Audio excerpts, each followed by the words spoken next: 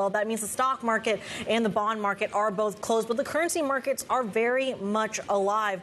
You are, of course, seeing the dollar drop and weaken pretty substantially on the story that the Wall Street Journal first initially reported, suggesting that Donald Trump will take a beat before going to really inflict some of these tariffs on China. So that's going to be a key and important piece of this equation as well. Bitcoin as well trading over a 106,000 handle. That's going to be crucial as we await Donald Trump as arrival to Capitol Hill. Let's get a little bit more insight from Swan Bitcoin CEO Corey Klippstein joining the program. Corey, a pleasure to have you on the program. A historic day to have you on the program. If you can, just walk us through the narrative behind crypto right now. How does it get to 106,000?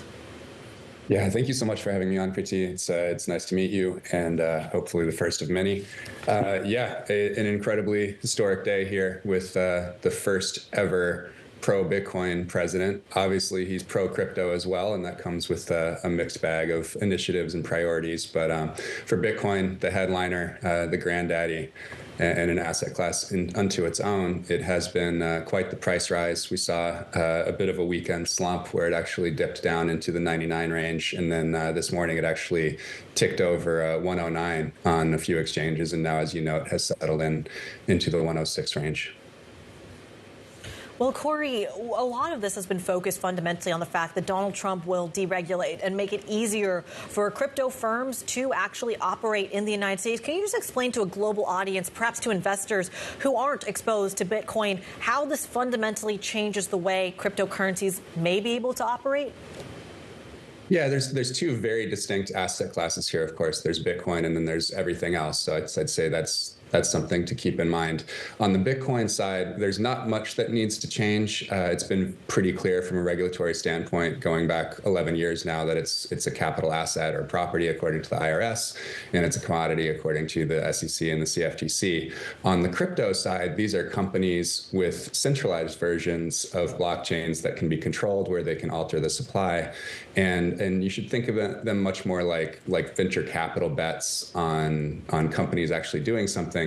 There's now a new subcategory which has gained a lot of notoriety in the last day, which is just meme coins, which don't pretend to be doing anything on the technology side and are purely just sentiment-based coins that people can bet on if they think other people will bet on them too. And that's what we saw with the launch of the Trump coin and the Melania coin in the last couple of days. But for the sort of original crypto industry that is trying to figure out some way to deliver some value beyond just trading these coins, they're going to have a free rein to do whatever they want to do in the U.S. Going forward. It seems like the SEC has had a major shift toward hands off, and obviously a lot of people are piling in and sort of expecting a bit of a Wild West period over the next 4 years at least.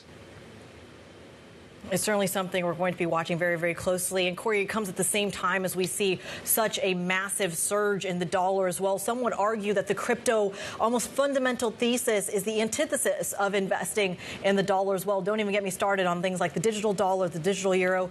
Corey, we could talk about this for hours, but for now I have to wrap it up. Swan Bitcoin CEO Corey Klippstein joining the program. We thank you so much. As Corey was speaking to us about the crypto story and, of course, what Donald Trump's presidency may mean for the sector, we are getting live images of the Trump motorcade how officially arriving at the Capitol building. This is, of course, where he's going to be inaugurated to be the 47th president of the United States. And I was just told it's going to be the first indoor inauguration since Ronald Reagan's second term in 1985. So certainly one to break tradition of at least the last 40-something years. He is joined, of course, by Joe Biden, the current president of the United States. He's already going to be meeting Melania Trump, Jill Biden, the former First Lady and the current First Lady and new First Lady to be, as well as Vice President Kamala Harris and Vice President-elect J.D. Vance. They are all awaiting Donald Trump's arrival within the Capitol Hill building. So we, of course, have those images for you live. These next 24 hours are going to be crucial. He is expected to be sworn in. The ceremony expected to kick off in about 10, 15, maybe 20 minutes time, followed by, of course, the executive orders. You can now see that he is officially inside the Capitol Hill building, and to which he will, like I said, be sworn for to be the 47th president of the United States. The executive orders is perhaps where a lot of the market attention will be. In the next 24 hours, things to be included may include what the TikTok ban may actually look like.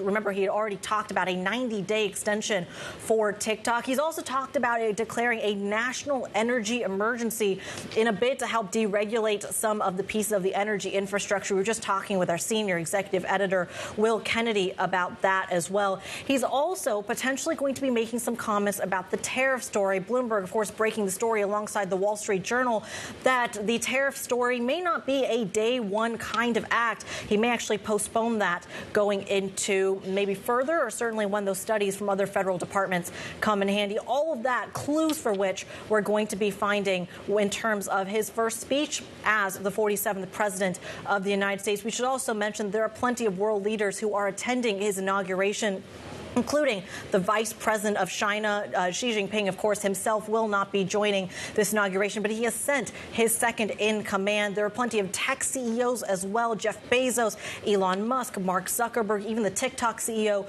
due to be there as well. There is also from Europe. I'm sitting here in London. We should talk about the international leaders as well. Giorgia Meloni will be representing, it feels like, Europe in this inauguration, this historic moment among many, many other leaders around the world, as we also debate from a foreign policy level this tilt to the right as well. There is a lot going on in terms of the dynamics and the energy and the history in Washington, D.C. right now. We're going to have it all covered. Stick with us. This is Bloomberg.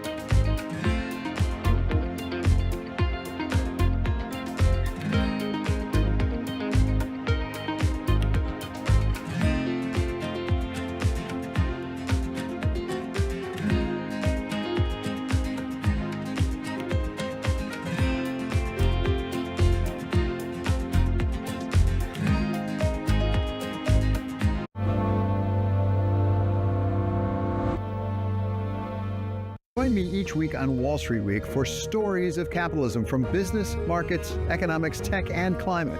More than what you need to know, it's what you need to think about. Bloomberg brings you breaking news 24 hours a day, powered by 2,900 journalists and analysts in more than 150 offices across the globe. Bloomberg Television. Context changes everything. Welcome to the world of decentralized finance. Massive outperformance from Bitcoin. Bloomberg is covering all things crypto, the people. The tectonic shift emanating from Washington. All we're looking for is clear rules and the ability to build in the United States. Crypto shouldn't be partisan. The transactions. Really a record-breaking moment. Crypto VC is back. And the technology. It's really the beginning of a global on-chain economy. And if America doesn't embrace it, we're going to be left behind. Bloomberg Crypto, Tuesdays only on Bloomberg. Bloomberg has the Fed decision under surveillance with the fastest coverage and exclusive analysis, including Powell's press conference. Nobody covers the Fed like Bloomberg.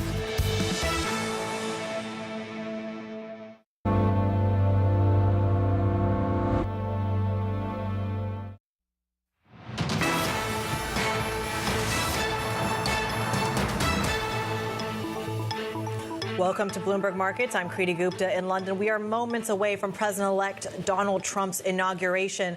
Let's get a scene setter from someone live at the Capitol Hill. Anne-Marie Hordern joins the program. Anne-Marie, just describe to our international audience what you're seeing. Who's in the room?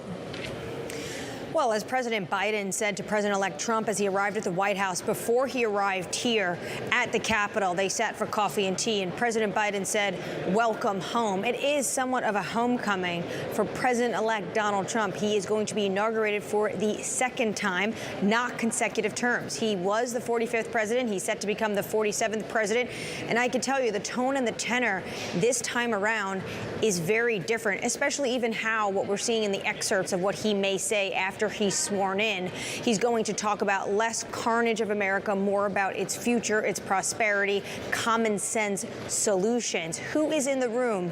Incredibly different. It's the who of the tech world, and also some world leaders are attending. Most notably, an ambassador will come, but you have the likes of Giorgia Meloni, the Prime Minister of Italy, in the room. She recently was in Mar-a-Lago and met with President-elect Donald Trump. When it comes to the tech world, obviously Elon Musk, an individual who was on stage last night at the rally, not far from where I'm standing at the Capitol Arena, came on stage with his son as well to talk to the audience alongside President Trump, the only individual in his orbit to greet the rally alongside President Trump last night. The likes of Vivek Ramaswamy. Tim Cook is also here. Very notable given what President Trump said last night about Tim Cook. He said that the two had a phone conversation and that Tim Cook, of course the CEO of Apple, plans to make a massive investment into the United States following his election win. Now, we're still waiting on details of that, but this is what the President-elect Donald Trump was telling the campaign rally yesterday. Now, we should note, in just moments' time, he will be sworn as the 47th president alongside J.D. Vance, who will be the vice president, the senator from Ohio. And then following that, there's going to be a lot of pomp and circumstance up here on Capitol Hill. And then President Trump will do a number of things. One is going to be signing a slew of executive orders. This will be about energy, about immigration, and also just about federal workforce, rolling back some DEI programs. And then, because of the weather and because everything had to be moved inside, the first time since Ronald Reagan's presidency, there will not be a parade outside. So then there will be another rally where Trump can greet some of his supporters as well, once again at the Capitol Arena. Bloomberg's Emery Hordern live at Capitol Hill. We thank you so much. Of course, she and our team back in D.C. will have complete coverage of the inauguration starting in just about 5 minutes' time. And, of course, a historic moment, the first indoor inauguration since 1985, where it was certainly much, much colder than it is today. Stick with us. Plenty more ahead. This is Bloomberg.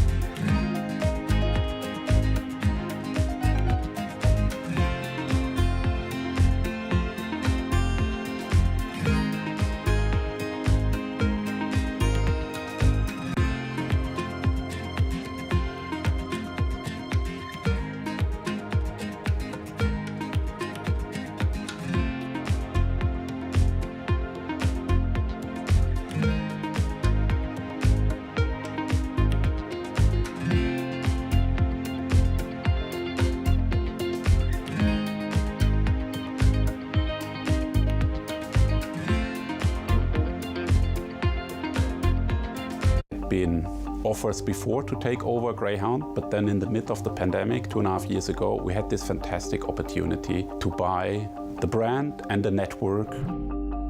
When we took on Greyhound onto the Flix tech platform for network management, revenue management, we saw the highest unit economics in more than 100 years of Greyhound history. My vision is to transform long-distance bus travel in the United States and make it one of the top considerations for anyone planning a long-haul journey. CEO Kai Boyson imagines even more potential if state and local governments recognize the need to support long-distance bus travel with integrated infrastructure. We need to think about the infrastructure in the United States holistically and think about the transportation system as one integrated system. An intercity bus needs to be an integral part of that system. One should be able to connect from one mode of transport to another seamlessly, easily. We have great success models in the United States. For example, Los Angeles Union Station, Boston South Station, or New York Port Authority Bus Terminal, or Washington, D.C. Union Stations. Kai and the team, they are doing a fantastic job. They have really improved the product, they have improved technology, they have really made the production more efficient, that at the moment it's also a profitably growing business. Asia is at the forefront of some of the world's biggest stories. I'm Sherrian in Tokyo. And I'm Heidi Stroud-Watts here in Sydney, where the trading day begins. We're here in the center of all the action to get you set up with the numbers, news and knowledge you need for the day ahead. The demand is indeed recovering. We've been waiting for this moment. The opportunity of a century. Join us on Bloomberg The Asia Trade. Weekdays only on Bloomberg TV. Context changes everything. Earnings season is here. I know it's like your Super Bowl, right? I can't wait. It's like opening presents in the morning. All right, it will be exciting. Nobody covers earnings like Bloomberg. There is this real momentum from Wall Street. We are basically deep in the European earnings season. Take a look at how we're faring when it comes to Asian markets.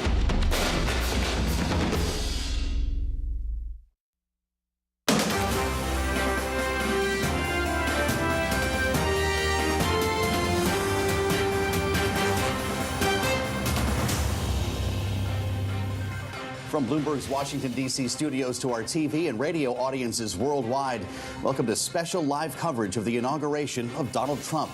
I'm Joe Matthew alongside Kaylee Lines in our nation's capital, where over the next several hours we will witness the peaceful transition of power to the second Trump administration. Bitter cold weather has forced today's ceremonies indoors, while outside large portions of the city are shut down because of historic levels of security. And while this may look different, something we haven't seen since 1985, the most important part of today is that Donald Trump will become the 47th president of the United States and is expected to act in his executive capacity in pretty short order after taking the oath of office within the next hour. Executive orders from the border to energy to the federal government are expected today. Hundreds of them, and it's looking like he will not wait to get back to the White House. Donald Trump expected to begin signing executive orders inside the Capitol following his swearing in, and may in fact sign more at the Capital One Center, the rally, the stadium that's waiting for Donald Trump following his luncheon today with lawmakers. Yeah, that, of course, is a viewing area for those who were intending on being outside on the National Mall today to watch these proceedings. And, of course, it was also the scene of a rally, a pre-election rally that Donald Trump held at the Capital One Arena last night with this message.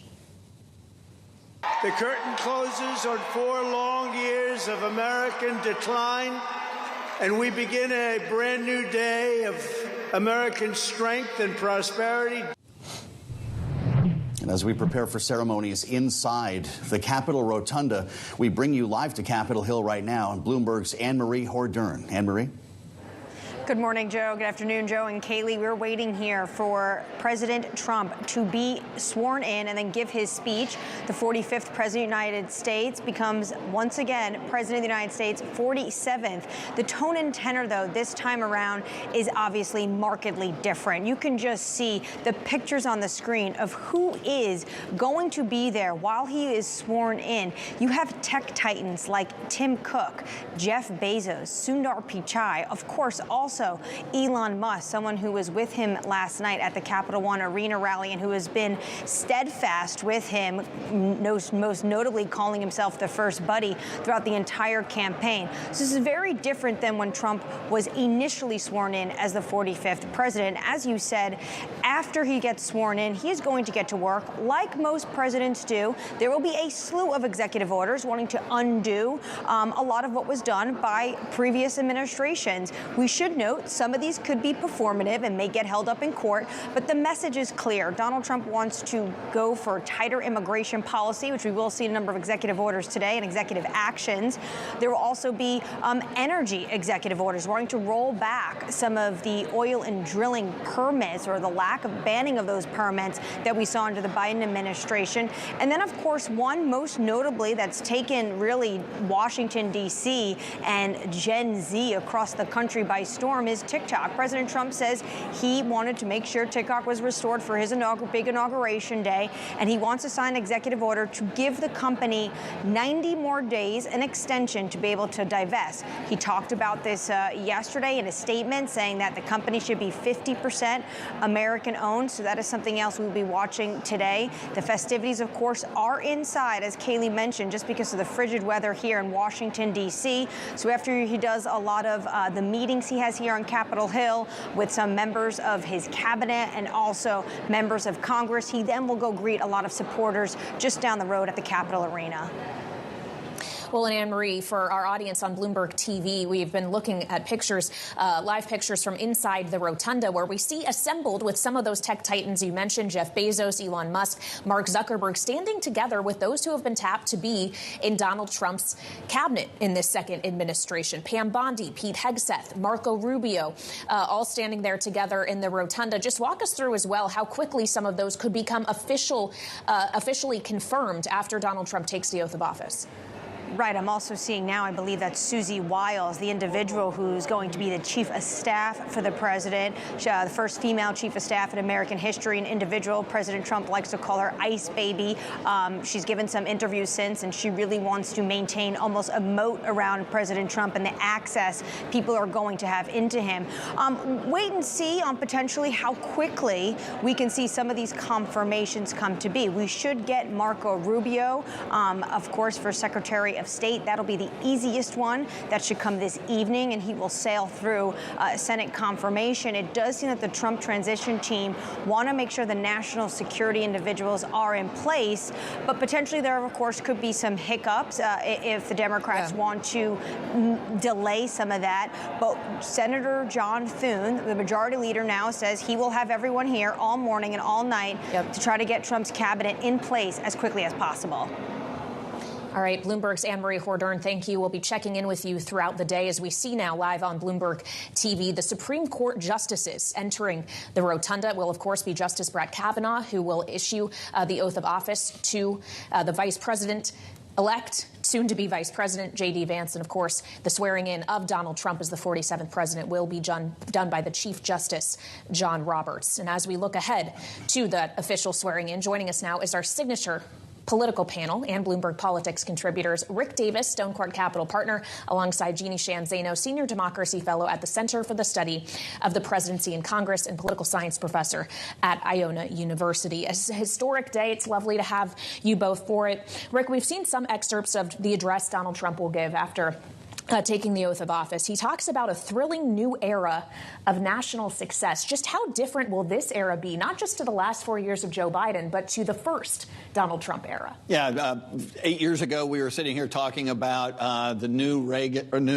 Trump era, and it was a dark era, right? He was talking about, how much trouble the country was in and how it's decayed so badly, and really roundly criticized for an inaugural address. It sounds like this year it's going to be much more mainstream and uplifting, and his advisors have been, predicting this to the media lately, saying, no, this is the new Donald Trump, where he's optimistic about the future and believes that through his leadership, the country will raise up to new heights never seen before. So I think we can expect a much more traditional inaugural address where people feel good about the future administration rather than concerned about the future of their country. The Trumps began their day at Blair House. They spent the night inside the White House complex and had tea, per the tradition, with the outgoing president and first lady. The Bidens welcomed the Trumps at the South Portico today.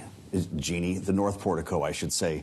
What was that moment like for you as a Democrat to see this happen in reverse? Yeah, I think it just is a reminder of the stark difference between when Donald Trump exited office last time and Joe Biden was coming in. And Donald Trump did leave a letter, which we understand Joe Biden did today for his successor, but they famously left Washington, D.C., did not attend the inauguration. So there is a stark difference. And I think the Bidens are doing absolutely the right thing. I think Democrats, if they are going to complain about a loss of tradition and a loss of, you know, this sort of American way in which we transfer power peacefully, they've got to abide by those traditions as well. And so I give the Bidens credit. I also think today it's just a really stark reminder of the nature of Donald Trump's comeback. You know, January 6th, 4 years ago, if any of us were sitting here, would not have thought that he would be coming back. This is a comeback for the ages, probably the greatest comeback in American history, whether you like or voted for Donald Trump or not. And we've just seen Donald Trump's children entering the rotunda. Barron Trump, of course, finishing out the line, but Don Jr., Eric Trump, Ivanka, all walking into the rotunda, joining the rest of the Trump family. We saw Lara Trump, his daughter-in-law and the former co-chair of the RNC, enter a bit earlier. As we consider, Jeannie, that this is not just Donald Trump's first day in office, but Joe Biden's last, before leaving, he issued preemptive pardons to Mark Milley, the general, Dr. Anthony Fauci, the members and staff who worked on the January 6th committee in Congress. How does that change the tenor of what we're about to see place? Everything you just everything you just said about their orchestrating this peaceful transfer of power, and yet Biden, in some ways, suggesting that he doesn't fully trust this incoming administration to be the democratic force that typically presidents are. Yeah, preemptive pardons go back at least to Abraham Lincoln, so they are not unfounded. I am not myself a fan of them. In part because what it does is it suggests that the person accepting them is guilty. And we've heard from some of these folks who got preemptively pardoned who say, we are not guilty of anything. And thank you so much, Mr. President, but I don't want it. I do think it's incredibly problematic. I also don't think it does the job necessary, because I think we may see a shift to charges filed against some of these folks at the state level where they could not be pardoned, and attorney generals like in Texas and elsewhere who will take on this charge. So I don't think it resolves the issue. So I think it was a problem for Joe Biden to do this. He, of course, has now issued more pardons and commutations than any one-term president in American history, which is quite remarkable. This one, I think he missed the mark on. I don't think they should have done it. I'll be curious to see how many actually accept these pardons. Denver Riggleman, for instance, the former congressman, said right at this table that he would not accept a pardon if offered. He would love for that to go to trial because he believes he did nothing wrong.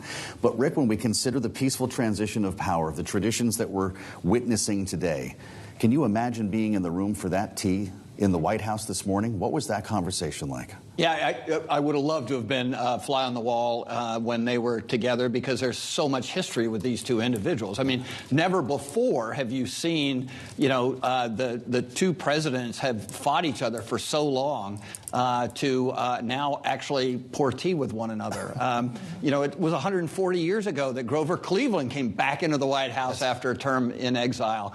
And so we haven't seen this happen very often. And you can't begrudge the fact that, you know, even this morning, as you were talking about, President Biden issuing these pardons, not because these people did anything wrong, but because he's fearful that the man sitting across from him is going to prosecute them for doing their jobs.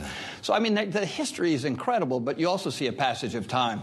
Joe Biden, the oldest president in history, is giving away to the newest oldest president in history, both of which are lame ducks the day Donald Trump gets sworn in today. Amazing. Rick Davis and Jeannie Shanzano will stay with us throughout our special broadcast, and great to have our signature panel with us. We want to bring you to the White House right now. Bloomberg's Tyler Kendall is on the North Lawn as the physical transfer of belongings takes place in the building behind her. How's the mood today, Tyler? Yeah, Joe, well, I spoke to one Trump transition official who told me to expect staff under the incoming administration to start unboxing their things here at the White House at 12:01 Eastern and not a minute later. It is clear that this incoming administration wants to portray that it is more organized, perhaps, than 8 years ago when Donald Trump first came to Washington, having no experience holding public office. And a lot of that is going to have to do with this expected flurry of executive orders that you've been discussing. And while Trump has floated that he could would sign for potentially more than 100 executive orders during his first day in office. For context, he signed 55 executive orders during his first year in office. But as we wait for the ceremony to get underway, at this point in the transition, it is markedly calm here at the White House after President-elect Trump visited earlier with President Biden for a ceremonial tea and coffee meeting, resuming a tradition that he did not extend to Biden 4 years ago. Joe and Kaylee, when President Biden greeted President-elect Trump on the North Portico behind my shoulder, he said, quote, "Welcome home." We've just seen inside the rotunda Mike Pence, the former vice president, of course, of the first Trump administration, entering alone. He is not accompanied by his wife, Karen Pence, today. It seems, Tyler, as we consider that just moments from now we will be seeing the president, current President Joe Biden, as well as Donald Trump, who is about to become president, walking into the rotunda, and we're hearing the music fill the chamber for their arrival here. What is, well, let's listen into this if we can. States, the Honorable William J. Clinton, accompanied by the Honorable Hillary Rodham Clinton.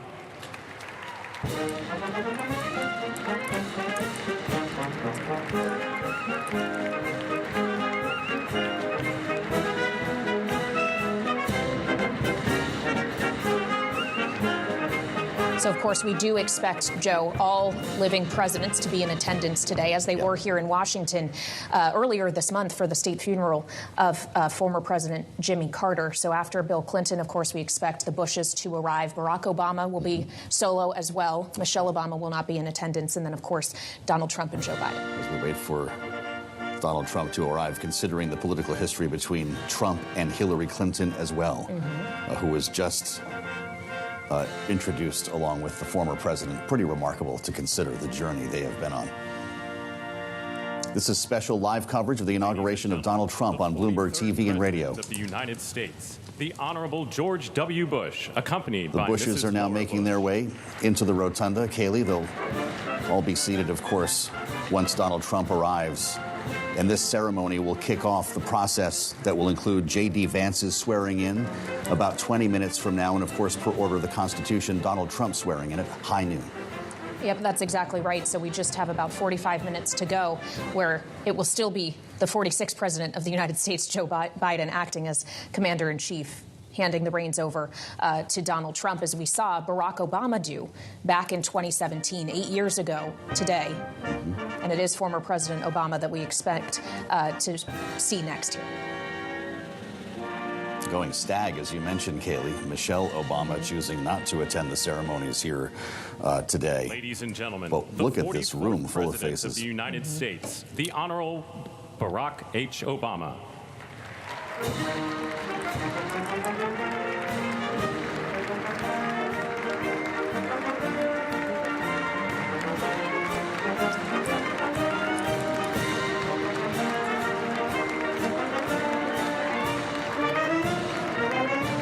Of course, it will just be Joe Biden and Donald Trump that we are waiting to enter the rotunda. And as we do so, we want to bring in to our special coverage here on Bloomberg TV and radio, Ashley Davis, Republican strategist, partner with S3 Group, and former senior staffer with the Department of Homeland Security. You have had a hand, Ashley, in organizing inaugurations in the past. Obviously, this one was disrupted by the frigid weather today. That's why we are seeing all of these most senior people who have held or do hold positions in U.S. government inside today, as John Roberts, the Chief Justice, is entering now. All seems to be going to plan so far.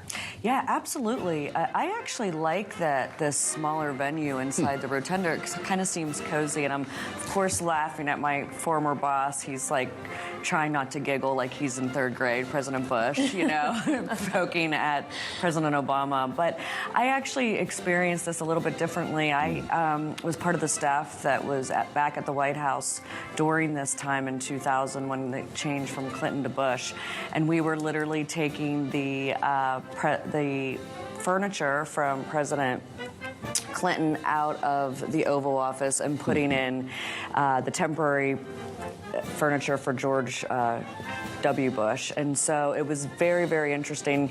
We were back behind the scenes trying to make sure that the furniture in the Oval Office was complete by the time that the president was done with the prayed. So there's a lot of behind-the-scenes things happening right now. You don't have a lot besides of time to work with either, do you? You're really moving a family. You're moving two families in an hour and a half's time, essentially. And I'm sure you can describe to our audience, there are about 100 people who work at the White House, no matter who the president is. Those who have taken care of this family. And in the case of today, they know the family moving in. This learning process won't be there quite the same way it usually is. Absolutely, and I will have to say the most important people that are in the White House are the career people that stay there year after year, administration after administration. I remember when we came in, they pretty much like touched us on the hand and be like, yeah, you were like the seventh, administration that we've been working. But they're really the ones that literally, at the direction of the political staff, really changing around. I mean, when I went in, of course, it was when all the W's were missing on the keyboards, remember? So I did experience that, but it truly is the career staff are the most important people that run this country. Well, we're seeing now entering the rotunda, the First Lady, Jill Biden, accompanied by Doug Emhoff, the second gentleman of the United States. We should shortly see following them Melania Trump and Usha Vance as we are getting here closer and closer to the arrival of President-elect Donald Trump as his children now are entering the rotunda. Ashley, just considering that it was 8 years ago, one president removed, that we were seeing Donald Trump sworn into office the first time. Of course, that one was outdoors, unlike the ceremonies taking place today. But how different is the country he's inheriting now and the political environment he's walking into? How different is it from 2017 to now in 2025? Well, in 2017, remember, everyone was so angry that he won. No one was really expecting him to win. There were the major protests that were happening. His back was still up. He was still fighting. And so I think his tone, from what I understand, is going to be very different today in regards to his speech. But also, there is no way 8 years ago that you would see Jeff Bezos and Mark Zuckerberg and everyone else there. I mean, you were almost shamed if you were a Donald Trump person. So there was always this constant battle. And I think that the one positive part of, and I'm looking at Barron Trump right now, who is so tall, the one thing that really changed this time is because the election was very definitive, the country doesn't seem as angry, even if people do not like Donald Trump or some of the rhetoric. People aren't. You're embracing the presidency, and this is how it was. Listen, when we won, remember we had the hanging chads and the Supreme Court decided our election. So that was very contentious as well, but Bill Clinton did stand up and do what he was supposed to do. So I think that this is, for the world to watch this transfer of power and the excitement around it, whether it's with the tech and whether some people are still holding their nose, this is what the strength of America is a clear transfer of power that's peaceful. Of course, when you say we won, you're referring to the Bush administration. Yeah. You ever think you'd see George W. Bush sharing space with Dana White? This is the type of socializing that is happening inside the Capitol Rotunda right now. I'm compelled by the mechanics that you were describing. I mean, Bush is maybe like, they know each other. Yeah. No, that doesn't surprise me. There's a moving truck, or I guess a bunch of them, in the driveway between the West Wing and the Executive Office building right now. What is happening inside the residence? What's going on inside the mansion? A lot of that, the personal items have been taken out. Obviously, they don't take furniture out. They don't take the Lincoln bedroom furniture. So that all stays. It's really their personal belongings. That's been moving out for a long time. But it really is the traditional nuts and bolts of what's running the actual political side of things that they're moving out today in regards to the office space and things like that. But I would say that they probably, since over the last month, they've been moving their normal stuff out. But the ladies and gentlemen, Dr. Biden and Mr. Donald Trump stuff won't be coming in until 12:01 today. So, well, and when we consider how quickly things will need to be moved, Donald Trump, after taking the oath within the next 40 minutes here, will be moving very quickly as well to issue what we understand to be potentially north of 100 executive orders. Ashley, just talk about how unprecedented it is to see an executive come into power and on day one take that much action. Well, for him and what he's been saying, it's not unusual. I'm not surprised. I've heard actually up to maybe 200 executive orders in regards to energy immigration. We've all heard this in regards to different things within the federal government. Yep. But he will do a lot like all of them have done in recent history that I know of, that they'll sit at the desk right after he's sworn in and do, the executive orders. I think that President Trump's will be a little bit more controversial. You'll see, we've all heard about the some of the the executive orders that he's supposed to be doing in regards to the federal government. So I think that, and Joe and I were talking about this earlier. Supposedly he's going to do some more throughout the day that are probably a little bit more red meat and controversial that he's promised. Or right on stage at the Capital One Arena, we're told Kaylee is going to set up a desk there to continue signing. I guess there are enough to go around. We're watching, by the way, the First Lady, Jill Biden, in her final moments as First Lady, entering the rotunda with Doug Emhoff. And we're still joined by Jeannie Shanzano, Bloomberg Politics contributor, our Democratic analyst, political science professor at Iona University. The interview that Jill Biden gave just a couple of days ago, talking about her relationship or lack thereof with Nancy Pelosi, raised a lot of eyebrows. And she has been framed as more bitter than sweet in her time leaving the executive. What do you think looking at her now? What's going through her mind? Yeah, and there was that really tough comment by Nancy Pelosi's daughter describing her as, essentially Lady what did she say? Lady McBride or something? Lady McBiden, I should say. Lady McBiden. And, put on your big girl pants and you worry about your husband's legacy. Democrats are frustrated. There is no question. Joe Biden was elected so that he would put an end to the Trump dynasty, Trump's legacy, and he wasn't able to do that. And then you've got Joe Biden coming out after the election saying he thinks he could have beat Donald Trump.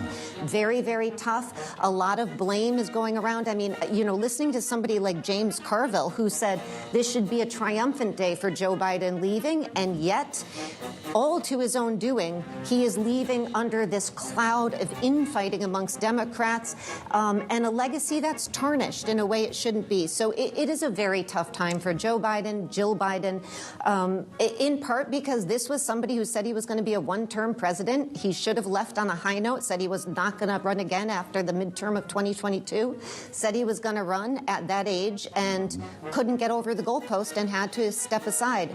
So very, very tough for Democrats, and I'm sure tough for the First Lady.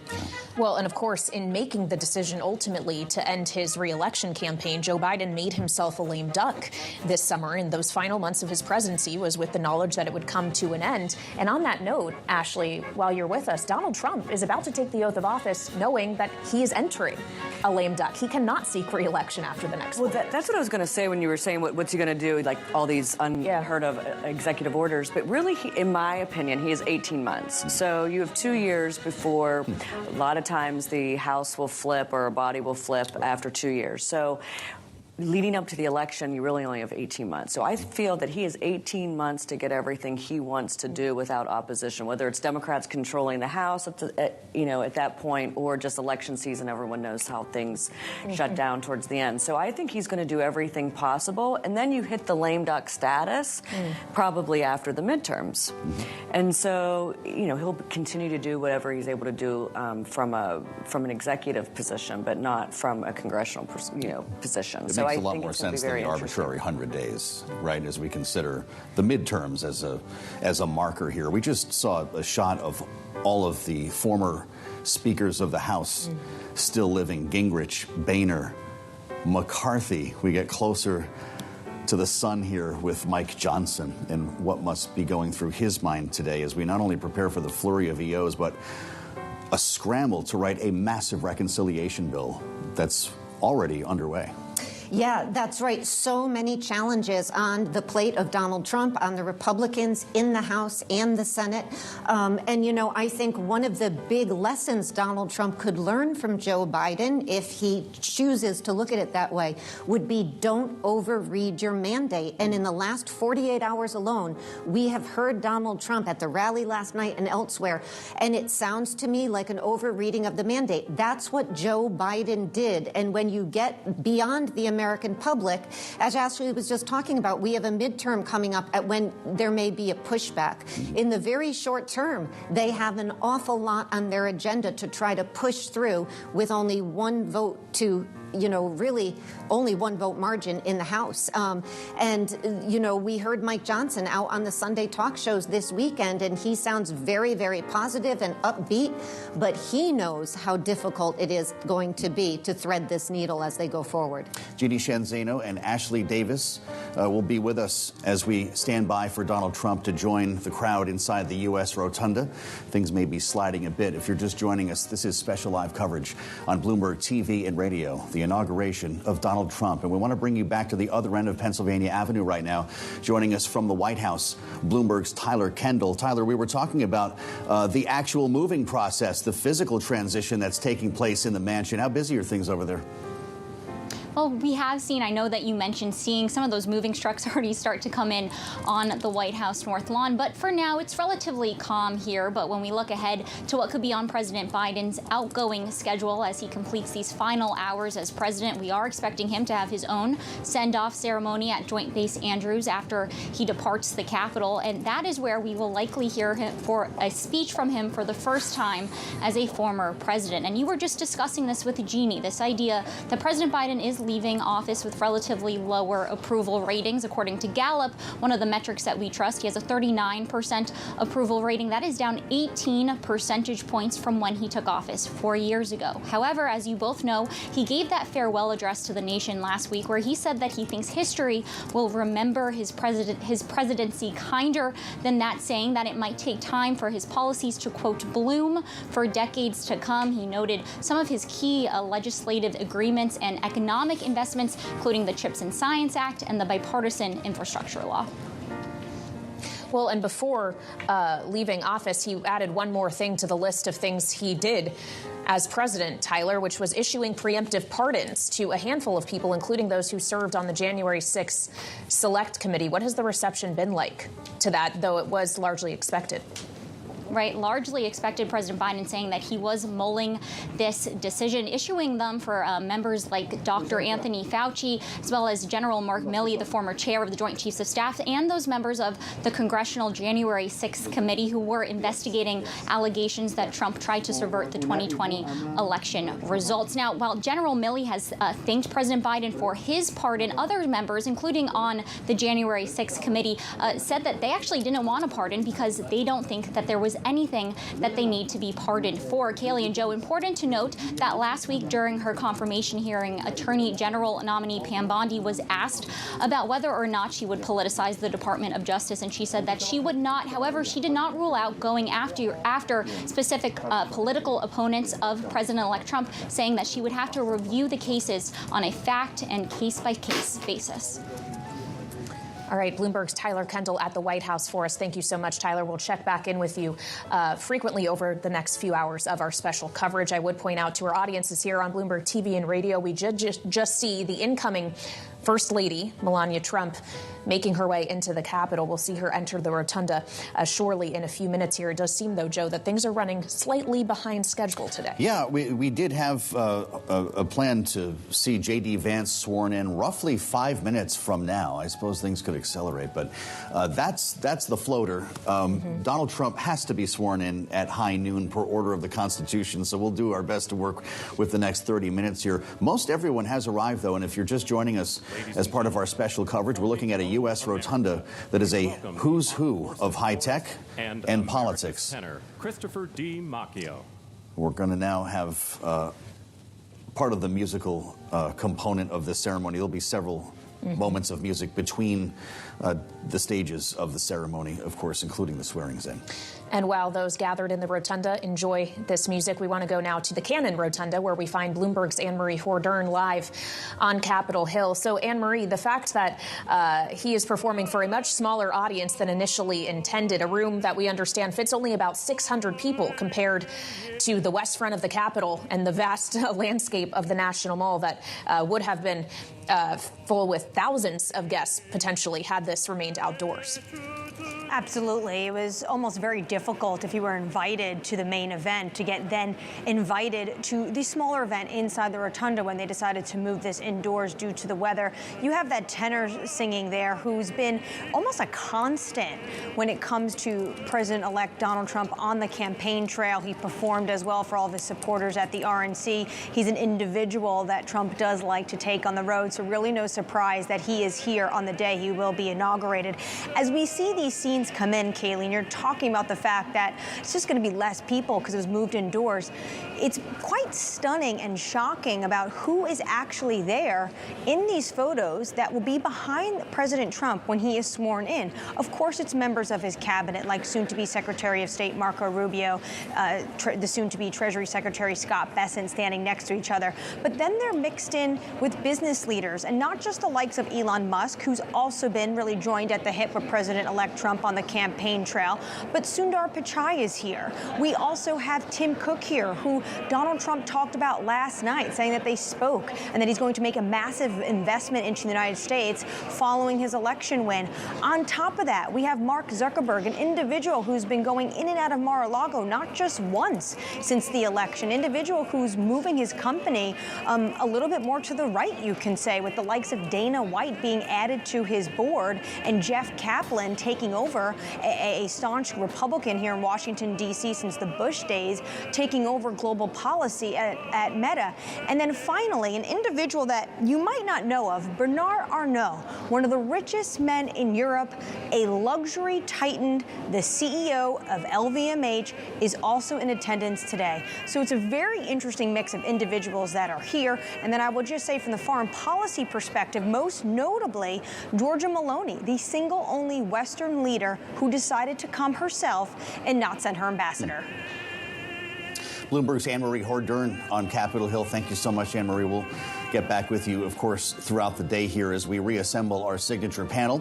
Bloomberg Politics contributors Rick Davis and Jeannie Shanzano are with us at the desk here in Washington as we walk up on the swearings-in of J.D. Vance and Donald Trump. J.D. Vance we just saw entering the Capitol and will soon join the others in the rotunda. We also saw Joe Biden and Kamala Harris, Hakeem Jeffries approaching the queue, if you will, as they will then be introduced formally here.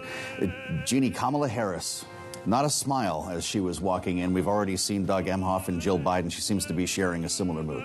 That's right. It is a tough day for Kamala Harris in particular, obviously Joe Biden and the First Lady. You know, Kamala Harris felt like she came into this campaign, had 100 days. She raised more money than I think anybody could have expected. She brought a lot of energy. We were all at the Democratic National Convention. There were a lot of supporters there.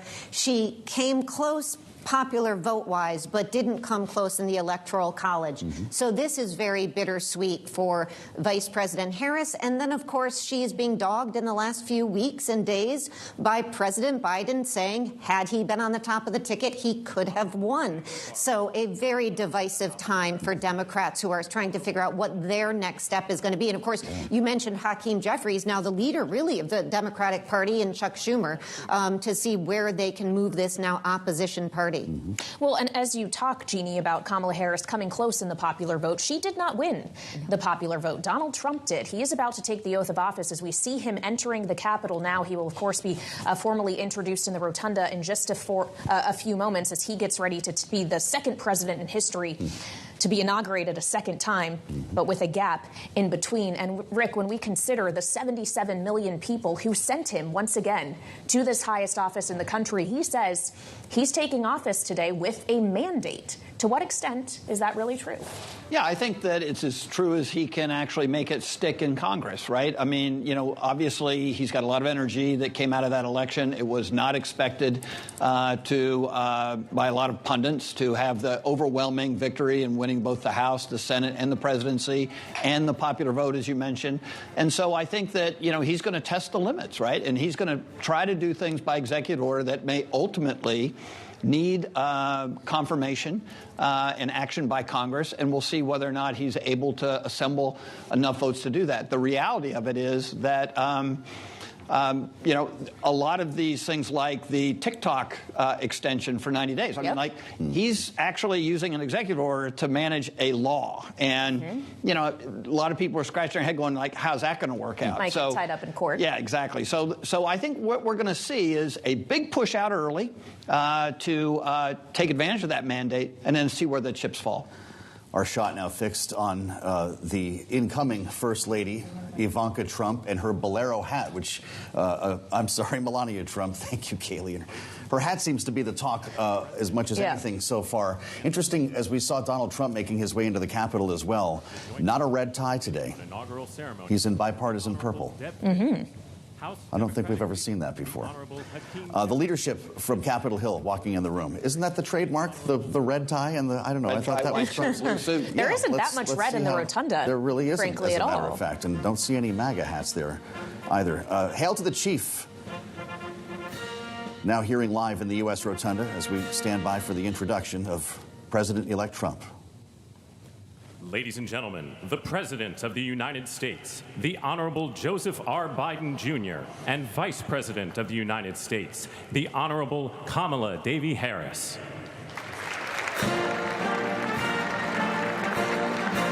Of course, the President of the United States, Joe Biden, he is with Kamala Harris. As I mentioned, President-elect Trump will have his introduction coming up next. Well, and incredible as we consider Kamala Harris not just as the vice president for the next few moments, but as the person who lost to Trump in the 2024 election, yet in attendance at this inaugural ceremony, unlike what we saw in 2020, where Donald Trump did not attend Joe Biden's inauguration. They have made much hay about sticking with this transfer of power. That's true. And despite what I'm sure is a bit of distaste on both sides, they are all in attendance today as Donald Trump prepares to walk into the rotunda. President-elect, the Executive Director for the Joint Congressional Committee on Inaugural Ceremonies, Mr. Michael Wagner, Senate Deputy Sergeant-at-Arms and Doorkeeper, Jason Bell, and House Deputy Sergeant-at-Arms, Mr. Sean Keating.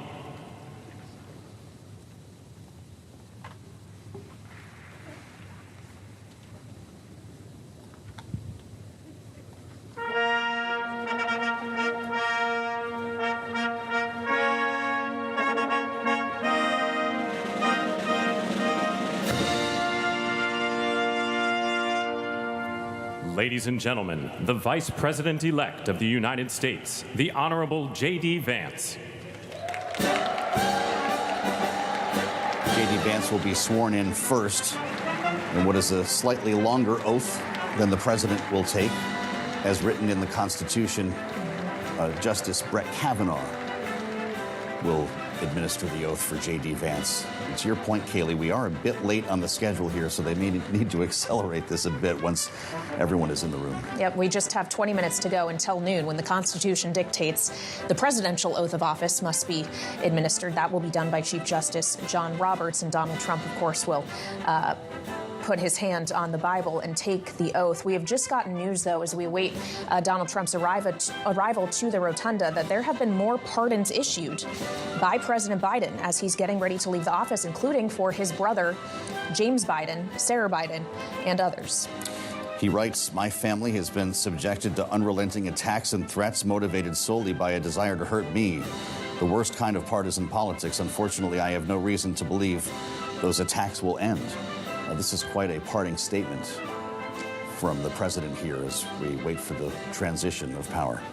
One also issued to his sister, Valerie Biden Owens, after we saw, of course, members of the January 6th Committee, General Mark Milley and Dr. Anthony Fauci, preemptively pardoned earlier. And we are about to see now those who will be escorting President-elect Trump enter the rotunda, shortly followed by the man who is about to become the 47th president of the United States.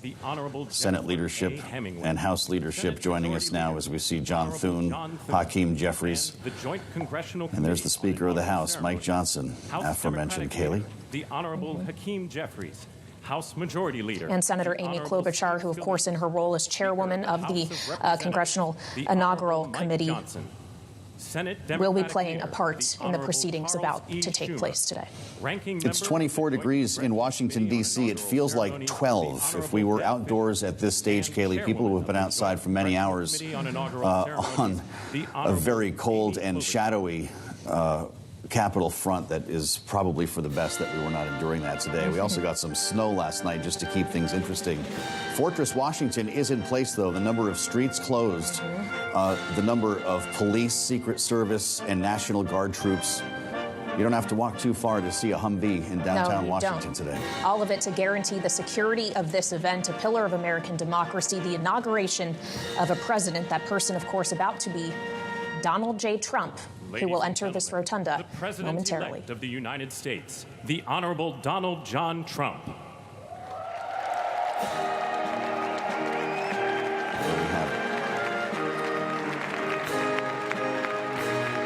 Entering the rotunda to a handshake with Kristi Noem. Donald Trump now greeted by the incoming First Lady with a bit of a kiss. And shaking the hand of his predecessor, that's right, Joe Biden. Warm reception in the rotunda, though of course not quite the same scale of reception he may have received had he been walking out to the west front of the Capitol and looking out on the supporters who intended to gather today on the National Mall. A slightly different vista, although this will be one that goes down in the history books, obviously in a unique setting and the first time we've seen this since Ronald Reagan in 1985. A round of applause from those in the room. This is live from the U.S. Capitol on Bloomberg TV and radio. Over the next 15 minutes or so, Kaylee, we will see both of these men sworn into office. Indeed, with those oaths administered by justices of the Supreme Court. And we're seeing now a live shot of Emancipation Hall, which is, if you will, the secondary viewing area inside the Capitol premises today, where those who were not fortunate enough to be among the 600 seated inside the rotunda are gathering to watch the swearing in. And that is actually the location where Donald Trump is expected to give his inaugural address. That's right. The program is getting underway now that we have a quorum. Donald Trump taking his seat right next to J.D. Vance in a much warmer room than we would have had otherwise. Well, that's absolutely true. And the same goes for those of us here in our Washington, D.C. studio. It is not just me and Joe, but Rick Davis and Jeannie Shanzano, our signature political panel, are still with us. Jeannie, as we await the oaths to actually be administered, we consider that shortly thereafter, we will see the first real action taken by Donald Trump as the 47th president. He is going to move much quicker than he did after the first time, with potentially north of 100 executive orders as Amy Klobuchar prepares to deliver her remarks and call things to order here. Just walk us through the scale of what we should brace for within the next 6 to 7 hours. Yeah, I mean, he clearly wants to be the president known for having the most executive orders issued in that first 24-hour period. Kaylee, I wouldn't be surprised if he goes to the Capital One Arena with a big check, you know, like they give you, and he signs in an executive order there because he really does want this to be the biggest. They're falling into really 3 buckets: the federal government workers, energy, and immigration. We may also see, and Rick was talking about this, something on TikTok. We could even see a renaming of the Gulf of Mexico. But the big 3 are going to be immigration, energy, and the federal workforce. And we even heard the new incoming border czar saying, don't be surprised if you see raids in big cities in the next day or 2, including Chicago, New York, and others.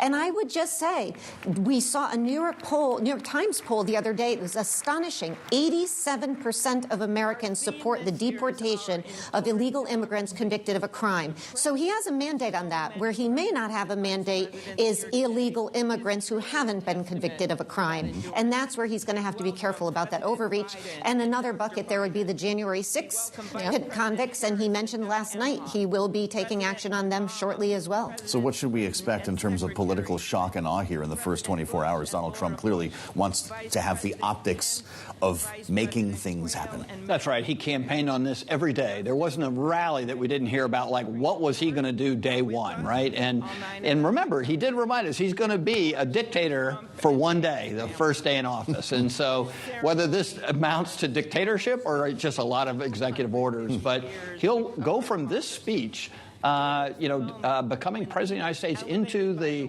presidential holding room there in the Capitol and sign some of these executive orders only seconds after he's actually made president.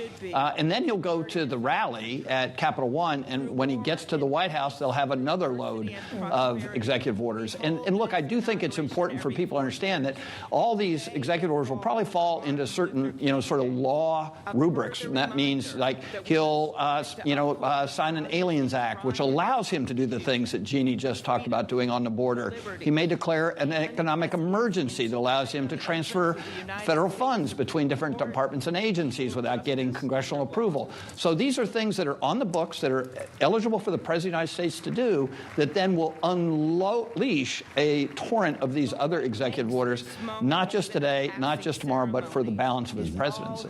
Well, and when we consider his presidency and the person who will take his oath just before Donald Trump does, J.D. Vance, what role will he play as part of the executive branch, Rick, in all of this?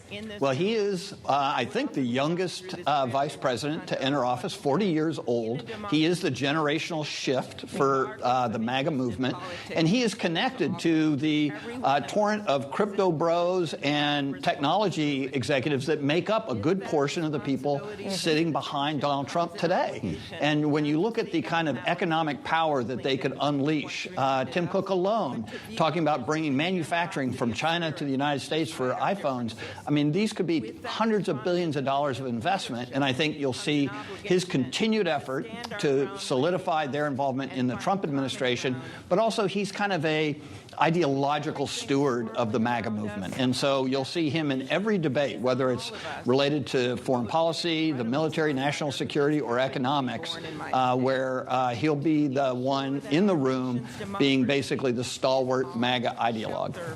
Following the swearings-in, we're going to be hearing an inaugural address.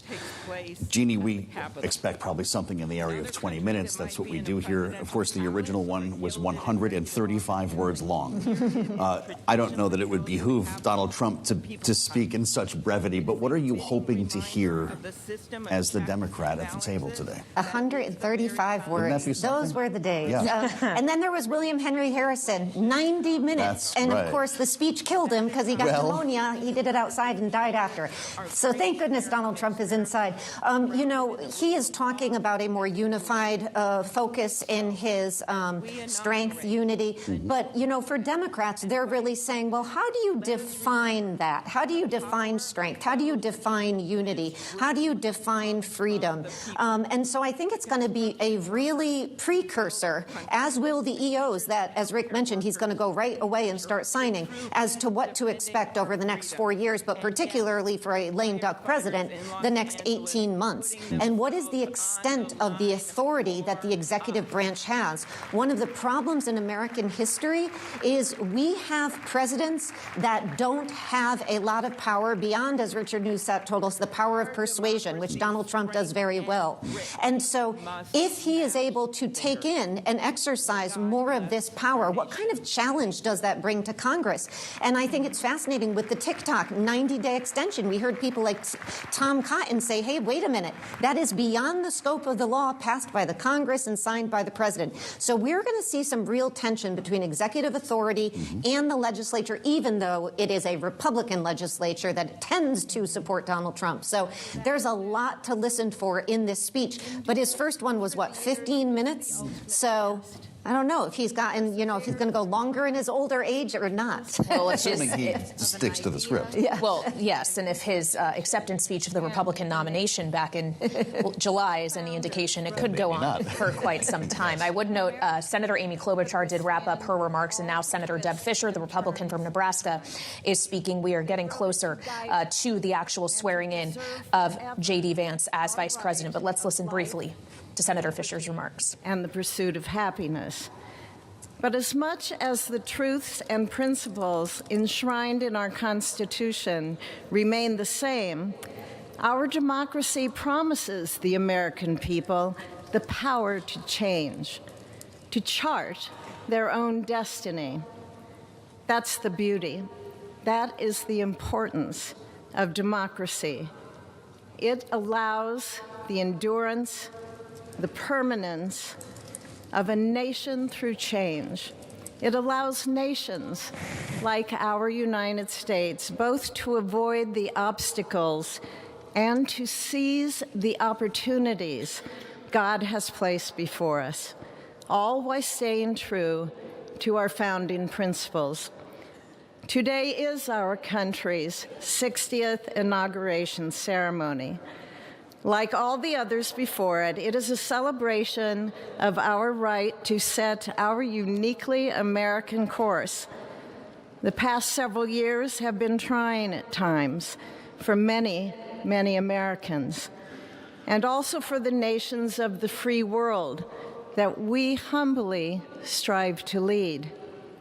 In November, Americans chose again to steer this nation towards greatness, the secure, safe, and prosperous future that our founders envisioned for all of us.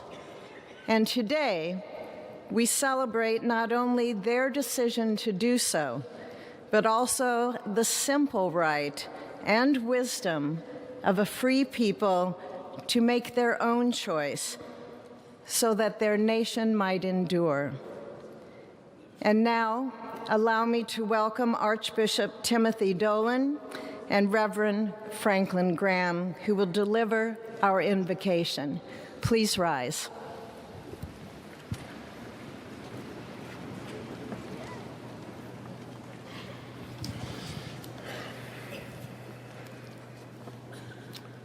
Be still and know that I am God, supreme among the nations, supreme on the earth.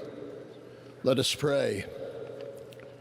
Remembering General George Washington on his knees at Valley Forge, recalling Abraham Lincoln at his second inaugural, with malice toward none, with charity for all, with firmness in the right as God gives us to see the right. Remembering General George Patton's instructions to his soldiers as they began the Battle of the Bulge 8 decades ago. Pray. Pray when fighting. Pray alone. Pray with others. Pray by night. Pray by day. Observing the birthday of the Reverend Martin Luther King, who warned, without God, our efforts turn to ashes.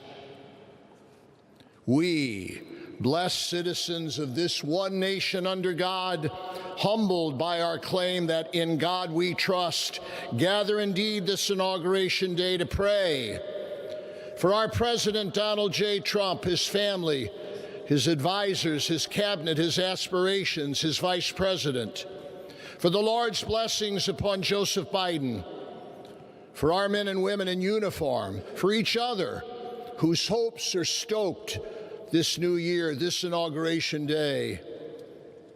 We cannot err in relying upon that prayer from the Bible, upon which our president will soon place his hand in oath, as we make our own the supplications of King Solomon for wisdom as he began his governance. God of our fathers, in your wisdom you set man to govern your creatures, to govern in holiness and justice, to render justice with integrity. Give our leader wisdom, for he is your servant, aware of his own weakness and brevity of life. If wisdom which comes not from you be not with him, he shall be held in no esteem. Send wisdom from heavens, that she may be with him, that he may know your designs. Please, God, bless America. Please, mend her every flaw. You are the God in whom we trust, who lives and reigns forever and ever. Amen.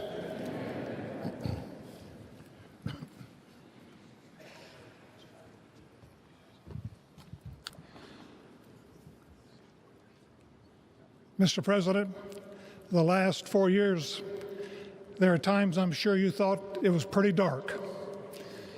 But look what God has done. We praise him and give him glory.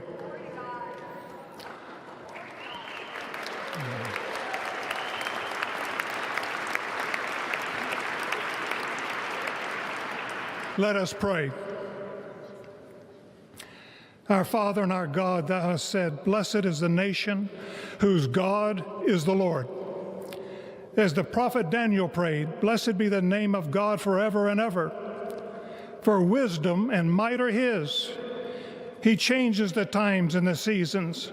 He removes kings. He raises up kings. He gives wisdom to the wise and knowledge to those who have understanding. Our Father, today, as President Donald J. Trump takes the oath of office once again, we come to say thank you, O Lord our God. Father, when Donald Trump's enemies thought he was down and out, you and you alone saved his life and raised him up with strength and power by your mighty hand. We pray for President Trump that you'll watch over, protect, guide, direct him. Give him your wisdom from your throne on high. We ask that you would bless him and that our nation would be blessed through him.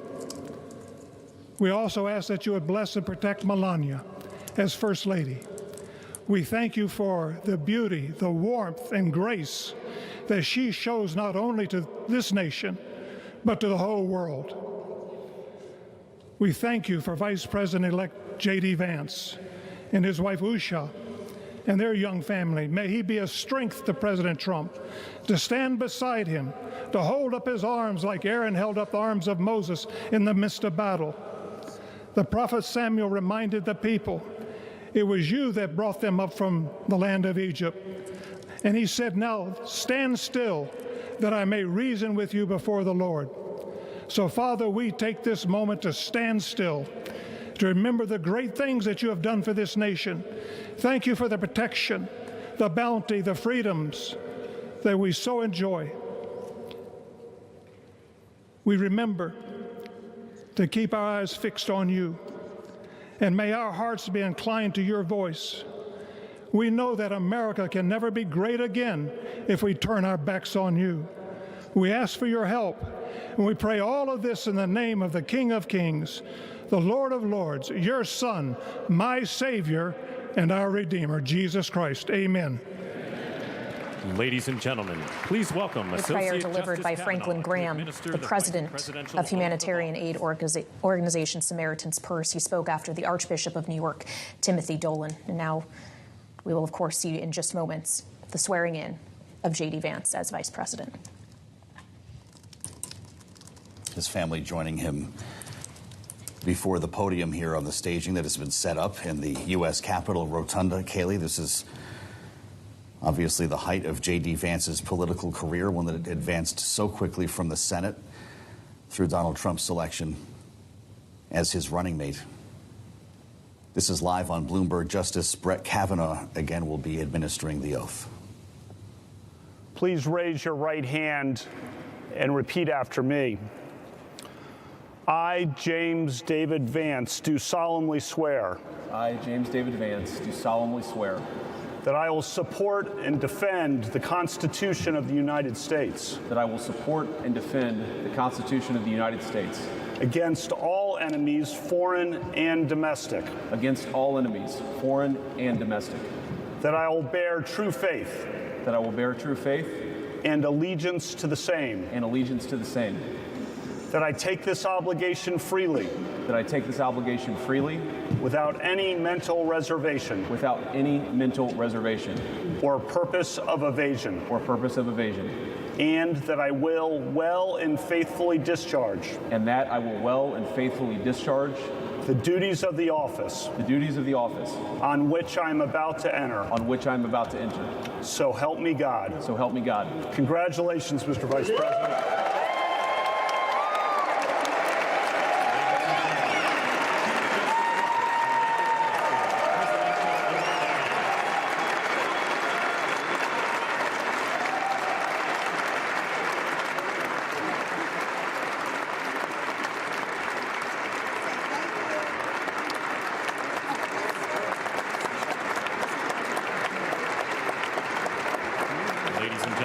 Please welcome Chief Justice Roberts to administer the presidential oath of office.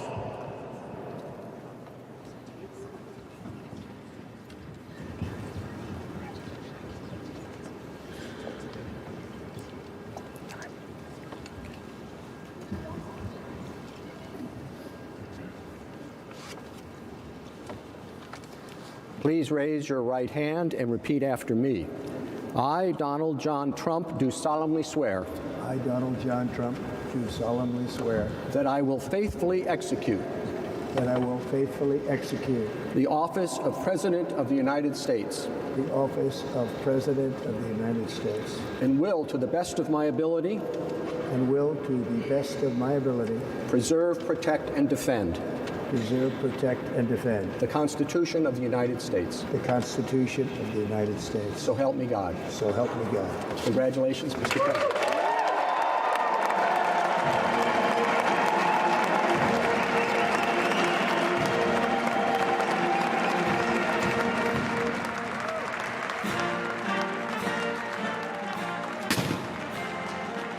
Donald Trump. Now President Trump, Kaylee. Indeed, sworn in as the 47th President of the United States just moments after J.D. Vance was sworn in as Vice President. And, of course, the cannons now going off outside the Capitol in celebration. Yeah, live look outside the U.S. Capitol in snowy Washington, back inside the rotunda now with a smiling Don Jr. giving his dad a hug, once again sworn in as the President of the United States. His children, Eric and Ivanka, are with him as well. And, of course, this is a big day for J.D. Vance, having just heard his swearing in. Barron Trump is there as well. We're going to start preparing for an inaugural address now, Kaylee, that will come from Donald Trump. And it is expected that he will move from the rotunda where he has just taken the oath of office to Emancipation Hall elsewhere in the Capitol to deliver that address. All of these proceedings, of course, having been changed by the frigid weather in Washington, which is why for the first time since 1985, Donald Trump took that oath from inside the Capitol rather than from the outside of it. And, of course, after the proceedings inside the Capitol building are done early this afternoon, he will be making his way to Capital One Arena to join supporters who have gathered there to watch these ceremonies today. Yeah, he's got a long day ahead. This is really just the beginning of it, a day that began at the White House with the Bidens. Donald Trump will make his way to the Capital One Arena after a grand luncheon with lawmakers. And Kaylee, it appears, based on our reporting, he's going to be signing executive orders along the way. Some here in the Capitol, more at the arena, and then potentially more when he gets back to the White House at the end of this day. And now the Naval Academy Glee Club singing Battle Hymn of the Republic after Donald Trump was sworn in. Of course, there was intending to be more music in these ceremonies today, but with the behind the schedule nature of today's events, it does seem that a few of those musical numbers have been lost in the program. That's for sure.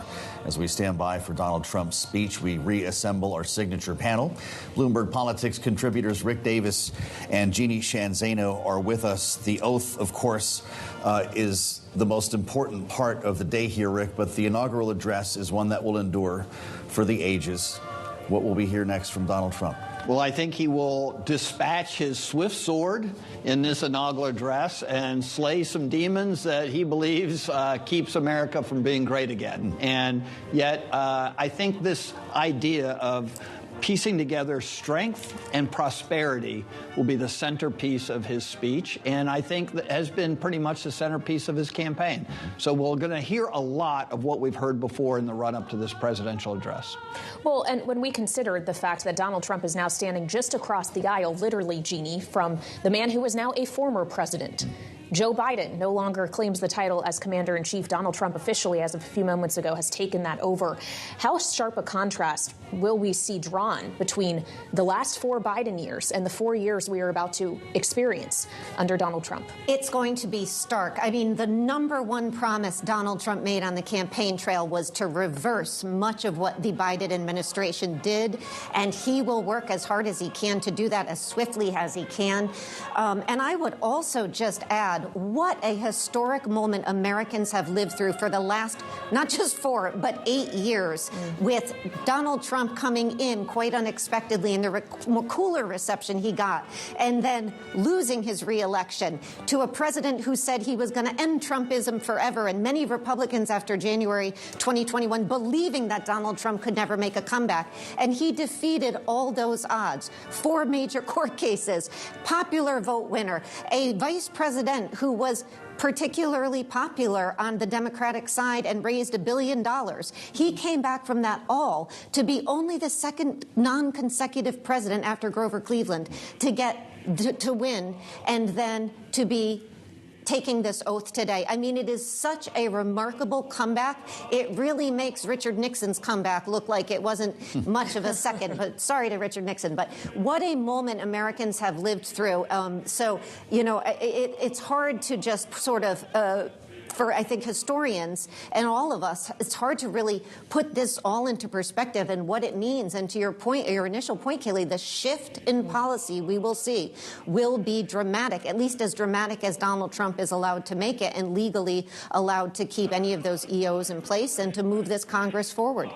All right, Jeannie Shanzano and Rick Davis, our signature political panel, are sticking with us, but we want to check back in now with our reporter live at the White House, where we find Bloomberg's Tyler Kendall. So, Tyler, as Jeannie is alluding to, we are expecting shortly after these ceremonies at the Capitol wrap up, Donald Trump to sign a whole host of executive orders. Right, Kayleigh, we still have that Oval Office signing ceremony on the schedule as we expect him to make his way back here later this afternoon. We know that he's planning to focus on three big areas, addressing the federal workforce, but as well as immigration and energy policy, those two former issues, something that he's also asked Congress to prioritize to tackle. Now, something that we are watching, though, is what we're not expecting him to sign today. Bloomberg News reporting that we should not expect China-specific tariffs. A source familiar telling Bloomberg News that shows Donald Trump's willingness to engage with China when it comes to negotiations instead of going straight to tariffs. We know that President-elect Trump, or now I have to get used to saying President Trump, did engage with Chinese President Xi Jinping last week for a phone call, and in a post on Truth Social, he said that the two of them did talk about this idea of rebalancing trade. Now, Bloomberg News had previously reported that Trump's economic team was considering a perhaps more gradual approach to tariffs, 2 to 5% per month, but that no firm deals had been in place. But it's interesting, Joe and Kayleigh, because tariffs have been such a big focal point of Trump's economic plans, but it's also something that hasn't gotten 100% support from congressional Republicans. We heard it come up time and time again during Scott Bessent's nomination hearing on Capitol Hill last week. I was there and I actually spoke with one senator who questioned Bessent about any potential inflationary impacts. That was Senator Todd Young, a Republican from Indiana who represents farmer interests, who said that he had constituents who were concerned about what potential tariffs could mean for inflation and also their bottom line. And I spoke to him afterwards, and he told me that in private meetings with transition officials, they said to expect more selective tariffs. So it's clear that they're trying to address it this way going forward. Bloomberg's Tyler Kendall at the White House, standing by for Donald Trump, who is now approaching the podium in the U.S. Capitol Rotunda to deliver what is his second inaugural address. Let's listen live on Bloomberg TV and radio. Thank you very, very much.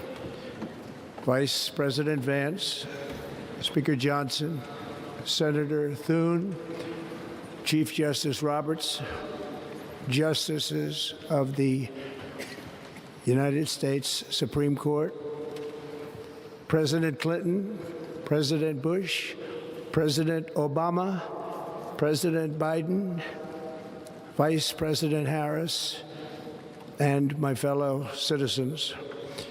The golden age of America begins right now.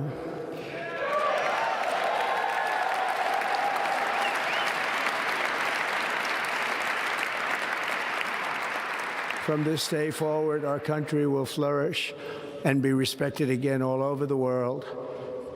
We will be the envy of every nation, and we will not allow ourselves to be taken advantage of any longer. During every single day of the Trump administration, I will very simply put America first.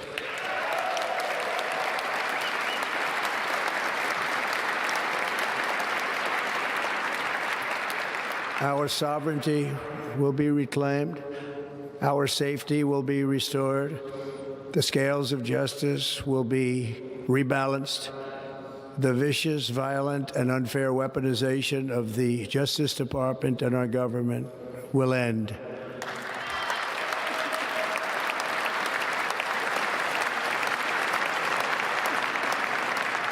And our top priority will be to create a nation that is proud, prosperous, and free.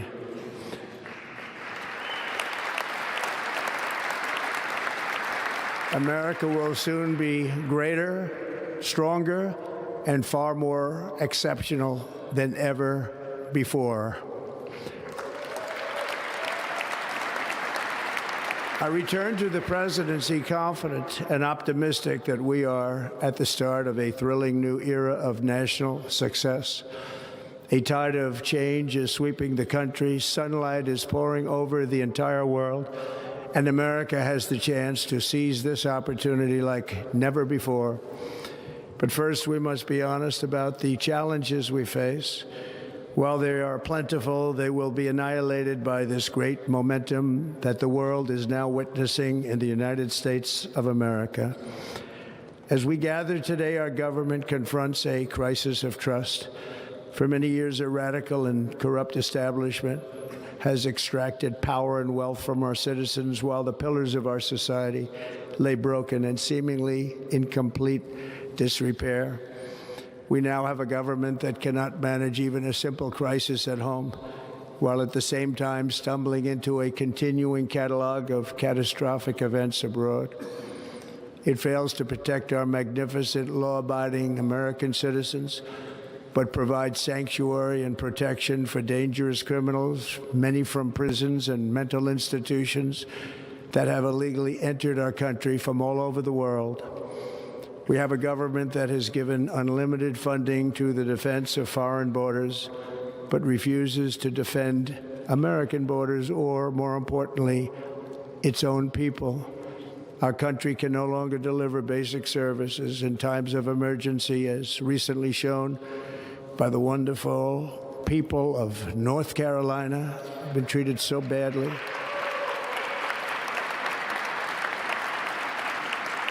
And other states who are still suffering from a hurricane that took place many months ago. Or more recently, Los Angeles, where we are watching fires still tragically burn from weeks ago without even a token of defense. They're raging through the houses and communities, even affecting some of the wealthiest and most powerful individuals in our country, some of whom are sitting here right now. They don't have a home any longer. That's interesting. But we can't let this happen.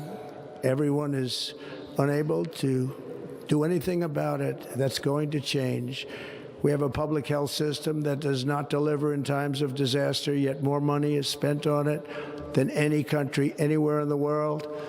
And we have an education system that teaches our children to be ashamed of themselves in many cases, to hate our country despite the love that we try so desperately to provide to them. All of this will change starting today, and it will change very quickly.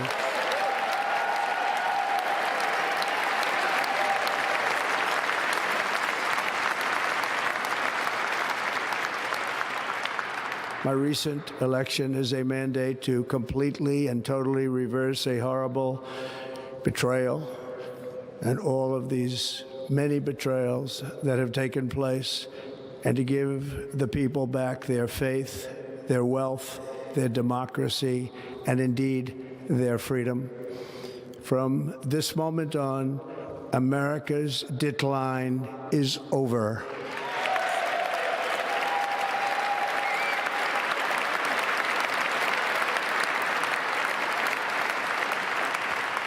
Our liberties and our nation's glorious destiny will no longer be denied, and we will immediately restore the integrity, competency, and loyalty of America's government. Over the past 8 years, I have been tested and challenged more than any president in our 250-year history, and I've learned a lot along the way. The journey to reclaim our republic has not been an easy one, that I can tell you. Those who wish to stop our cause have tried to take my freedom and indeed to take my life. Just a few months ago in a beautiful Pennsylvania field, an assassin's bullet ripped through my ear. But I felt then, and believe even more so now, that my life was saved for a reason. I was saved by God to make America great again.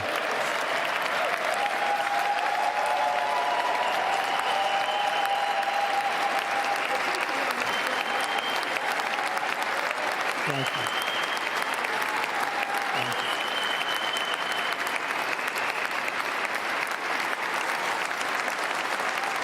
Thank you very much.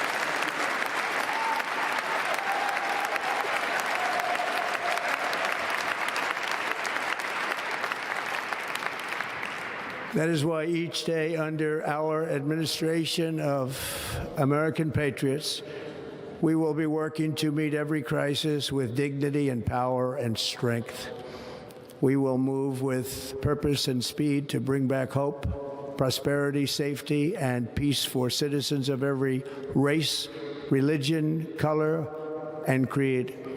For American citizens, January 20th, 2025 is Liberation Day.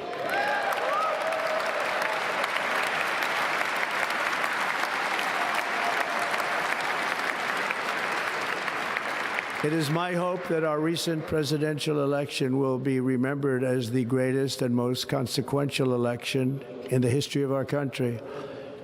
As our victory showed, the entire nation is rapidly unifying behind our agenda with dramatic increases in support from virtually every element of our society, young and old, men and women, African Americans, Hispanic Americans, Asian Americans, urban, suburban, rural, and very importantly, we had a powerful win in all 7 swing states, and the popular vote, we won by millions of people.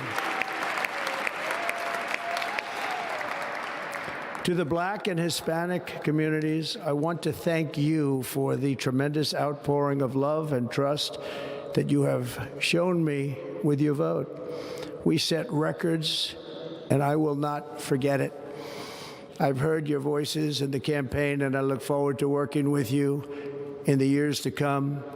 Today is Martin Luther King Day, and his honor, this will be a great honor, but in his honor, we will strive together to make his dream a reality. We will make his dream come true.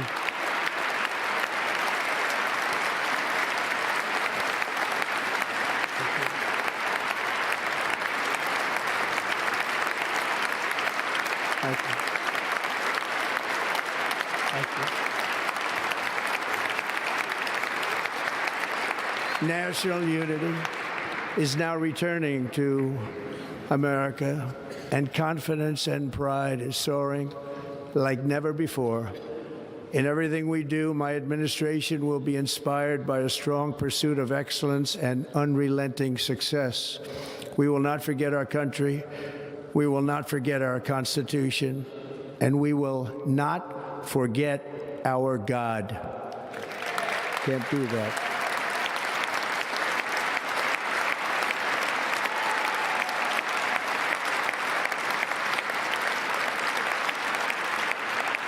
Today, I will sign a series of historic executive orders. With these actions, we will begin the complete restoration of America and the revolution of common sense. It's all about common sense. First, I will declare a national emergency at our southern border.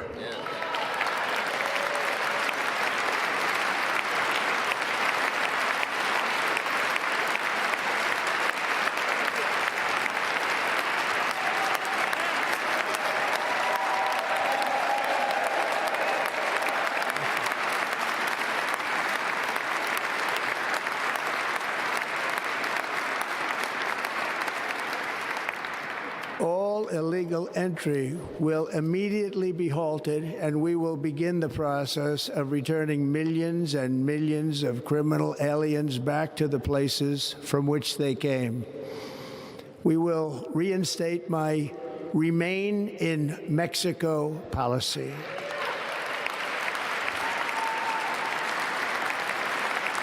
I will end the practice of catch and release.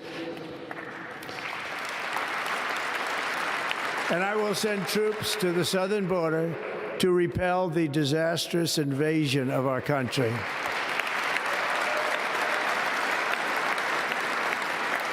Under the orders I signed today, we will also be designating the cartels as foreign terrorist organizations.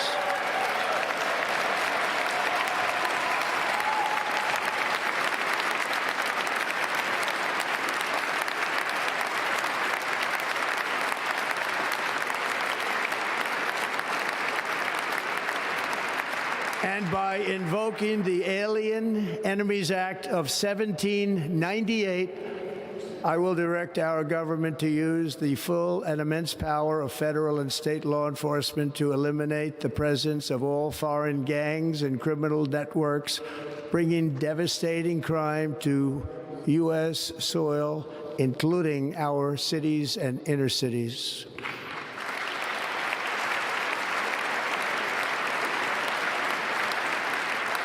As Commander-in-Chief, I have no higher responsibility than to defend our country from threats and invasions, and that is exactly what I am going to do. We will do it at a level that nobody's ever seen before. Next, I will direct all members of my cabinet to marshal the vast powers at their disposal to defeat what was record inflation and rapidly bring down costs and prices.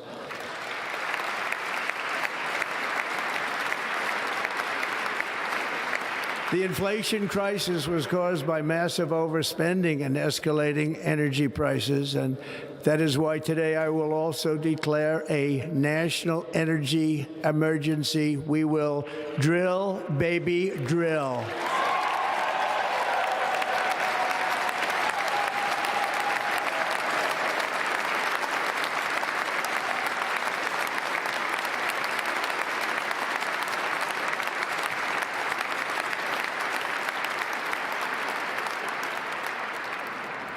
America will be a manufacturing nation once again, and we have something that no other manufacturing nation will ever have, the largest amount of oil and gas of any country on earth, and we are going to use it. Let me use it.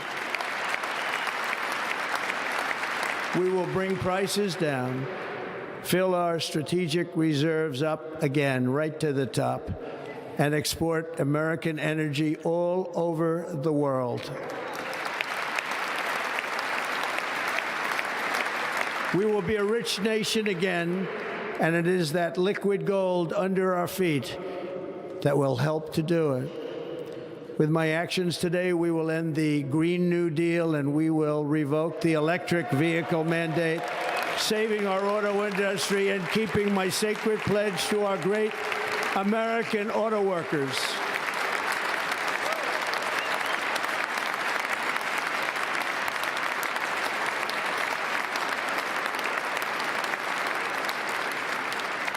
In other words, you'll be able to buy the car of your choice. We will build automobiles in America again at a rate that nobody could have dreamt possible just a few years ago.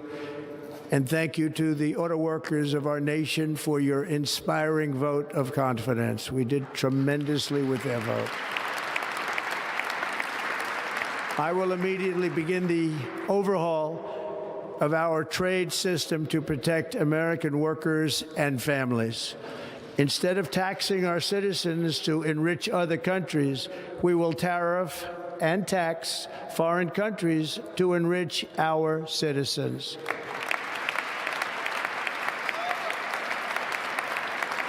For this purpose, we are establishing the External Revenue Service to collect all tariffs, duties, and revenues. It will be massive amounts of money pouring into our Treasury, coming from foreign sources. The American dream will soon be back and thriving like never before to restore competence and effectiveness to our federal government. My administration will establish the brand new Department of Government Efficiency.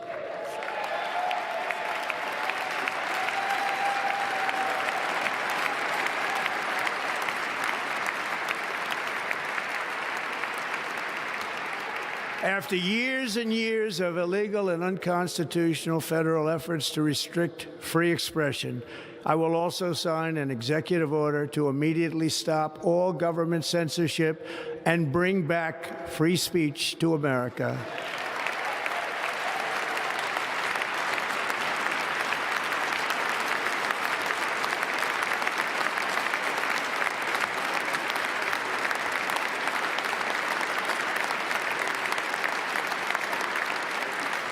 Never again will the immense power of the state be weaponized to persecute political opponents, something I know something about.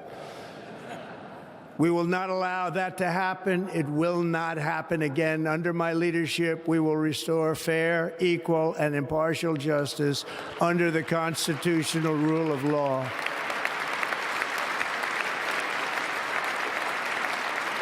And we are going to bring law and order back to our cities. This week, I will also end the government policy of trying to socially engineer race and gender into every aspect of public and private life.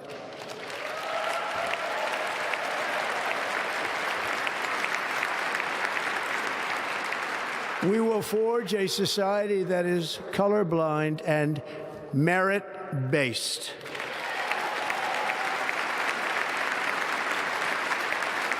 As of today, it will henceforth be the official policy of the United States government that there are only two genders, male and female.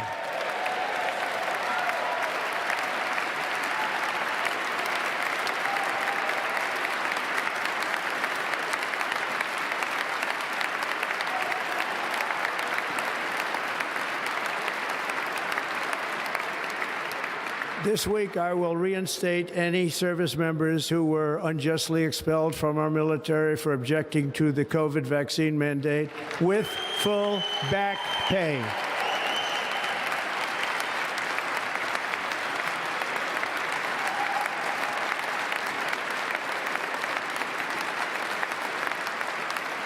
And I will sign an order to stop our warriors from being subjected to radical political theories and social experiments while on duty.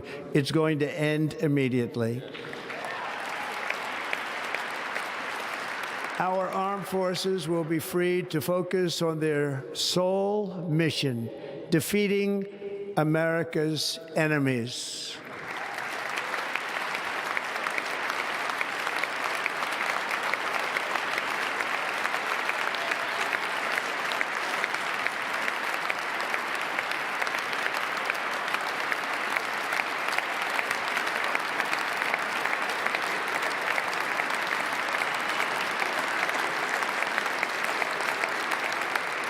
Like in 2017, we will again build the strongest military the world has ever seen. We will measure our success not only by the battles we win, but also by the wars that we end, and perhaps most importantly, the wars we never get into.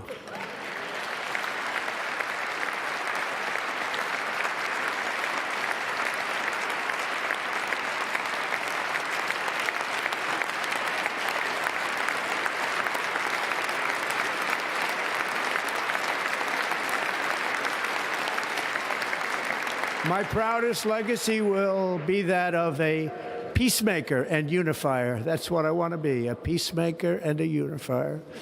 I'm pleased to say that as of yesterday, one day before I assumed office, the hostages in the Middle East are coming back home to their families.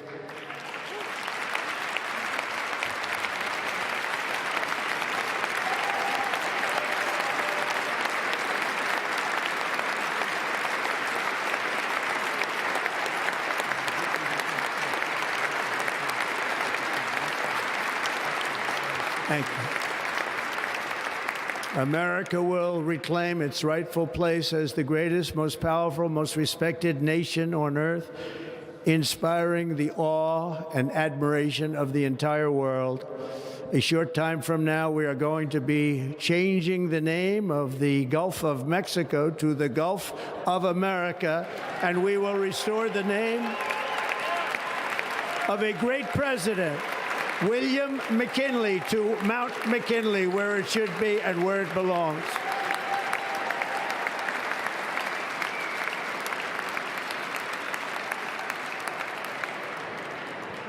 President McKinley made our country very rich through tariffs and through talent.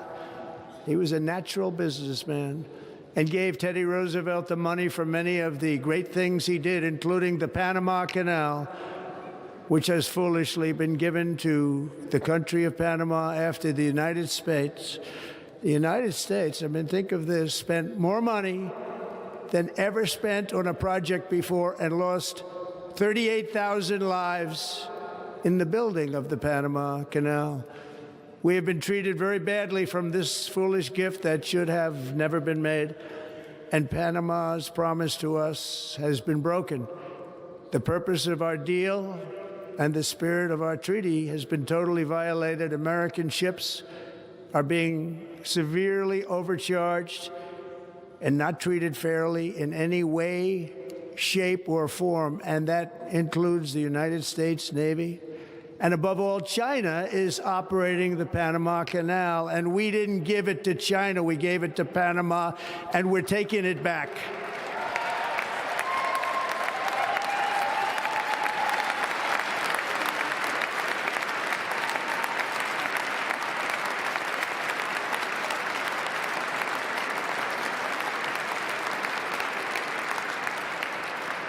Above all, my message to Americans today is that it is time for us to once again act with courage, vigor, and the vitality of history's greatest civilization.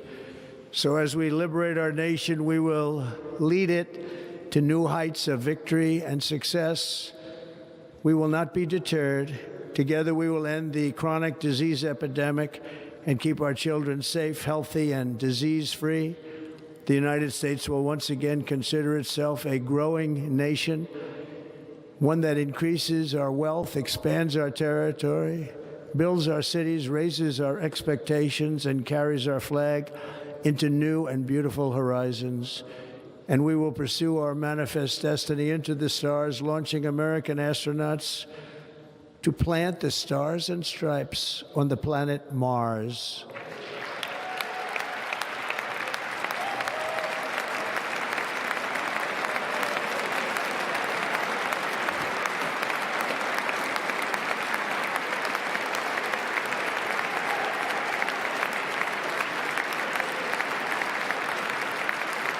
Ambition is the lifeblood of a great nation, and right now our nation is more ambitious than any other. There's no nation like our nation. Americans are explorers, builders, innovators, entrepreneurs, and pioneers. The spirit of the frontier is written into our hearts. The call of the next great adventure resounds from within our souls. Our American ancestors turned a small group of colonies on the edge of a vast continent into a mighty republic of the most extraordinary citizens on earth. No one comes close. Americans pushed thousands of miles through a rugged land of untamed wilderness. They crossed deserts, scaled mountains, braved untold dangers, won the Wild West, ended slavery, rescued millions from tyranny, lifted billions from poverty, harnessed electricity, split the atom, launched mankind into the heavens, and put the universe of human knowledge into the palm of the human hand. If we work together, there is nothing we cannot do and no dream we cannot achieve. Many people thought it was impossible for me to stage such a historic political comeback. But as you see today, here I am. The American people have spoken.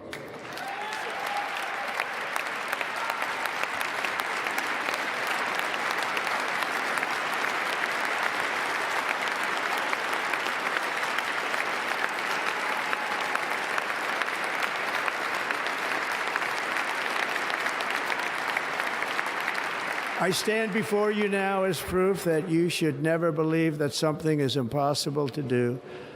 In America, the impossible is what we do best.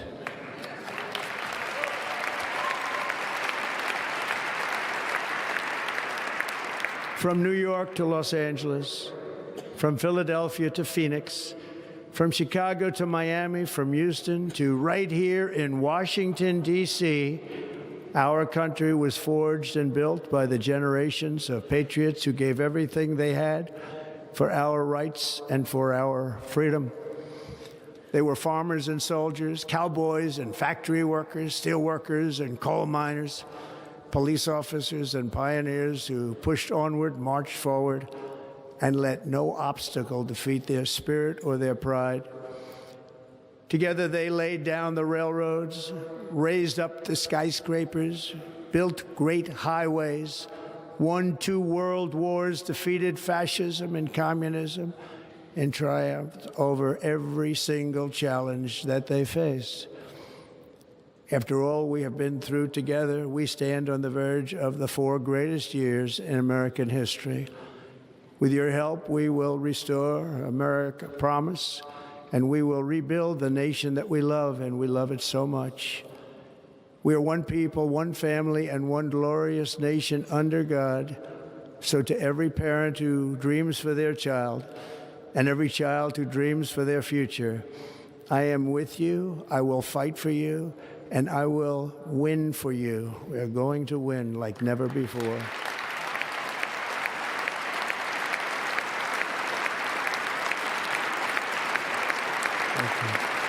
Thank you.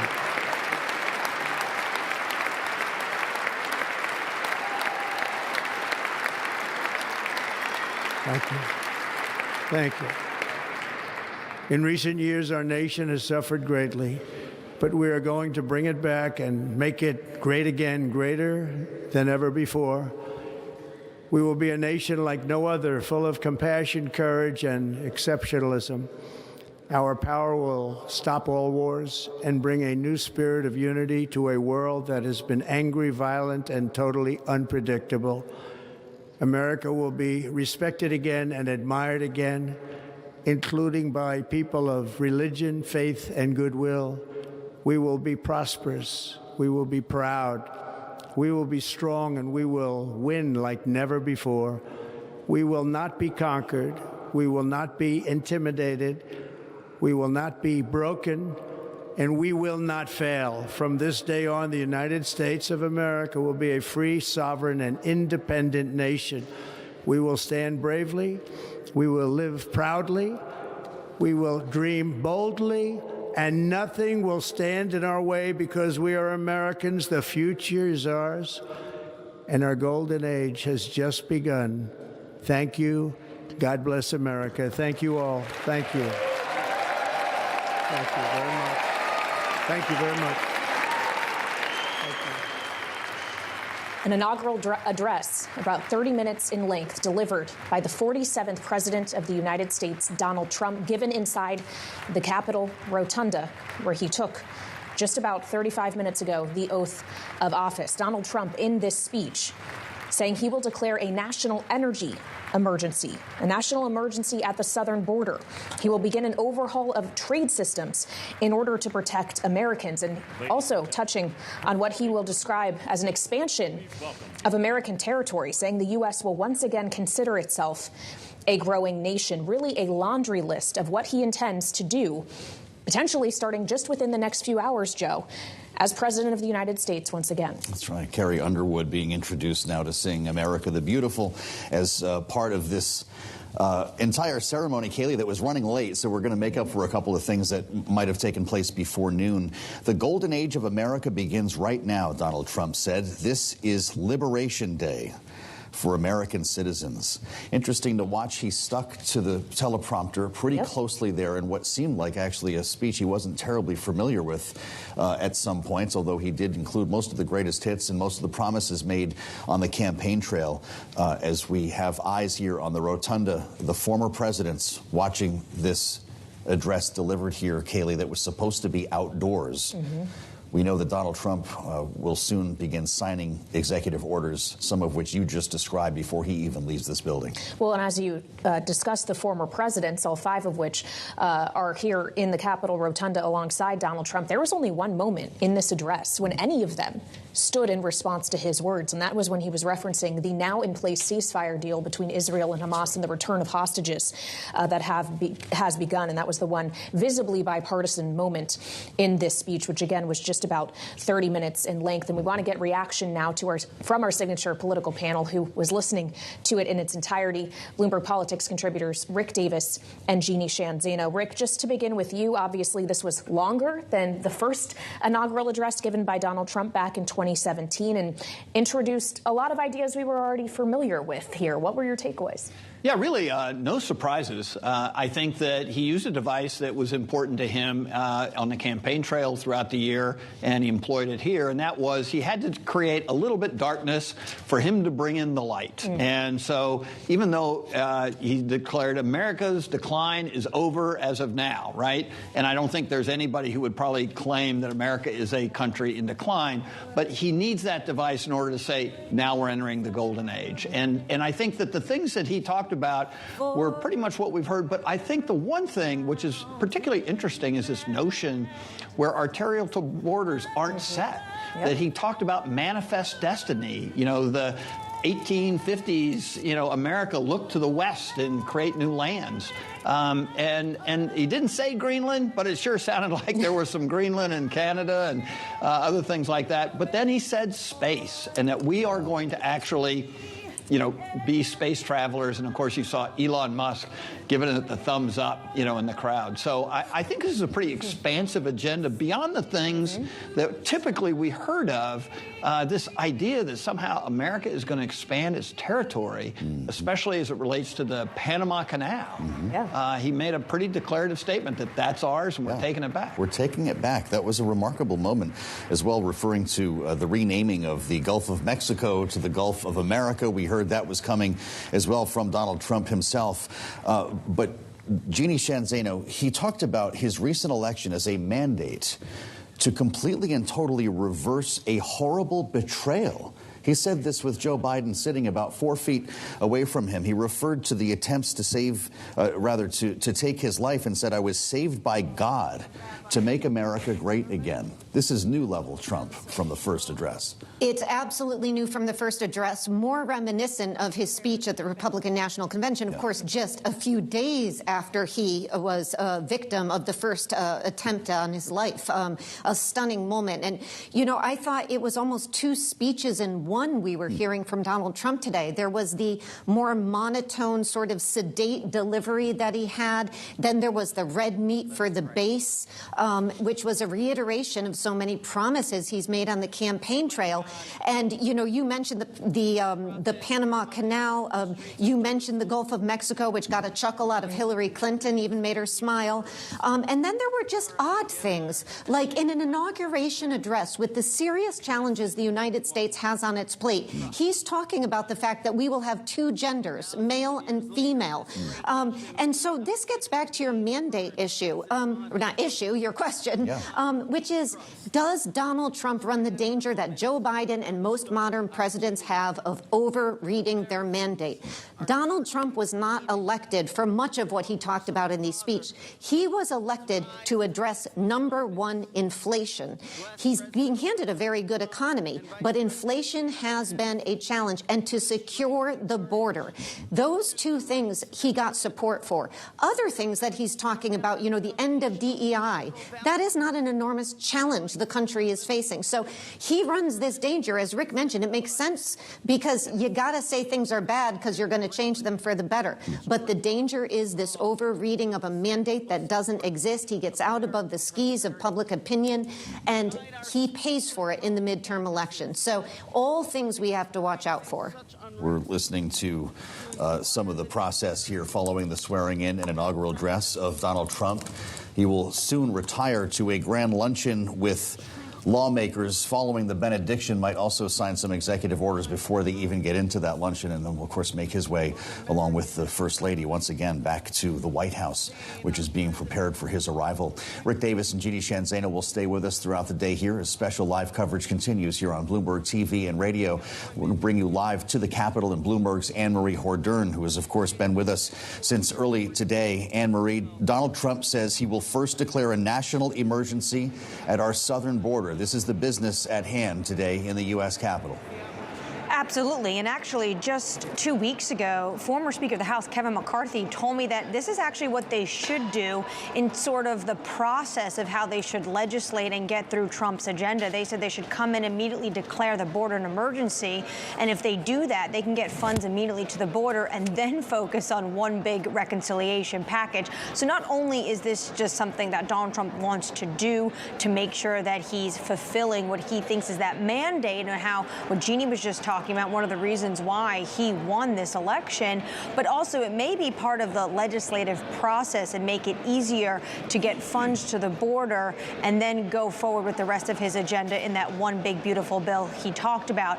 I would also say what Jeannie was talking about, you almost heard of two Trumps here. He ended the speech a little bit more moderated, talking about a little bit more of unity, broad strokes about America. He said something along the lines of, in America, the impossible is what we do best, talking about the fact that he was down and out, and then he made this great political comeback. But really, the start of his speech was very much so similar to everything we've heard from Donald Trump on the campaign trail. And when you look into those ideas of the executive orders and the executive actions he wants to starting immediately, it's what he promised on the campaign trail. Things like designating cartels terrorist organization, closing the border. He talked about deportations. He also talked about drill baby drill and unleashing energy independence in the United States, which may mean we will see executive orders rolling back what we've seen under the Biden administration, putting some oil and gas drilling on hold. He did mention tariffs and how other countries are making more money than the United States. We should note he did not go into details, though, when it came to those tariffs. I think all in all, mentioning the popular vote, this is a president who feels emboldened by the election, not a repudiation of the last 4 years where the Democrats had control of Washington. All right, Bloomberg's Anne-Marie Hordern live at the Capitol for us. We'll continue to check in with Anne-Marie throughout the day. And now we want to head in to the White House, where Bloomberg's Tyler Kendall is joining us live from the North Lawn. Tyler, we just heard a great recap by Anne-Marie of the speech Donald Trump just gave, but really his day is only just beginning. What is ahead for him and for now former President Biden as they prepare to leave the Capitol? Right. Well, Kaylee, we are expecting now President Trump to make his way over to the Capital One Arena. That's about a mile from where I am from the White House, so that he can address the crowd there, maybe sign some of these executive orders into law that he just mentioned there. And I would actually point you to our Bloomberg News Morning Consult polling that came out right before Election Day that found that 68% of likely voters in those battleground states said that the country was on the wrong track. And it appears evident that Trump was trying to tap into that similar sentiment there. And as you heard Anne-Marie say, sound very much like some of the rhetoric that we heard during his rally. So we should expect likely similar remarks when he does get to Capital One Arena. Many of these executive orders widely expected, but I'll also point out one that we are waiting for additional details on, and that is when he said that he would sign some sort of memo when it comes to inflation. Of course, we know that there's been some relative economic bright spots in the U.S. economy, including easing prices and a relatively low unemployment rate. But regardless, it does appear that the economy and fighting high prices has remained a top concern for Americans and American voters. But how that squares with a potential Trump spending agenda and that reconciliation package that you heard Anne-Marie outline there, but also any potential inflationary impacts from tariffs, remains to be seen. Bloomberg's Tyler Kendall, thank you. Live from the White House. We'll check back with Tyler in a bit as we stick with our signature panel, spending our day together here this Inauguration Day with Bloomberg Politics contributors Rick Davis and Jeannie Shanzano.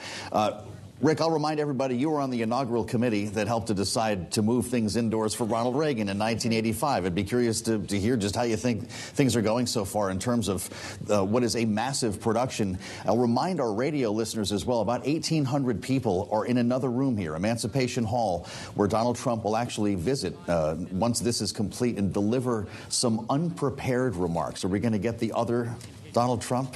Oh, I at think some you point saw here? the other Donald Trump Yep. today in his remarks. This is what we've seen all during the presidential campaign. He's been anything but he's very consistent. And so I think you'll hear very similar speech to the overflow crowd. And again, his remarks at the Capital One Arena to 20,000 people who, some of which stayed overnight in frigid weather to be the first ones in that door this morning, are going to get a little bit of his time, sort of the second back-to-back rally, basically taking the place of the parade. And that's exactly what we did in 1985. We looked for a venue where we could put people. Hundreds of thousands came to Washington in 85 like this to see the president inaugurated, and many of them won't actually be able to view it because of the bad weather. But it's going to be a really robust, busy day. Personally, I love the rotunda in the Capitol. Yeah. I think it's the pomp that Americans look for in their presidency. And even though it's always fun to see a huge crowd, I think what you saw today are the people who mean the most to Donald Trump. And so if there's any scorecard that you were looking for to see who was going to play an inordinate role in his administration, there's your picture of them. Let's keep an ear on this benediction as it resolves, live from the U.S. Capitol on Bloomberg. As we embark on this new chapter, we also seek your comfort, O God, for those who feel lost or disheartened. In this time of transition, may your light shine upon them, reaffirming their belief in a brighter tomorrow. May we all strive to lift one another, supporting our fellow citizens with kindness and empathy, recognizing that together we can overcome any adversity.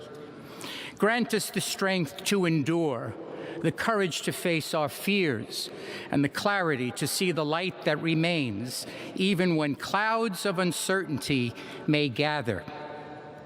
Inspire our new leaders to be champions for the vulnerable and advocates for those whose voices are often silenced. May they pursue policies that promote the well-being of all, seeking to build bridges that will foster unity and belonging. As we stand witness to this inauguration, we hold fast to our faith in the goodness of each of us and the possibility of change. We trust that with your guidance, O God, our nation can move forward to a future filled with promise, prosperity, and understanding. And finally, we lift our hearts in gratitude for the beloved parents of President Trump. Without Mary and Fred Trump, this day would never be the miracle that has just begun. From their place in heaven, may they shield their son from all harm by their loving protection, and give him the strength to guide our nation along the path that will make America great again. Let us go forth now with these words of President Trump's emblazoned on our hearts. As long as we have pride in our beliefs, courage in our convictions, and faith in our God, then we will not fail. We stand tall, we stand proud, because we are Americans, and Americans kneel to God, and to God alone.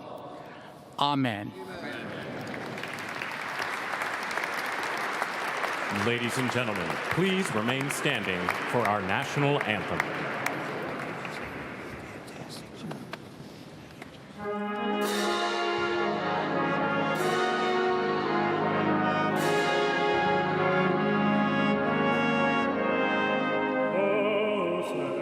Can you say, o'er the dawn's early light, what so proudly we hailed at the twilight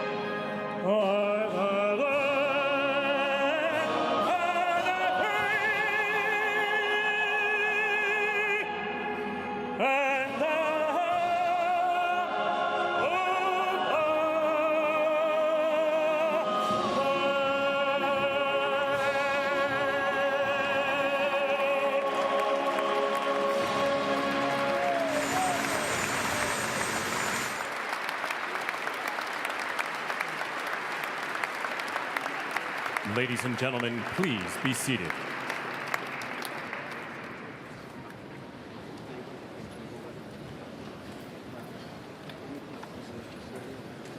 Ladies and gentlemen, please remain at your seats while the President and official party depart the platform.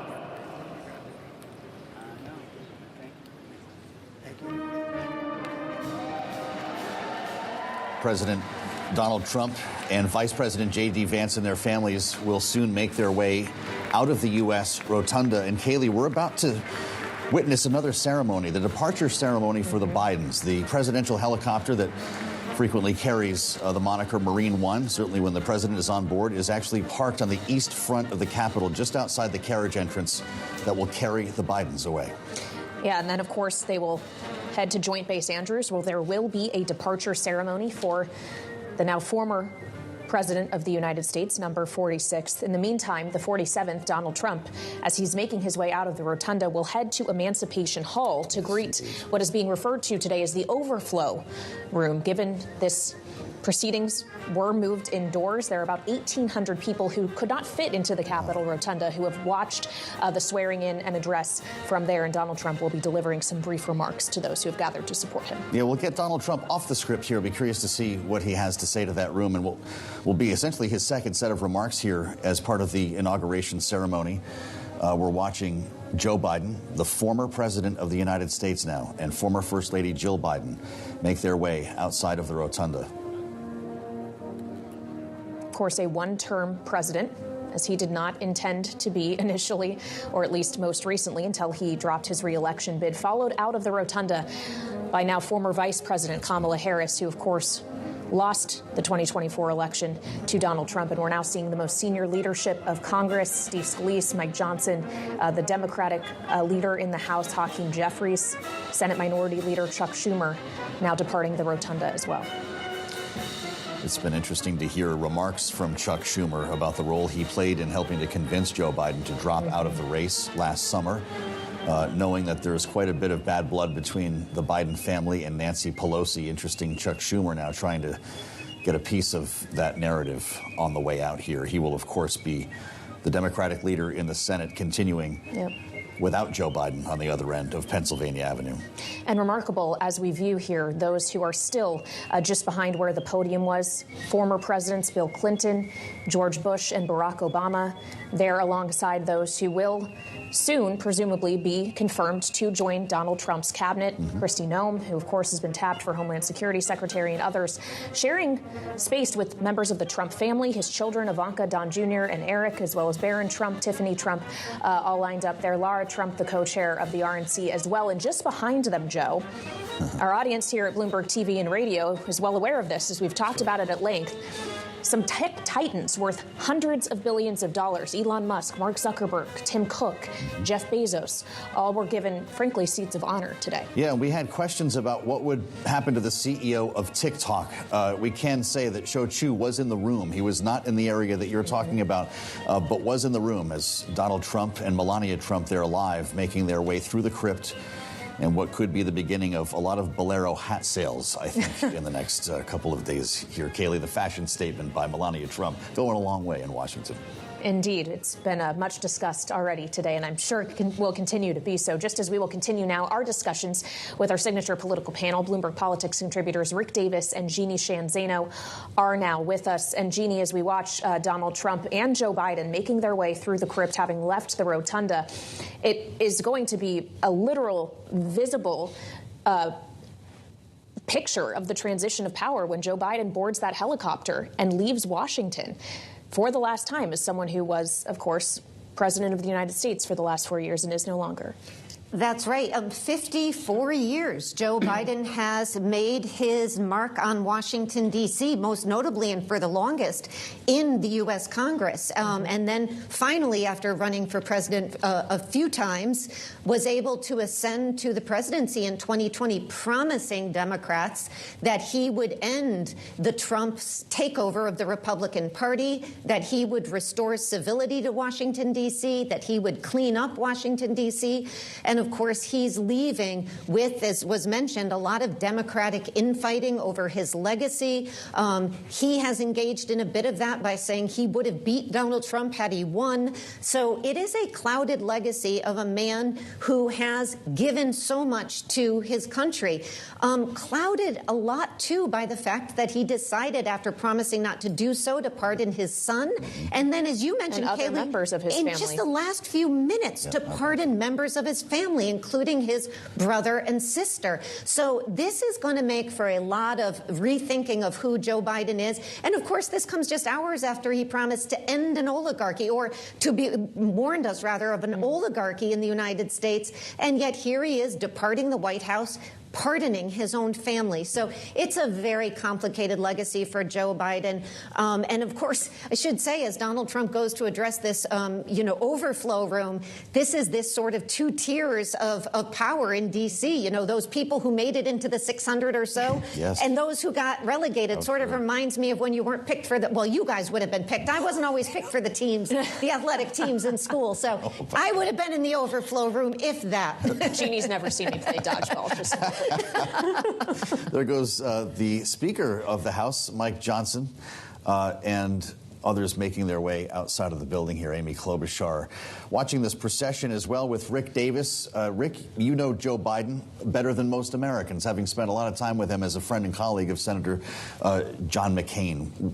What's going through your mind as he boards this helicopter to wave farewell to Washington? Yeah, it's end of an incredibly long run and successful run, 54 years in history. And I must say, I was surprised by his farewell remarks that they didn't focus on his tenure in Washington writ large, but really almost like just focused on the last 6 months of his presidency. And it was ironic to see the oligarchs that he derided so much in that speech sitting 2 rows behind him at this inaugural, the titans of industry, as you said. Yeah. And so I think that the question I've got kind of going through my mind is, what is his post-presidency going to be like? I mean, I really thought his farewell address would actually indicate to us a cause greater than his own self-interest, as John McCain would have probably liked to say. And where's he going to go with his time? Is he going to, be as vital a post-president as, someone who just passed Jimmy Carter, who we've been talking about a lot lately on the program? So we didn't really get a sense of that. So I do think it does show something, and that is that this election and the post-presidency, or this period between the election and the inaugural, the Democratic Party is without a leader and without a strategy. And there's been nothing that has been indicated between the election and today that indicates who will fill those vacuums and with what. And so even though we get to critique Donald Trump and everything he says and his, acts as president now, the question I have on my mind is, where is the loyal opposition, and who is the leader of that, and what is their agenda? Because from what I can tell today, nobody has one. Rick Davis and Jeannie Shanzano stay with us throughout the day here as we watch the leaders of the inaugural ceremony make their way outdoors. They'll be assembling outside, as we mentioned, for the departure of the Bidens here. I want to get now to Bloomberg's Anne-Marie Hordern, who is live on Capitol Hill for this moment. Anne-Marie, you've spent a couple of years covering Joe Biden here in Washington before you made your way back to New York. An important moment here, the capstone of his administration and his political career. Right. I think it's also important to note that in the final moments of Joe Biden's presidency, he was actually sitting down in the rotunda or making his way in, but he was certainly at the Capitol, was that actually he released one final statement, and that was to pardon members of his own family. So that was something he kind of snuck in on his way out. I will say one thing is clear. He wants to make sure to the American people that at least he is showing that he is there for a peaceful transfer of power. He's done all the right things in terms of inviting President-elect Trump, when he was the president-elect, to the Oval Office, after the election, to make sure the two had a conversation. The two teams did work together. You noted that is when we saw them stand up, the Democrats in the rotunda, talking about how they worked together to release these hostages from Gaza. We saw the beginning of that release just yesterday with 3 Israeli women. And then finally, I would just note, saying welcome back to President Trump when he arrived at the White House, and then driving with him and his wife, Melania Trump, to this. So that peaceful transfer of power, something that Trump did not give to Biden graciously giving to him. But I think what a lot of Americans will remember from the Biden 4 years is something that Trump was able to tap into today. Just too much in terms of cost of everyday goods, high inflation, something that was really, this was an economy election, something that was really able to get Trump across the finish line. And that is something that Americans struggled with. On the same time, Trump talked about the fact that U.S. borders are not secure. This is something that we've seen some Democrats in Congress talk about, that they want more border security. Remember, Biden tried to get a border deal in his final year in office through Congress, was not able to do it. Trump wanted to run on the issue, even though some Republicans, like Senator Lankford, was there writing that bill. And then, of course, all the money that has been spent, because Joe Biden is leaving office with 2 foreign wars that the United States has been obviously very involved in. Men and women wearing U.S. In the U.S. services are out in the Red Sea protecting vessels. And then, of course, billions of dollars sent to Ukraine in its defense of Russia. That war now entering its 3rd year. All right, Bloomberg's Anne-Marie Hordern live inside the Cannon office building at the Capitol. Thank you so much. Meantime, our eyes here on Bloomberg TV, and for the benefit of our audience on Bloomberg Radio, we are watching the east front of the Capitol, where Marine One, the presidential helicopter, is waiting to take now former President Joe Biden and First Lady Jill Biden to Joint Base Andrews. Well, of course, they will depart as he has reached the end of his 4-year presidency. Joining him as he awaits to board the helicopter is the now president, Donald Trump, as well as First Lady Melania Trump. Yeah, historic optics here, Kaylee, to the benefit of our radio audience. Joe Biden and Jill Biden are standing side by side with Donald Trump and Melania Trump. It is freezing outside. I'll remind everyone, we're about 13 degrees in terms of what it really feels like here, in the low 20s, the real temperature in Washington, D.C., which is why the ceremony moved indoors. But yes, this is essentially the departure ceremony here for Joe Biden. They've been sharing a couple of words, by the way, these two couples, and can only imagine what they're saying, Kayla. Well, and the Vice President Kamala Harris giving hugs to both Joe Biden and Jill Biden, standing alongside her husband, the now former second gentleman, Doug Emhoff. We have heard repeatedly from both of these couples how close they had become during their 4 years in office together.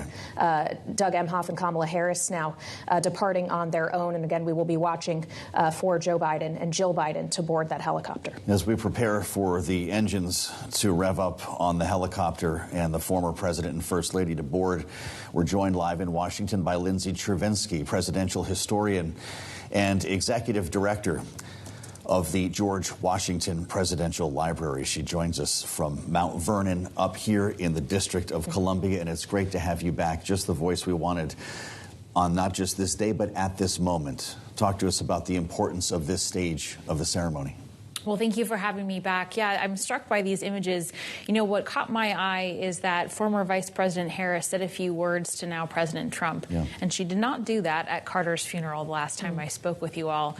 And I would dearly love to know what they were saying to one another. But, you know, it is an important moment because this is sort of the final capstone in the peaceful transfer of power, which is the bedrock of what it means to be a republic. If you have a different type of transfer, it's a different type of government. Well, and it is a stark contrast to what we experienced just 4 years ago when Donald Trump did not attend the inauguration of Joe Biden. And, of course, remarkable as we see the Bidens making their way toward Marine One now, to consider that Trump and Biden rode over to the Capitol together today after having tea at the White House, a relationship between the two of them that has been adversarial, to say the least. And that's perhaps a kind way of describing it, Lindsay. But to see them doing this now, as you say, a pillar of the American Republic, Donald Trump escorting Joe Biden physically to the helicopter, just shows how far we've come in the last 4 years. Yeah, I think it does. You know, what you said is important is they don't have to like each other. They don't have to get along. They don't even have to necessarily enjoy the experience, but it is a part of the process. And notably, we didn't have this image from 4 years ago because Trump didn't attend. And instead, we had a split screen where he was leaving to go directly to Florida. And so, you know, for all that we might feel about this moment, I think it is worth noting and it is admirable that the Bidens are there because no one likes losing. This is a remarkable moment that we're witnessing here as Jill Biden just gave a hug to Melania Trump. And Donald Trump was yelling over the wind to try to say something to Joe Biden. I can only imagine what that message was. The current president and first lady are now walking away from the helicopter where the Bidens have boarded. We'll now prepare for them to fly away. Kaylee, the official end of his presidency and career in Washington. Donald Trump has quite a bit ahead of him still, signing executive orders. First, he'll likely be addressing the crowd in that overflow room, as you described it, where almost 2,000 of his supporters are waiting. As we consider now that he is president for a second time, only the second in history to serve non-consecutive terms. And Lindsay, he described it himself during his inaugural address as something of a comeback, talking about how he saw himself as having been politically persecuted over the last several years, and yet he has returned to this highest office in the country. Just talk about that turnaround of the political fate of Donald Trump, that he once again finds himself here. Yeah, we've never seen anything like it. I mean, we have had one president lose and then come back, and that was Grover Cleveland in the 19th century, of course. But he had not been indicted. He had not played a role in inciting a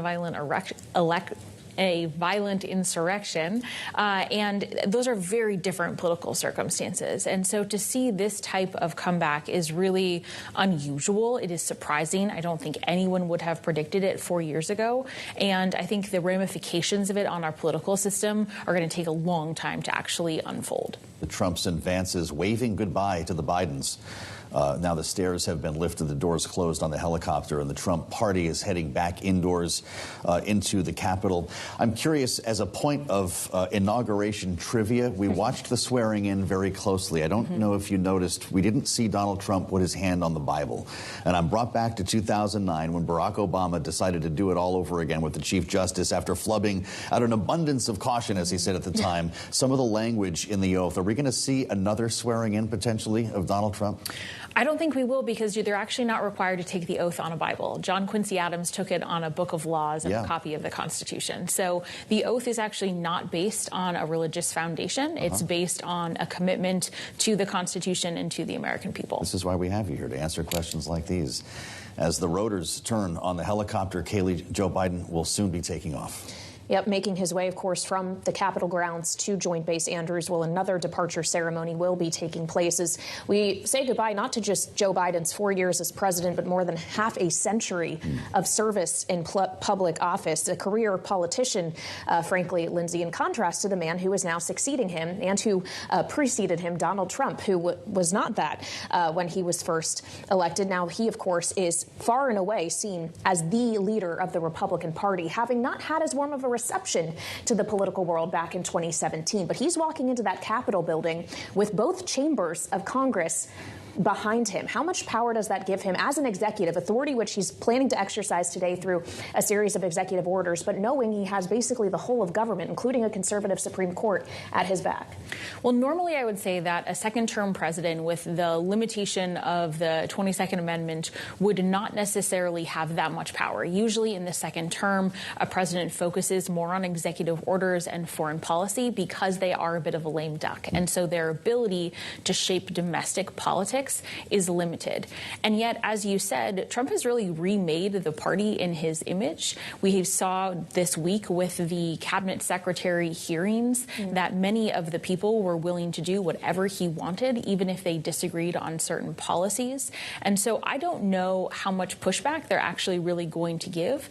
Now, that being said, no president achieves everything they want. It's just kind of a political rule that I think is probably going to stand here, regardless of how much support he does have. The presidential helicopter, many know as Marine One, is now wheels up in Washington, D.C. on a frigid 20th of January. The inaugural ceremonies largely complete for Donald Trump.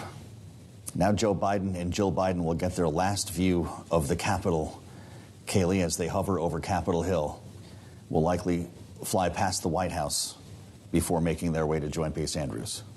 Incredible, as we consider that Joe Biden wanted, at least up until roughly 7 months ago, to serve a second term as president. He was hoping it would be his inauguration today, not that of another Democrat or of Donald Trump, but instead him. And reporting does suggest that he is leaving this office having still believed that he could have won this election in November. And it does make you wonder what must be going through the head of the now former first couple as they leave Washington behind them. Isn't that right? The man he replaced has now replaced him.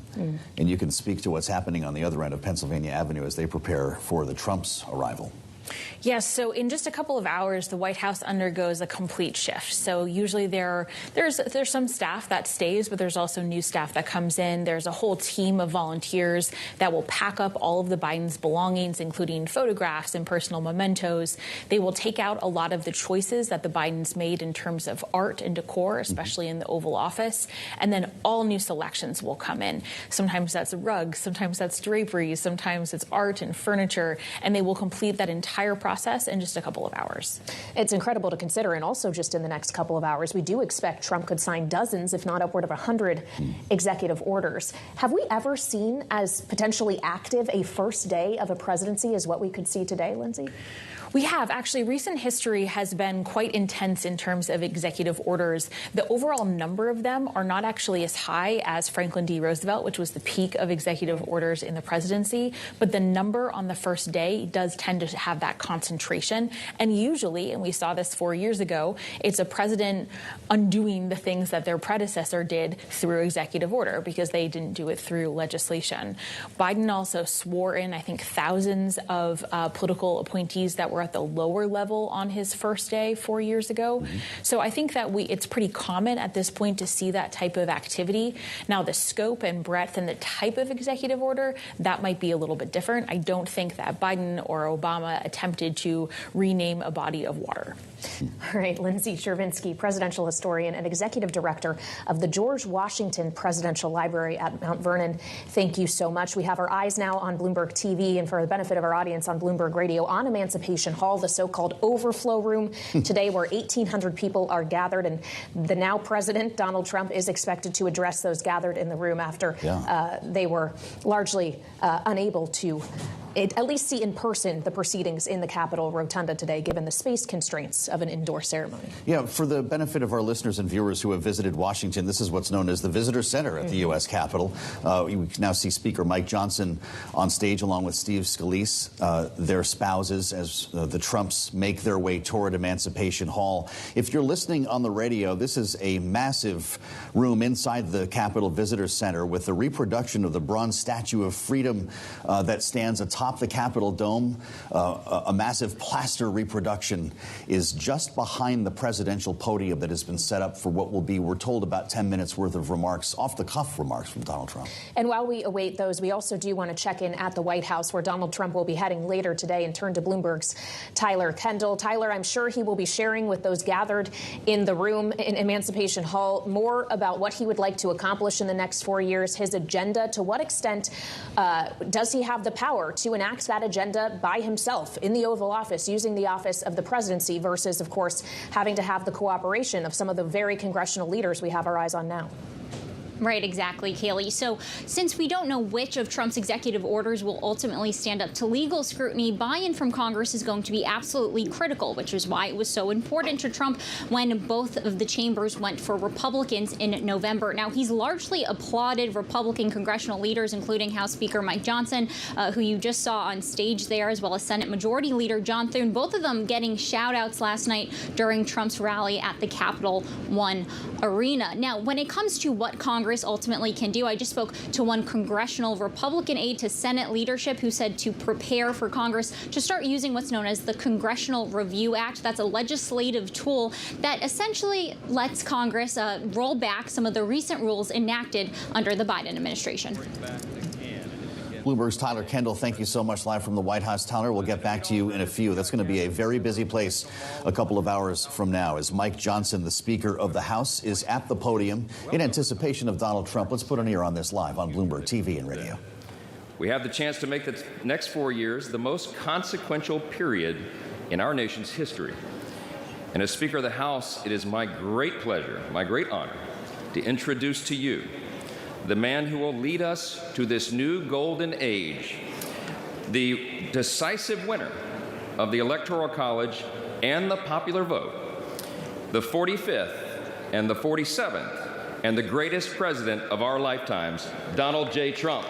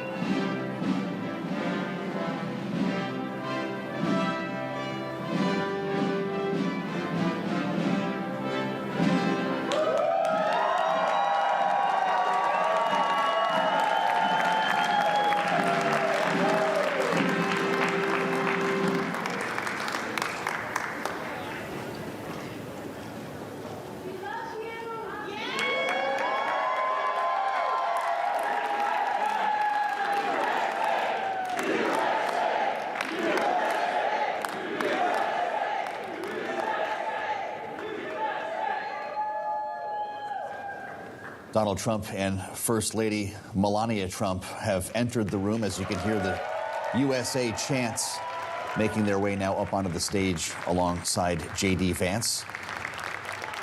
He's going to be making some remarks here in a moment. Kayleigh, having come off the script at this point of the day, I wonder what will come up. We, for instance, did not hear reference to Ukraine in his speech. But he is clearly somebody who likes to warm up to a crowd and start riffing, and this could be interesting. Not something that is typically part of a presidential inauguration. Yeah, of course, this follows a pre-inauguration rally he held at Capitol Run Arena yesterday, where he will return to once again address supporters later this afternoon. But Vice President J.D. Vance is speaking now. Let's listen. That was a good way to start it off. You know, I didn't know exactly what the president would put in that speech, and I hoped to myself that he wasn't going to hold back, and sir, you didn't hold back. That was a hell of a way to start the next 4 years. But I just want to say from the bottom of my heart, and I know I speak for the president and for all of us, thank you, thank you, thank you for making this possible. We love you. We wouldn't be here without you, and we're going to make America great again together for the next 4 years.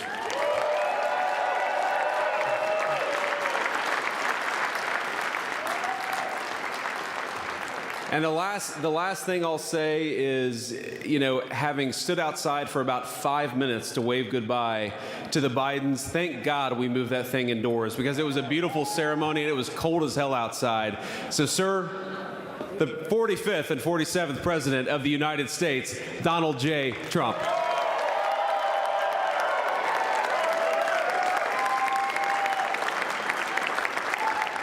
No, he's right. I looked, I said, oh, look at this beautiful sunny day. We blew it, and then I went outside and we were freezing. You would have been very unhappy. The sun was very deceptive, I will tell you. It is cold out. And I'm sort of saying, you know, that was so beautiful today. Maybe they should do it there every 4 years. Does that make sense? I don't know. Because, you know, the outdoor thing is really good, but it gets a little cold around this time of the year, as some people have noticed. And a lot of times they suffer through it.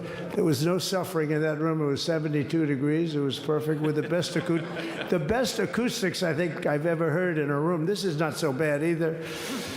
But I just want to say, you're a younger, far more beautiful audience that I just spoke to. And I want to keep it off the record. I want to keep that off the record. Because I don't want to have all those big shots up there. I don't want to think you're more powerful than them, you look better than them, and I love you. Now, we just had a great time. We just had a great day. This was amazing. You know, when you think we took a journey, I mentioned in the speech, a lot of people said that was not a journey that was possible, and it was indeed possible. I didn't really know too much about what they were saying when they said that, but a lot of people felt it. And we hooked up with J.D. very early. I watched J.D. over a period of time. I endorsed him in Ohio. He was a great senator, and very, very smart. The only one smarter than him was his wife. That was... I would have chosen her, but somehow the line of succession didn't work that way, right? But now she's great and he's great. This is a great, beautiful couple and unbelievable career. I just said to him, you are very upwardly mobile, because he hasn't been doing it that long, but he picked it up so quickly. Remember, the first week was a little bit like the fake news was hitting him really hard. And I said, ooh, this may be tough, but after that, it was smooth sailing for him. He took on everybody. He took on the meanest. I don't want to use the word corrupt because we're into a new system, so let's wait till the corruption begins, because it will. But he took on some pretty mean people, and he handled it well. I want to also congratulate Mike Johnson for the job that he's doing.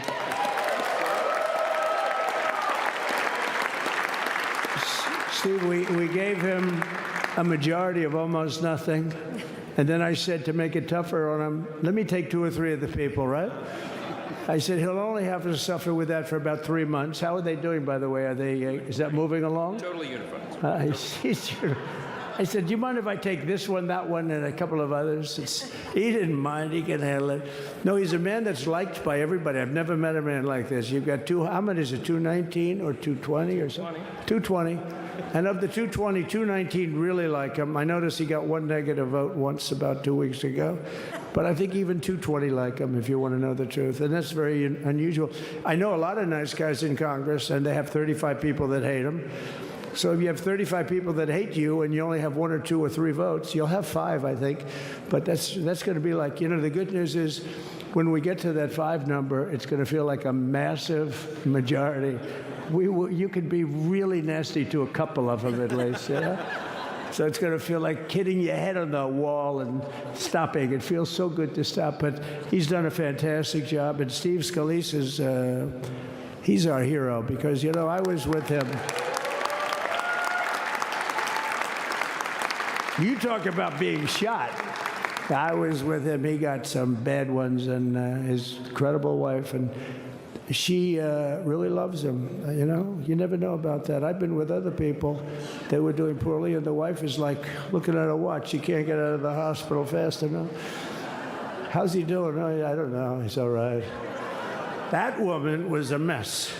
She was crying and crying. No, they're going to take him. They're going to take him. I told Steve when he finally woke up, it was a while, too. The doctor told me it was the most blood they've ever transfused in any patient. They've never done anything like it.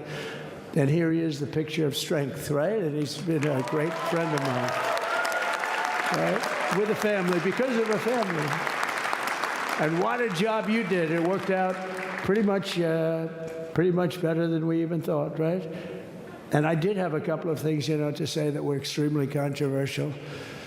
And between J.D. and Melania and anybody else that heard, please, sir, it's such a beautiful, unifying speech. Please, sir, don't say these things. I said, I'm telling you, it's going to play great. They say, you're right. For this group of people, it's going to play great. You're the only ones I hurt by not, but we had some beauties, didn't we, Melania? She said, sir, calls me sir when she's angry. No, I'm only kidding. I better say I'm only kidding, or the press is going to pick that one up loud and clear. No, but she said, no, I think it would be terrible. It's such a nice speech. I think it's, it all depends on your delivery. How was the delivery? Was it good? But she said it's such a beautiful speech. You can't put things in there that you were going to put in.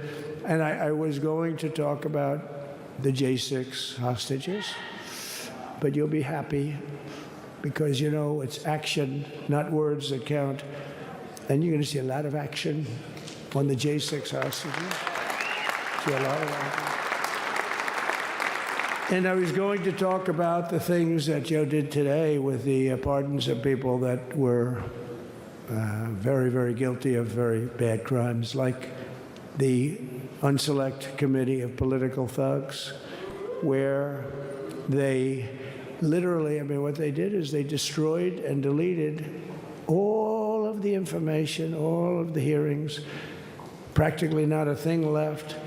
They deleted all the information on Nancy Pelosi having turned down the offer of 10,000 soldiers. You wouldn't have needed 10,000. You could have had 500, and it would have stopped. Because we may have had 1 million people that day, the people that were there. You don't see any photographs, but we have a lot of great photos. But you don't see those photographs. They don't put them in. They show the people at the Capitol. But I was talking about that. I was going to talk about that. They said, please don't bring that up right now. You can bring it up tomorrow. I said, how about now in front of the I'll bring it up right now. You know, this little time delay is good because we're getting great reviews on the speech. Now watch. They'll take the speech and say, I didn't like it because he left there and he's talked to people. But we're giving you a little more information than we gave upstairs. But no. They pardoned a lot of people. They pardoned, before we even get to today, they pardoned, 33 murderers, absolute murderers, the worst murderers. You know, when you get the death sentence in the United States, you have to be bad because they don't give it much. And he pardoned almost everybody having a death sentence. And if you went through the crimes that were committed, you wouldn't even believe them, the level of violence. The people that were killed, the innocence of people that were killed and children killed by these people, and he pardoned them for whatever reason.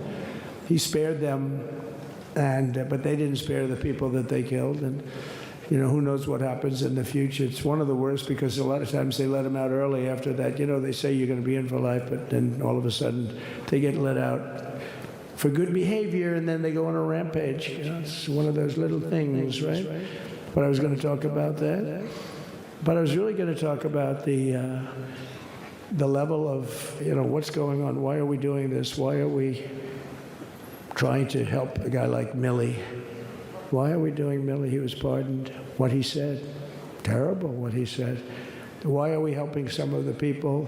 Why are we helping Liz Cheney? I mean, Liz Cheney is a disaster. She's a crying lunatic and crying Adam Kinzinger. He's a super crying. I never saw the guy not crying. He's always crying. I looked at him. I remember years ago he was actually on my side. And then one day, you know, when you don't want to kill people in wars, they turn against you. Liz Cheney hated the concept of not going to war with everybody. Let's kill everybody. Let's spend a lot of money on military equipment, you know, where her father works, right? And but what she did was incredible. Think of it. They destroyed and deleted all of that information that went on for almost 2 years against Trump. And the reason they did, because it was all false. Like the person that said, I tried to strangle a Secret Service agent. That's one of the toughest human beings I think I've ever seen. I actually had a friend saying, please don't change that, sir. You are the coolest sucker in history. Remember, she said, I put my hands around his neck because he wouldn't go to the Capitol. Made up fiction. And I was rebuffed. And the guy on the right is a massive weightlifter, probably stronger than me. Do you think he's stronger than me, honey? You know who I'm talking. Possibly stronger than me. Slightly younger than me, like, I won't say how many years because I don't want to talk about that, but a lot of years. But I had a friend that said, why are you disputing that story? That's the coolest story I've ever heard. That I would attack a karate champion, get slightly rebuffed, and then throw my arms around a guy with a neck about this big. Even though there are bars, you know, there are bars, you can't really do that anyway. So I wanted to talk about that. But all of that stuff got deleted. And the reason it got deleted is they were all caught in lies. You know, Secret Service testified, and they said it didn't happen. Actually, the two guys were very embarrassed. They're suffering because their friends are saying, did Trump really do that to you? But they gained a whole new respect for me. But it was just make-believe stuff, and there were a lot of make-believe stories made up. So rather than suffer the wrath, like the story with Nancy Pelosi, I offered her 10,000 soldiers. She knows it. She admitted it on tape that her daughter made. She's a videographer or whatever you call her, which I'm glad she is. Oh, she can't be in good stead with Nancy.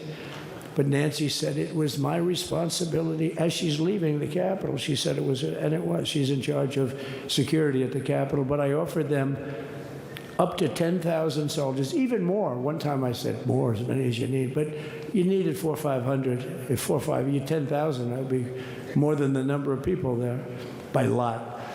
But we offered her 10,000. Think of it, 10,000 soldiers. In other words, J6 wouldn't be J6. There would have been no J6.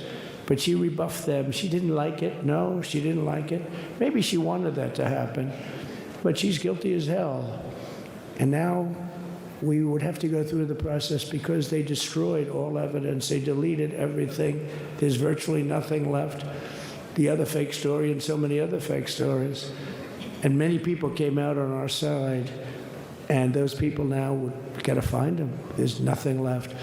So that's a criminal offense. If that were a civil case, it would be a criminal offense. If that happened civilly where you did that, it would be a criminal offense. So I decided I'm not going to make this speech complicated. I'm going to make it beautiful. I'm going to make it a unifying speech. And then when they said we have a group of people that are serious Trump fans, I said, this is the time to tell those stories.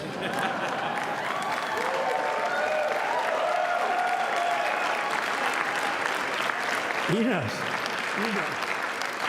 So anyway, but seriously, I'd like to, I think it was a tremendous success. I think we're very lucky we put it inside because it is really cold. We just went to the helicopter out of respect.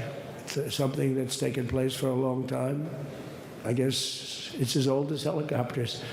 You used to get into a stagecoach, now you get into a helicopter. Times change.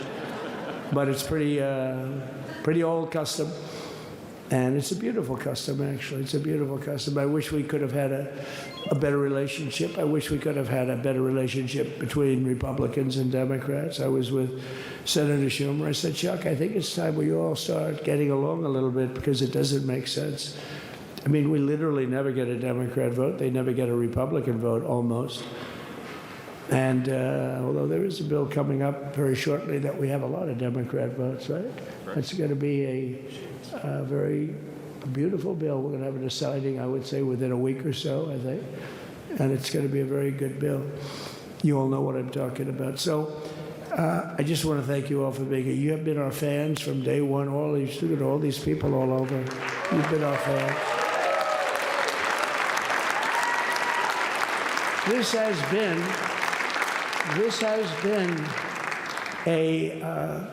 there's never been anything like it. There's never been anything like it. This has been a movement like no movement ever in history for probably any country, let alone this country. You know, if somebody's running for president, and if they go out and they announce they're going to Arizona, they're going to Nevada, they're going to someplace, if you have 200 or 300 people, that would be standard. Ronald Reagan would go out. I mean, outside of the last couple of days where people get a little excited, but even then you have a couple of thousand people. But if you're going to go someplace, any place, any one of the swing states, any one of the other states, I mean, how about the non-swing states? We won Alabama by 48 points. We won Tennessee by massive numbers. Wyoming, we won by numbers that are, nobody's ever seen numbers like that. And, you know, places like California, we did great, but when they send out like 38 million ballots, nobody knows where the hell they're sending them, and then they come pouring back, the whole thing. You know, they passed a law in California that if you work in an election bureau, and if you so much as ask for a voter ID, if you say, sir, ma'am, could I please look at your voter ID? They have the right to put you in jail. You're a criminal. Can you believe that? There's only one reason that happens. They want to cheat. So they had it where voter ID wasn't accepted. But now if you even ask for it, this is seriously a bill that was just signed, passed in their legislature, and it was signed. And I think when we get things cleaned up and we get back to a little bit of normalcy, I'm going to ask the Speaker to really get involved, because I think we would have won the state of California, because, you know, if you look at my numbers with Hispanic, we're at 56%. And we were winning. We won the Texas border that had never been won. As the governor said, he's doing a good job, the governor, by the way, of Texas. But as the governor said, it hasn't. Oh, did I get lucky? Did I get lucky? Supposing I said, you know, he's not here, but the governor of Texas has done a terrible job. Wow, look at you. You mean we couldn't get you up in the front row? I'll tell you. Supposing I said, J.D., the governor of Texas, is not doing his job. You heard what I said. See, I didn't know you were there. I said he's doing a great job. He's doing a phenomenal job. But now you're going to have a partner that's going to work with you because you didn't have. Not only didn't he have a partner, he had people selling the wall, right? We have a fence structure that we worked on, the governor worked on with me. And I didn't love it, to be honest with you. I wanted a nice precast concrete, 40, 50 feet high, like a beautiful, could have been a T-shape, Y-shape. I love construction. I wanted that sucker to go up maybe 50, 60 feet. It would have looked beautiful, a nice Y shape. And they said, the problem is, sir, they climbed that like a rabbit. I said, what do you mean? No way. And they brought some of these guys out. They climbed it like... And the other thing is you hit it with acid and the thing will disintegrate. They have things for concrete. So they needed very hardened steel, very special steel. And then they needed 7,000-pound concrete inside that steel, inside that steel. And then they have a rebar that's the toughest steel made, very hard to cut. So this is why very little is cut. I mean, it's right. And then they put a anti-climb panel on top. I hated it. I said, it's so unattractive. And I said, why would that work? I don't believe it works. And I went to watch the Border Patrol, gave a display. We had actually two sets of climbers. The guys that climb up walls with drugs on their back, I mean, they got like 60, 70 pounds of drug, and they go as fast as you can walk. They go bip, bip, bip. Or we have Mount Everest-type climbers. And honestly, the drug guys were much better. I couldn't believe it. The drug guys blew them away, right? But it's true, the anti-climb panel, they couldn't get around it. They just couldn't. You didn't have it. So sometimes you sacrifice beauty for efficiency. And we did. So we built this wall, and we built over 500 miles of wall. That's why we had such good numbers. The famous chart that came down, very thankfully, the chart that came down on my right, Governor. Had I not looked over there, I'm not speaking right now. You might be speaking here. You want to know the truth? You, JD, and got a lot of great people in this party. But I got very lucky. But we had the best numbers we've ever had. But I bought, what happens is when you fill it up, it's like water. You fill it up. Now we have 571 miles of wall. And they would always say, when we renovated a wall, so there'd be like a piece of plywood sitting there for 60 years, or a 2x4 sitting for 60 years on the ground and rotting. Because, and they'll say, you didn't build a new wall. Here we're building 50 feet up in the air, 30 feet sections, 50-foot sections, all steel, all concrete, all everything. And all, by the way, they don't even want me to say this, but what the hell, doesn't take that long time. They're all wired for all of the equipment. We put wires in everything so they can easily wire for all the different types of equipment. And if there's a doubt, we have a wire. Whenever we just look, you just find the wires all over the place up top, so we could just hook it up. We don't have to have wires on the outside, which wouldn't do too well, right? So anyway, we built an extra 200 miles of wall, and the governor wanted to buy it. He tried to buy it, and they wouldn't sell it to him. He wanted to put it up himself. Could have been done in 3 to 4 weeks, 200 more miles, because when you do it, now they just keep going further out, further out, further out, getting around.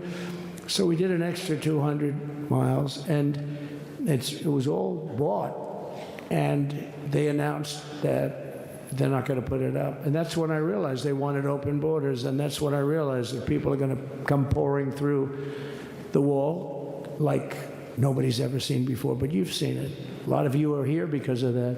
I made it my #1 issue. They all said inflation was the #1 issue. I said I disagree. I think people coming into our country from prisons and from mental institutions is a bigger issue for the people that I know. And I made it my #1. I talked about inflation too, but how many times can you say that an apple has doubled in cost?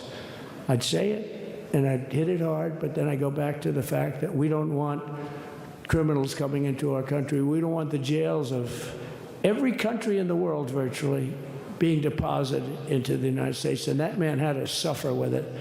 And he did an unbelievable job. I'll tell you, he was a very popular governor, but now he's like an unbeatable governor because of your border policies. He was fantastic. And he really was. So.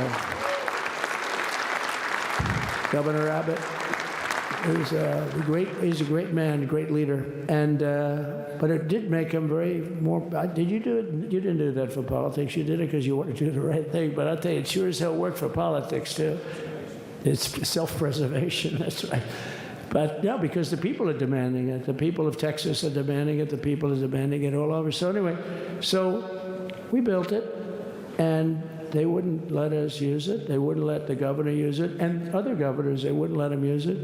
But he was the leader of the pack and did a great job. And then we heard about a month ago that not only wouldn't they let us use it, they were selling it. They were going to sell it for 5 cents on the dollar. Now, 5 cents on the dollar then, but today it would cost more than twice as much to build because we bought it like 6 years ago. And it was just sitting on the ground, and that does not do well for the whole thing. But it was just sitting on the ground, and I heard about it, and I called the governor, and I called a lot of people, your attorney general. And here's the story. They were going to buy it, and these are great business people. They were going to buy it for 5 cents on the dollar or less, and they were calling us up, we'll sell it to you for 200 cents on the dollar. In other words, it will cost you twice as much, so it's 200 cents on the dollar. I said, can somebody explain that to a judge? I mean, how corrupt is that? You'd think they'd say, maybe we'll sell it to you for 20 cents, 30 cents, but not 200 cents. So they were going to buy something for 5 cents, and they were going to sell it to us for a fortune. They were going to make it would be, they'd have it down in Fortune magazine, they'd put it of the deal of the year, okay? You buy something like that. But it was so corrupt and so horrible. And when we told that to the administration, they didn't care. They just kept going forward. They couldn't care less. And they kept going forward. They knew that they were trying to sell it back to us. They would have sold it back to us. You would have ended up buying it. You would have paid probably 50, 60 cents, who knows. But they were going to use it for scrap metal, but then they made a much better deal. They could just buy it and sell it to us for 15, 20 times what they paid. 20 times, think of it, like 20 times what they paid. And we wouldn't let it happen. And the governor with his attorney general, Ken Paxton, they made a fantastic, they're a good lawyer. He's pushed around pretty good by people, right? I said, you got a great attorney general. They should leave him alone. He was with me. But Ken and the governor went to court, and a judge actually became incensed and actually called for an investigation. How could a thing like this happen? So he stopped it. So we're waiting to put that wall up. And now that you have a new president, that wall will go up so fast. The governor will complain, sir. This is Greg Abbott, sir. Please, the wall is going up too fast. Please don't do that. You know the story about winning. No, we're going to win too much. We're winning too much. Please, stop. People always love that one. We'll do this with the wall. Governor Abbott calls, sir, the wall is going up too fast. We can't take it. We just can't take it. No, I think you'll be very happy if the wall goes up too fast, right? But we'll get that done. We'll work with you on that. But it was a great decision by a great Texas judge, right? And it was beautiful, beautiful to watch. He stopped them right in their track. I mean, they were literally loading this stuff onto trucks. It was terrible. Honestly, it was terrible. And he wouldn't take it. So I'm so glad I mentioned that they have a really good governor in Texas. And I swear, I didn't know he was here. I swear to you, it sounds like a setup. I didn't know you would end. Did I get lucky? I said the right thing. Because there have been moments when I wasn't so happy with him, you know? But not too many, I can tell you that. So anyway, it's good to see you too, Governor. Great. But I just want to thank everybody. You've been incredible. I recognize so many of you. It's so crazy. But this has been a long journey. This was a journey that started in 2015, probably started 20 years before that. People used to say, you're going to run for president? You're going to run? And I always said, no, I don't want. And then one day I said, let's give it a shot. And what I talked about then was the border, too. I think it probably was the number one issue for me. Back in 2015, 2016, I talked about the border. And now I talked about the border, but this border is much worse. We fixed the border. It was totally fixed. There was nothing to talk about. 2020, by the way, that election was totally rigged, but that's okay. It was a rigged election. You know the only thing good about it? It showed how bad they are, showed how incompetent, and frankly, historically, this is a much bigger event. If that would have gone like it should have, the bad thing about it is some bad things happen, like a lot of people in our country that wouldn't be in our country right now. So, you know, that's the bad part. But I will say that it started in 2015, and right from the beginning, we went to the top. Day one, they announced Trump, and Trump went to #1 and stayed there for the whole primary. And then we took on Hillary. She didn't look too happy today. We took on Hillary. A very nice person, but we took on Hillary and we defeated Hillary, and then we did much better the second time in 2020. You know, we got millions more votes. We got millions, like 10, 12 million more votes than we did the first time. No president has ever gotten that many more votes. I got like 9 million more than anybody else had ever gotten, and they said we lost. And because of that, I said to Melania, what do you think? And she said, you want to do this again? And had we lost, and had I thought we lost, I wouldn't do it again, because that's like the ultimate poll, right? But I knew how well we did, and this time we made it too big to rig. It was so big. They tried. They tried like hell in the butt. They tried to do it, and around 9:02, they gave up. Last time they did bad things, but this time they just said, yes. You know, I don't know if you saw, Mr. Speaker, in Washington, they had placards. They were all set to march. They thought it'd be closer. A gentleman asked me, a very respected gentleman asked me yesterday, how come the polls were so wrong? They showed you winning, but not in a landslide. I said, because people that are true Trumpers are so angry at the whole polling system and at the writers, the fake news, that they don't want to talk to anybody. So when you call somebody from Trump, who are you voting for? They say, it's none of your business. I'm not telling you. And that was probably 40% of the people they called. So they would discard that one, and they didn't show that. And then when the election happened, you know, the vote came, and it was much different, much higher than we're going to win, but they really thought, they couldn't believe. The one man said, I mean, it was so much higher. We won all 7 swing states. We won the popular vote by millions of votes, which is hard for a Republican. I'll tell you who came through. The unions came through. The auto workers were great. The Teamsters were great. The firemen were great. I think almost every union was great. The only one that weren't great, although Sean was great, and the Teamsters, Sean O'Brien, the head of the Teamsters, was fantastic. But generally speaking, the head of the union was against Trump, but the union would be with us for like 80, 85%. Look what we did with the auto workers in Michigan. Look what we did with the Teamsters. The Teamsters were unbelievable. They were a solid Democrat vote, and they voted for Trump. So we had a great experience. This has been, now we have to go to work and get it done, because we have to do something that's going to be great. We're going to turn our country around. And we're going to turn it around fast. And I think this was a better speech than the one I made upstairs, okay? I think this was better, JD. I think this was much better. And I got to see my friend. So, Governor, take care of yourself. You call me, we'll start working. You know what that means with him? He's going to be calling me tomorrow morning at about 6. And I said, how about next week? You call me and we're going to get it started real fast. We'll really help you a lot. You've done a fantastic job. Protecting something was just, it's not supposed to be for the states. And amazing job you've done. Thank you very much. And I want to thank everybody. And I have a First Lady who's been incredible. She's been incredible.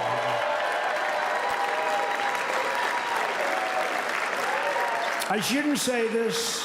I'm going to get hell when I say this, but her feet are absolutely aching, you know, those heels. And we thought we were leaving. We were going home. Sir, would you be able to go down and say hello to some of your other fans that are here? I said, oh, I didn't know that. Wow. Did you get to see pretty clearly the picture, I hope? Good. That's good. But because you wouldn't want to make the same speech again, right? But she said, darling, I love you so much, but my feet are killing me. I said, honey, let me just see how far it is. I asked the person. Oh, not that long, maybe 400 or 500 yards. That's 5 football fields. I said, can you make it? She said, we're going to make it no matter what. We're going to make it because we have to go. Right? Right? And then we went out to the helicopter, though, just prior to this and said goodbye. And it's a custom, and the wind is blowing like crazy. And with the hat that she's wearing, she almost blew away. We almost lost off her. She was being elevated off the ground. She almost blew away. No. So we all appreciate it because she's been a great First Lady, a beautiful and a great First Lady. And they love our First Lady. You know, JD, whenever I make a speech, I see hundreds of times, we love our First Lady. We love, and they do, and they should. She's great. So I just want to thank you very much. I just want to thank everybody. And I felt that, I said to JD, should we give him the A treatment, the B treatment, the C, the D, or the F? You know what the F is? Hello, everybody. Thank you for being here. Bye-bye. I gave you the A+ treatment. Thank you. Thank you all. Thank you, Governor. Thank you all very much. Appreciate it.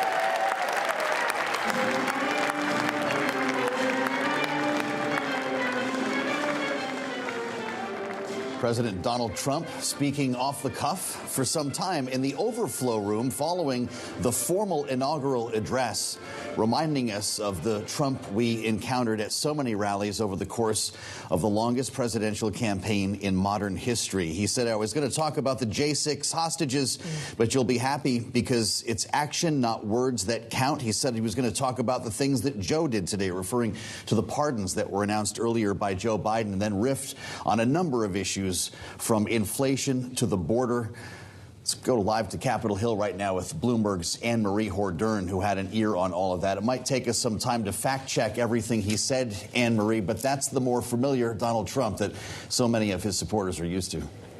Absolutely, vintage Trump. It was like another campaign stop, this second speech. And he even said he thought this speech was better than the one he gave upstairs, the official inauguration speech, where he stuck to script. This one, he did not. You were absolutely right. He was completely off the cuff. He was still, if you can imagine, the man was just sworn in as the 47th president of the United States, a incredible political comeback after he was the 45th president of the United States. And he is still talking about election rigging, which has no facts to it. So you can see here, he's still filled with some grievances. While all of this has been going on all morning, though, if we can shift a little bit to policy, he did mention one thing in that speech that I thought was most notable. He said his team kept wanting him to talk about inflation and the economy. You know, this is something that really dogged the Biden campaign. And he said to his team, how many times am I going to talk about the price of apples going up? I think it's the border. I think that's what Americans are so nervous about.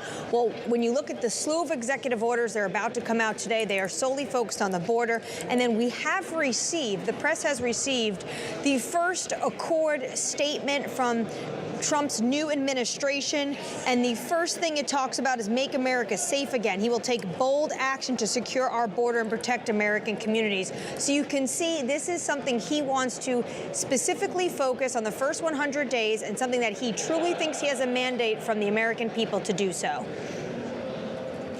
Well, it was interesting, Anne-Marie, as he made these remarks, he was flanked by Vice President J.D. Vance on one side and the Speaker of the House, Mike Johnson, on the other, who at times looked almost a little bit uncomfortable as Donald Trump turned around to say things to him like, hey, I gave you a thin majority. And then he said, hey, can I take 2 or 3 of the people? It was almost like he was poking fun at the very difficult numbers that is the reality of the Republican-controlled, barely House of Representatives. Just speak to the difficulty Mike Johnson has ahead of him in trying to get done everything Donald Trump would like to get done. Absolutely. They can joke about it today, but starting tomorrow, it's going to be a lot of hard work for Speaker Johnson as he tries to actually enact this agenda through. Not only does he have the slimmest Republican majority they have ever had in history, but Donald Trump plucked 2 of those to join his administration, well, 3 if you could consider Matt Gaetz, but had to drop out. But of course, we have the UN ambassador coming from New York Congressional District, Elise Stefanik, as well as, of course, Mike Waltz from Florida, who's coming in as his national security advisor. Those elections have to get done. So they have an even slimmer majority than they are going to have once they have those elections. It's still going to be incredibly slim, but they're starting off without those 3 seats. So incredibly challenging days ahead for Speaker Johnson. We should also note, not just challenging to enact Donald Trump's agenda, they still have to finish spending. That is coming up in March. And as well, they have to raise the debt ceiling. The U.S. will not be able to pay its prior bills come this summer. Now, this was a point of contention at the end of last year in December. Remember, Donald Trump said we should have had this done. It should be voted on. People I've been speaking to said Speaker Johnson didn't want to take up that vote before his next speaker vote to become the speaker once again. He didn't want to put Republicans in that very difficult position to take a controversial vote when these are the individuals that saying we need fiscal restraint, saying you have to vote to increase the debt limit. So Donald Trump wanted the decks cleared before this day, before he came in as the 47th president. They weren't able to do it. So before we get to his agenda, which he's poking fun as a slim majority, they have a lot of other orders of business to get to. All right, Bloomberg's Anne-Marie Hordern live at the Capitol, in the Capitol facilities. Thank you so much. We, of course, have just seen Donald Trump, the 47th president, leaving Emancipation Hall. He will now head to the president's room, where he is expected to hold a signing ceremony with Vice President J.D. Vance. That is when we expect that the first executive orders of his presidency could be signed. The White House now saying that Trump will be ending leasing to massive wind farms, part of energy and border-oriented executive orders we already had seen leaked to the media and, of course, outlined in the scripted inauguration speech that Donald Trump gave. Of course, what we all just listened to moments ago was the unscripted version to the overflow room, in which he talked about a number of things, including those who have been convicted of crimes regarding the riot at the Capitol on January 6, 2021. And joining us now from the White House with more is Bloomberg's Tyler Kendall. Tyler, he said there would be action. He said action is better than words. When will that action come?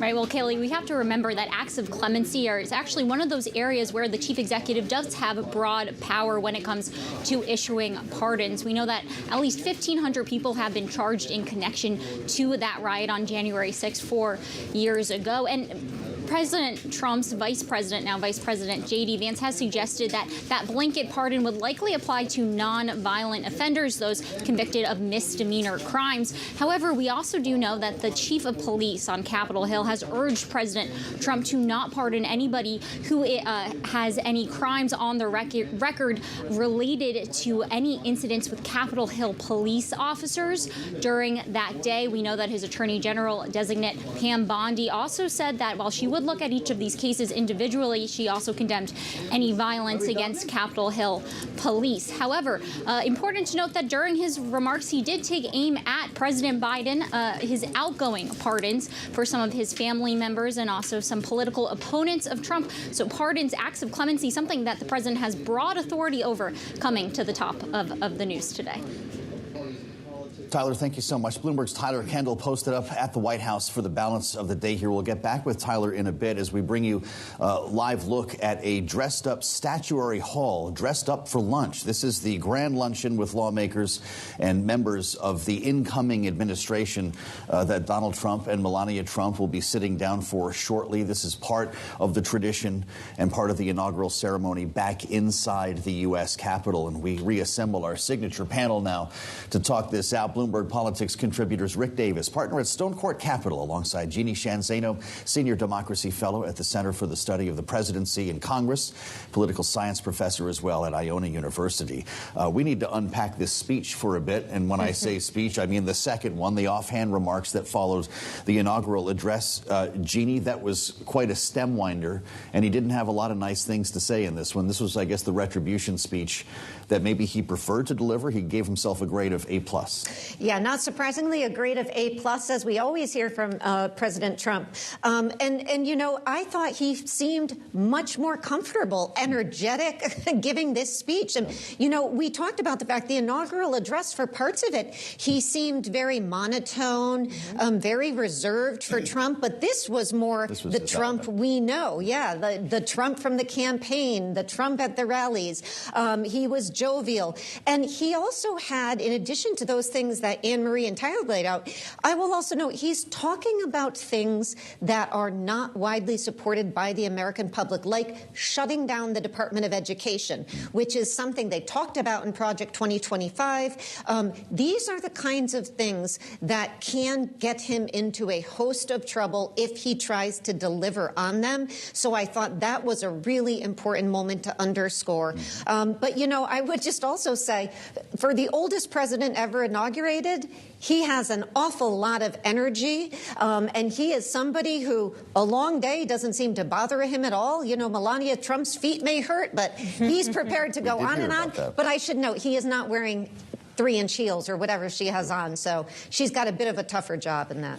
They looked actually higher than they looked higher. The heels and the hat, all of it comprising the inaugural outfit of the First Lady. Rick, when we consider the second speech he gave, he talked about how he thought he would have won California this time around, that the 2020 election was rigged. Having just once again become president of the United States, we're still relitigating these things. And I wonder at what point, if at ever, Donald Trump decides that's no longer a productive course of inquiry. Yeah, I mean, even going back to 2015, you know, and litigating some of the things that were going on there and talking about how at that time I said it was going to be the immigration. And, you know, that thread ran through the speech, including an entire 10 minutes on how to actually technically build a border wall, you know, including how much cement you got to use and what kind of materials.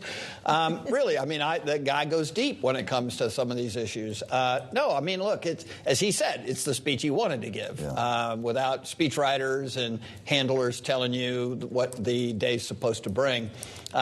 Suffice it to say, he stepped all over the speech that he had, and maybe we'll think about that California tally if they hadn't, you know, if the election workers hadn't run off all of his votes, maybe he would have won. I think everyone just takes that as his typical hyperbole. We got to expect a lot of that for the next 4 years. And we saw a lot in his first term, and we're going to see even more in his second term. That was the feeling there, though, for a moment, right? You forgot what it was like, didn't you, Jeannie? It brought it all back. It's 4 years we have ahead. And I think, by the way, fascinating about California, because over the weekend, we had the Speaker of the House on national television saying he would consider disaster aid, but he's not going to promise that there are no strings attached to that. So that, to me, is going to be fascinating to see how it plays out, as the people of California have suffered so much from these fires. Well, absolutely, and that's just one of the legislative actions we're going to be watching for. Rick, Donald Trump did suggest with the Speaker of the House that we could see a bill passed within the next week. I'm assuming that might be the Lake and Riley Act, which, of course, pertains to the detention of migrants who have been who have committed crimes. But then there's the much larger piece of legislation, or two pieces, a budget reconciliation that they'll still have to pass. And Donald Trump was literally pointing to the super narrow majority that the House has. Did he not just admit fully for the audience gathered in Emancipation Hall and people around the country that it's going to be really hard to get his legislative agenda done? Yeah, I mean, so much of our discussion today have been what he is going to do alone as president. Executive orders, declarations, things like that. And sure, I mean, he's going to fill the vacuum that exists right now, and he's going to do it quickly. But then the real work starts. And as Anne-Marie talked about, this is a very, very packed legislative agenda. Not only does he have to come up with a budget, but he has to come up with a debt limit plan. He's got to be able to do a new reconciliation bill that funds some of his top priorities that he'll make way with through these executive orders. But he's got to also get his entire cabinet confirmed, all these ambassadors confirmed. I mean, like, if you look at the amount of time that's going to be taken just on those things on the Senate floor, you wonder, when are they going to ever have any time to pass any legislation? So it's going to be a crowded hour in Washington, D.C. for quite some time. Watching Pete Hegseth, Donald Trump's nominee for defense secretary, talking with Don Jr. In advance of their luncheon here. You know, Jeannie, we're going to hear pretty shortly about an invitation to Donald Trump to come deliver another address to a joint session of Congress, the equivalent of the State of the Union. How soon will that happen? How much will it echo what we just heard? You know, I think it's going to happen fairly soon. I'm sure they will work with the new president on that exact date. But, you know, a lot of people now comparing his inaugural address to a sort of State of the Union address, because what we heard was a litany of promises of things he would fulfill during his administration. So I think it will be an extension of what we heard today. I also think it's just fascinating because it was almost almost a warning, I read this second speech in the overflow room to Speaker Johnson, that you have a very narrow margin, as if the man needs to be reminded any more of this. And I've got a lot on my plate, says Donald Trump. So you've got a lot to do.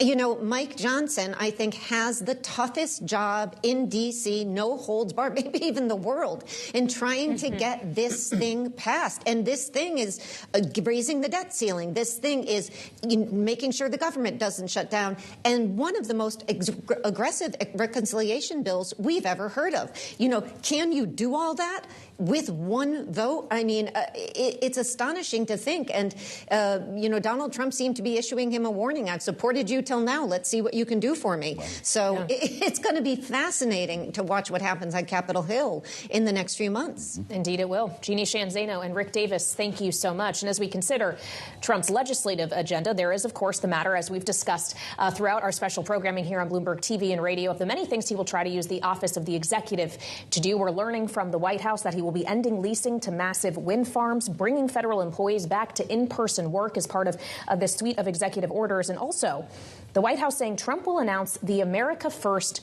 trade policy, though our reporting here at Bloomberg today does suggest he's not going to immediately impose tariffs or additional tariffs on Chinese goods. And it's on the conversation around the economic and geopolitical relationship with China that we turn to our next guest. Shirley Marty Hargis, non-resident fellow at the Atlantic Council's Global China Hub, is joining us now. Thank you for being here on Bloomberg, Shirley. As we consider just the broad threat of tariffs being placed, not on specific Chinese goods, but potentially all of them that they export to the United States, just how braced for what is coming is China right now as they watch Donald Trump take the oath of office today?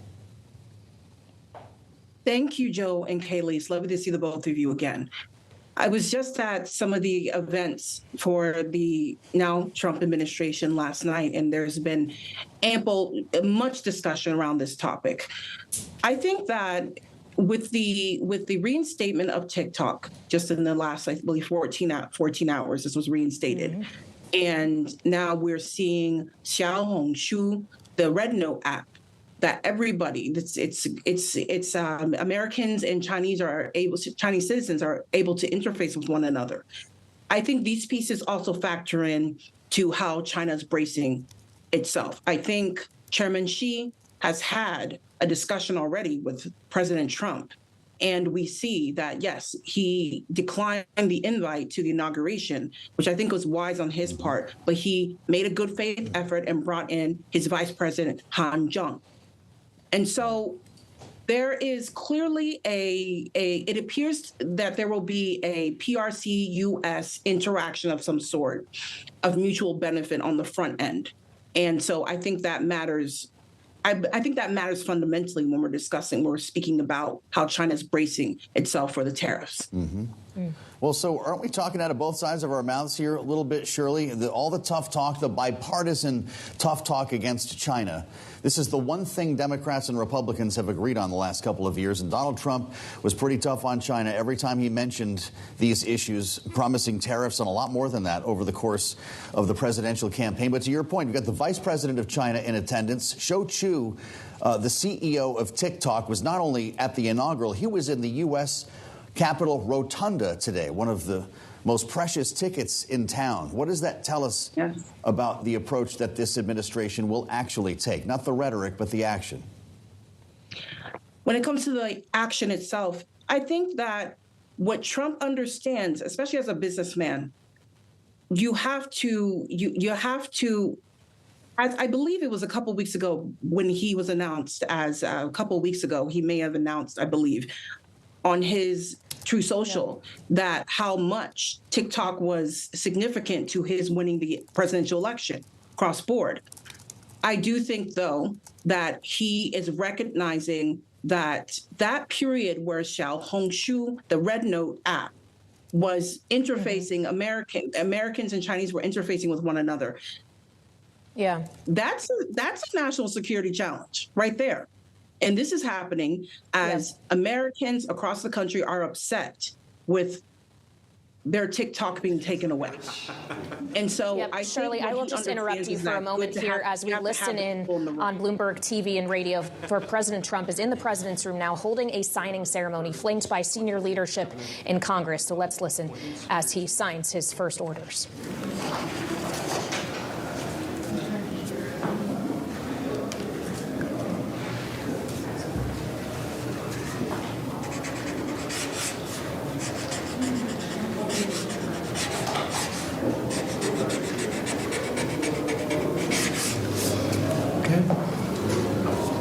The next one will be, excuse me, the next one will be 47 sub-cabinet level appointments, sir.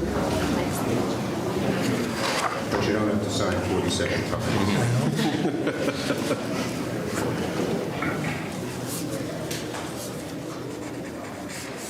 Spent a lot of time talking about using the Sharpie over the past couple of days, Kaylee, and he has officially begun. This table set up in the office that the president uses while on the Capitol here to take care of a couple of administrative things.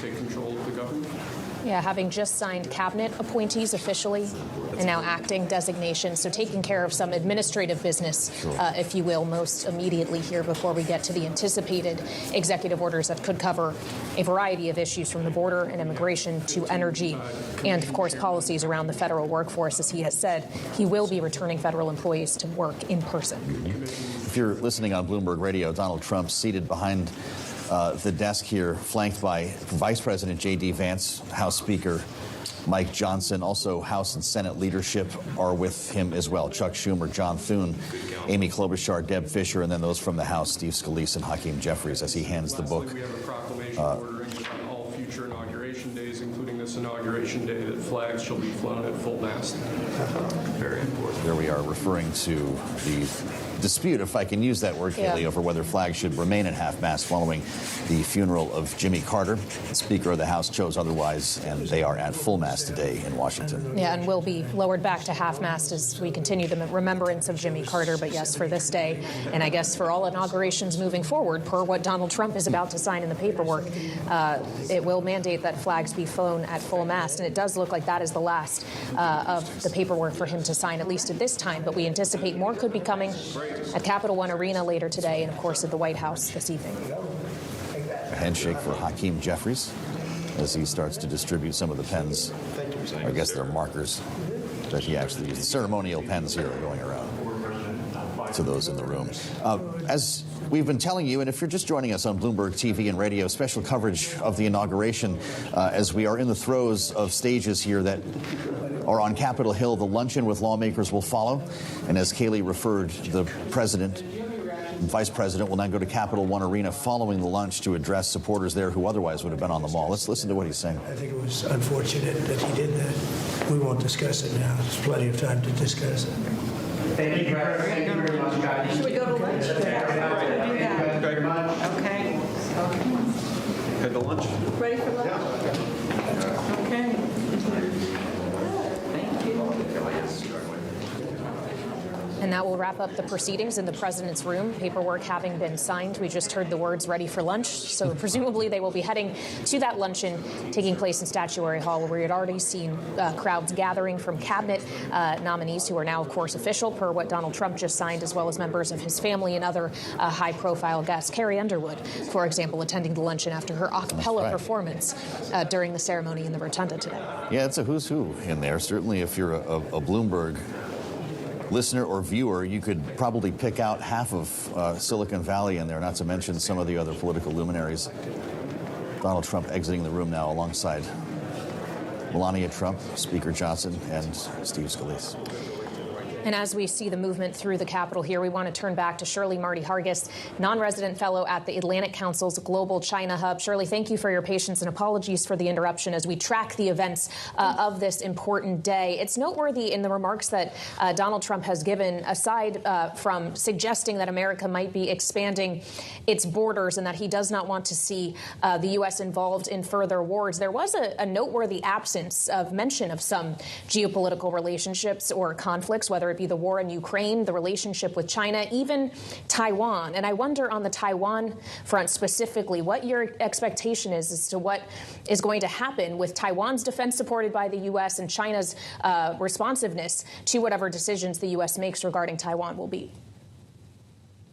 When it comes to Taiwan, we can pretty much expect Xi to react. He has to, especially with FDI so low, and especially with challenges domestically with his populace, with the economy in general. And I think that when it comes to Taiwan, we will continue to support Taiwan. 90% of our semiconductors and chips come from the island. 85% of global economic output regarding their foundries are 4 of those largest foundries are on that island. And so we have significant investment in the island. I think that President Trump has this in his mind as he's engaging Chairman Xi. And if we cycle back to TikTok, his pulling back of the ban on TikTok may be because he wants to reset the stage for his relations with Chairman Xi. Shirley, what does David Perdue, Donald Trump's pick to be the next ambassador to China, bring to the table?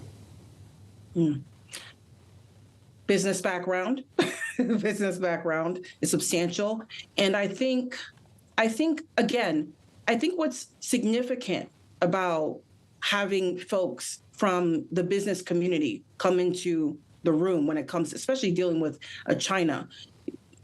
Business folks know that to do business successfully in any country, you have to understand you have to have the cultural competencies of the country. You have to understand how to interact and engage the country. And this is a skill set that can be leveraged significantly in times of tension, in times of rivalry. And I think that the strategic choice of Perdue as ambassador to China is very much steeped in that. Shirley, it's great to have you with us. She's non-resident fellow at the Atlantic Council's Global China Hub. Thank you so much for being part of our special coverage as we keep our eyes on Statuary Hall. This is normally where you would see all of the reporters and lawmakers gathering following the State of the Union address. An ornate affair, as this luncheon will soon kick off with some opening remarks from the inaugural committee. As we now bring in Bloomberg's Washington bureau chief, Peggy Collins, finally with us at the table. Peggy, happy Inauguration Day.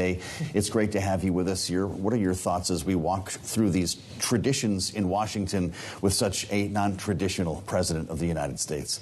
Well, I think a couple of things that are sticking out early in the day was this effort to really zero in on America's national security and talking about emergencies in order to validate some of the actions that we expect to see and signed later today in terms of executive orders. So that's really around immigration and energy in terms of 2 of the top 2. One of the surprises has been a bit more of a deliberate or measured tone on tariffs. So we really haven't seen, nor do we expect, according to our reporting, tariffs coming out today on individual countries. Our reporting is showing that even on China, there may be a more deliberate posture in terms of negotiating there, trying to find another deal potentially with Xi rather than come right out of the gate today with the broad-based tariffs and higher tariffs on places like China, Mexico, Canada that we might have expected a couple of months ago based on what Trump was saying on the campaign trail. But I think those are some of the surprises.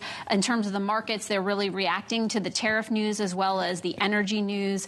We saw Trump follow through on his policies on EVs and saying that he was really going to let Americans buy the cars that they want. And I will say that I think in his last speech later in this afternoon, he was basically saying he thinks that he won the election not so much based on the economic policies around inflation and the pain of prices, but really on the border. And I think that's what you're going to see today and tomorrow them really lean into in terms of following through with their promise to the American people. I'm glad you mentioned the market reaction we're seeing, because you are seeing a weaker dollar today. In fact, the Bloomberg Dollar Index seeing its worst day since August, and it's weaker against literally everything in G10. So even though it is a federal holiday, not just for inauguration, but because of Martin Luther King Day, and stock and bond markets aren't actively trading, you are still seeing people reacting to what we are or are not getting from the now president of the United States. You mentioned this notion of dealing with China when it comes to things like tariffs, but also Donald Trump wants to strike a deal with China and whoever ultimately is a buyer for TikTok. He said today he would be signing something that essentially extends the window so it won't be banned. That's why we saw TikTok only go dark for a certain period of time. When might that be coming, Peggy? Well, our reporters are looking out for it any minute now, so we certainly are waiting to see if they will make some pronouncement today in terms of those executive orders or executive actions. But again, it is a lot of the posture that we've seen with President Trump in the past coming back as soon as today, which is really bringing business into the fold and saying we're going to make a deal with business owners, with companies like China to protect America's national security. And if we need to bring corporate America into that, or we need to bring in economic tools like tariffs, we're going to. Quite the scene here as we look at the room of luminaries. Peggy, just pick your table. A high-tech executive multi-billionaire, a Supreme Court justice, a member of Congress. What are they talking about? I think they're talking about a lot of different things, but I do think that is one of the changes that you're going to see with this administration. We've already seen it in terms of the tech titans that were there today, not only there, but really in the front rows, almost like right behind the family, kind of showing that Trump is bringing business back to Washington. How that actually plays out in terms of policy still remains to be seen, but I think that's going to be one of the most marked shifts of this administration. All right, Bloomberg's Washington bureau chief, Peggy Collins, thank you so much. And incredible as we watch this room gathered here to consider all of those in attendance. And of course, Donald Trump should be entering the room any minute now, and we'll wait to see if he makes more remarks after his much lengthier second speech given in Emancipation Hall earlier today. Look, we can expect, I guess, a lot of things from Donald Trump in the next couple of hours, including a lot more talking. He'll be speaking as well at the Capital One Arena a bit later on today. Following the luncheon and executive orders, things are way off schedule. If you're just joining us today on Bloomberg TV and radio, Donald Trump has been sworn in as the 47th President of the United States, J.D. Vance as Vice President. But the ceremonies have been taking some time, of course, having been moved indoors because bitter cold weather has not sped things up at all. We are not even at the luncheon yet that precedes Donald Trump, and the parade that was supposed to go from the Capitol to the White House will take place indoors at the Capital One Arena. So that's why we're looking at the Statuary Hall and the luncheon that's set to begin. Pete Hegseth spending some time with Clarence Thomas, once again, begging the question, what is the small talk like today in Stat Hall? If only we could be a fly on the wall. Yeah. It would be incredible. Anne-Marie Horder certainly is trying to be. She's joining us live from the Capitol, our Bloomberg colleague here on TV and radio. Anne-Marie, as we consider the likes of Pete Hegseth, the other nominees who are gathered for the luncheon, it does raise the question of when exactly these people can be confirmed to a second administration. Yeah, I just saw Senator Marco Rubio, who's set to be the next Secretary of State, sitting down with Jeff Bezos. They were at the same table. So, of course, I would wish I was a fly on the wall on these conversations. Clearly, I'm sure they're talking about what we can expect over the next 4 years as Trump tries to enact his agenda. When it comes to him, potentially, we can see these nominees. And before this lunch took place, Trump, of course, did a lot of some of the maintenance that that happens when you are going into office, signing through some of these cabinet secretary names and the sub-level. We're waiting to know when the votes are going to be. We could see one as soon as today. Yes, it's a lot of pomp and circumstance up here on the Hill, but senators will get back to work this evening, and we could see a vote on Marco Rubio. He is likely going to sail through. Out of all of Trump's nominees, he had a very easy hearing. He is liked. These are members of both sides of the aisle like him. He's one of their colleagues, and he will likely, out of all these nominees, get the highest level of votes in the Senate chamber. We do know that the Trump administration does want to focus on national security positions. So then you have to ask, when is it going to be Pete Hegseth's turn, who's going to be the next defense secretary. He is likely not going to get the number of votes that Marco Rubio is going to get, but he did have a hearing where a number of Republicans who were concerned about him said that they were on board. So likely he will pass that threshold. Of course, we're still waiting on Tulsi Gabbard as well, and also John Ratcliffe, who is going to be leading the CIA, waiting on when we will get confirmation of his vote as well for the full Senate, although I believe tonight in the committee he might get a vote as well. So that should potentially move him into a higher place for the full Senate vote. Anne-Marie, thank you. Bloomberg's Anne-Marie Hordern with us live on Capitol Hill as part of our special coverage, watching Vice President J.D. Vance and the Second Lady arrive in Stat Hall for the luncheon. Shortly, Donald Trump and Melania Trump will be doing the very same. Of course, Joe Biden and former President and former First Lady Jill Biden have now left Washington, having left the Capitol complex in the helicopter that carries the moniker Marine One when the president is aboard. They then boarded the aircraft that you may recognize as Air Force One. Without the president on board, it carried the designation SAM 46, Special Air Mission 46 for the 46th President of the United States. Kaylee, Donald Trump and Melania Trump are now entering Statuary Hall. Yeah, the 47th president joining the luncheon with members of Congress, members presumably who will be joining his administration, and other special guests who attended the inauguration there for the luncheon, beginning a little bit after it was scheduled to, as we've been running a bit behind today. And of course, there is still a long day ahead of now President Trump, as he has to make his way at some point to Capital One Arena, to the White House, and then to inaugural balls this evening. Will likely be dark by the time the Trumps get back to the White House. We're running almost an hour late at this point.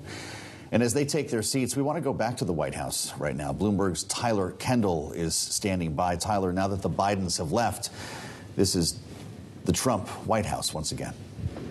Right, and Joe, they're heading to California, which notably is the same place where they went after Joe Biden announced that he was dropping out of the 2024 race back in August. Now, I can tell you that more moving trucks have started to come in here through the Northwest Gate, and that as we start to prepare for this transition, that ultimately, that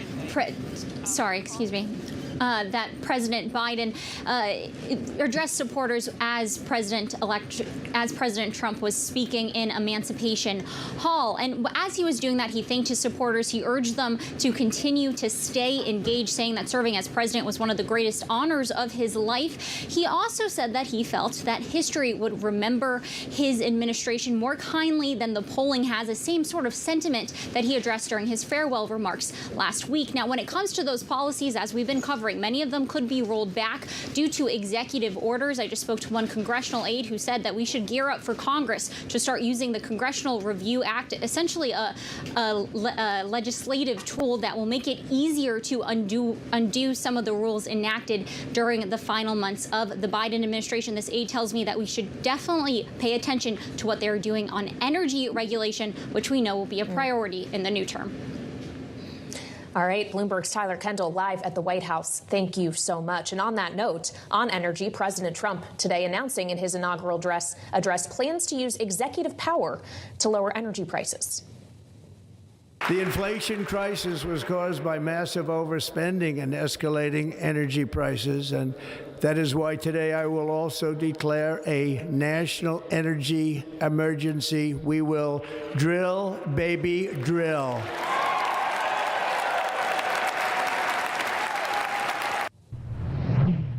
Joining us now for more on this here on Bloomberg TV and radio is Dan Brouillette, former Secretary of Energy for the first Trump administration. Mr. Secretary, thank you for being here. As he says, drill, baby, drill, a refrain we've heard often from now President Trump. How easy is it to make that drilling happen via executive order exclusively?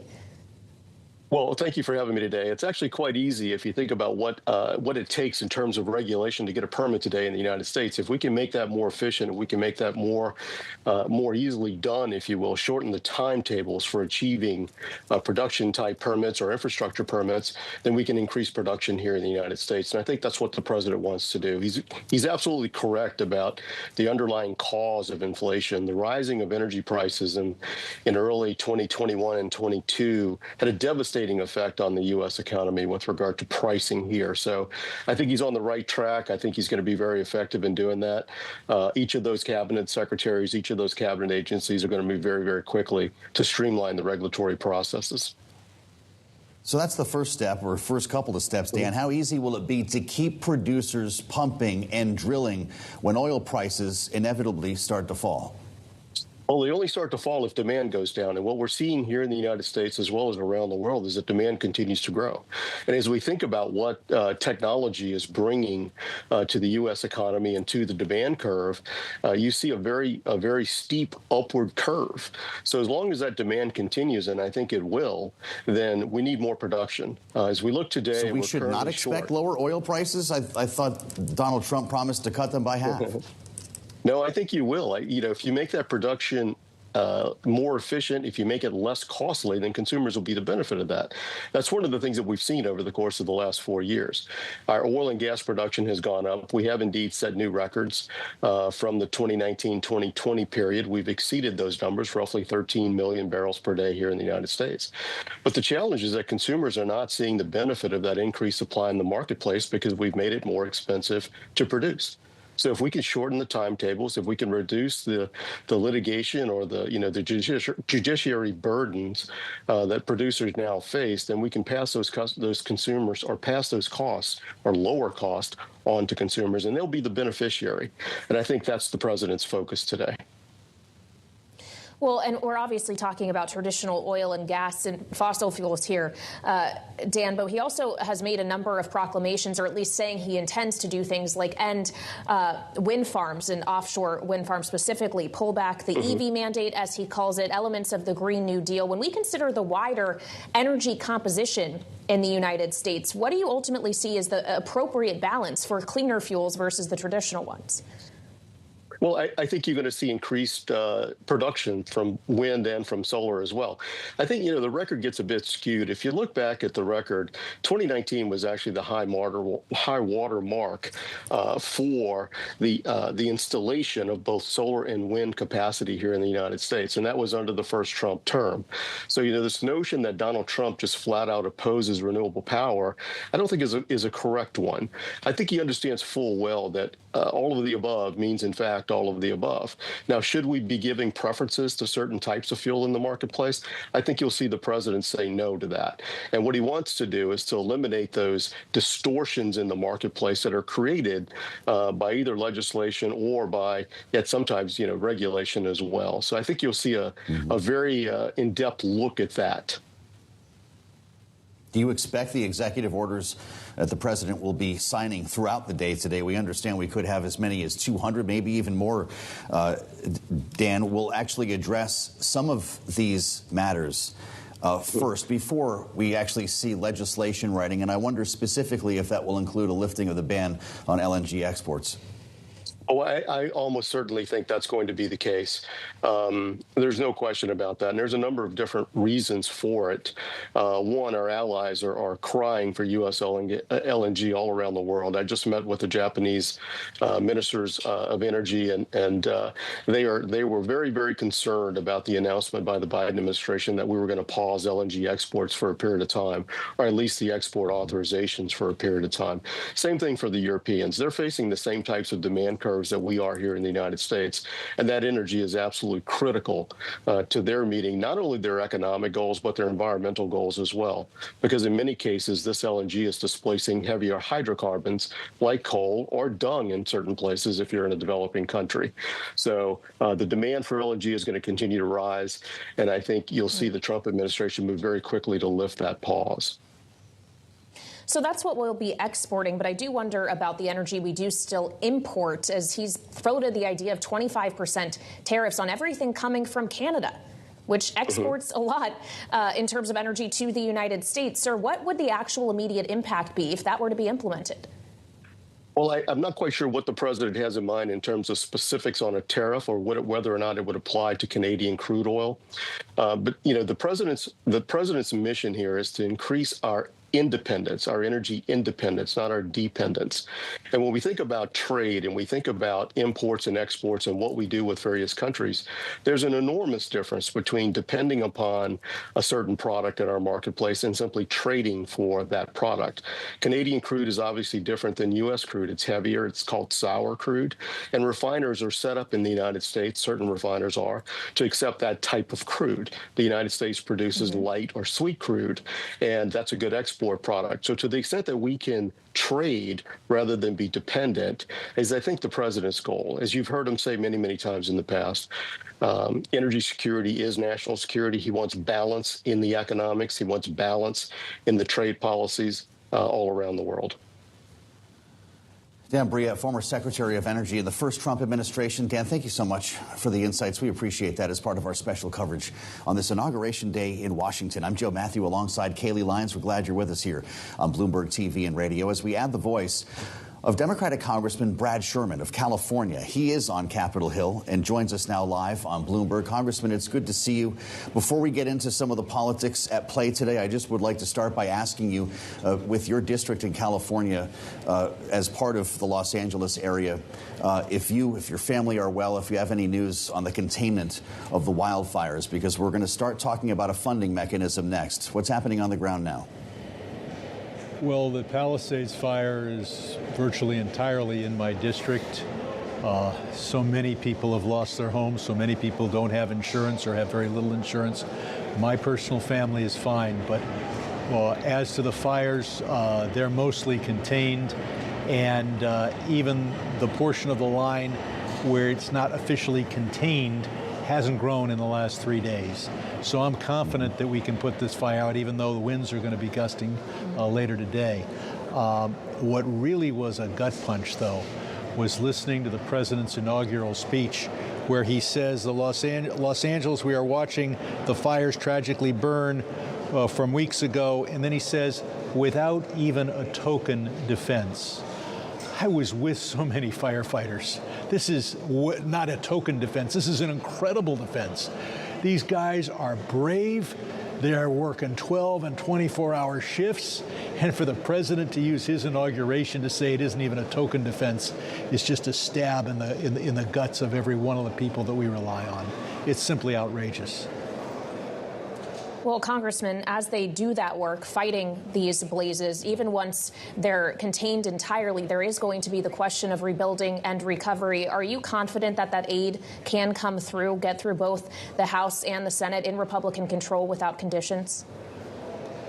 Frankly, I'm not. But frankly, I think that Donald Trump's visit on Friday will be important. I think if he advocates for the aid, I think it will get through Congress. We have never conditioned aid, but this has been an enormously expensive event. So many people don't have insurance, and we're going to need the help of Congress. Now, FEMA has enough money to do everything it's supposed to do for the next several months. So this isn't something like it's do or die in February, but we're going to need a major appropriation for the programs that will allow people to rebuild. It sounds like and I'll point out that is the same kind of aid that we provided for Hawaii, for Louisiana, in other disasters as well. Well, he made some references to North Carolina when he was speaking to the overflow crowd as well, suggesting that FEMA was unable to bring relief to that area. Congressman, Donald Trump saying and doing a lot today, 200 or so executive orders, we understand. He focused on the border quite a bit in his remarks earlier. Of course, you represent a border state. And I wonder if you can tell us what's coming next, what you know about mass deportations and whether they may start in a place like California. Look, we've got to get the border under control. That's what people voted for. What they didn't vote for is to come into my district and find people who have lived in the San Fernando Valley for 10, 20, 30 years, who have children, sometimes grandchildren, who are American-born American citizens, and to yank them out of their homes or even make them afraid that that's what might happen. Law-abiding, long-term residents of California need to be out from under this tremendous fear. Well, we know that in addition to executive orders, Congressman, Donald Trump would like to see the issues of the border and immigration, as well as energy and tax policy, addressed through the budget reconciliation process. He was joking with the Speaker of the House, Mike Johnson, in Emancipation Hall about just how narrow the Republican majority is, with only really a vote that can afford to be lost. Will Democrats provide a single vote to any of that agenda?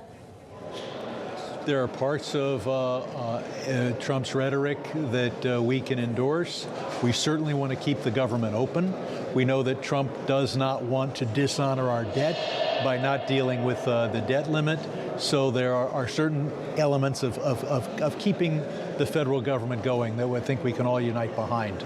I think the country's going to learn an awful lot about the very technical issues involved in reconciliation, because only things in one of the two reconciliation bills can get through the Senate without Democratic support. All right, Democratic Congressman Brad Sherman of California, thank you so much for your time today, sir. We appreciate it. And joining us now for more on the congressional path ahead is Bloomberg's Megan Scully, who leads our Capitol Influence team here in Washington, where she joins us in our D.C. studio. So, Megan, when we consider what we were just speaking with the congressman about, this wide swath of things that Donald Trump does need Congress to get behind him in order to accomplish, just how difficult is that going to be? He was literally talking about it in the open with Mike Johnson. Absolutely. You're talking about the narrowest of majorities in the House, where they cannot afford to lose more than a couple of votes. And that is going to make it really difficult to get through, as Congressman said, the reconciliation bill, which is the sweeping bill that we anticipate will include, tax cuts and all of that, including perhaps some immigration language. He needs to keep his caucus together in the House to get that through. And that is going to be extremely difficult, because you have all of these various constituencies, even within the Republican Party itself, that do not agree on fundamental matters, from the debt ceiling to whether there should be a limit on salt taxes, the state and local taxes. Yeah, you must have a big eye roll or maybe a chuckle then when you look at the proposed calendar that we've seen. Mike Johnson wants a vote by the end of February on an underlying bill. Is that even possible? It's certainly possible. Anything is possible if they can push it through, but it will be extremely, extremely difficult to actually get this language together, to strike the deals that need to be made. We saw this during Biden's term, with getting the IRA through and his big climate law, and how long that took, and how long it took, especially for Nancy Pelosi, to get the caucus united around some language that was ultimately watered down from what the president had then proposed. Well, as you raised Nancy Pelosi, who, noteworthy, was not in attendance at the inaugural proceedings today. She, of course, is no longer the leader of the Democratic Party in the House. It's Hakeem Jeffries. You have Chuck Schumer in the Senate. And as our politics contributor Rick Davis was saying, it's unclear who else you have as a leader of the party other than that. Is it going to be the resistance to Trump, if you will, coming from Congress, or is it instead going to be, say, governors like Gavin Newsom? So I think that we will soon be in, believe it or not, another election cycle. And you're going to see a lot of that resistance coming from a lot of the hopefuls for the 28 election, governors mostly, whether it be Josh Shapiro or, there are any number that have been batted around. So we will see that from there. But you will see a resistance on the Hill, particularly in the sense that their votes will make or break a lot of this legislation. They may agree with pieces of the reconciliation bill, but I think ultimately will vote en masse against it, because they will disagree with key portions of it, and also because handing the new president such a big victory is not something that they want to do politically going into their own next elections in 26. Of course, they have to simply find a way to fund the government alongside all of the other initiatives that we've been talking about here. We run out of money in March. Is that when the shutdown happens? Yes. Well, if they cannot agree to legislation, it will happen. It's around mid-March sometime, and which seems like so far away from now. But as we know, these negotiations take a lot of time, and lawmakers have in the last few weeks said we're already behind on these negotiations. We could just see them kicking the can further down the road, or just doing continuing resolutions for the remainder of the fiscal year. It's too early to tell, because these these conversations are just beginning. But it will be complicated by the fact that it's happening along with the negotiations on reconciliation, especially if they want to, stick to this, very ambitious end of February agenda. What a year you and your team have had, Megan. Thank you so much. Megan Scully leads our congressional coverage here at Bloomberg in Washington. Thank you so much. It's official now. Having been sworn in as the 47th President of the United States, Donald Trump delivering his second inaugural address. The golden age of America begins right now.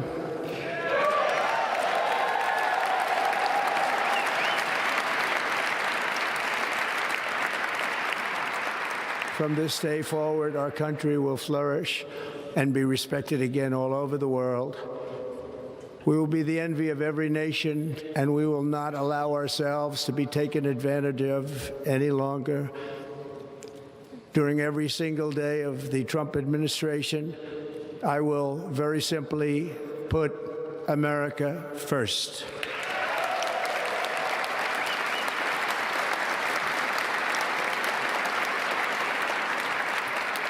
Our sovereignty will be reclaimed. Our safety will be restored. As we bring our signature panel back in, Bloomberg Politics contributors Rick Davis and Jeannie Shanzano have been with us for the duration today. And great to have both of you with us here. Donald Trump says the golden age of America begins right now. Rick, is that true?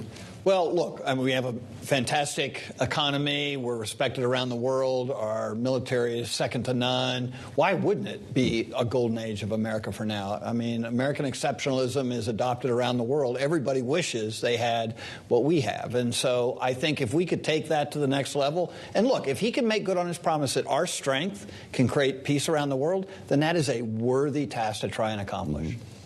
We want to go live now to Capitol Hill as Rick and Jeannie stay with us. I'm pleased to say Republican Senator Bill Hagerty of Tennessee is joining us now from the Russell Senate building. Senator, thank you so much for being with us. Happy Inauguration Day to you. You, of course, are quite close with now the 47th President of the United States, but he's going to need a team alongside him. What is your expectation about just how quickly you will be casting votes to confirm his cabinet nominees? It's actually going to be as soon as this evening. The Senate Foreign Relations Committee is going to meet later this afternoon, 4:30, 5 o'clock. I expect Marco Rubio to be reported out unanimously from that committee. He's our next Secretary of State, and I hope that our Democrat colleagues will cooperate with us, go ahead and accelerate the process, and let's get him appointed tonight. We can do that. We have the authority to do that here in the Senate with Democrat cooperation. I think that's a possibility. I also think that John Ratcliffe could come out of the Intelligence Committee tonight. We could see the same thing. This type of pace, I think, is absolutely necessary given the national security challenges that we face right now. These two gentlemen, Marco Rubio and John Ratcliffe, critical elements of President Trump's team. And I'm hopeful that we'll be able to move very rapidly and similarly just keep making this pace as rapid as possible through the course of this week and next and really put the core part of President Trump's team around him as soon as possible. It's good to see you, Senator. Thanks for joining us on a very busy day here in Washington. Of course, President's pushing a lot of paper today. When do mass deportations begin? And what should employers who are watching and listening right now prepare for? So I talked to Tom Homan just shortly after the inaugural speech. Tom is going to be the busiest man in America starting tomorrow. But I think we're going to see a lot of action fast. Executive orders will be coming into place this afternoon, and we're going to see a tremendous amount of movement because this mandate has been clear. So 75% of Americans said this nation was on the wrong track before Election Day. The number one issue has been immigration, the crime in our cities, the fentanyl coming into towns across my home state of Tennessee. And we're going to also be passing the Laken-Riley Act here in the Senate. That may be the first piece of legislation, I believe it will be, that President Trump will sign into law. With all of the focus that he seems to want to put on the current U.S. borders, Senator, and with your foreign policy expertise, having served as ambassador to Japan, what do you make of the kind of manifest destiny language, this notion of potentially expanding U.S. borders in this administration? Well, he's made a very clear point that he's got America's interest first. If you think about the conversations around Greenland, critical minerals, I think these conversations are extremely healthy. The Panama Canal is something he's been focused on for some time. I've talked with him about this on numerous occasions. That should be an asset that is very favorably directed toward U.S. interests and not in any way contradictory to those interests. And President Trump went through it today in terms of the way our Navy is treated moving through there, the fact that we've got Chinese-owned shipyards on either end of the canal. These are serious national security concerns that he wants to address. He also talked about basically putting us in a position to go to Mars. I think that's incredibly exciting for young people. It's a great challenge. It's something I've talked with Elon Musk about the possibility of doing.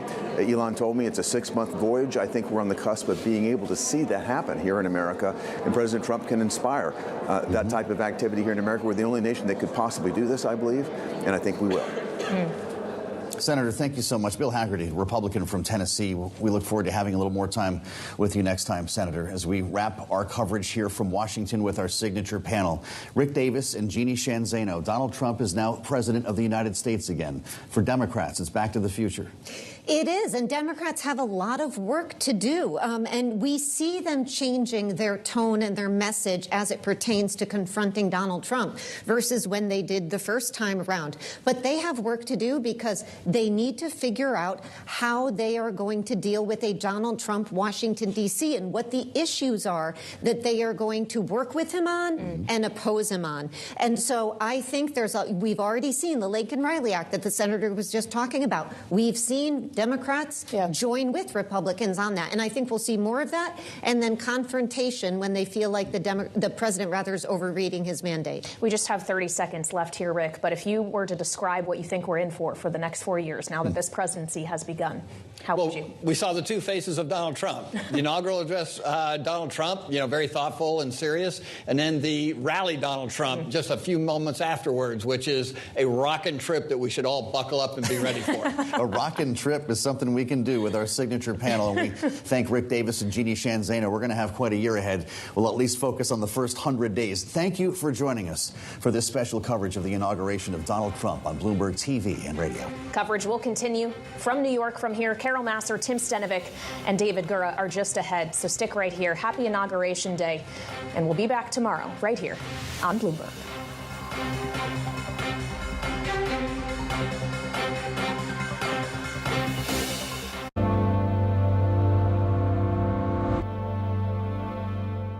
Been offers before to take over Greyhound, but then in the midst of the pandemic 2.5 years ago, we had this fantastic opportunity to buy the brand and the network. When we took on Greyhound onto the Flix tech platform for network management, revenue management, we saw the highest unit economics in more than 100 years of Greyhound history. My vision is to transform long-distance bus travel in the United States and make it one of the top considerations for anyone planning a long-haul journey. CEO Kai Boyson imagines even more potential if state and local governments recognize the need to support long-distance bus travel with integrated infrastructure. We need to think about the infrastructure in the United States holistically and think about the transportation system as one integrated system. An intercity bus needs to be an integral part of that system. One should be able to connect from one mode of transport to another seamlessly, easily. We have great success models in the United States. For example, Los Angeles Union Station, Boston South Station, or New York Port Authority Bus Terminal, or Washington, D.C. Union Stations. Kai and the team, they are doing a fantastic job. They have really improved the product, they have improved technology, they have really made the production more efficient, that at the moment it's also a profitably growing business. Welcome to the world of decentralized finance. Massive outperformance from Bitcoin. Bloomberg is covering all things crypto, the people. The tectonic shift emanating from Washington. All we're looking for is clear rules and the ability to build in the United States. Crypto shouldn't be partisan. The transactions. Really a record-breaking moment. Crypto VC is back. And the technology. It's really the beginning of a global on-chain economy. And if America doesn't embrace it, we're going to be left behind. Bloomberg Crypto, Tuesdays only on Bloomberg. In case you missed it on Bloomberg Crypto. We still see Bitcoin higher by about 40% since election day. So what is priced in, and where is there still room to run higher? Now everyone at the institution level is ready to adopt Bitcoin. It's not some random country which is saying, hey, let me have it on treasury, or some mid-level funds trying to keep it. It's like every top banks around the world is now thinking about, okay, I need to get custody for it, I need to understand it, I need to own it, I need to provide it as a private wealth service to our clients. So it is just a whole run of things. So I feel like as we are looking towards 2025, it's definitely going to be the year of Bitcoin, not only as an asset value, storage value, but also I feel like technology-wise, so much projects are coming on top of Bitcoin that the whole decentralized financial industry has somewhere shifted into Bitcoin. Don't miss Bloomberg Crypto Live on Tuesdays. There is this real momentum from Wall Street. We are basically deep in the European earnings season. Take a look at how we're faring when it comes to Asian markets. Asia is at the forefront of some of the world's biggest stories. I'm Sherrian in Tokyo. And I'm Heidi Stroud-Watts here in Sydney, where the trading day begins.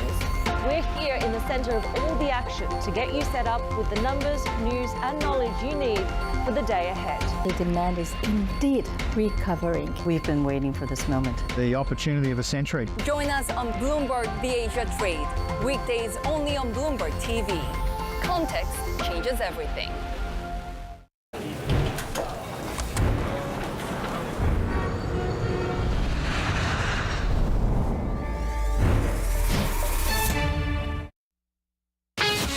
This is Bloomberg Business Week. Insight from the reporters and editors that bring you America's most trusted business magazine. Plus, global business, finance, and tech news as it happens. Bloomberg Business Week with Carol Massar and Tim Stenivek on Bloomberg Radio. And a very good afternoon, everybody, live on television, radio, YouTube, and Bloomberg Originals. This is Bloomberg Business Week on this Inauguration Day, January 20th, 2025. I'm Carol Massar, along with Tim Stenivek and David Gora.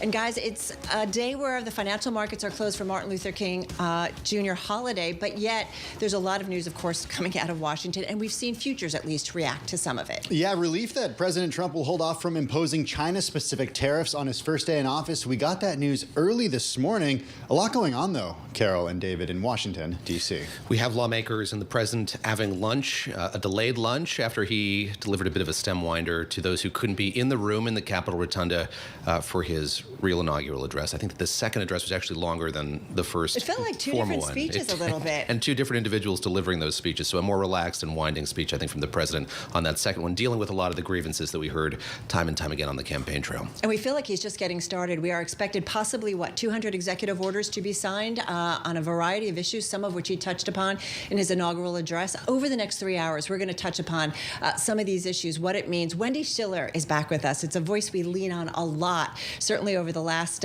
year or so, considering the election. She is a political science professor, also international public affairs professor over at Brown University. So she'll weigh in on what she has heard from President Trump so far. Also, a little later, we got how the new president will shape geopolitics. We got Tina Fordham joining us. She's geopolitical strategist at the advisory firm Fordham Global Foresight. And nodding to the fact at the top, this is Martin Luther King Jr. Day. Yes, Inauguration Day, but of course, MLK Day as well. We're going to hear from Illumin Capital's Darren Dodson, who will share his thoughts on that, the importance of that day, and also sort of what we have planned here from President Trump when it comes to DEI, something he has not shied away from criticizing as president on the campaign trail as well.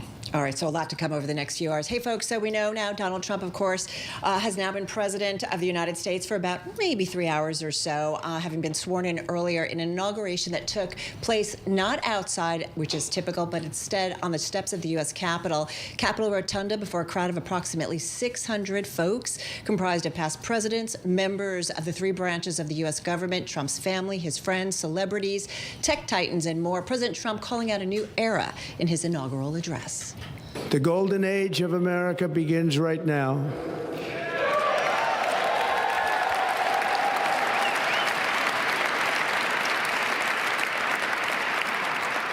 From this day forward, our country will flourish and be respected again all over the world. We will be the envy of every nation, and we will not allow ourselves to be taken advantage of any longer.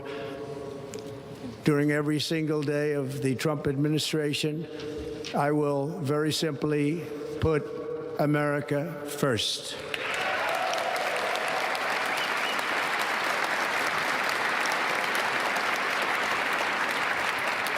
Our sovereignty will be reclaimed. Our safety will be restored.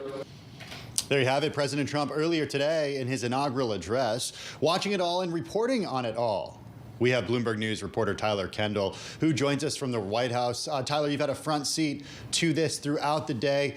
A lot of pomp and circumstance, a little different than what we've seen in past inaugural addresses outside. What's happening, though, behind the scenes at the White House as the transition continues to be underway?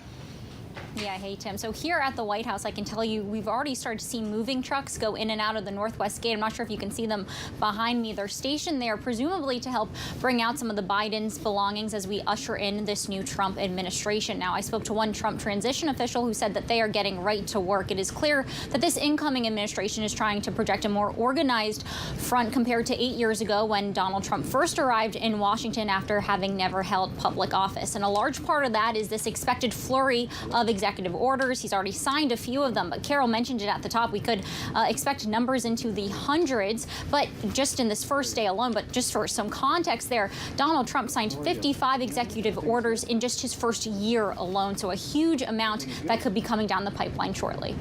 Tyler Kendall at the White House, our colleague down in Washington, D.C. will be returning to her throughout the afternoon as we get updates on what the president is saying. He's scheduled to go to a rally and then back to the White House, and we'll find out where we land on this. We've heard dozens of executive orders, up to 200. We'll see what's in store, both in terms of topic and quantity.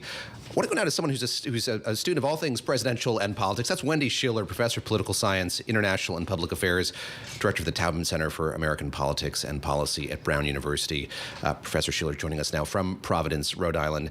Professor Schiller, let me just start with these two addresses and what you learned from them. We were talking just a moment ago about how if you look at them in complement, they were radically different. Yes, we got some detail in terms of what the president's priorities are going to be here, but what stood out to you sort of listening to them in complement, in parallel? Well, what we always see is that Donald Trump doesn't do as well with scripted addresses. He's sort of flat. He is methodical, but he doesn't have that freewheeling, charismatic energy that really marked his whole campaign trail, and in fact, his whole 4 years outside of office. So that was really the striking thing. It's just the tone is so different. He really feeds off a crowd, or at least sort of distance to a crowd. But, you know, it wasn't quite as dark as the first Trump administration inaugural address. And, you know, that's because I think the president is looking now at history. I mean, he's constitutionally prohibited from running again. He may seek to try to overcome that, but it's a pretty big barrier. And now he wants to actually accomplish a lot of the things that he's promising. So that's the sort of difference in tone. He reverts, I think, when he gets into a big crowd, but he understands that he wants to expand presidential power. And presidential power, by the way, right now is pretty large. I mean, it's been expanding for many years under different presidents, and he's ready to take advantage of that, as we're about to see with all these executive orders. You know, what's interesting, too, Wendy, what struck me this morning is that President Trump is planning to delay unveiling China-specific tariffs. This is something we kind of anticipated, expected out of the gate. Does that already tell us that maybe what we heard in terms of on the campaign trail and leading up to his second term in the White House, that maybe things won't be as extreme as we anticipated? Well, it depends on where you are. I mean, declaring that the federal government only recognizes men and women, for example, to some communities might seem fairly extreme. So on social policy, certainly border immigration policy, defining that term extreme is going to be something that we're all talking about. But certainly economically, I think he is listening at the moment to his advisors saying, you've still got inflation. And if you impose lots of tariffs, that promise you're delivering to the American people in your inaugural address inside the Capitol that said you will defeat inflation, sounds like Gerald Ford from 1976. But, you know, if he wants to do that, he can't cause inflation at the same time. So I think that's something to look at. And in terms of deportation, same thing goes. You deport millions of people who are occupying jobs, you'll have a job shortage, or you'll have to raise wages, which will also increase inflation. So it seems like he's listening for the moment to people who are telling him to go slow there. It does, Professor, but he did also say in his inaugural address today that he will begin sending people back from the United States to where they came from. Does it seem like he will moderate that policy at all, given that you think it could be inflationary, and you're not the only one? Well, Tim, I think that it was a good combination by his speechwriters of saying, he's going to stay true, deport people. But we've been hearing for weeks now that they will start slowly. They will try to deport people who have been arrested, not convicted necessarily, but arrested of any kind of crime. And he said he would go after gang members that are here undocumented. So that's the first sort of set. And at the same time, closing off the border now, as Biden has already done really since June, closing it to these asylum seekers, and the stay in Mexico policy will be reinstalled. So that will diminish border crossings already. And I think in terms of illustrating what he's doing and being effective, if he can do those two things and get those things done in the next couple of months, he may not have to do all the other more extreme measures that he's been talking about. Wendy, how about the power of these executive orders? We've talked a bit about how many have been used in past administrations. Heard that just a moment ago from our colleague Tyler Kendall about the first time he was in office, 55 in the first year. Talk a bit about the tendency to lean into these more, and also when we get these dozens after dozens of them, how should we understand them as sort of binding, what they may or may not do? Well, there's two things to think about here. One is this is signal sending, and it's signal sending by the Trump administration and his advisors to Congress and the Supreme Court, as well as the American people, that he will try to use executive power to do what he wants to do, and he may not heed Congress or the Supreme Court in trying to do it. So he's really pushing the boundaries of solo, unitary executive power. That's a signal when you're doing that 100 or 200 times on the first day. And as you well know, David, getting the federal government to do anything is very difficult to do. So, implementing and showing the American people that you're going to be effective here on so many different policies, when you're also planning to fire a lot of federal employees or take away their job security, that is going to be a pretty neat magic trick, and that's going to be difficult to accomplish. But maybe he doesn't have to do all of it. Maybe he just has to look like he's trying to do some of it and come away with some short-term victories. Hey, real quickly, last question here. I'm curious, is Donald Trump already a lame duck president? And is the clock already ticking on getting things done? Well, Carol, I think that you've seen the Democrats, they'll call President Musk to irritate Trump, but they're not calling him a lame duck because they don't want to irritate him further or anger him. I mean, there's nothing worse than being told you're ineffective on day one after you've had a pretty big political comeback. So people are avoiding that language, and I don't think this is exactly right. He's trying to use executive power, and you don't need Congress, you don't need political support, you don't need public opinion. You just need the pen of the President of the United States. And that's where I think Donald Trump will try to make his mark and make sure that mark is indelible. All right, going to leave it there. And I do wonder what we lose as a democracy when we use so many executive orders.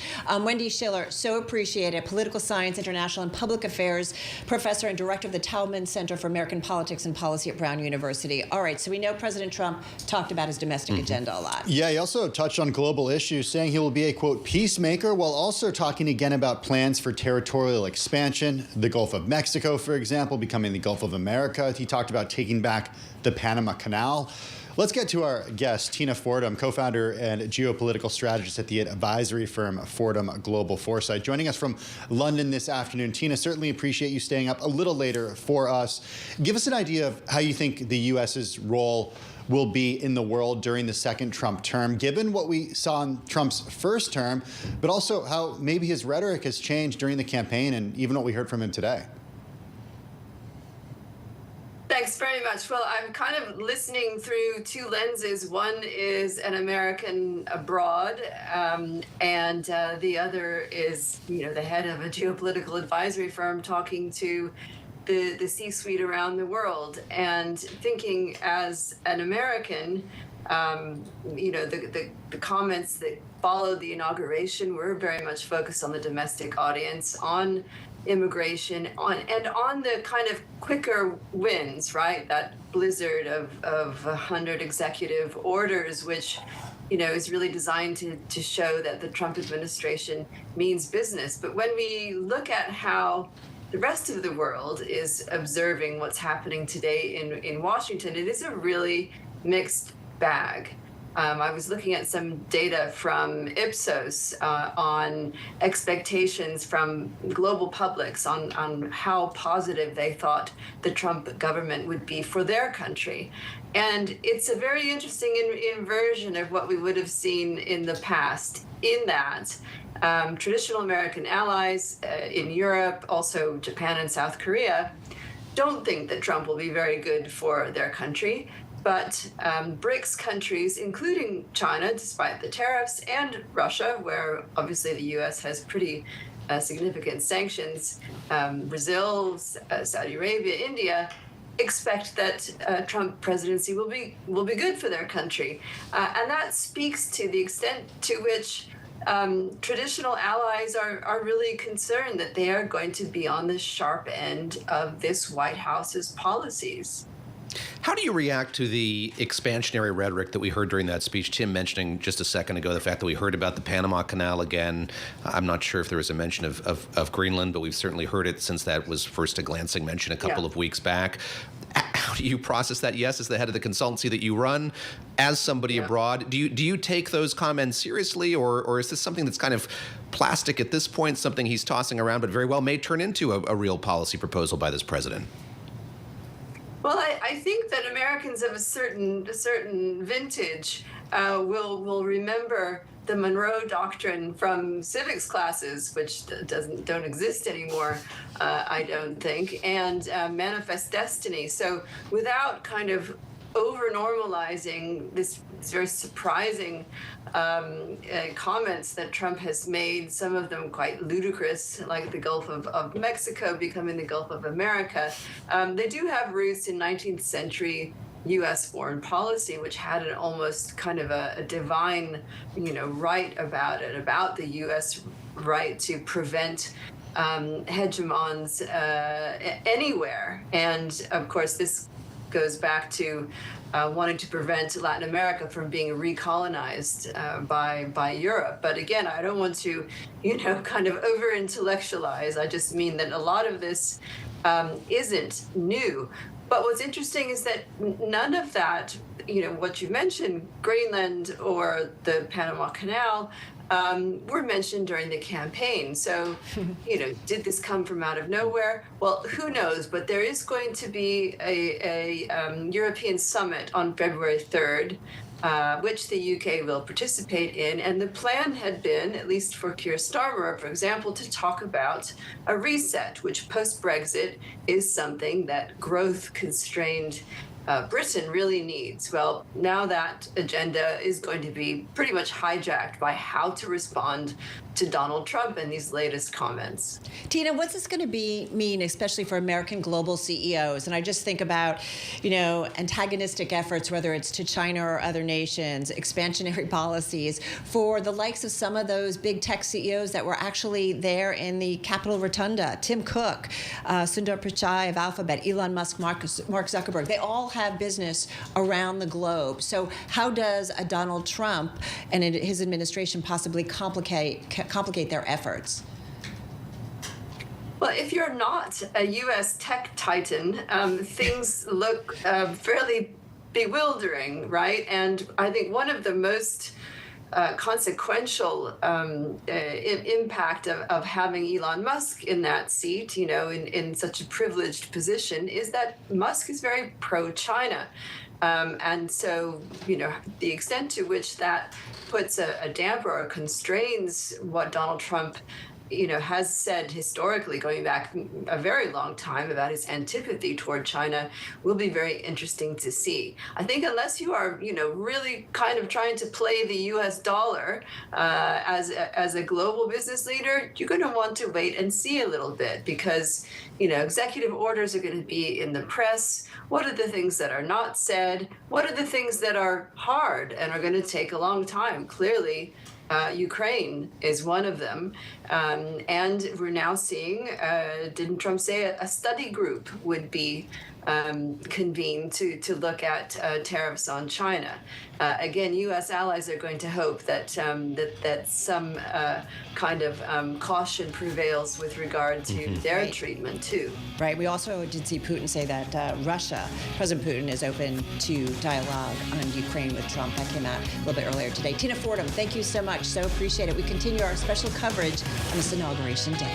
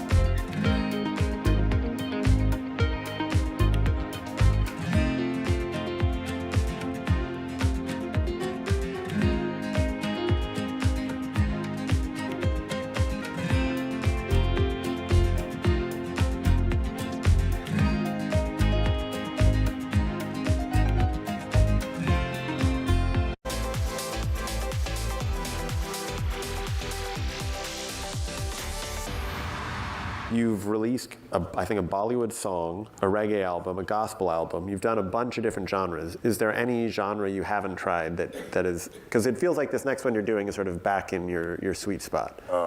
I did a jazz album that I haven't released yet.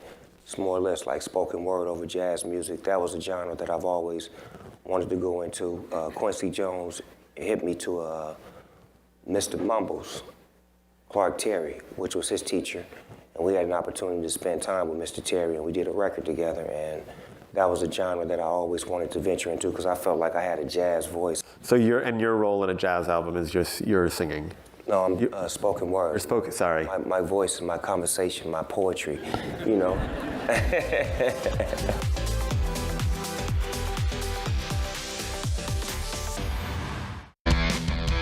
Bloomberg Invest is back.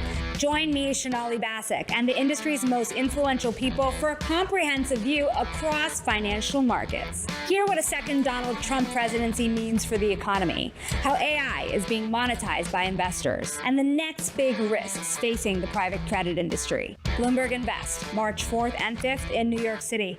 Register your interest to attend at bloomberglive.com/invest. U.S. tech is influencing global markets. Technology is driving business across Europe. Companies in Asia are betting on tech.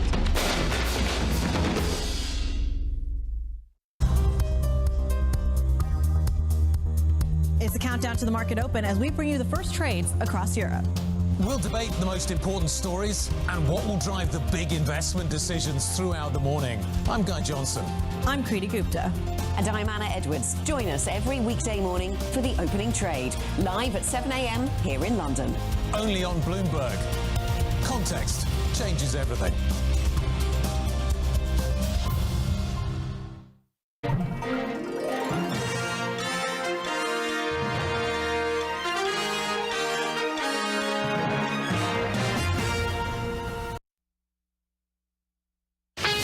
This is Bloomberg Business Week with Carol Masser and Tim Stenovec on Bloomberg Radio and Television. All right, everybody, you are listening and watching a special edition of Bloomberg Business Week, of course, the inauguration of the 47th President of the United States, Donald Trump. I'm Carol Masser, along with Tim Stenovec and David Gora. And David, when you're not keeping us up to date on all things politics, it's been quite a busy year, to say the least. You're host of the Bloomberg Big Take podcast, and you guys are definitely focusing on that as well. Yeah, my colleague and co-host Sarah Holder is going to speak with our Washington bureau chief, Peggy Collins, today and kind of talk through what we heard in that speech today, what we're going to see in these executive orders as well, and just kind of take a step back to look at what that's going to telegraph for these next 4 years. So, I think that we were initially planning to focus on that one inaugural address, but it's interesting. We were talking about this just a few minutes ago. Looking at these two speeches back to back, I think that we can kind of draw from both about the direction of this administration. And as we were hearing there from Wendy Schiller at the top, that first speech was Trump not on a teleprompter, in a prepared speech. The second one, I think, was much more indicative of sort of what motivates him and what drives him, and I think what's going to kind of be the lodestar that he'll be following here in this term ahead. So listeners who find that podcast, I think, are going to get a lot more clarity on sort of how we can parse all of that and kind of figure out what these next 4 years are going to be like. All right. Looking forward to that. And that comes download tonight? A little later this after the show. Look for it after this. Listen to us till the end, of course. Do not go anywhere. And then download that podcast, yes. All right. Right now, we're going to head back to our Washington, D.C. bureau. That's where we find one of the hosts of Balance of Power on Bloomberg, Joe Matthew, with us. Joe, you and Kelly, just great kind of breaking down everything that happened earlier today in terms of the inauguration. What is front and center for you right now, top of mind? Well, gosh, that could be so many things. Look, it's the next stage here. They're in their luncheon right now, and Donald Trump's going to make tracks a couple of blocks up the street from Capitol Hill to the Capital One Arena. This is where the Caps and Wizards play. This is going to feel a lot like a campaign rally as opposed to an inaugural address. And we got a taste of that, as David was referencing in some of the off-the-cuff remarks that we heard from President Trump. But look, it's part thank you, it's part retribution. There's a question about what he's going to do on the stage, as we're told that he may be signing some executive orders actually in the arena, which will likely be some of the red meat that he's kind of holding for the supporters who wanted to be on the mall today. Are we going to see a January 6th pardon that happens in front of a crowd of people?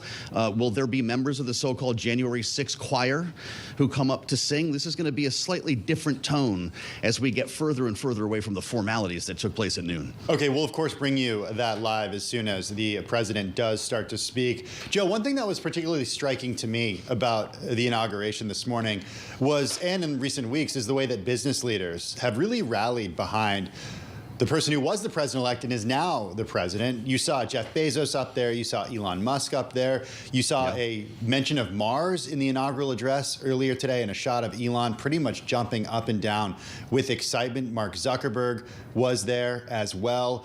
What do you make of the way that the business community, even if during the election, didn't necessarily come to support the president-elect, what they've done now that he has become president? Yeah, I'd say the transformation is complete. Joe Biden would refer to the oligarchs. Steve Bannon would refer to the broligarchs, as he likes to call them. I don't know how long this dance is going to continue, but clearly this is a remarkable moment, not only based on what you just said, but the optics. To see them standing behind Donald Trump's team, yet to be confirmed, of this new administration, basically putting them on par with cabinet secretaries. They're now rubbing elbows in this luncheon with Supreme Court justices, with members of Congress. This is going to be a conversation that goes on for some time, and I'll point you to one other name that you didn't mention, and that's Shou Chew. There was a question about whether the TikTok CEO would make it in the room, and he did. He was not going to be on the dais, on the platform, if this event had taken place outdoors, but they still found room for him in the U.S. Capitol Rotunda, where the likes of governors and even some lawmakers were not allowed to enter because of the space restrictions. It tells you a lot about the emphasis that Donald Trump is putting on these figures. Just want to put a fine point on that. The number of seats that were available in this relatively small room, of course, this was supposed to take place outside on the west front of the Capitol. Here you had seats, yes, for the 535 members of the Congress, but you know, a premium on those that remain. Joe, let me just ask you on that note, lastly, about the feel of this particular inauguration. It's cold there. We know that. We heard President Trump praising the fact that it was 72 degrees inside, confirming as he sees it his decision to move this indoors. You've covered past inaugurations that have been outside, that have had more trappings of formality than this one. It strikes me that we've got a little bit of that, a veil of some of that. We saw the past president and now current president walk out to the helicopter, for instance, something we didn't see last time around. And then we've got this rally coming up. How is President Trump marrying the two things, and what does it feel like with this kind of new kind of inauguration in Washington today? All great questions, and it's, you know, an interesting idea that maybe some of these traditions will change. He suggested in front of that crowd today in Emancipation Hall, inside the Capitol Visitor Center where the overflow room was, that maybe we'll do it like this every 4 years. He liked the way that looked, not just felt, but looked and sounded. He talked about the optics and the acoustics in the room. Yeah, I was on the riser for Barack Obama's inauguration when it was 10 degrees out, and that was a pretty dangerous situation for the hundreds of thousands of people who had come here. I will say, though, David, when you go outside, a lot of people are just kind of wandering around because they were supposed to be on the mall. They don't know where to go, and there's a line to get into the Capital One Arena as well. So if that's going to be the case, they're going to have to start tamping down expectations on what people are going to experience here, because there's just not enough room. To your point, we had 600 seats or something in the rotunda. That meant a lot of luminaries had to wait outside. Yeah, and it really made you focus on the folks that were inside the rotunda in a big way. Joe, thank you so much. Bloomberg Balance of Power co-host Joe Matthew there in our D.C. bureau. We're going to stay in D.C. from our news bureau because we know President Trump is intending to sign many executive orders today, including one that recognizes two sexes, male and female, one ending also diversity, equity, and inclusion efforts in the federal government. And then President Biden, on his way out, granted pardons to leading government officials that Donald Trump has threatened to punish. So let's get to it. From our D.C. bureau, Bloomberg News senior White House and politics correspondent Gregory Cordy joining us for more.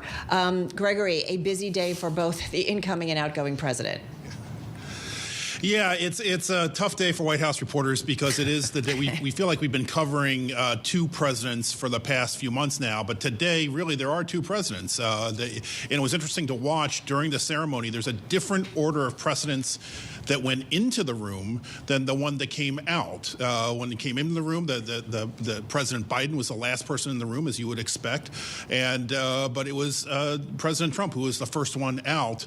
It really sort of the optics of the transfer of power, but we've had the transfer of power across agencies. It's happening right now as these beachhead teams are arriving in federal agencies, starting to take control, and you have a President Biden who, in his very last really minutes in office, was still giving out pardons to his family members, commuting the sentence of Leonard Peltier, a very controversial figure that has been seeking a presidential pardon for decades for the murder of two FBI agents in 1975. So really newsy day from both presidents today. I do want to talk about those pardons, specifically the blanket pardons to 5 family members, as well as the sweeping pardons for members of Congress who investigated Trump's role in the assault on the Capitol 4 years ago. These are so-called blanket pardons or preemptive pardons. I'm wondering what message that sends about the power of the presidency and the power of pardons. This type of thing is a little unprecedented. Yeah, the pardon power is arguably the most absolute power that the president has. It can't be reviewed by Congress. It can't be reviewed by the courts. Courts will take a look at it just to make sure the form of the pardon was correct. But it is a power that the president has by design, that the founders wanted the president to be able to check the excesses of the criminal justice system. And throughout history, we've seen, after Prohibition, after the war on drugs, after the Civil War, all of these great moments in our history, we've seen a round of pardons, and now we're looking to see, we're seeing on both ends January 6 pardons. We saw President Biden this morning pardon members of Congress on the committee that investigated the January 6 attack on the Capitol, and we're expecting to see President Trump to grant pardons to the people who participated in that January 6 attack on the Capitol, and it really just solidifies what a turning point in American history that was, and what a divisive event that still is, that we have two very different views from two different presidents about who the good guys and who the bad guys were in that chapter of American history. Just fascinating, too. Jamie Raskin, the congressman, was interviewed this morning about that preemptive pardon. You could almost hear the unease in his voice. Obviously, he's torn. Yes, I think he's probably thrilled that he has this kind of protection, but also he, feeling like he's done nothing wrong, certainly not illegal, feels like it's a very strange thing to have bestowed on him. Gregory, if you could just give us a preview of what we can expect when the Sharpies come out later, be that at the Capital One Arena or at the White House, and the president begins signing these executive orders. Carol mentioning just a second ago the fact that there is this executive order reportedly about defining sexes between men and women exclusively. What else do we know is going to be in that kind of ream of paper on his desk? Yeah, we were hearing coming into today that as many maybe 100 executive orders could get signed. This morning, the incoming administration briefed reporters on really 3 categories of orders, dealing with energy, dealing with the border, and dealing with these really hot-button cultural issues, gender and race. The one order will make it the policy of the United States government that there are 2 genders, there are 2 sexes. Men and women, not recognize other genders for purposes of, say, your passport. Your passport from here on out is either going to say male or female. There is not going to be, as one the incoming administration official put it, a drop-down list of genders when you apply for government benefits or whatever else. And then the second order would eliminate all of these what they call diversity, equity, inclusion programs. But I want to just say one thing about both these orders, and really all the orders that Trump is going to sign. He's going to say some things when he signs these orders about what these orders do, and I would really just encourage everybody, I think Wendy Schiller talked about this earlier in your program, let's wait until we get the paper, which will come later tonight or tomorrow, to see what these orders actually really do, and in many cases, it will just create a committee or ask for a report to do what President Trump says that he wants to do. And we're hearing that already with the tariff policy, where the day one tariffs may not come. It may just be a study to look at what tariffs should come down the line. Yeah, I do wonder, too, on some of these policies, whether he will ultimately, like we saw in his first term, Gregory, reach out to members of the corporate community and create these groups to kind of assess it and determine whether or not there's some additional policy needs to be done. Yeah, when you remember back 8 years ago, his first week executive orders, he had one on the Muslim travel ban, which he had to redo twice because it wasn't done right. It didn't pass legal muster. So I would expect that having 4 years out of office, he's had a lot of policy people working on these orders, that he will have them locked down tight, that he has already done the kind of consulting with stakeholders to make sure that these executive orders are exactly what he wants to do.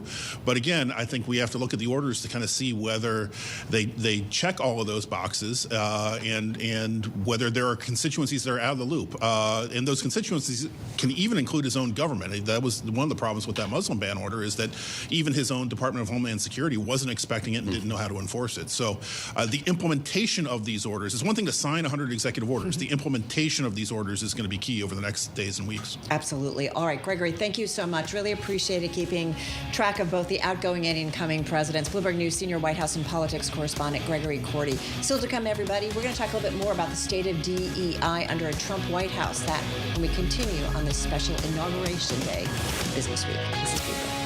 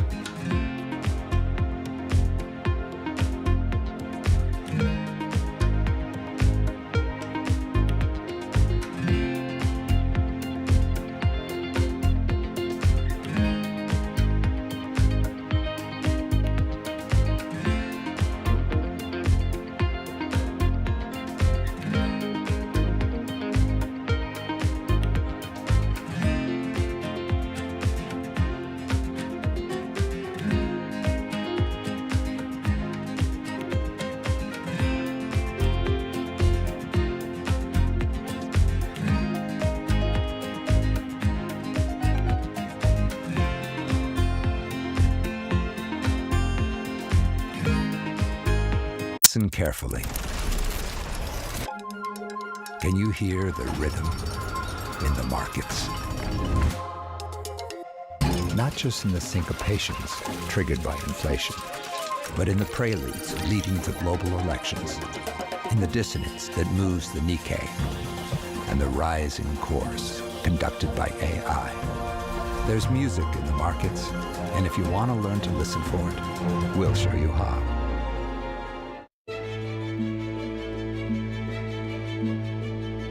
One of the very critical things is that a lot of young entrepreneurs don't realize is that when you start as an entrepreneur, you're not just building your business, which of course you are, but you're also building your organization. And most people don't realize that. And building an organization is not just about hiring people. It's about the culture, it's about the systems, the values, the mission. You know, it's about how you operate, how you do things, how you retain people, how you keep them motivated. So it's all of those things put together. And over time, you realize that, you know, a lot of effort has to go into it. And then eventually you have an organization that has a life of its own. It's, you know, and it's sometimes you look at it and you marvel and you think about, you know, how was this created? And was I the person that was behind getting this thing done?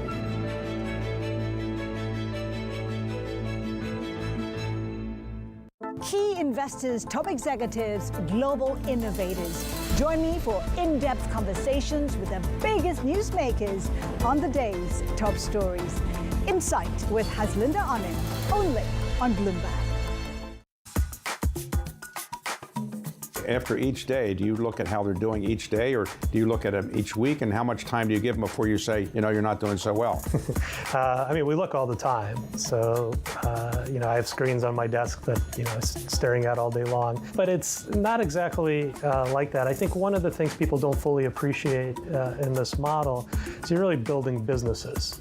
So we look at every strategy as a business. So you have the long-short equity business, or macro business, commodities business, quantitative business. And you have business plans for that strategy. How do you become world-class in that strategy, which is, multi-year, multi-decade, undertaking. And you want to get better and better every year. And so then you go down to the team level. What team do you need to have this particular exposure? What is their edge? How are they going to get better year to year, month to month, right? And so then you go to the hiring of the team, the analysts, the infrastructure, the risk management, and you're constantly trying to improve the process and the people in each of those facets all the time. And so you're always looking at them on an absolute basis, how are they doing, and on a relative basis to other people in that strategy. And you're evaluating it, every quarter, every year. But to answer your question, we usually look for a couple years of performance to make people decisions, unless something is really off.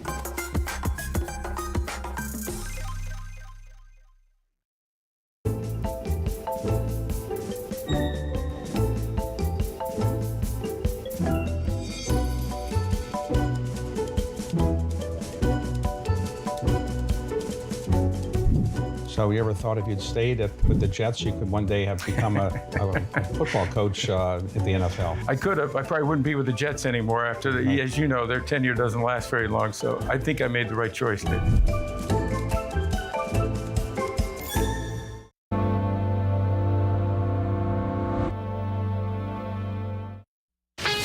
This is Bloomberg Business Week with Carol Masser and Tim Stenovec on Bloomberg Radio and Television.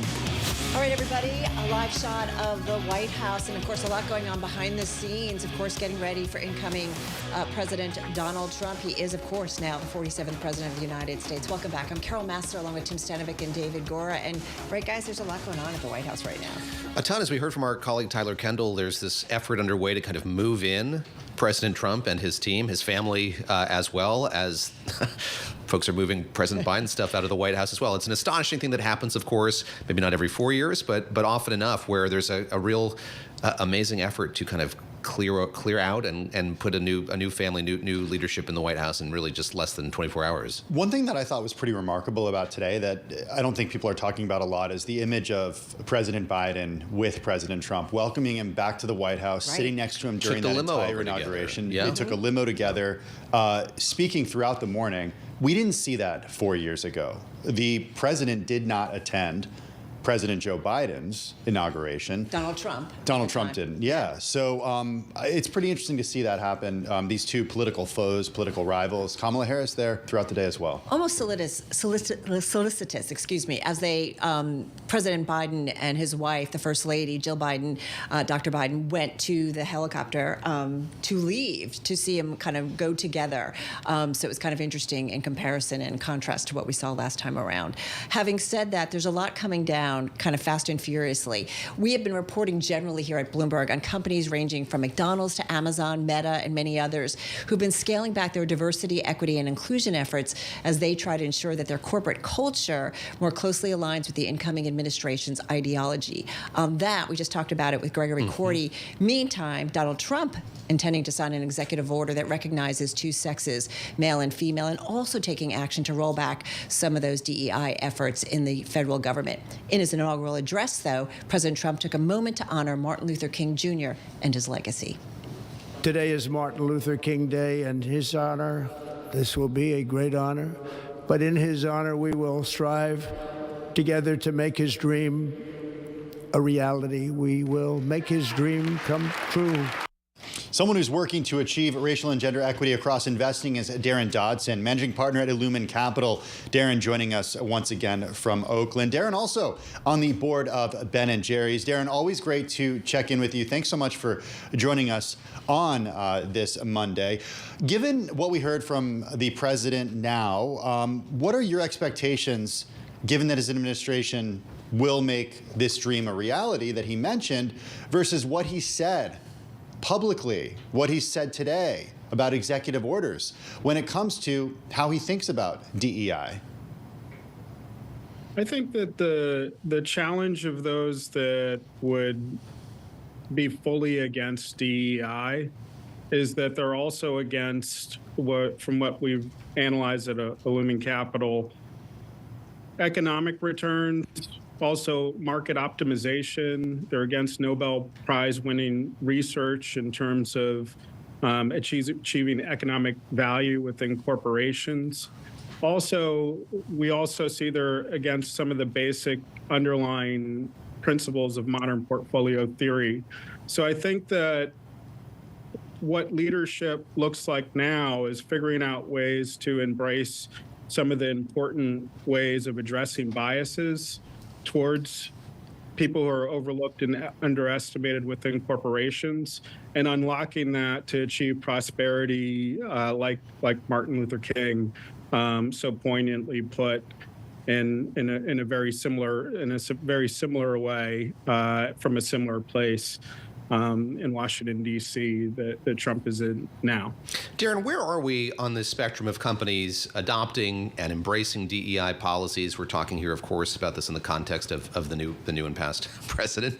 But more broadly, I mean, there have been so many changes afoot. I think back on that interview that Mark Zuckerberg gave with Joe Rogan, in which he talked about the need for more masculine energy in companies. It strikes me that there really has been a regression, a move backward here. And I wonder how you process that and sort of are thinking about ways in which to, again, get this back on the radar of executives and boards and make it something that's not seen as, I mean, even a hot button issue is putting it mildly here, but something that I think a lot of companies are kind of studiously avoiding at this point in time. I think one way to put it back on the radar is to do what Wharton and Stanford Business School have done, which is put excellent leaders at the helm, including Dean Erica James. And as of last week, Dean Sarah Soule, the first woman in a 100-year history of Stanford Business School, where I have the pleasure of serving on the faculty. So every young person around the country, whether they're women or men or boys or girls, looking at the future of business leadership can see themselves either being managed by an extraordinary woman in leadership, or also, seeing that they could become, dean or CEO. I think that's why companies like Apple and Costco are stepping forward at this moment. And what I've always learned is that when we're in moments like this, it's not that character is built in moments like this, it's that it's revealed. And I think it's powerful to see these companies revealing their character and not just kind of unfolding what they've stepped forward and committed to over the last several years. Darren, what are you seeing, though, on the financial side of things when it comes to racial and gender equity? Are you still seeing initiatives, the money, follow the money? Is it going towards those efforts? Does it continue to? Or are you seeing a slowing down? We've seen a number of foundations, and Apple seems like a good company that has created a lot of economic value over the years to be continuing along the journey. So economic value and DEI, I think, for a very long period of time, especially as we look at the biases and heuristics that Warren Buffett and Charlie Munger talk about within investment decision-making and processes, and detail out in innumerable different biases. But we still think that one of the greatest overlooking and underestimating of financial value in economic markets is when race and gender is present. So that's a really important aspect of continuing down the process and enabling investors, some of the largest investors in the world, to continue to find latent value in economic markets. Darren, I'm wondering if you think that this could end up being a problem the market solves itself without actually regulations or rules coming into focus, because you've been on with us many times over the past few years, and you've shared with us outperformance of investments that you've made and that you haven't made as a result of who is leading these funds or who is leading these companies. Is this something that the market can solve because people understand there is value there? So it really can't be solved without some type of intervention. And the reason why is bias is something that's unseen. So by naming that and working effortfully and monitoring it, as Daniel Kahneman talked about in his Nobel Prize-winning research, we're able to really ascertain what those biases are and then build systems to address them. So 1.3% of $82 trillion is managed by women and people of color in global asset management and the global asset management business right now. And part of what we see is, despite 40 years of at or above performance of women and people of color, asset flows are not going to match that outperformance like we would expect in an efficient market. So what that tells us is we have to double click and look at those biases that asset allocators, many of them unintentionally apply, and miss economic opportunities to grow their beneficiaries' portfolios and to really unlock economic value for their clients, et cetera. Hey, listen, just 10 seconds. Darren, are you more hopeful? Or are you more nervous? Well, one of the things that I think, well, on a day like today and celebrating Martin Luther King's birthday, a person who was assassinated for the things that he believed in, right. It's great to be working on a mission to address these fundamental problems of bias in the global asset management business. Agreed. So glad to get some time with you on this very important day. Darren, thank you. Darren Dotson, managing partner at Illumin Capital, joining us from Oakland, California. When we come back, we check in once again with our team in the nation's capital, the latest on the inauguration. This is Bloomberg.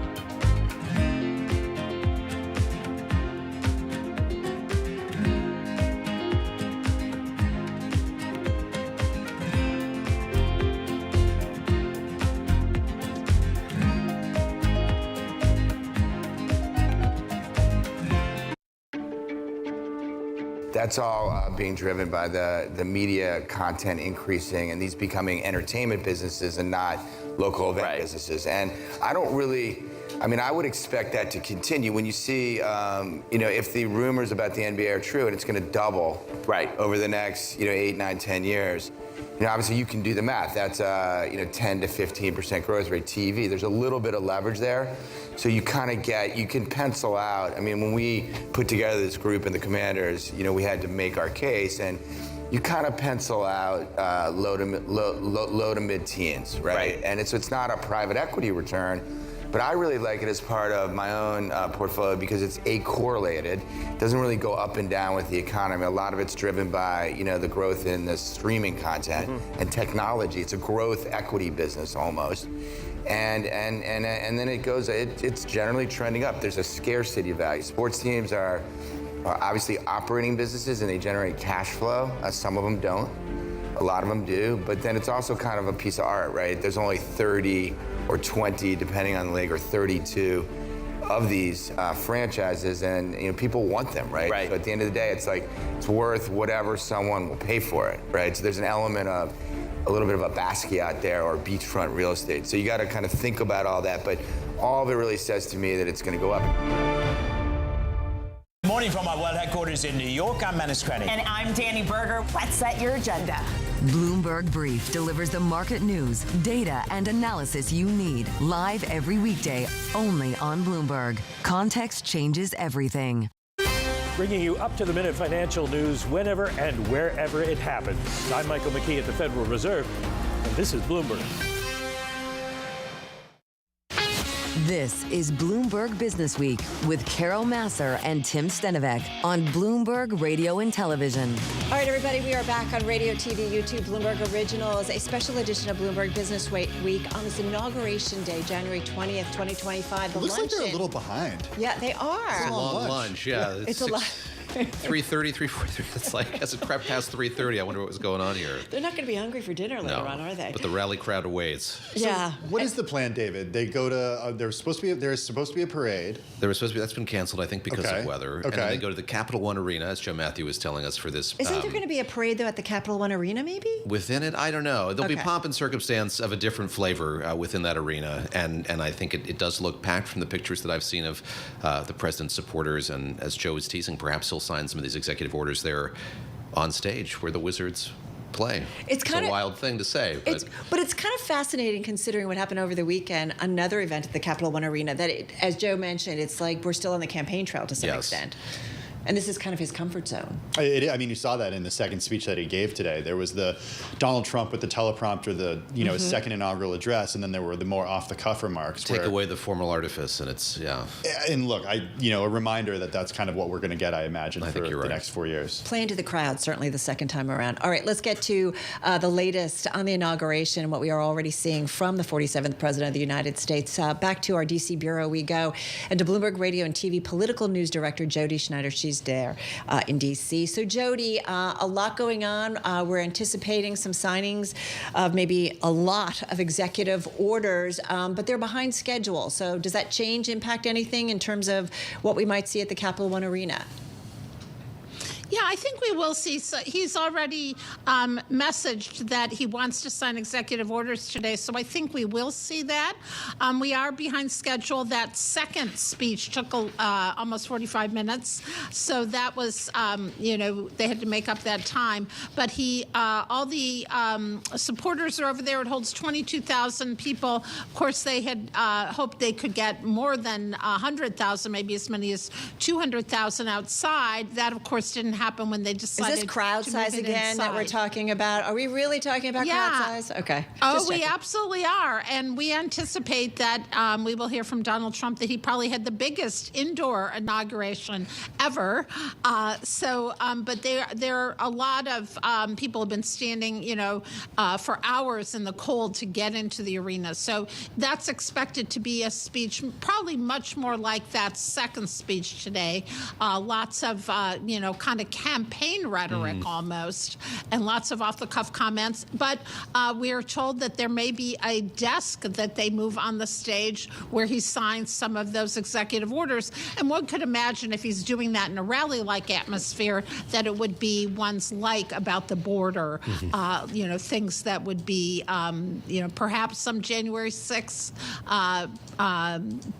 what he calls the J6 crowd, some pardons of those folks. So we will see. He did mention in his first speech that he didn't mention that he was going to impose tariffs right away, which is an interesting note. We had thought those might come as soon as today as well. Jody, when he leaves the Capitol, there's going to be some unfinished business that lawmakers are going to tend to, particularly those on the Senate Foreign Relations Committee. I gather they're going to have a vote on Marco Rubio, who's the president's pick to be the next Secretary of State. Get us up to speed on where those nominations stand. We had a taste of confirmation hearings last week. A number of the kind of marquee appointments sat before their respective committees. Where does all of that stand? And as we kind of focus on the pomp and circumstance and these executive orders, how about just the kind of workaday business of governing vis-a-vis those appointments? Where are we in that process? Yeah, so Marco Rubio, David, is likely to be the first of those who would actually be confirmed by the full Senate. Fairly non-controversial. He's one of their own. He had a very good confirmation hearing. So that one is expected, could come today. Others are going to take longer, even though it looks like Hegseth, for defense, he did better, Pete Hegseth, than people thought he would with the committee members, Republican members. They still haven't voted that out of committee, and that one's going to be a little bit tougher. We had Kristi Noem up last week.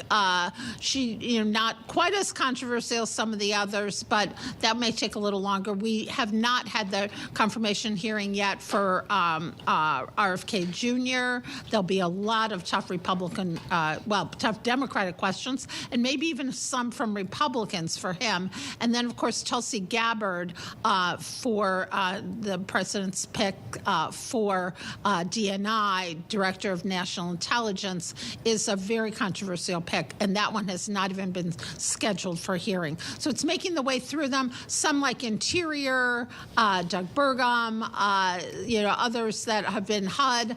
Those may go through, and we may see some announcements of those as well. But more controversial ones, likely not. All right. Jody, thank you so much. Appreciate it. Bloomberg Radio and TV political news director Jody Schneider. She's there in our D.C. bureau. We should point out that you are watching, for those who are watching on Bloomberg Television and on YouTube, the inaugural lunch has concluded. President Trump is next scheduled to review the troops, so we're going to expect that will continue. It's still a busy afternoon, guys. I mean, a lot more to come. I think we've maybe forgotten it because of the way this unfolded last time, where this was very much not the focus. I mean, we were kind of distracted by the interplay between President Biden and President Trump during a very non-normal transfer of power. So here we have a return to those rituals, and we've kind of seen that in full display here. Yes, some speeches have run long, and this luncheon seems to have run long as well, but these are kind of the trappings of a traditional inauguration. We're seeing them on display in the nation's capital today. Some comfort, yes, right? And kind of being a little bit normal, dare I say. Hey, we're going to be a little bit normal for the next couple of hours. Define normal. Yeah, we won't be, I promise. Hey, Gautam Mukunda is going to be joining us. Ed Price as well, coming up in the second hour of our special coverage of the inauguration. This is Bloomberg Business Week. Join me each week on Wall Street Week for stories of capitalism from business, markets, economics, tech, and climate. More than what you need to know, it's what you need to think about. This is Bloomberg Business Week. Insight from the reporters and editors that bring you America's most trusted business magazine. Plus, global business, finance, and tech news as it happens. Bloomberg Business Week with Carol Massar and Tim Stenivek on Bloomberg Radio. It is Bloomberg Business Week. I'm Tim Stenivek along with Carol Massar and David Gura. A special edition of Bloomberg Business Week on this Monday, January 20th, 2025. It is Inauguration Day. U.S. financial markets closed for the Martin Luther King Jr. holiday, but a lot going on in Washington. This afternoon, we did see the peaceful transfer of power from Joe Biden to Donald Trump. And now, Carol and David, we're seeing all the pomp and circumstance around a normalized version of what we saw 4 years ago, which, as you mentioned, David, came at a time not just when Donald Trump was not around to see this happen, but also we're at the height of COVID, so a lot of the events around a traditional inauguration were no canceled. jam-packed halls for luncheons at the Capitol that time around, and it's interesting you bring up the fact that we have this kind of return to normalcy. Yes, but with a slightly different flavor as we wait for the president now to make his way to a basketball and hockey arena in the nation's capital, where he's going to greet folks who've been standing in line for most of the day to get seats unusual. inside there. That is unusual. They'll hear from him, and as we heard from Jody Schneider just a moment ago, perhaps there'll be a desk there on the floor of this arena where the president's going to sign some of these much anticipated, perhaps ballyhooed by his supporters, executive orders dealing with energy, with cultural issues. We'll see, in fact, how many of them there are and what's in them. And as our colleague Gregory Cordy gave us good counsel on just a moment ago, wise for us to kind of read through them and see what they actually do. But this is kind of red meat for a lot of his supporters, and something he's promised quite a bit on the campaign trail and in this transition period. Having said that, President Trump, in his inaugural address, vowing to prioritize America's interests with a golden age for the country while also taking on a radical and corrupt establishment, dare I say the swamp, if you will. So we're going to continue with our coverage over the next couple of hours. Coming up, though, in the next 60 minutes, author and political scientist Gautam Mukunda of Yale and the Fletcher School of Law and Diplomacy at Tufts University. Great view when it comes to American politics. Looking forward to that. Also joining us this afternoon in this hour, Ed Mills, Washington policy analyst and managing director over at Raymond James. Ed Price is going to be here, too. We've talked a little bit about trade, and we did hear from the president that there isn't going to be a kind of big marquee announcement on trade policy and tariffs policy today. There was some speculation going into Inauguration Day. perhaps you would see an announcement to that effect in these executive orders. It sounds like that's not going to happen here for a little while. So again, we're going to kind of piece together with you all as we see. We're waiting. We're waiting. Right? I mean, I think the anticipation is real, but we don't exactly know what we're waiting for in terms of quantity or quality of what's going to be in these executive orders, but we'll bring them to you as soon as we learn more about them. Well, as we mentioned, President Trump launching his second term with a strident inaugural address that vowed to prioritize America's interests with a golden age for the country while taking on a, quote, radical and corrupt establishment. For more, we bring in Gautam Mukunda, executive fellow at the Yale School of Management, also adjunct associate professor at the Fletcher School of Law and Diplomacy at Tufts University. Gautam, also the author of the book Picking Presidents, How to Make the Most Consequential Decision in the World. Also with us is Ed Mills, Washington policy analyst and managing director over at Raymond James. Professor Mukunda joins us from Boston. Ed from Washington, D.C., a big welcome to both of you. Professor, I do want to start with you. What specifically did we learn about Trump's agenda from his inaugural address, the flurry of executive orders, and also from his off-the-cuff remarks a little earlier this afternoon?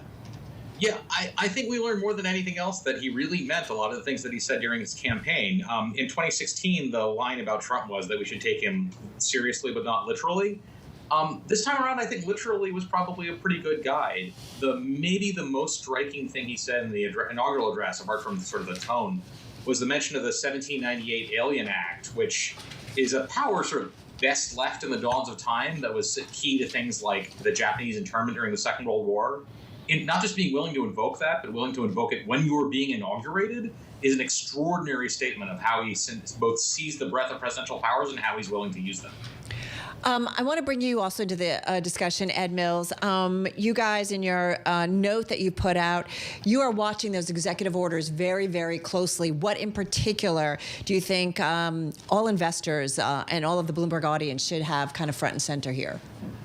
Yeah, Carol. So when I've been talking to clients at Raymond James all last week, they wanted to know, are tariffs coming? The answer is yes. But guess what? Not day one, as we're finding out. What's happening with immigration? Is there an impact to the workforce? Is there an impact on inflation? What's happening on energy? Is it drill, baby, drill, or lease, baby, lease? And it seems much more opening up these areas. Are we going to get that regulatory freeze? It does seem very likely. And I think probably where investors that I talk to at Raymond James are most confused or most kind of debating is where are the powers of the executive that can be invoked through these executive orders, and when do these executive orders just become a press release on nicer stationery?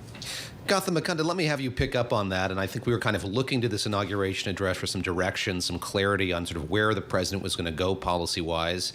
I emerged from that with somewhat of a better sense of that. And then we had this, what was supposed to be a brief appearance before those who couldn't fit into the Capitol Rotunda. It was an entirely different speech with kind of a variation, kind of different issues that the president highlighted. How did you kind of process or think about those two speeches together, and what does it tell you about the direction of the presidency? So what it tells me is that when the president exerts powers in these ways, the ways that are very hard to review and that bring in a lot of discretion, it also opens up a space for lobbying in place from an investor's perspective, where what are this company's ties and what is its level of favoritism from the executive branch is going to be a determinative factor in looking at success. If I were thinking from an investor's perspective, I might spend the next week or two studying Hungary and the corporate behavior in Hungary and understanding how companies that were close to Orban were favored, because the analogs to how that will operate in the United States are looking increasingly clear and increasingly important. Hey, Ed Mills, come on back in here. I want to specifically go to energy here because you pointed out in your note, and we also did hear from the president in his inaugural address, the idea of drill, baby, drill. Do oil companies want to drill? Does the U.S. need to drill? Does the U.S. need more of its own fossil fuels to be extracted from the ground? Maybe is, I think, the best answer there. We hear from a lot of energy companies. I've talked to our energy team. We host these companies through kind of conference calls at Raymond James. And what they tell us is capital discipline is the number one issue for them. It is not actually necessarily the best thing for some of these companies to have much lower energy prices, especially on oil. Here in the United States, there are break-even prices that are higher here in the United States than globally. So we're in about a sweet spot right now for the price of oil. If there is an exogenous shock, if there is some sort of geopolitical event, to the extent that there is availability of more lands to lease and to drill, that's probably good for the world markets. On natural gas, unlocking some of the natural gas that has been trapped geographically here in the United States probably is something what those energy companies would like to see. They'd actually get higher prices if there are more pipelines, more ability to export it. We're just having really inexpensive natural gas due to that geographic boundary. But the question I get from investors at Raymond James is, if that goes too high, is that something that Donald Trump walks back on? Because certainly he would not want to see more exploration lead to higher prices. Yeah, it's kind of tricky, right? Because if it's too low, it's going to be cost prohibitive for all of these energy companies to actually drill, baby, drill, if you will. But so it's kind of this funny balance. Gavin, I want to go back to you because you mentioned to watch Viktor Orban of Hungary, companies close to the president, and kind of comparing that to President Trump, companies, executives close to President Trump. Having said that, are the financial markets, the U.S. financial markets in particular, kind of a gut check on President Trump's policies? I think the bond market is likely to be the sort of, if it decides that we have the return of the bond vigilantes in the United States, then I think you're likely to see that be a big check. But my read is we're still pretty far away from that. The United States' unique position on global markets gives it an enormous amount of fiscal slack. So my own sense is that the U.S. exceptionalism, right? The U.S. exceptionalism. U.S. exceptionalism in every way. We always forget what that means. That it just means the U.S. is different. It doesn't necessarily mean better or worse. It just means different. And the U.S. is very, very different in every possible way. So here, President Trump has a lot of space despite deficits, with all that sort of stuff. And financial markets are likely to also react, as we know, when he say massive deregulation. The short-term benefits of that are pretty large. The long-term costs, the sort of things we see in 2008, you might not feel them for a while. So that might be the next person's problem. And let me bring you in on that point, this sort of short-term versus medium-term and long-term. And I think that the message of the day, the message leading up to the inauguration today, has been one of urgency on the president-elect, now president's part. He's going to sign all these executive orders. He's going to make all these changes. What's your sense of how long it's going to take until we feel the results of these executive orders? So let's take the ones having to do with energy today. Let's maybe step back and talk about trade, even if those aren't signed today. When do they become things that you feel like you will have clarity on? How long is it going to take for you to get that kind of clarity on some of these policy proposals that the president's been talking about? It's a really great question, because these are some of the things I've been having conversations with folks in and around now President Trump. One of the things they said is back in Trump 1.0, they feel as if it took too long to implement some of these policies. They took 3 years negotiating a trade deal. We called it the Phase 1 trade deal with China. And before the ink was dry, we had COVID and Trump lost, and it was never enforced. And so when I talked to them, they warned me that some of this is going to come faster this time, because they don't want to wait 2-3 years. So I would certainly think the first couple of months, we're going to have a lot of these announcements. Second half of this year is where a lot of it is actually going to be felt. And then I think next year is where Trump, the deal maker, comes into play, and we start getting more of those deals. And then on the regulatory agenda, normally that's a really long slog. And a lot of people that I talk to at Raymond James, they say, he promised all this deregulation in 1.0. How are we going to get it in 2.0? The thing that I think people are missing is how fundamentally the Supreme Court has upended regulation. And there is an ability through kind of a change to statute of limitations restrictions to challenge all of these rules. And with some other changes at the Supreme Court, those rules are going to come off faster than what the market anticipates. And so that's where they think that they can have a earlier impact in Trump 2.0 and in 2025 versus what they had in 2017. I mean, Gautam, do you feel like you have a clearer picture of what a Trump second White House is going to look like, or there's still a lot of questions? I mean, I feel like all of the conversations we've had since the election after an initial market bounce was that there were still a lot of questions about what will be implemented, what will Congress agree to sign on to, what will be carried out in these executive orders. So do you feel like you have some more clarity here? It depends on the issue. On tariffs, I think we have clarity. He's going to do it. And I just note that what happens there is companies will be able to go to Trump for exemptions to tariffs And then there will be side payments and things like that. So that becomes a much more complicated, much more political game than it used to be. But there are lots of issues where we just don't know. We've already seen a huge fissure within the MAGA movement between Elon Musk and his tech, the tech powers who really, really like high-skilled immigration, and the rest of Trump's people who really oppose it. We know in the first Trump administration, there were massive cuts, not just to illegal immigration, but to skilled immigration. It was really, really hard for people with PhDs to get into the United States, too. We don't know if he's going to do that again, and that looks like it's going to be the first major fissure in the coalition. Who wins that is completely up in the air. No one knows. I mean, even Donald Trump probably doesn't know yet.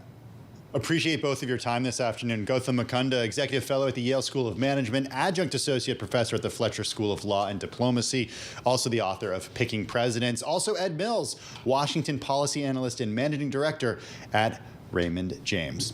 Well, one notable feature of this year's inauguration is who was in attendance at the Capitol today, namely the CEOs of some of the biggest companies in the world.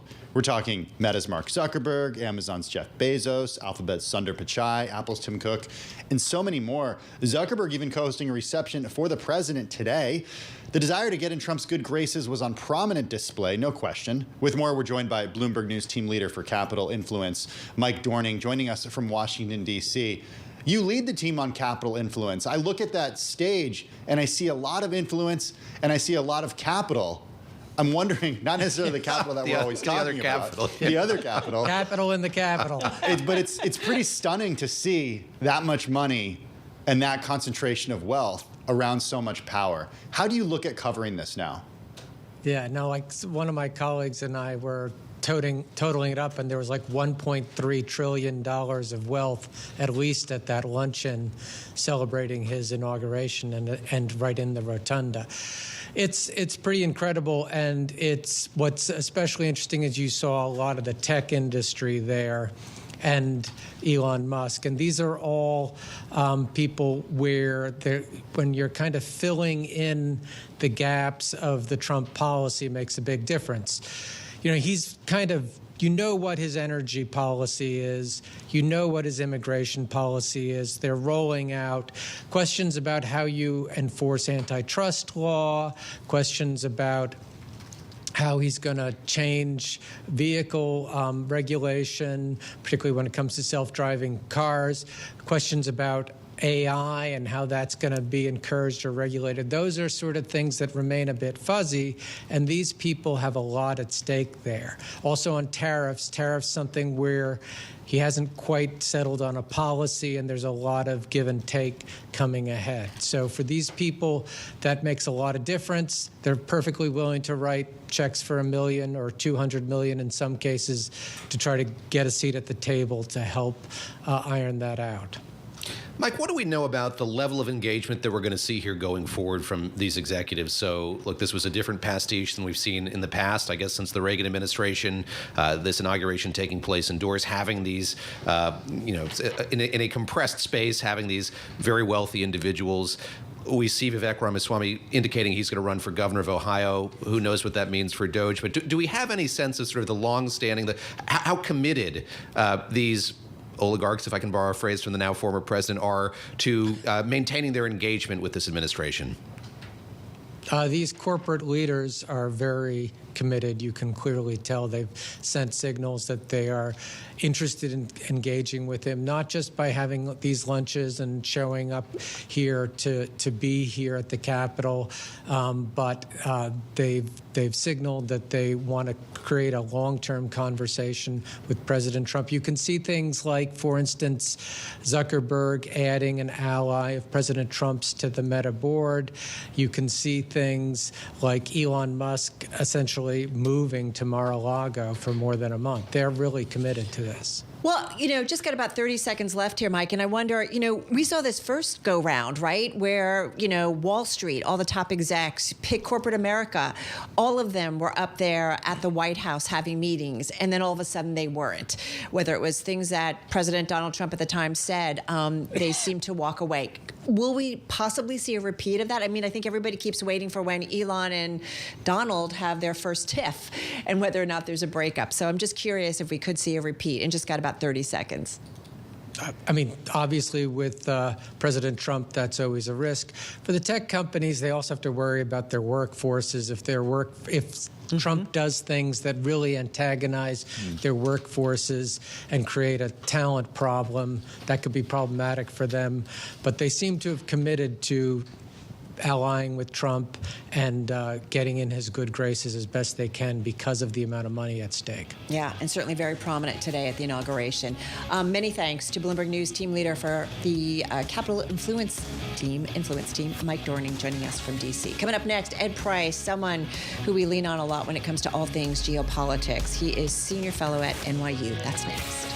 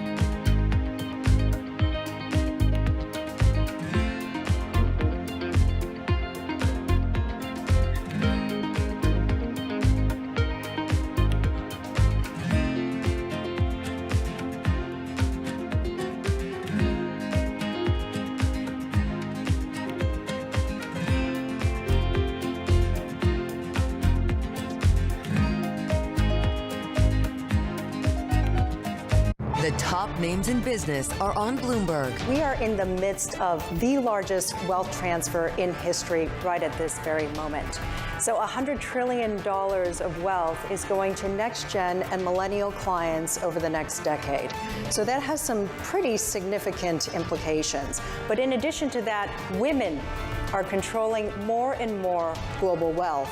Today, they control a third of global wealth, but in the next 5 years, $30 trillion is going to pass in the hands of women, and they're going to control over 50% of the global wealth market out there today. Women care deeply about investing with purpose, investing to make an impact, doing good with their investment. So you're going to see some significant opportunities for us as we lean in and have been leaning in to capturing more of the female wallet globally. Nobody covers business like Bloomberg. Context changes everything. Today's CFOs are reshaping the C-suite. Bloomberg's chief future officer shines a spotlight on these dynamic leaders. Prudential's reputation as an insurance giant is rock solid, but it's not resting on tradition. CFO Janella Frias is playing a key role as the company resets its strategic priorities. We've been on a journey to be higher growth, more nimble, and more capital efficient. Watch Chief Future Officer January 29th on Bloomberg. Bloomberg Surveillance covers the latest in global markets and the political events that influence your world. Join Jonathan Farrow, Lisa Abramowitz, and Anne-Marie Hordern. Only on Bloomberg. Context changes everything. In case you missed it on Balance of Power. Was Jimmy Carter the first rock and roll president? He loved listening to the music. He asked great questions about the recording process. He asked great questions about the music business, especially as it pertained to the state of Georgia. Describe for us the person he was in private. He was very charismatic. He was very sweet and kind and easy to be with. So Jimmy Carter was a party? Yeah, he was a party. There's no doubt. Don't miss Balance of Power live every weekday. Earnings season is here. I know it's like your Super Bowl, right? I can't wait. It's like opening presents in the morning. All right, it will be exciting. Nobody covers earnings like Bloomberg. This is Bloomberg Business Week with Carol Masser and Tim Stenovec on Bloomberg Radio and Television. It is Bloomberg Business Week, a special edition of the program on this January 20th, 2025, Inauguration Day, also a celebration of the Martin Luther King Jr. holiday. What you're looking at right now is a review of the troops. As Commander-in-Chief, the President has charge of all 6 military branches. They include the Army, Navy, Air Force, Marine Corps, Coast Guard, and of course now, the Space Force. All right, everybody. As Tim mentioned, Carol Massar, Tim Stanovic, David Gora, live here on this special edition, Inauguration Day edition, if you will, of Bloomberg Business Week. And we did hear in the inaugural address, he certainly did talk about, President Trump, that is, about being a peacekeeper. So I'm curious to see what our next guest has to say about that when we look at everything that is going on in terms of geopolitics. Back with us is Ed Price. He's former British trade official, now non-resident senior fellow over at NYU. He has advised members of the European and British parliaments, writes regularly about politics, economic policy, and more. We are so delighted to have him back in studio. How are you? I'm very well. How are you, Carol? I'm doing well. We're kind of taking everything in, trying to assess what the next few years look like. How are you thinking about it? Let's start with geopolitics. Since we still have, obviously, we have a ceasefire here in the Middle East, but we're watching that very closely. We still have a war between Russia and Ukraine. We still have conflict or stress, I will say, between U.S. and China relations. We could go on and on. Mm-hmm. So how do you see it now under a second Trump term? Donald Trump is right when he says he could probably avoid World War III, but the transaction in exchange for World War III is probably something to do with the Republic, something to do with existing U.S. soft power. So it's not a freebie. What I mean by that is that he has introduced this idea of an imperium, absolutely bald, absolutely simple. There it is on the table. If we take Greenland and Panama's slightly different, but if we take Should we treat those seriously? His team used to say, take him seriously, but not literally. I think we should take him literally and seriously now, honestly. I do think that's something that he could do, might do, would do. Truman thought about it during the Second World War. President Johnson back in the 19th century thought about it. It's a meme.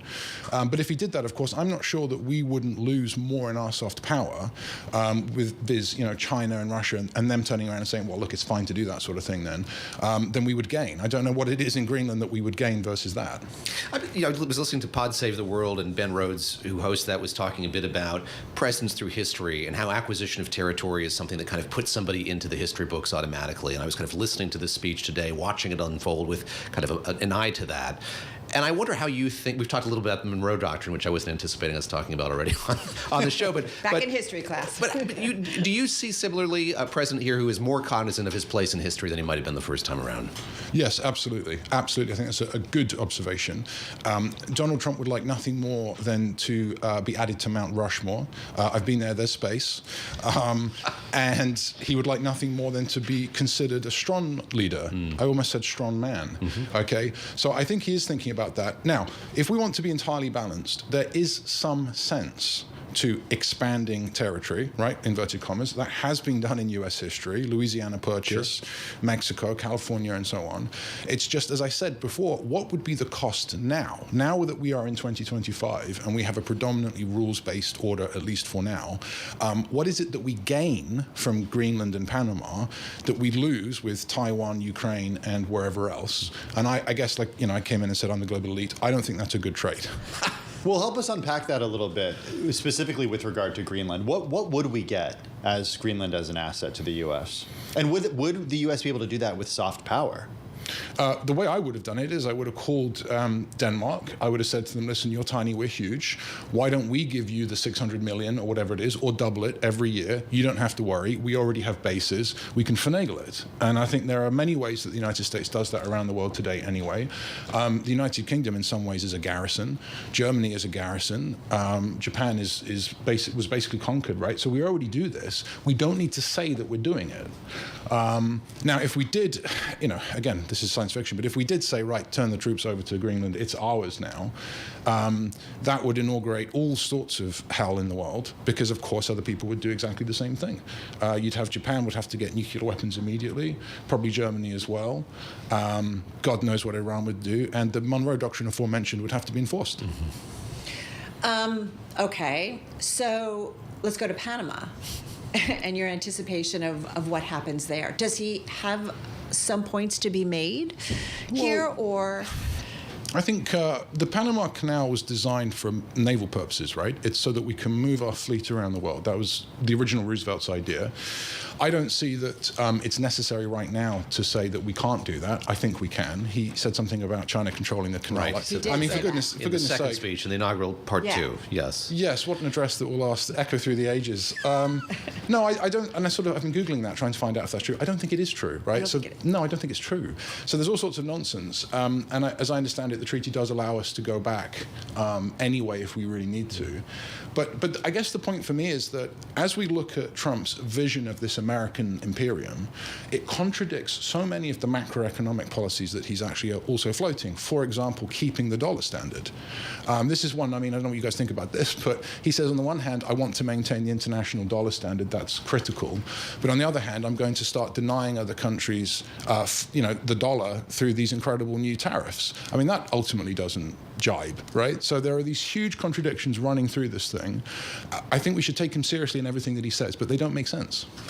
We've talked a little bit about tariffs and trade policy, and I wonder how you see that factoring into the conversation that we're having here. So if we take your lead here on this American imperium, what do you make of what he's floated thus far? We were kind of anticipating maybe some more meat on the bone today with these executive orders. Doesn't sound like we're going to get one on trade policy in particular, but do you see the rhetoric as punitive for the point of negotiation, punitive because he intends to show force to these allies and come whatever may? How do you process sort of what he's said so far? How much does that bombast or rhetoric translate to actual policies, do you think?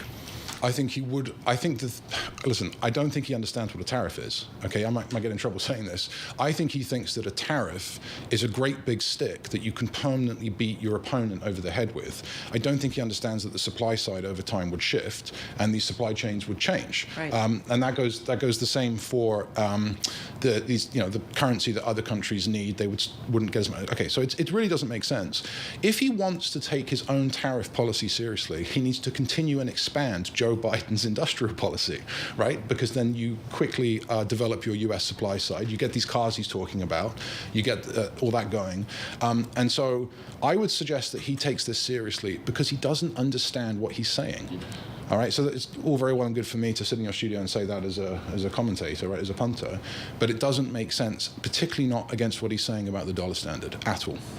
So markets certainly are, and investors are pretty smart, and they will parse through some of this. But when you're getting conflicting messages, what do investors do in that environment? Like, how do you figure out what's reality?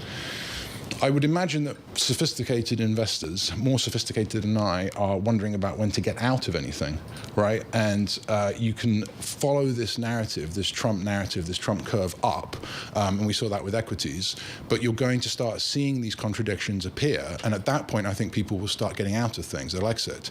I'll give you an example. Scott Bessent, okay, Treasury Secretary pick, extremely smart, erudite guy.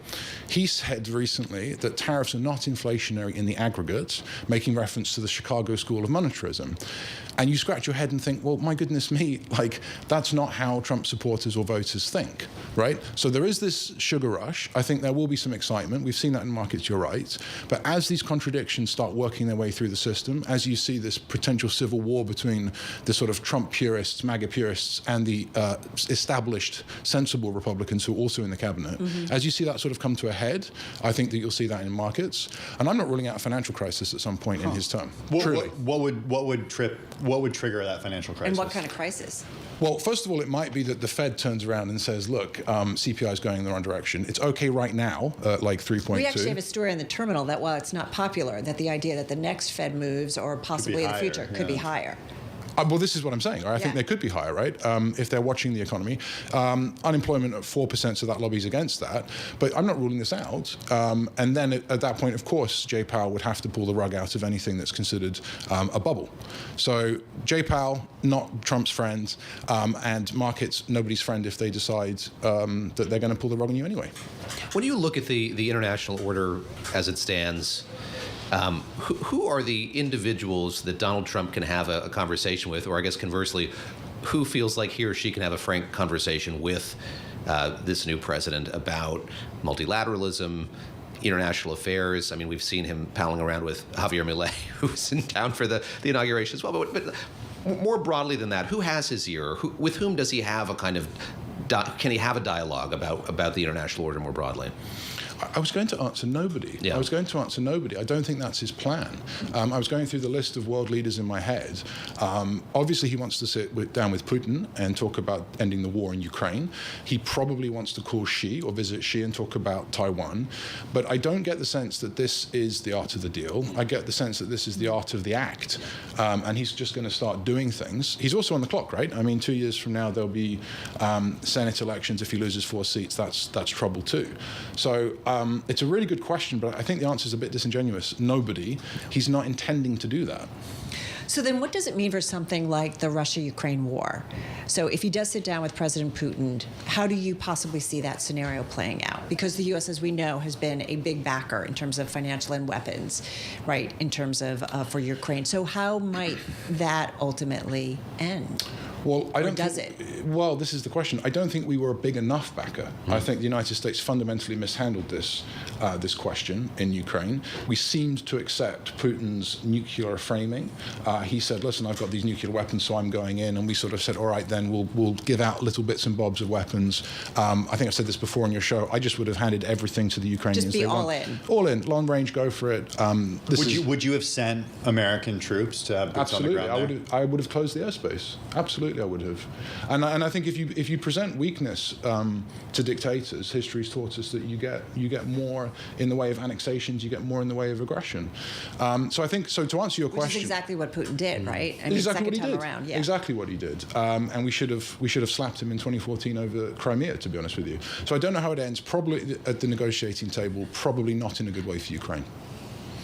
We're going to come back with Ed Price here in just a moment as we continue to watch all the pomp and circumstance out of Washington, D.C. As Tim was mentioning just a moment ago, we have President Trump surveying the troops gathered there in the Capitol Visitor Center. It's funny, I was in Washington just a couple of weeks ago, and these were the venues that were being used for the Jimmy Carter Memorial. So it's kind of a strange, two vastly different events here. But of course, he was lying in state in the Capitol Rotunda. That's where the inauguration address was delivered today, where he was sworn in as president. And then in the Visitor Center, we're seeing this review of the troops as well. So there is that kind of traditional pomp and circumstance. We're going to see him make his way now from the Capitol complex, where he's been for the better part of 6 hours. I think it's been a long day up on Capitol Hill for this new president, down to the Capital One Arena in Gallery Place in Washington, D.C., where his supporters have been filling the seats in that arena for many hours now, expecting to see him. And I think, guys, the big question is, besides a lot of red meat rhetoric, what are we going to see in terms of executive orders from President Trump when he gets there? I mean, you look at the most read stories on the Bloomberg, all of it has to be about expectations in terms of what we will see on executive orders. And so whether, electric vehicles, green policy, workers in the federal government, there's so much, energy policy, there's so much to come down. So we're going to continue to track it as we watch, certainly the president moving in and around the nation's capital. I'm Carol Masser, along with Tim Stanovic and David Gora, and this is Bloomberg.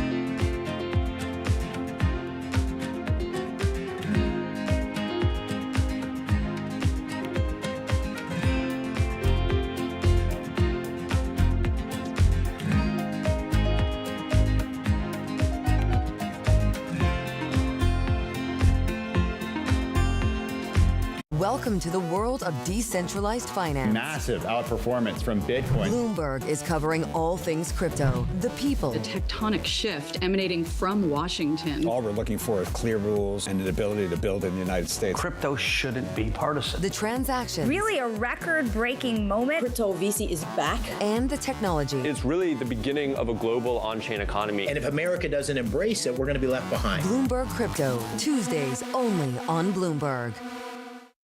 In case you missed it on Bloomberg Crypto. We still see Bitcoin higher by about 40% since election day. So what is priced in, and where is there still room to run higher? Now, everyone at the institution level is ready to adopt Bitcoin. It's not some random country which is saying, hey, let me have it on Treasury, or some mid-level funds trying to keep it. It's like every top banks around the world is now thinking about, okay, I need to get custody for it, I need to understand it, I need to own it, I need to provide it as a private wealth service to our clients. So it is just a whole run of things. So I feel like as we are looking towards 2025, it's definitely going to be the year of Bitcoin, not only as an asset value, storage value, but also I feel like technology-wise, so much projects are coming on top of Bitcoin that the whole decentralized financial industry has somewhere shifted into Bitcoin. Don't miss Bloomberg Crypto live on Tuesdays. From the world of politics to the world of business, Joe Matthew and Kaylee Lines deliver news, insight, and analysis live 2 times a day, every trading day. Balance of Power at 1 and 5 Eastern, only on Bloomberg. In 2015, I was not optimistic because nobody was working on the hard problems. The energy R&D budgets had gone down. The venture investing in climate had gone down. It was completely out of fashion. So I don't know what people were optimistic about then. The fact is, we built essentially from scratch, with lots of supporters, a really mind-blowing level of innovation against emissions. And in the last 9 years, that's gone better than I would have expected. So only now could you even, plausibly be optimistic about the path of emissions. And someone who said, hey, nobody's ever scaled things up like the speed that we knew to before, they're welcome to say, hey, I'll believe this when I see it. In the meantime, some people who care about this issue are really out, trying to think, do we need permitting reform? Do we find, what new ideas haven't we found yet? How do we fund people with those new ideas? How do we get the costs of these things down? How do we collaborate on a global basis? So we're still not at the point where it's guaranteed or even that it'll be easy, but at least there's a theory of change.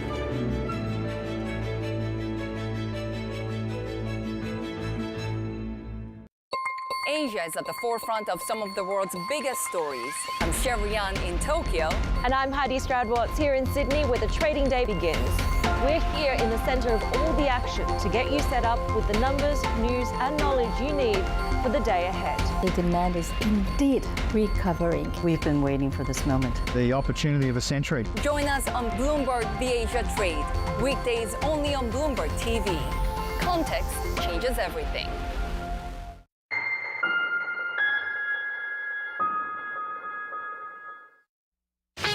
This is Bloomberg Business Week with Carol Masser and Tim Stenovec on Bloomberg Radio and Television.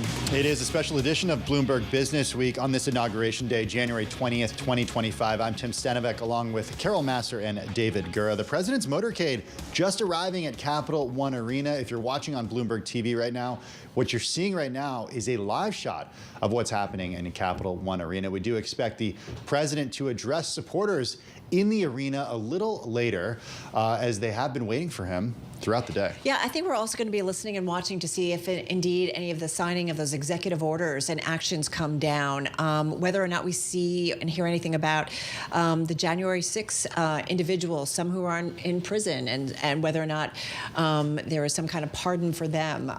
So there's a lot to be watched for still in terms of specifics coming out of the new president, the 47th president of the United States, of course, Donald Trump. So we're going to continue monitoring it and take you back there. there. In the meantime, we've been talking with Ed Price, former British trade official, non-resident senior fellow over at NYU, and as we remind you, he has advised members of the European and British parliaments. We were talking in the break about kind of where we wanted to go next, Ed, and I do think a lot about U.S.-China relations. I mean, United States and China, the two biggest global economies. When they do different things, a lot of other countries, a lot of companies feel it, a lot of investors feel it. How do you anticipate that relationship evolves during the next couple of years with Donald Trump? It's a great question, Carol.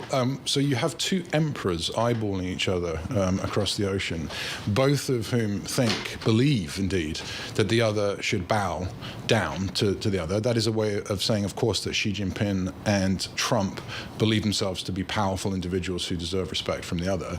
And it's another way of saying that both China and the US consider themselves to be the conservative power. It depends on the horizon, right? So if you look at things from a sort of 100-year horizon, the United States is the conservative power in the region trying to uphold the existing order. If you look at things from a 300 or more year horizon, of course, China was there first, and who on earth are we, right? We're a sort of flash in the pan. So China-US relations are extremely complex. I think they will get more combative, and ultimately the pinch point will be something in the South China Sea or Taiwan. You say relations will get more combative, but we saw the vice president, essentially, of China in the U.S. today for the inauguration. We saw the TikTok CEO as well. We saw the president saying that TikTok will not be banned under my watch, at least for the first 90 days. And then now we don't get tariffs on day one, more tariffs with China on day one. So it seems to me it's less aggressive than a lot of people thought, at least in the weeks and months leading up to this. When the Chinese come to the United States, my interpretation is that we're having an argument. I don't think that they would come if we weren't. And if they weren't here, I would be more relaxed about the forward path of our relationship. It's axiomatic. If they weren't here. Yeah, I'd be like, okay, so when you really argue with someone, you go over to their house and say, we need to talk, right? And I would assume that's why they're here. Xi Jinping was invited, by the way, and didn't come, which probably would have been a breach of protocol on some level. But there is a fundamental difference between the United States' current interest in the South China Sea and in the world versus what the Chinese are proposing. Right now, we are on a collision course. As I said earlier, Donald Trump, President Trump, to be fair to him, sees this, understands this. It probably takes a con man to spot a con, and I think that's why he put his hand up earlier in history in 2016, 17, 18 about tariffs. But to be fair to him, he sees the world through realpolitik lens. He sees the world through a power lens. He knows what the Chinese want to do. He might avoid a conflict with China, but it would probably mean giving them what they want in exchange for a freer hand in the rest of the world. I don't think that trade works because I think we're already on top. I had an opportunity to have some conversations with the outgoing Secretary of State and Treasury Secretary, and what each of them stressed is the importance of rebuilding and reanimating a conduit of communication, because I think that they saw what you're alluding to, that is this collision course, a fear that if there was no red phone to pick up or way to contact a Chinese official or an American official, vice versa, that could be really cataclysmic. And something both of those individuals told me was they were really trying to impress upon their successors the importance of having that. Are you at all optimistic that that view won out, that there can be this kind of pugilistic rhetoric, but there may be in a Marco Rubio or in a Scott Bessent an awareness of the fact that at least having a means by which you can talk to your counterpart is useful from a negotiating standpoint? So the wonderful thing about the Bloomberg terminal is that it is information rich, as are markets. And your market listeners have so much information at their fingertips. My limited experience of policy and policy making is that it is information low, information poor. And I don't see that we have enough of a conduit with the Chinese right now to avoid that sort of thing. I mean, Khrushchev basically sent Kennedy a fax, right? Or two faxes. And I don't know that we are at that level of communication or understanding. There was an equilibrium between the United States and the Soviet Union. Both of them were Enlightenment projects in a sense. One of them was a bit perverse, but they were about managing a country, essentially, right? The Chinese, I think, have a different view of the world. They have a civilizational view of the world. And I don't know, and this is our fault, I don't know that we understand them properly. or that we truly understand them, or are always respectful. Again, I mean, there's one word that you can throw out there, opium, and tell an entire story of how the West hasn't always been respectful to the Chinese. That's a long-winded way of saying I don't think that we are communicating with them properly, and I don't feel confident that we can. To be fair, President Trump, pushed back with tariffs on China in his first term. They were carried over into President Biden's term. And if you think about China, I think that's fair to say that both sides of the aisle agree that there needs to be some pushback. So having said that, are we just at this point where, for 20, 25 years, I feel like from the beginning of my career in business news, it was all about making sure that global multinationals were in China, U.S. big firms were in China, and now we're starting to rethink what needs to be going forward. And whether it's the pushback against globalization, pushback against China specifically, I mean, is it just a new chapter that's being created in the U.S.-China relationship that lasts for, I don't know, the next? It could be. I think it's a bit of a conundrum, because on the one hand, businesses and American capital need as much positive exposure to the Chinese economy of scale as they can get. Still, absolutely. And I think they would be loath. I mean, if you look at, I don't know, JP Morgan or what have you, like, they would be loath to unilaterally pull out, particularly if their competitors were still there. So this is economics, right? And ultimately, JP Morgan pays a lot of tax, and that goes into the U.S. military. So there's a conduit there. On the other hand, at some point, either through uncertainty or through executive order or what have you, there will be a moment that there is a strong case to be the first out and to cut your losses and to get away from a negative exposure to China. I think that businesses are in a constant state of uncertainty right now.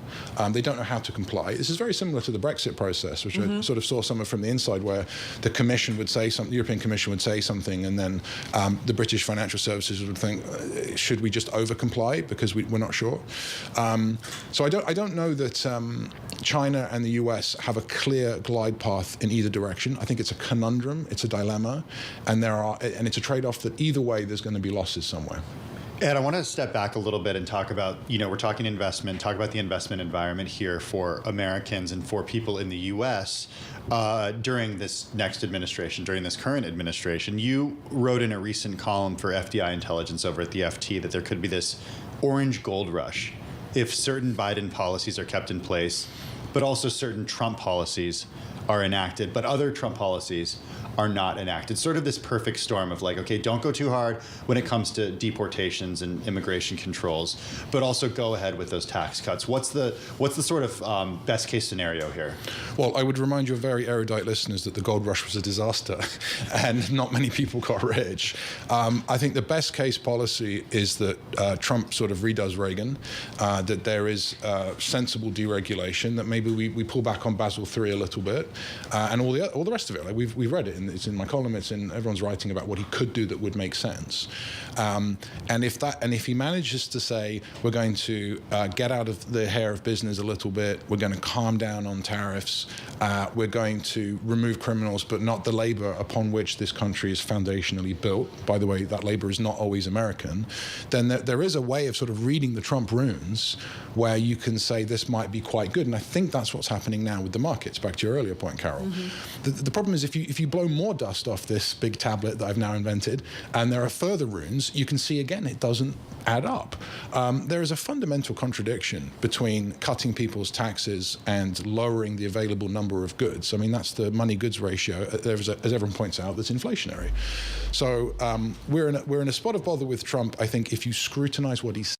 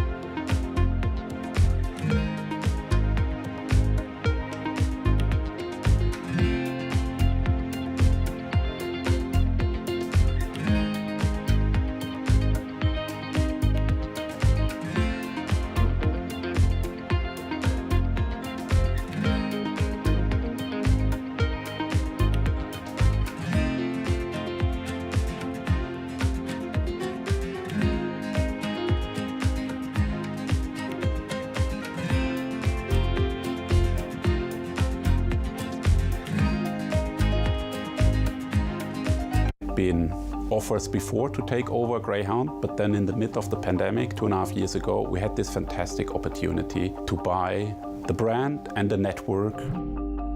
When we took on Greyhound onto the Flix tech platform for network management, revenue management, we saw the highest unit economics in more than 100 years of Greyhound history. My vision is to transform long-distance bus travel in the United States and make it one of the top considerations for anyone planning a long-haul journey.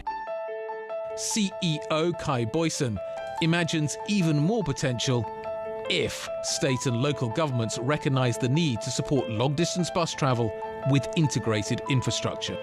We need to think about the infrastructure in the United States holistically and think about the transportation system as one integrated system. And intercity bus needs to be an integral part of that system. One should be able to connect from one mode of transport to another seamlessly, easily. We have great success models in the United States. For example, Los Angeles Union Station, Boston South Station, or New York Port Authority Bus Terminal, or Washington, D.C. Union Stations.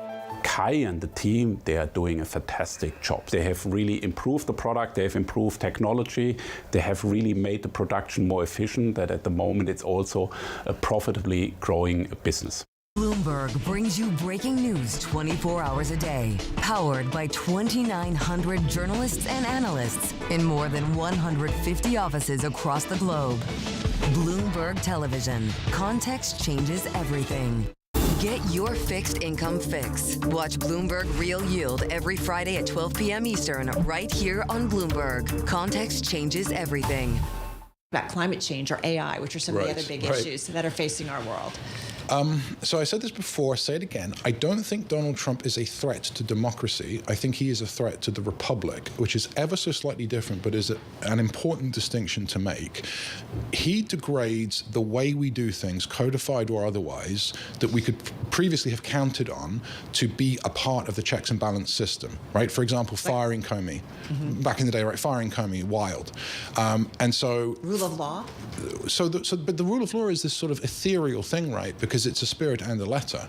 And I think that he's not always a threat to the letter. He took the oath today. He is the constitutionally elected president of the United States. But I don't think he likes the spirit. And this is the thing that I would really watch carefully, which is the extent to which his comportment, his manner, his worldview start to seep into the American establishment. And you start to make assumptions about, well, how would J.D. Vance behave were he president in the future? But we don't know, right? We don't know at all, of course not. I can come back later and tell you I'm completely wrong if you like. I mean, that might be, that might be wise. Is it wise for us to assume that someone's going to pick up the mantle from him and continue? Something is being let out of the box in the American body politic, okay? It's hyper-democracy. It's the sort of democracy the Founding Fathers did not want, which is that someone who is quite combative, quite crude, and not necessarily in favor of the spirit of the Constitution is now in power. And I blame me and all of the other people, I mean, I'm a registered independent, but all of the Democratic voters, let's be honest, who thought for a very long time, 25 years, that we know best, sitting around on the coasts, sipping frappuccinos, okay, guilty as charged. And we completely took our eye off the ball as to what matters to a lot of Americans, and this is their response. We're speaking with Ed Price, former British trade official, now non-resident senior fellow at NYU. He's advised members of the European and British parliaments. He writes regularly about politics, economic policy, and more. As a reminder, too, we're also keeping an eye on what's happening at the Capital One Arena in Washington, D.C., where we do expect to hear from the president in just a few minutes. Ed, what happens, though, if it doesn't work? What happens if the Americans who you spoke to and you met throughout your road trip this summer, we've had you on to speak about that, you've written a lot about it. What happens if the policies from this Trump administration do not improve their lives? What's the next iteration? I think the next iteration could be past populism, and then you would be appropriate if you were talking about fascism. This has happened in history time and time again. There is a solid backbone of good, honest people in this country who have followed the rules and really seriously been let down in the last quarter century. And that is a fundamental observation that Trump made. He's promised them the world. He's promised them to get back on their feet. They've believed him. You're asking exactly the right question. If he lets them down now, now and we go into this kind of like dystopia tech overlords, situation, then there's going to be hell to pay from them, and rightly so. Now, I wish that there was some third way of doing this. I wish there was a romanticized small L liberalism, small R republicanism, like the aforementioned T.R. Roosevelt, that we could get Americans interested in again. But the choice between Trump and the Democratic Party isn't working. We are a young democracy, as you reminded us, versus something like China, or just not a democracy. Even if we feel but old. in terms of government. Even if we feel old But I sometimes. mean, is this just kind of what we need to go through to get to a better end? I don't think or to make our government evolve? I think the fundamental mistake we made was twofold. One, in the 70s, a fiat dollar without a better way of controlling it. We can get into that if you want or not. And the second one was allowing China into the WTO and allowing it to be a developing rather than developed country status for too long. So these are really huge structural problems. There are now too many dollars in existence. We've enriched a potential adversary.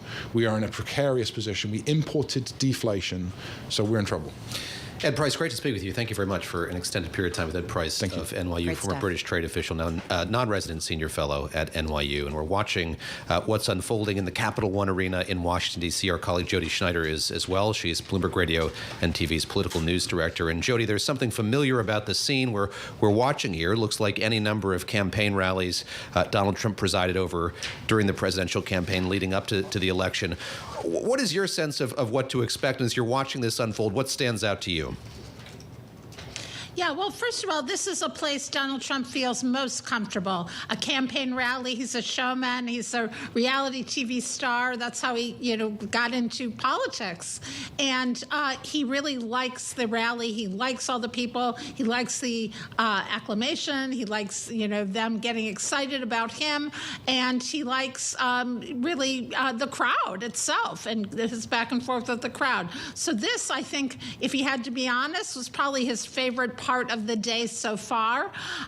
What he will do here, first of all, he'll engage with the crowd. They were supposed to be, tens of thousands of people outside who came for the inauguration, but because of the cold and the decision to hold it inside, there can only be 22,000 at this arena. So they're all happy to be there, and he will play to the crowd. He will also probably do some showmanship things. He has said he's going to sign executive orders today. He signed a few things at the Capitol already.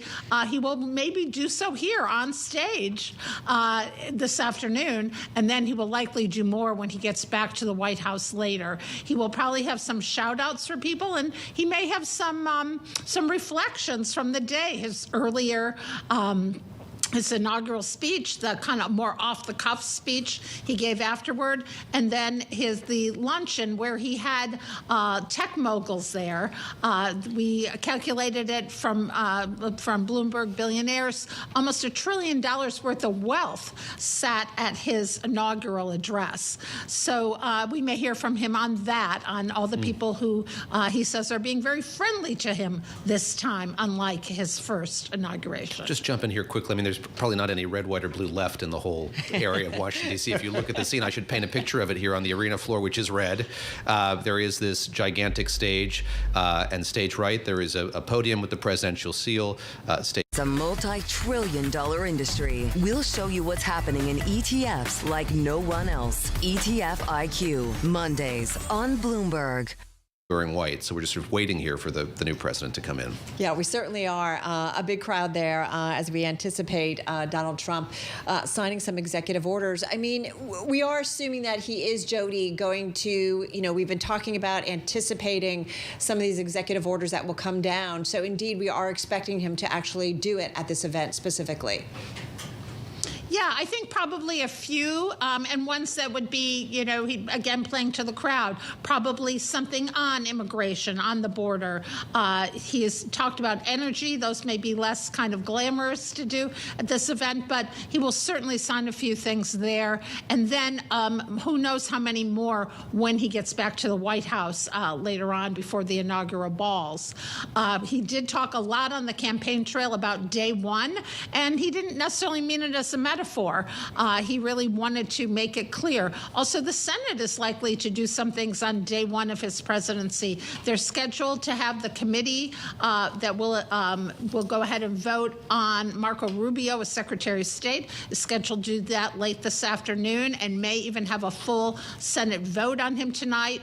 We may also hear some other nominees may get that vote as well, but certainly in coming days, he expects to have a cabinet that's pretty well shaped by only a few weeks' time. Jody, how has the executive order changed in recent years during the Biden presidency, during Trump's first term? How are presidents using executive orders now to achieve their goals, to achieve their agenda? And what power do executive orders have if the next president can come in and tear them up? Yeah, so Biden, now former President Biden, as of today, signed some things, kind of a slew of things before he left office, mostly on environmental policy. And one could expect that those will be undone pretty quickly here by now President Trump. They have been used a lot more lately. President Trump, in particular, is fond of these because he doesn't want to have to wait for Congress to do things. But it doesn't always work. A lot of times they go to the courts. By executive order, he tried to put in effect his so-called Muslim ban back in 2017, and it didn't go very far because it went to the courts pretty early and was bogged down there. So some of these he may be able to do, and things will happen. Other ones are going to take longer, and there's things that really do require, many things that require congressional action. He's not going to be able to get through his tax cuts or a lot of the things he wants to do about the economy without having Congress, which has the power of the purse, behind him. All right, Jody, thank you so much. So appreciate it. Of course, Jody Schneider, she is Bloomberg Radio and TV political news director. You know, guys, just, of course, listening to the band play there from the Capital One Arena. David's a musician, so I think he can. I'm going to go to David Gura to give us an explanation of what we're hearing right now. For David. I could not name the piece of music that they're playing, but we see a military band there on the floor. I don't need the piece of music exactly, but this is a large band. It is capital Many P instruments. patriotic, I think we could say. Okay, great.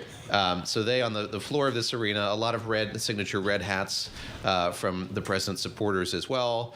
And we're just waiting. I mean, we saw that motorcade make its way from the Capitol complex to the Capital One Arena. Obviously not a very far distance. It didn't take too long. And the president is one who is not one to start on time. I mean, this is a delay that we're accustomed to, and we should probably reaccustom ourselves to. We're a little behind. Having said that, we're already, hearing about changes from folks that we thought would be part of his administration. Just reading from the live blog that Anna Kelly, transition spokesman for the Trump team, Vivek Ramaswamy, a statement saying played a critical role in helping us create DOGE. He intends to run for elected office soon, which requires him to remain outside of DOGE based on the structure that we announced today. We thank him immensely for his contributions over the last 2 months and expect him to play a vital role in making America great again. It's a 5-hour tenure. There you should go. Say. But now this is interesting, though, because now so much rests here on Elon Musk, which perhaps we should have thought of earlier. Of course, Elon Musk, who has basically moved into Mar-a-Lago over these last couple of months, has been so closely aligned with and working with the president-elect, now president. We'll see if he picks up fully the mantle of DOGE. Just looking at the schedule of events today, just to give people an idea of where we are, we're viewing, if you're watching us on TV or YouTube, Capital One Arena right now, where we are seeing and hearing a band play as we do await comments from President Trump. He's set to sign 9 executive orders at the Capital One Arena rally. He will sign more at the Oval Office. This was scheduled to start at 3:30.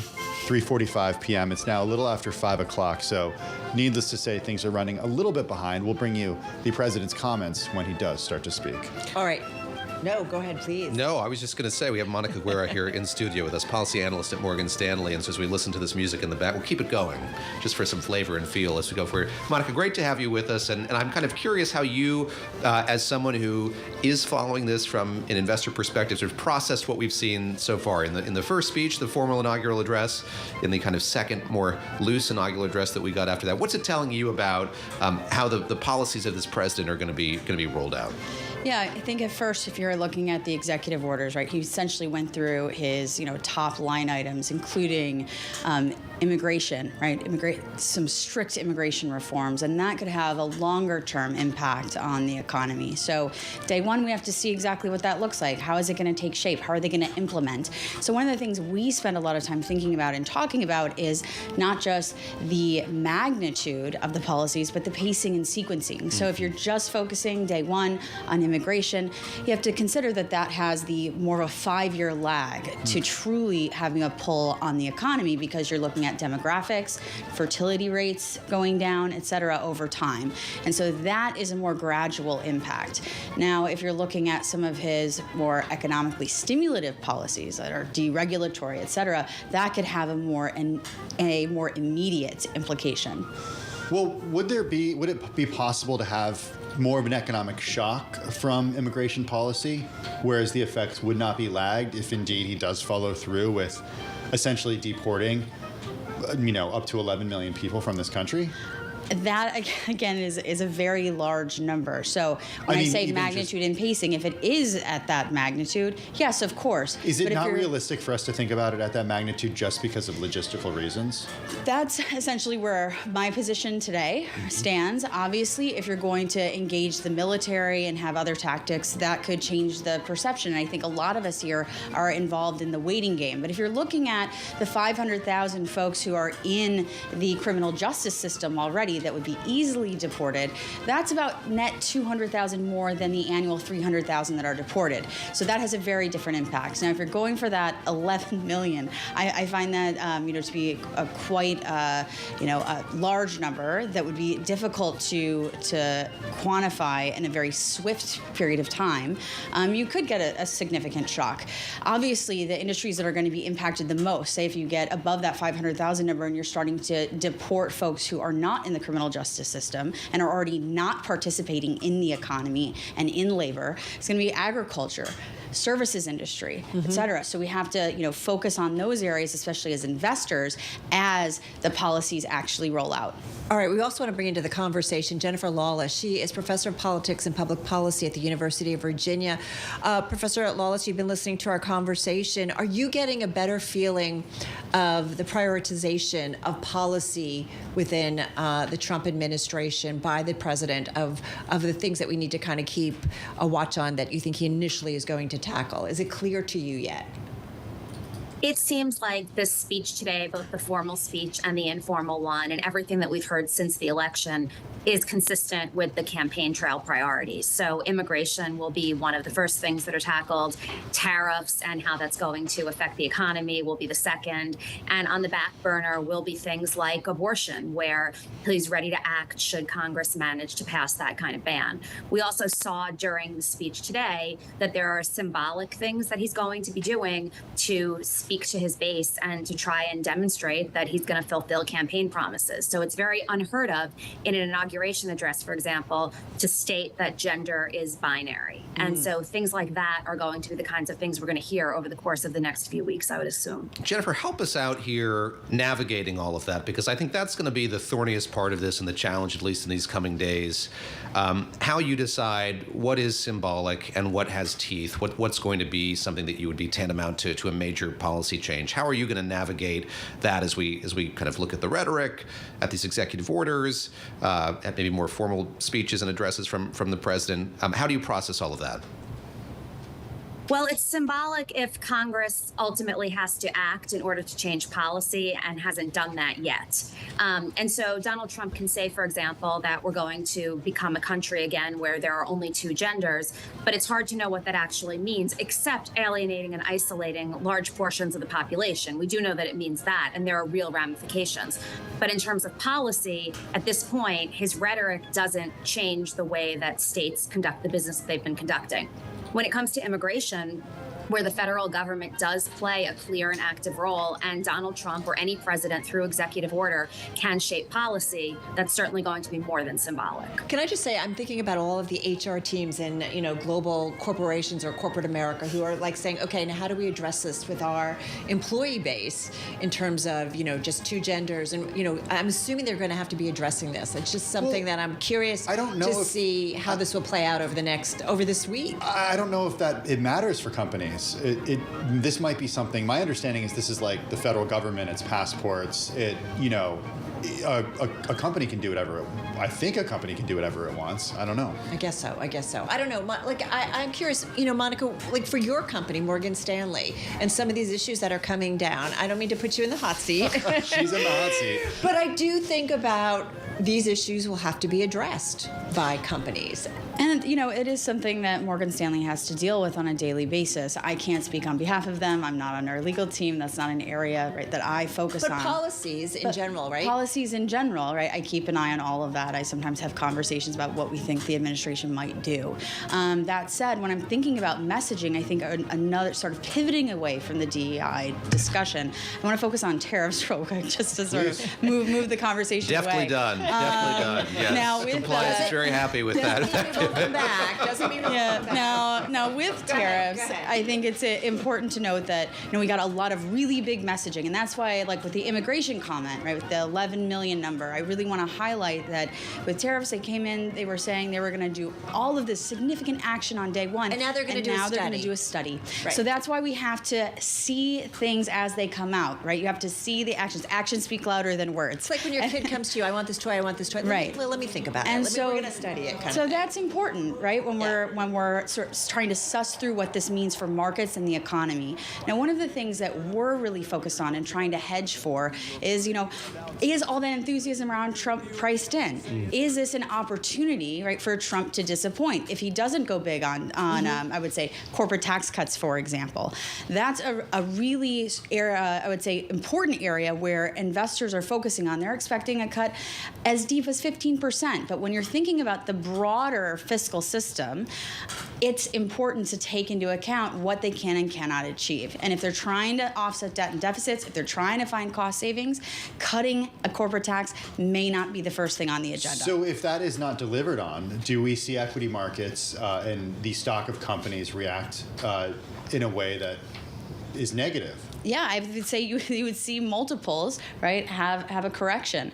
I can't speak to, how long that would last. I don't know the messaging around it. But what's priced in your view, is that 15%? But what's priced in is the 15%, is the enthusiasm, right, around this pro-growth, incredibly pro-growth messaging. And so when I'm thinking through where are the risks and opportunity sets, one of the risks that I'm focused on is the corporate tax cut. Jennifer Lawless, I want to bring you back in here. We were talking a little while ago just about how this president sees himself in the context of history. And I'm curious what stood out to you about the remarks he made. And I think that second speech he gave was so illuminating in that regard, that there are still a lot of things that he's clearly ticked off about that happened last time around. When we talk about sort of his desires on Greenland and Panama and the like, that there's a sense to kind of put a stamp on this presidency in a very big and novel expansionary way. Talk about that, if you would, just sort of what you observed about the sort of way he sees himself in the larger context of American history vis-a-vis that speech that he gave this afternoon. It seems to me that Donald Trump does not differentiate between being president and the institution of the presidency. Typically what happens is that presidents feel like they're moving into a role. They talk about the importance of democracy and a smooth transition of power. They talk about the august nature of the institution that they'll be occupying. And they talk about the importance of bringing the country together and moving forward to achieve greatness. Donald Trump did not do that in 2017, and he did not do that today. In fact, today's speech in a lot of ways was even more negative and even darker than his first inaugural, because it was also filled with an attitude that highlights the importance to Donald Trump of retribution and of doing all of the things that people said that he couldn't do. And I think that nationally and globally, he sent a very clear signal that he is basically going to go out there and give it a shot to do whatever he wants, whether that's renaming the Gulf of Mexico, whether it's taking back the Panama Canal, whether it's taking Greenland, or whether it's just changing national policies that the American people have become accustomed to, or renaming mountains. And I think he's making this more about himself than about moving forward. There was no attempt whatsoever to try and unify the country or even to pay lip service to the idea that he would be a president for all Americans. I don't think Democrats are surprised by this, but this was his first opportunity to veer away from the campaign messaging, and he opted not to do it. Professor, does he need to do that? He's won. He's not running again. He can't run again. Maybe he would like to run again. He can't run again. Does he need to appeal to all Americans? He doesn't need to appeal to them. 2 years. He doesn't need to appeal to them. The question is, does he want to actually move the country in a direction that most Americans, and I don't mean just a tiny margin, want him to move the country in? And typically in their second terms, presidents do have some flexibility to do that because they're not seeking re-election, and the new nominee won't be seeking election for 2 years. Donald Trump has definitely made this more about retribution than unification. I think you bring up a good point. Monica, come on back in, because I do think about, I want to say the two Americas, but I think there's more than just two. And we know that there are folks who are in the market. We know there are folks that are wealthy that have done very, very well over the last couple of years. There are a lot of Americans that have not. And so how do we really find, what do we need in terms of a president that can really appeal to the broader population that benefits more? I think that Trump did that in this election cycle. I think that it speaks for itself. He appealed, but does he actually follow through with policy that helps more Americans? Well, that's the important thing about Congress, and people seem to forget about the role of Congress. He can do a lot with executive orders, 100%. He's going to go big on day one.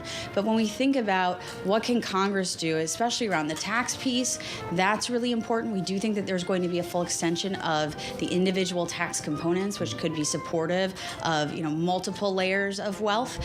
But you're also going to see a continuation of support for things like the higher earners. When you're thinking about no changes to capital gains tax, I think is a really good example, right, where the most wealthier will be able to continue to accrue that wealth. I don't think that's a secret. That's something that we are focused on and we do consider. But when we're looking through the broader agenda and sort of what's top of mind for folks, we want to see, where can you actually, benefit across the board? And one of those areas, could surprisingly be in the clean energy sector as far as creating new jobs. And I really want to emphasize that. Now, the IRA, the Inflation Reduction Act, about 80% of the funding went to red states. And in red states where maybe they haven't had the same type of economy, the same sort of agglomeration that we experience here in New York, right, with all these jobs. Right. These are opportunities for that growth sector to continue to employ people in those states. So we think, for example, that clean energy might be a sleeper agent. You have oil, sort of when you're thinking about messaging, oil, drill baby drill, all of that sounds really exciting because it's going to lower prices at the gas pump. Again, that's also would be a regressive tax and help lower income folks if they're able to lower the price of gas. But what's important about that is that if you're lowering the price of gas, you're lowering the cost of oil in the markets, right? It will sell off. I think it has sold off today, if I was correct. And with that, comparatively, we think that clean energy could have a nice opportunity to outperform, not just on a relative basis, but also because it's sensitive to rates. And if we do get some rate cuts at the latter half of the year, we could see clean energy make a surprise upturn.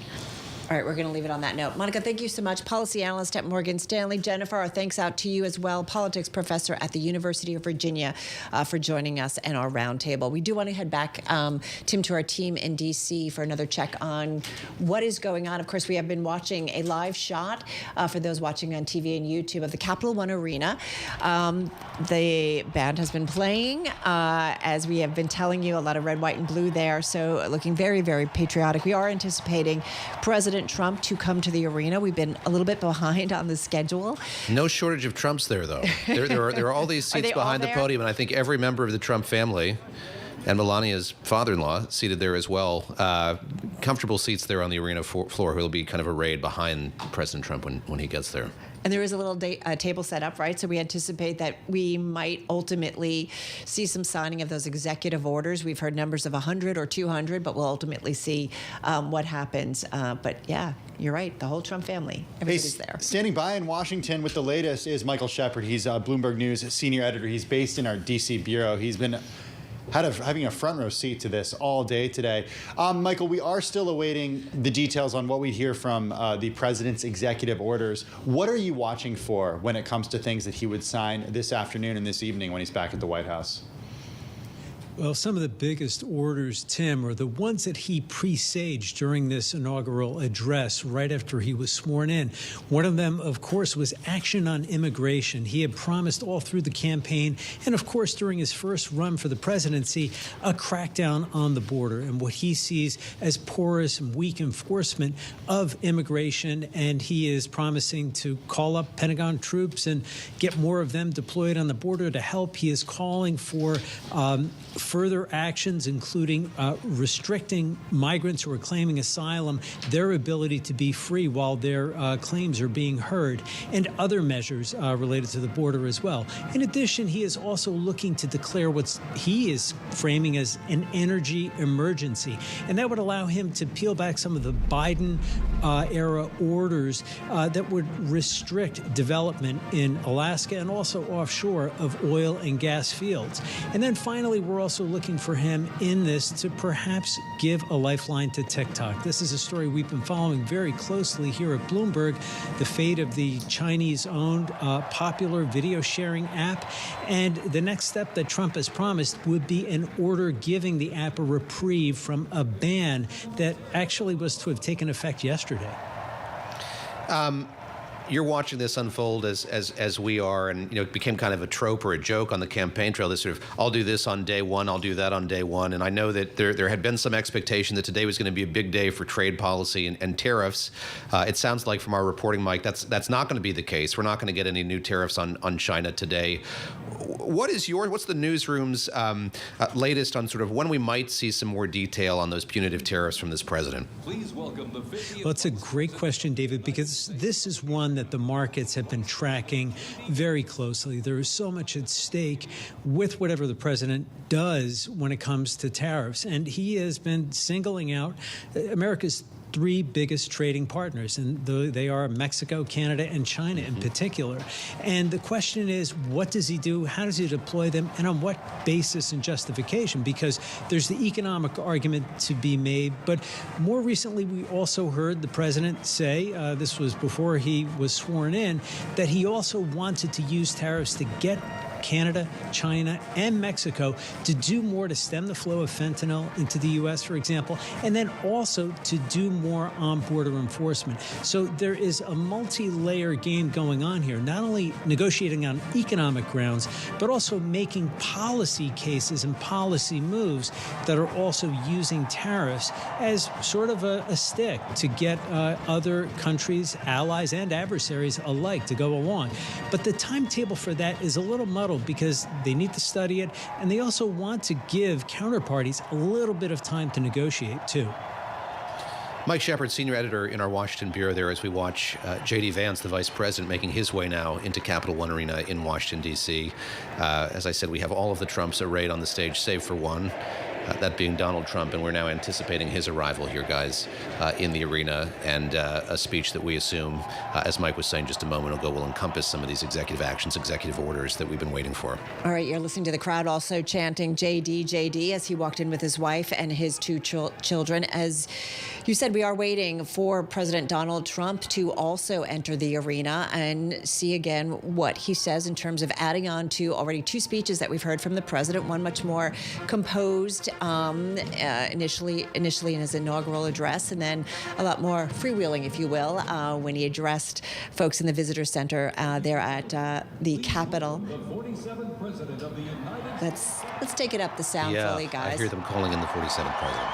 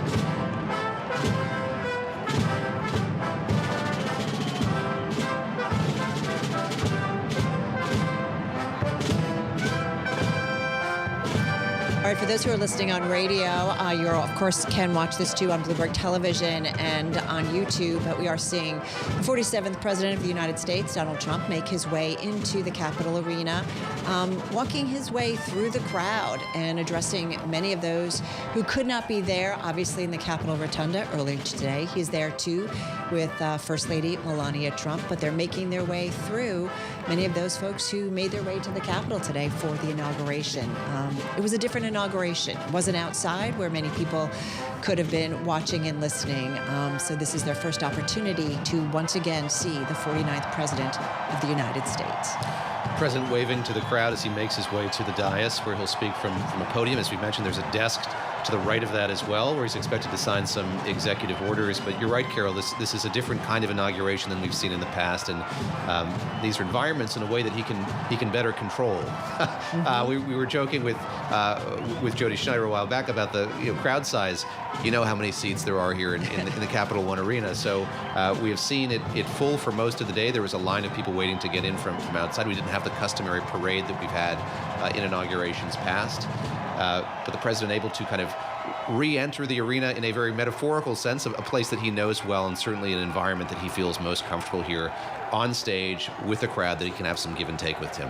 Yeah, it looks like, too, the crowd is chanting USA as the president walks around the stage. He's right now pointing to his supporters. He's clapping himself as well.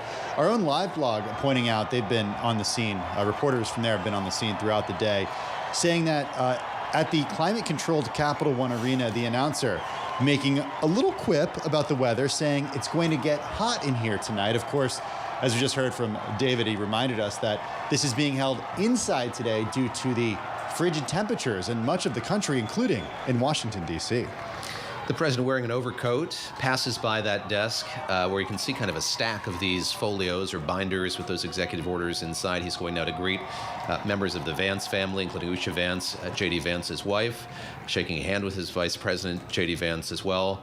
Now the First Lady standing next to her son, Barron, who we should remark is incredibly tall. He is incredibly tall and certainly stands out in a crowd, that's for sure.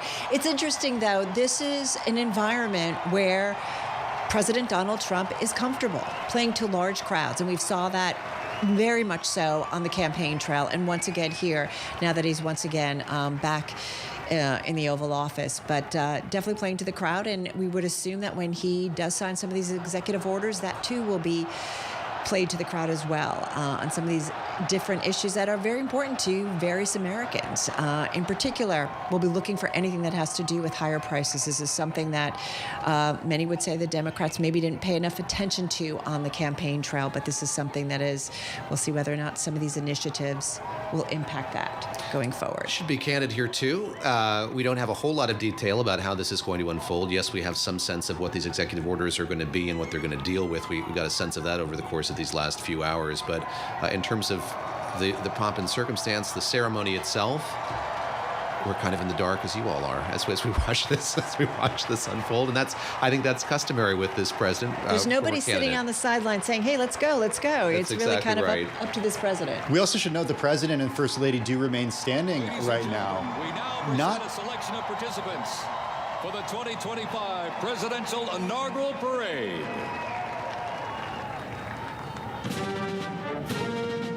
So a parade that would normally have been outside. As we know, everything moved inside because of the cold weather. So here we are at Capital One Arena.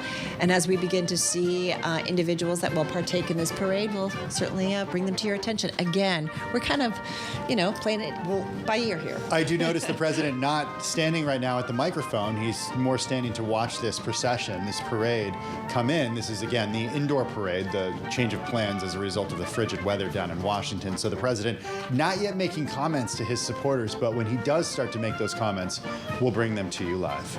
All right, folks, we're going to continue to monitor the comings and goings at the Capital One Arena and certainly bring you those incidents and activities that are certainly important to the Bloomberg audience. In the meantime, Henrietta Trey's is important because she certainly parses through some of the business developments, political developments, and what it means for investors and the Bloomberg community. She's co-founder and director of economic policy at the investment advisory and consultancy firm Veda Partners, joining us on this Inauguration Day, Monday. Henrietta, as we continue to watch the festivities at the Capital One Arena, talk to us about this day, and for you, what has been maybe most important as Donald Trump has now, begun his second term here.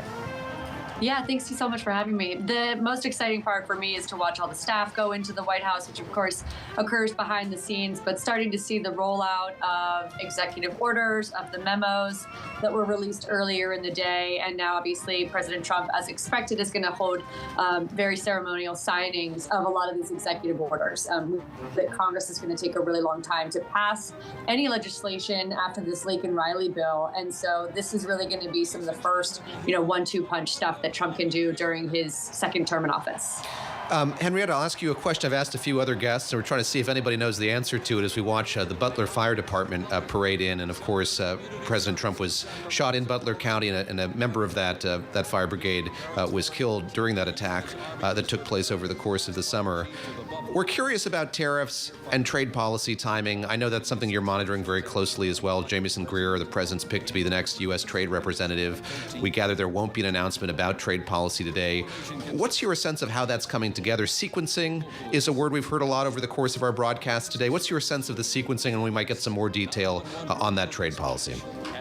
Yeah, interesting question. And some of it sort of answered or at least implied by the pomp and circumstance of today. Some of the least well-received commentary from President Trump during the earlier ceremonies from Republicans in the Senate came around his announcements that he was about to impose tariffs. And the first thing that really comes to my mind is that USTR Jamieson Greer has not been confirmed yet, and the senators get to vote on that. So I think from a sequencing perspective, it makes sense to hold his hearings and have his vote in the United States Senate before he implements additional tariffs, either under phase 1 of the U.S.-China trade war or even against Canada with IEEPA. Whatever happens on tariffs is going to land on Howard Lutnick at Commerce and Jamieson Greer at USTR, Scott Bessent to an extent at Treasury. And those are Senate-confirmed roles. So some of those are going to start tonight with Marco Rubio, we understand, and then throughout the rest of this week. So I would expect some initial trade action right after those folks get confirmed. Otherwise,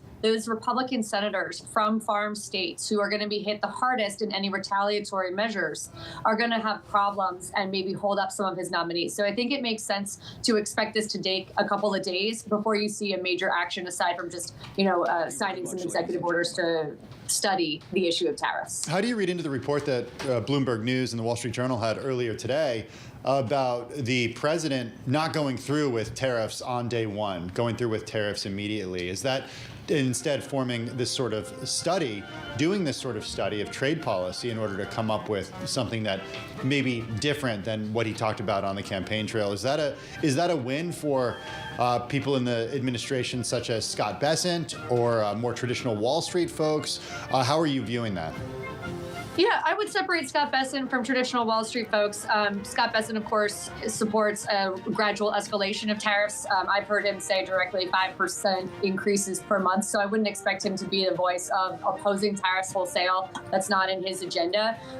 My expectation is that we have a lot of very serious campaign promises that Trump promised to deliver on the trail on day one, and most of those pertain to immigration, which we're seeing, transgender rights, energy policy. So I think there's going to be, 100 different executive orders. There's a lot there to chew on. When it comes to the tariffs, one of the things that I've really wondered about is whether Jamieson Greer at USTR would adhere to the enforcement mechanism of the phase 1 trade agreement, which if he does, by my math and calculations, if he, suggested that he's going to pull out of phase 1 today, that doesn't necessarily lead to tariffs today. It leads to tariffs in the May-June period, after you have a series of preset negotiating times and interactions with the vice premier in China, with other trade officials, the deputy secretaries at USTR. So a lot of that is going to depend on the specific enforcement mechanism in the phase 1 deal with China. Where Canada and Mexico are concerned, what we've seen in the past is announcements of IEEPA tariffs, but then a 10-day lag period.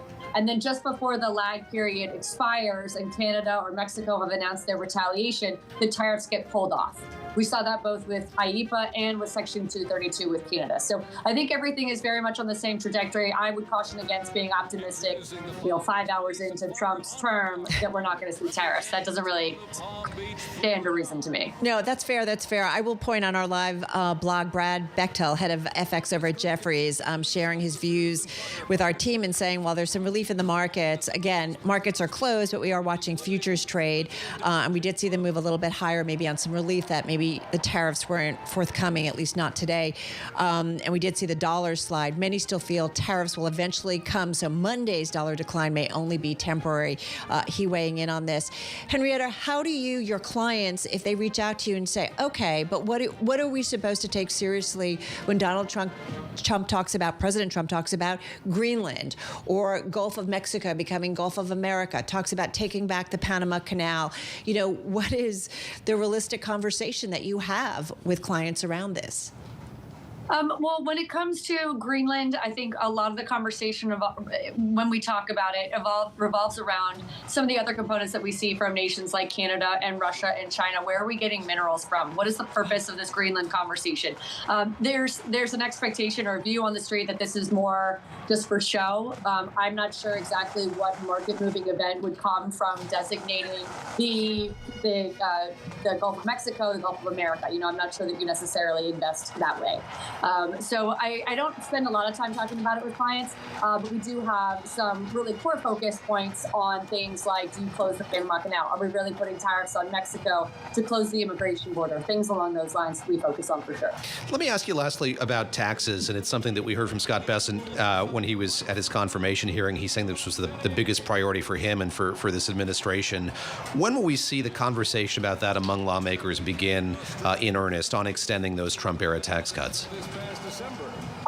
That conversation is very much well underway. You have seen now a number of different sort of like working papers from small committee groups and then also the broader budget and ways and means committees. So that conversation is advancing on the House side because, of course, the House and Senate have two different ideas. The Senate wants to move forward with a two-track reconciliation package that would get Trump a win in the first 6 months of his administration, where the tax bill is really more realistically not going to pass until December. So I think those conversations are already well underway. You can see it with the SALT caucus going down to Mar-a-Lago. That's all about these deficit numbers that are going to have to be incurred, how to proceed with the budget reconciliation strategy and passing a budget resolution.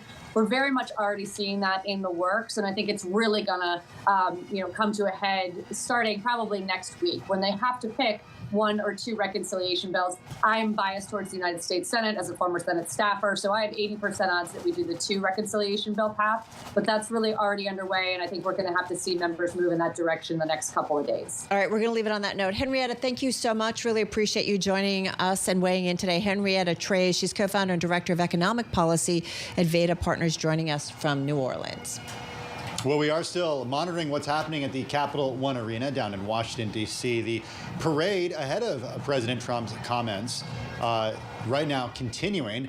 We saw members of different police, first responder, and also fire departments from around the country, including Butler, Pennsylvania, Palm Beach, as well as the New York Police Department already march in the parade. All right, we're going to continue to monitor and certainly bring you back to the Capital One Arena when Donald Trump steps up to make some comments. So we'll be tracking that. In the meantime, in our studio is Stefan Seelig. He is back with us. He's managing partner at Bridge Park Advisors, the financing advisory firm. Joining us now, you might recall he's been a frequent guest for us, former Undersecretary of Commerce for International Trade at the U.S. Department of Commerce. That was during the Obama administration. He also headed the International Trade Administration, spending also nearly 3 decades on Wall Street. As we like to say, Stefan, you're this great intersection of public-private policy. How are you feeling on this inauguration Monday?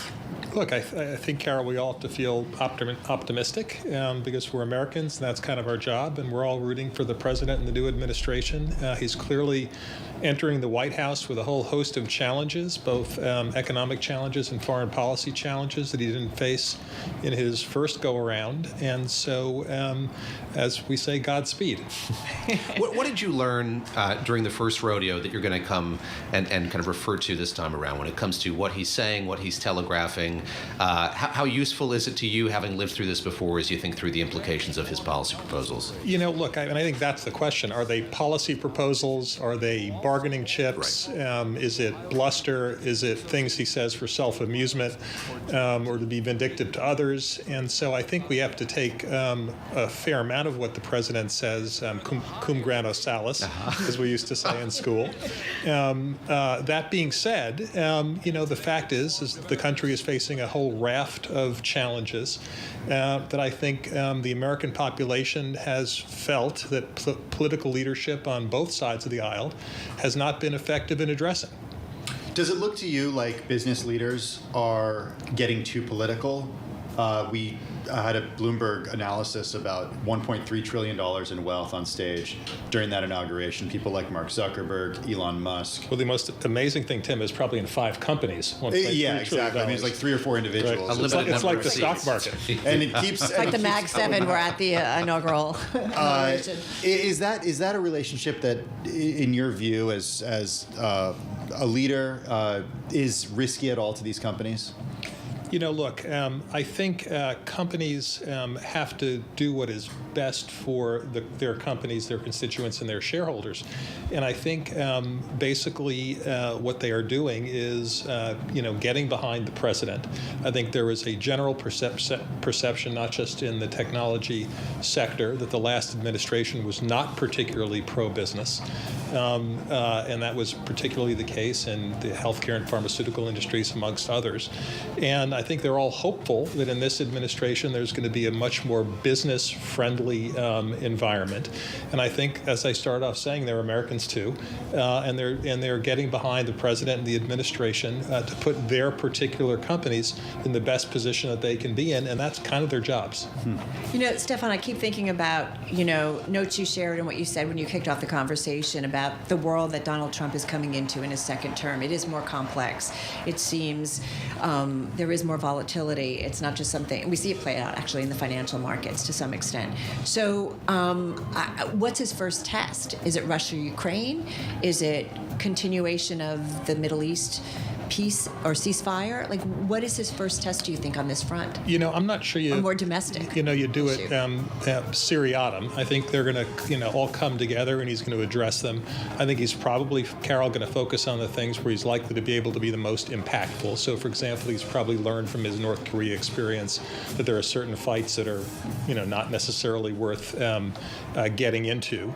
But I think he is going to sense that he has a real opportunity. He's got a real opportunity in the Middle East. He's got a real opportunity with Russia and the Ukraine. He's got a real opportunity to reset our relationship with Europe. So I think there's a whole host of both domestic, economic, and foreign policy opportunities that the president's going to go after. As a marching band from Middletown, Ohio, which I believe is a J.D. Vance hometown, makes its way through Capital One Arena, let me ask you about your former job at the Commerce Department. We were talking with Henrietta Treyz a moment ago about waiting to announce trade policy until a U.S. trade representative is in place. I've been thinking a lot about how this economic team works all together, if it's going to be fractious, who's going to call the shots. Can you just talk about the relationship between Commerce and the U.S. Trade Representative and the White House when it comes to hatching and imposing trade policy? How does it all work together? How should it all work together? Well, it is, the bifurcation historically has been that the United States Trade Representative was primarily focused on trade agreements and negotiating trade agreements. And with the exception maybe of the renegotiation of the USMCA, I think everybody expects that there'll be very few trade agreements, that it's really not going to be part of the president's and this administration's trade arsenal. So I think, frankly, the Commerce Department will be much more central in driving two things, which is to create a level playing field for U.S. companies to compete most effectively overseas and to attract foreign direct investment into the United States. The tariff issue, frankly, is not just will not just come from both of those departments, but will come from this new external revenue service that he's thinking about. I'm not sure how that's. I'm not sure how that will necessarily be different than the customs arrangements that already take place, but. What I would say is that the tariff conversation is not particularly well understood. So the president today focused primarily on the revenue-raising benefits of tariffs. That for sure is true if, in fact, they're paid. Because if they're paid, the Treasury then gets the money. But he also talked about creating opportunities to have the reshoring and resourcing of American manufacturing. If, because of those tariffs, foreign goods are not going to be coming into American shores because they're more expensive, then there's not going to be the revenue opportunity, and it's not going to be collected. So it's kind of, you can't have it both ways. We had an earlier guest who suggested, I can't remember who it was, that said maybe he doesn't understand tariffs and how they work. Well, I'm not sure people on both sides of the aisle particularly understand it because, Carol, they're quite complex. Okay. The other complexity, of course, is with tariffs usually come a higher dollar. And the president's been very aggressive about not wanting a higher dollar. The dollar is already overvalued because it's the world's reserve currency. And that will make exports more expensive for buyers, and that will further exacerbate the trade deficit as U.S. goods exports become more expensive for foreign buyers. So none of these things are actually simplistic, and most importantly, the benefits of tariffs are many-fold, but they're often conflicting. I think maybe if President Trump were sitting here listening to this, he would say to you the idea of tariffs is to get more of these goods made here in the United States so we don't have to import these things. I think an economist would say, well, we don't live in a world where that's necessarily efficient because of what we do here in the U.S. versus specialties outside of the world. Is there, though, a world that exists that's a happy medium between the two, where we do start to see nearshoring and onshoring from American companies that have outsourced manufacturing? So I think, Tim, that is exactly the point. So if you go back to the economist in the 1700s, David Ricardo, it was quite simplistic, which is, everybody should produce and have a comparative advantage.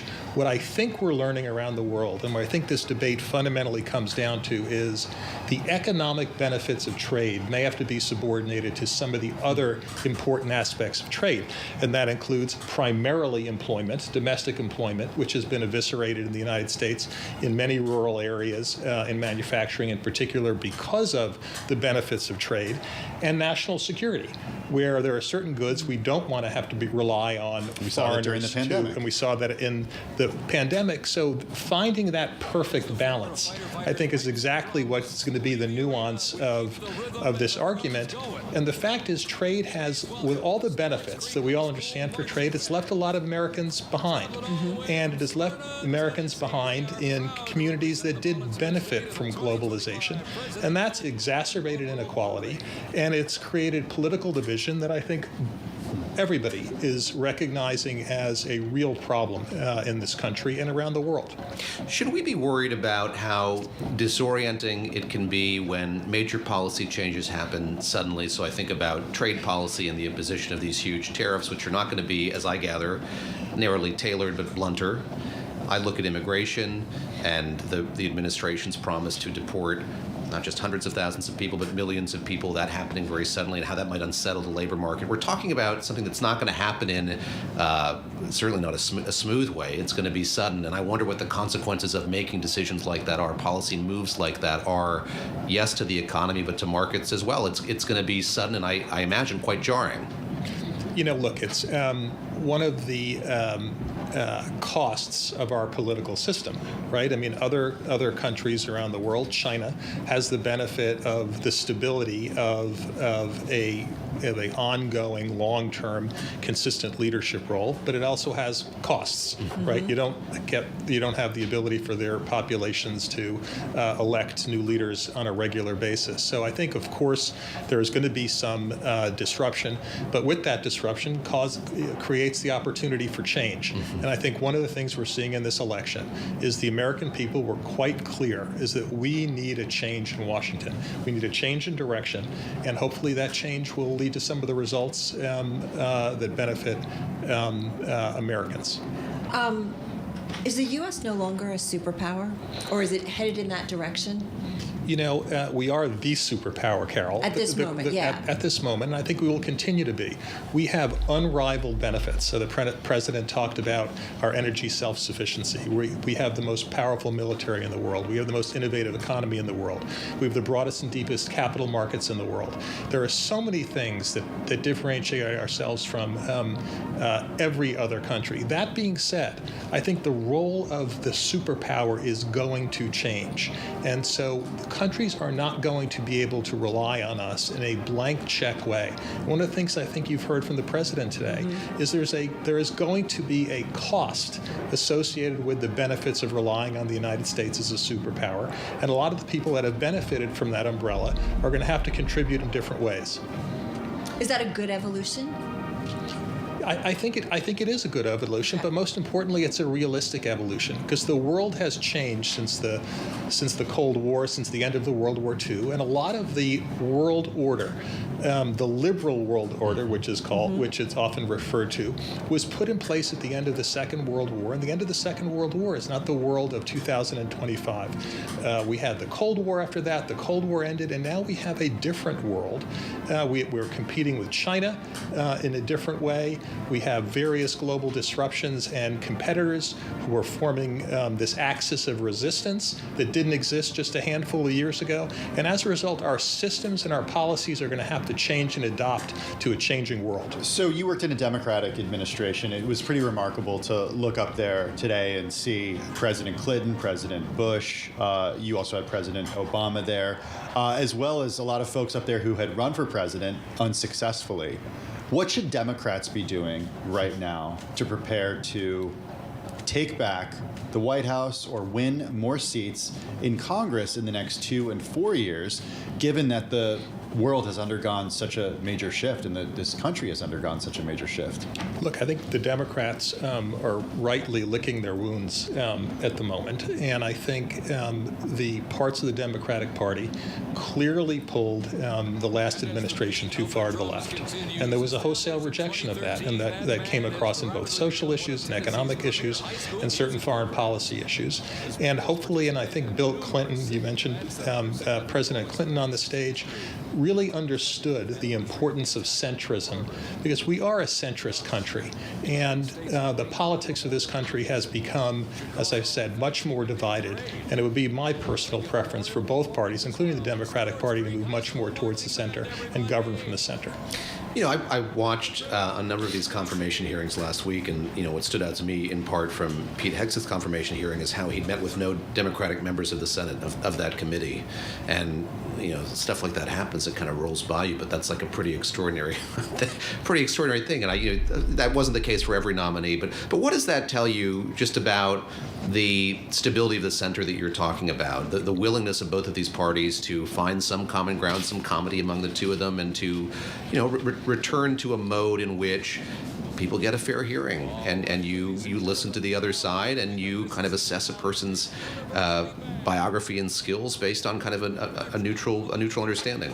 David, it's very unfortunate that we're seeing less civility in public discourse generally, and certainly amongst our political leaders. I know when I was getting confirmed for my position by the Finance Committee of the United States Senate, which at the time was chaired by a Republican, Orrin Hatch, who's passed away, the senator from Utah.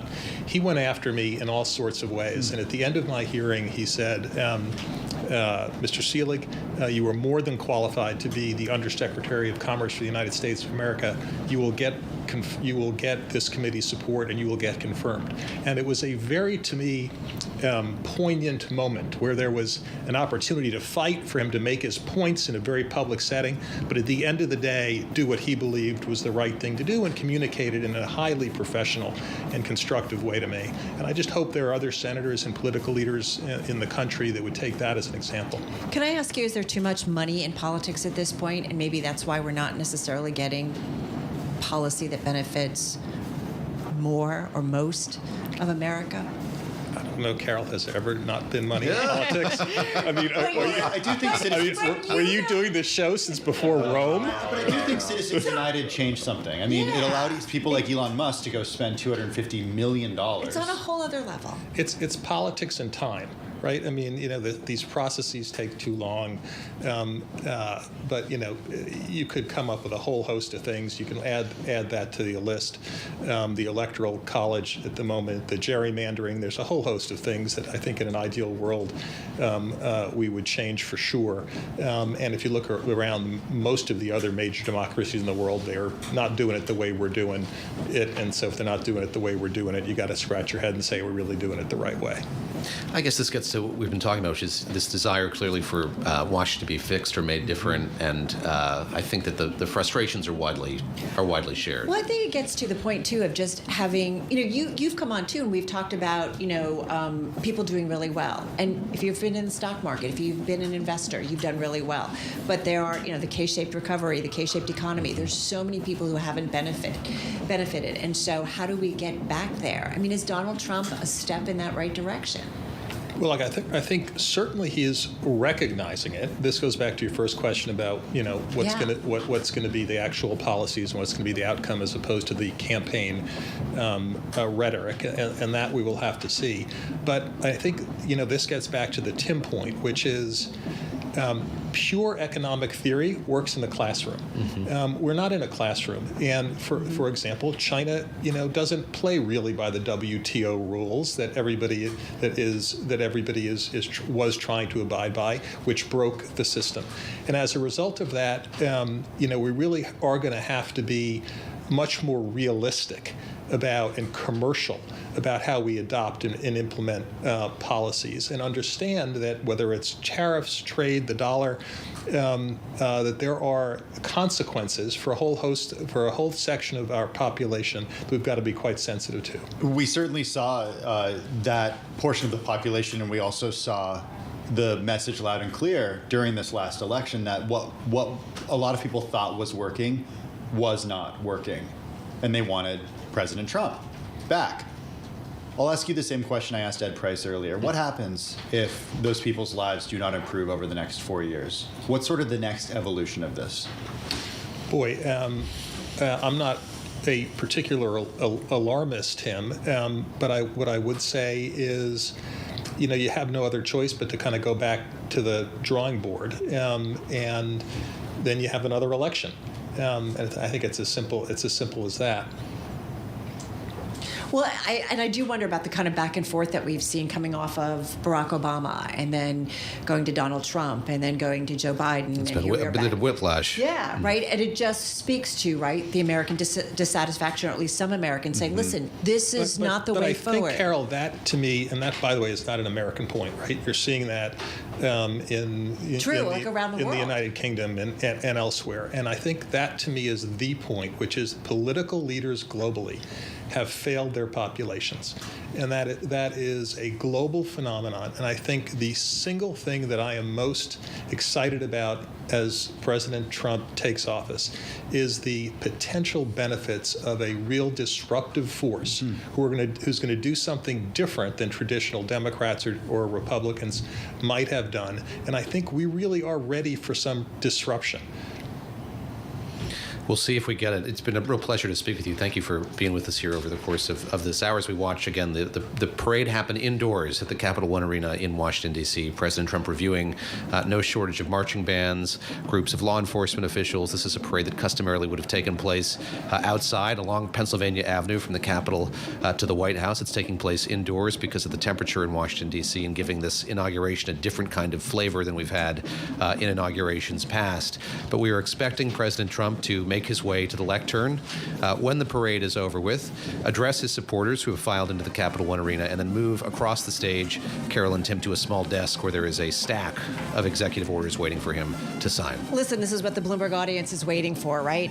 To see exactly what comes down in those executive orders. But as we learned from our Gregory Cordy, that does not necessarily mean change will, immediately happen overnight. So that's something we want to know in terms of the details, what will be studied before things are implemented. Our thanks to Stefan Seelig, as you said, from Bridge Park Advisors, great public-private policy perspective there. That's going to kind of do it for us. We're going to wrap up. I'm Carol Massar, along with Tim Stenovic and David Gora.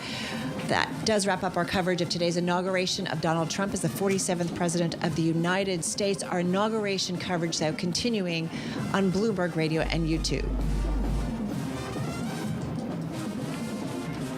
a multi-trillion-dollar industry. We'll show you what's happening in ETFs like no one else. ETF IQ, Mondays on Bloomberg.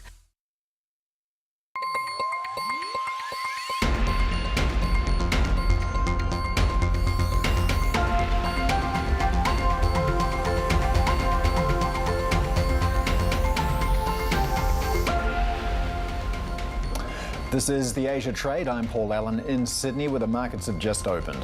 The top stories this hour. The golden age of America begins right now. Today I will sign a series of historic executive orders.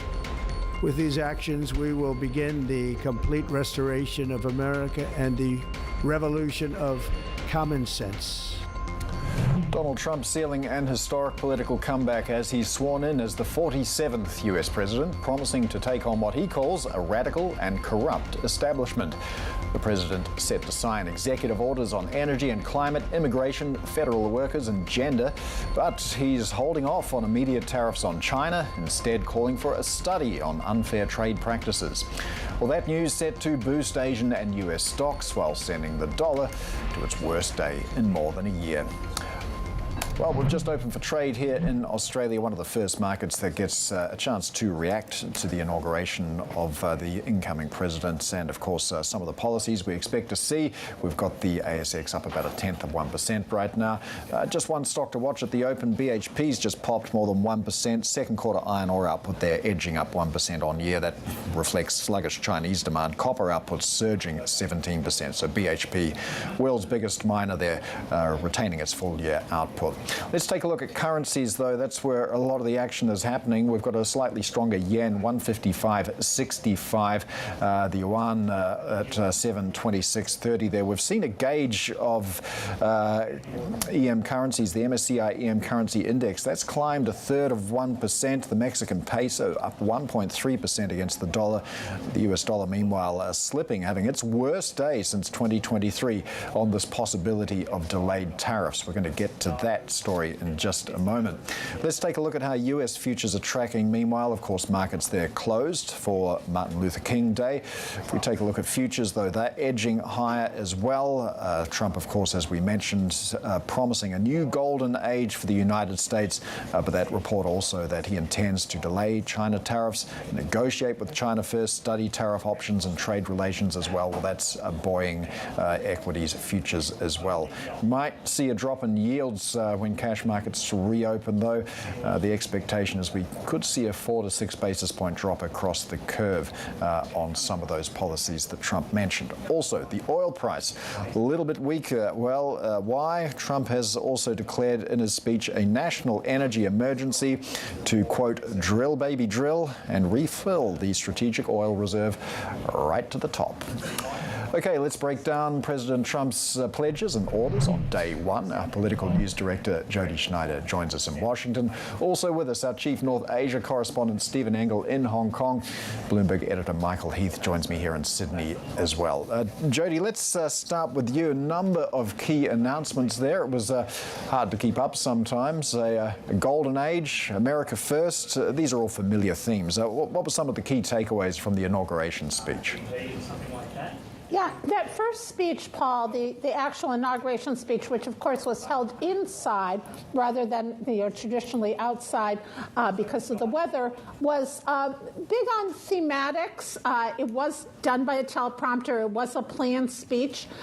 He talked about kind of this golden age that Donald Trump wants to bring in, undoing many of the policies of his predecessor, and was critical of Joe Biden's administration. Talked about drilling exploration on federal lands for oil and gas, talked about undoing policies that the other administration had around gender, around climate.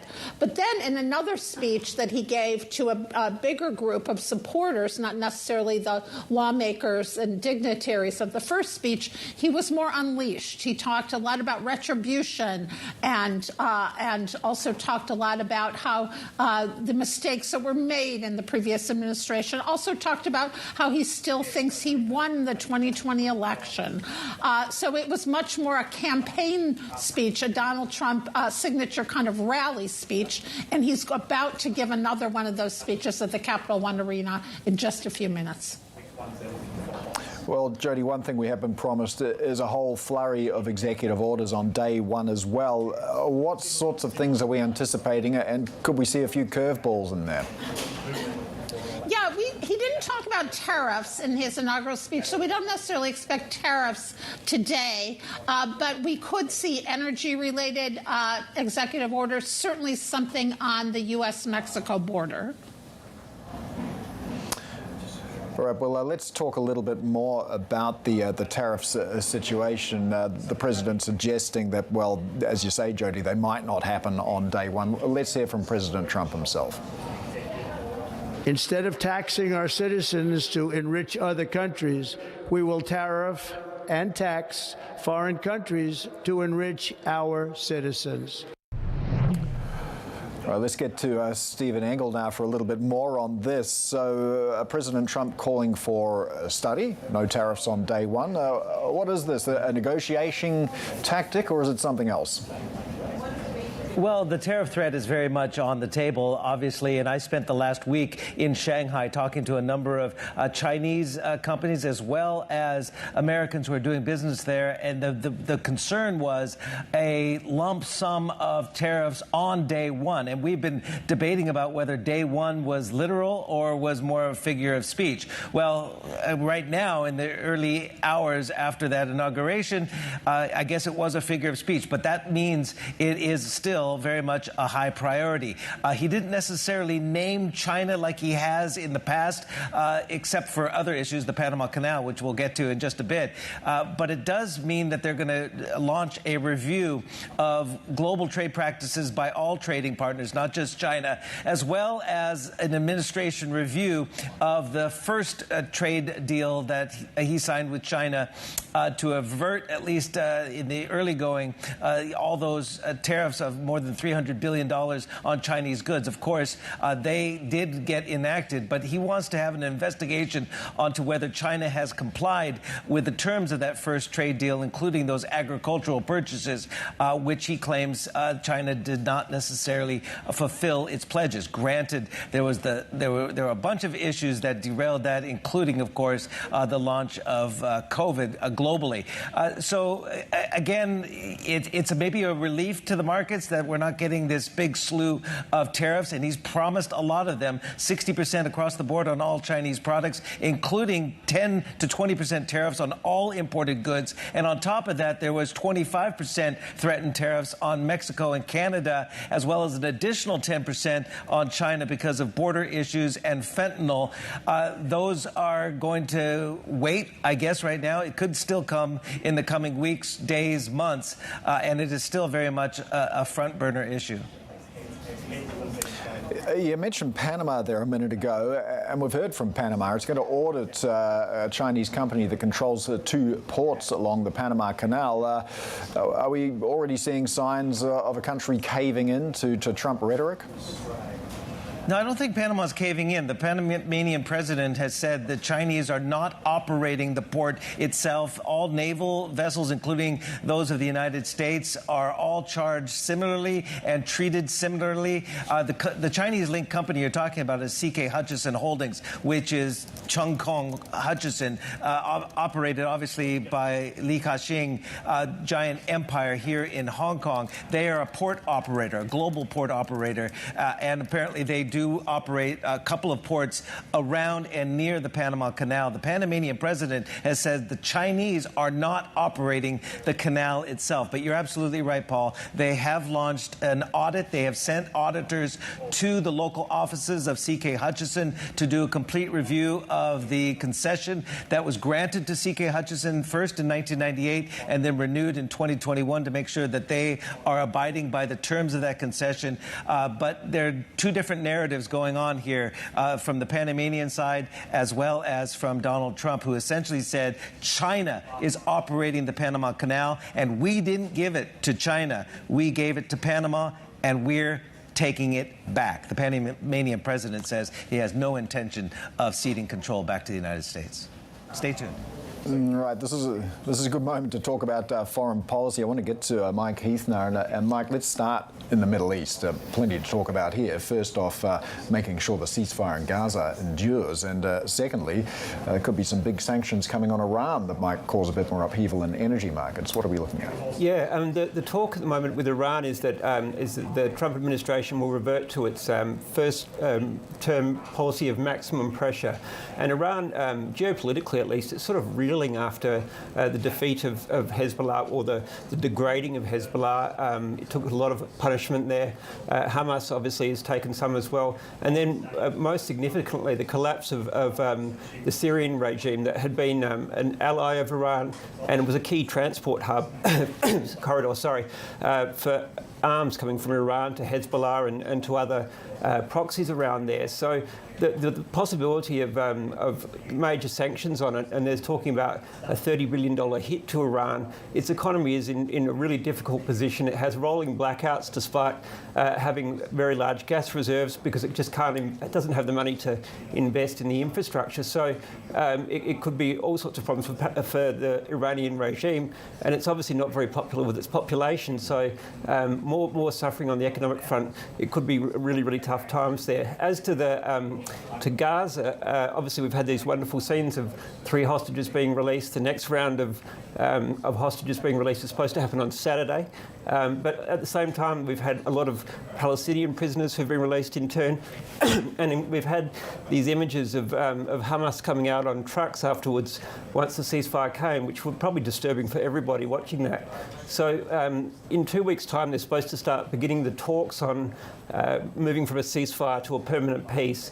And Prime Minister Benjamin Netanyahu has said that he wants to maintain the option to be able to restart the war should Hamas remain in power. Now, Hamas is probably not going to move from power, so how we go in 2 weeks' time is going to be really interesting to watch. And let's turn to the question of Ukraine as well, because, of course, Trump promised to get this wrapped up quickly on the campaign trail. So what's next in terms of achieving this? Are we going to see talks with Vladimir Putin? Well, Putin has said he's open to talks, which is a good start. And the administration, its officials, have been backtracking a bit on the ending the war within a day. They're now talking, 100 days or 6 months, that sort of time frame, which is more realistic. There's a difficulty there for President Trump now, though. He's obviously got huge leverage over Ukraine in terms of weapon supplies and aid and financing, that sort of thing. He doesn't have much leverage over Russia and over Putin, unlike, say, in the Middle East, where he does with Prime Minister Benjamin Netanyahu. There's been talk that they'd offer some relief on sanctions for oil companies, but that's unlikely to shift the dial for Russia. So Ukraine doesn't want to capitulate, and the difficulty for Donald Trump is he almost has this obsequious attitude towards Vladimir Putin. But what he's going to find is that if he's going to get a deal with Russia, he's going to need to build Ukraine back up so that Russia is going to have to pay a price if it wants to continue the war. But that's sort of at odds with his own feelings about it. So how he reconciles that's going to be really interesting to watch. All right, Bloomberg's political news director Jody Schneider, Chief North Asia correspondent Stephen Engel, and Bloomberg editor Michael Heath. Plenty to unpack there. And we didn't even mention that former President Joe Biden's used his final minutes in office to grant blanket pardons to 5 family members. The full and unconditional pardons for any non-violent offences committed since 2014 were announced just 21 minutes before Biden ceded power to President Trump. Now, apart from his brothers, sister and 2 of their spouses, Biden also granted preemptive pardons to members of a committee who investigated the January 6th insurrection and to infectious diseases expert Anthony Fauci. Coming up on the Asia Trade, we're going to ask the former U.S. ambassador to Malta what's in store for U.S. allies as Donald Trump takes office. Barclays joins us to talk FX strategy, and we'll discuss the controversies around Australia's National Day. First, though, more on the market reaction to Donald Trump's decision to hold off on immediate tariffs on China. We'll have much more on that ahead. This is Bloomberg.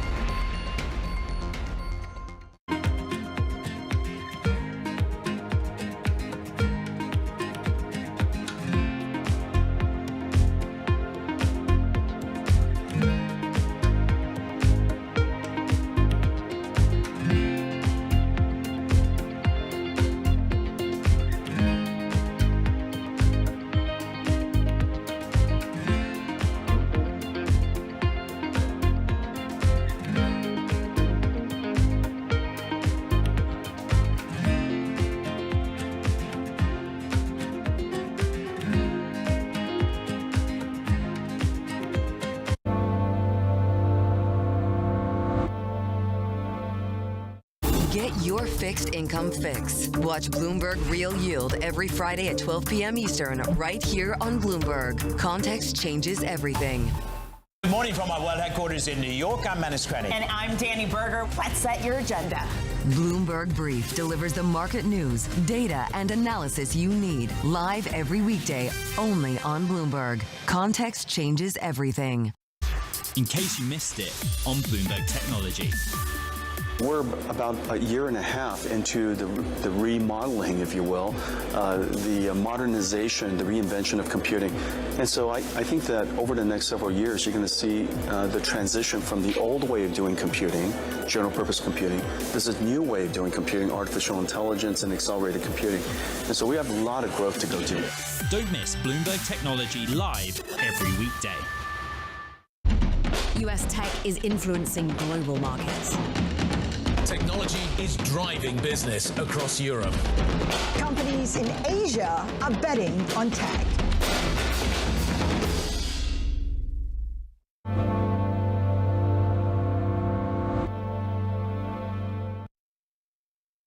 This week, live from the Alpine Mountains of Switzerland, it's the World Economic Forum annual meeting in Davos.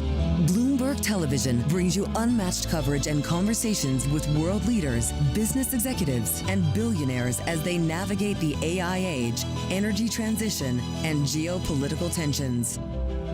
Tune in for daily coverage all week, only on Bloomberg.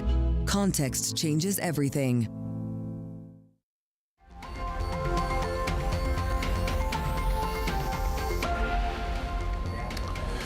Let's take a look at our US futures tracking. Of course, the market was closed in the US today for Martin Luther King Day, but futures are pushing quite a bit higher at the moment. Of course, President Trump, among the few speeches that he's made since his inauguration, promising a new golden age for the US, but also this suggestion that tariffs against China may be delayed.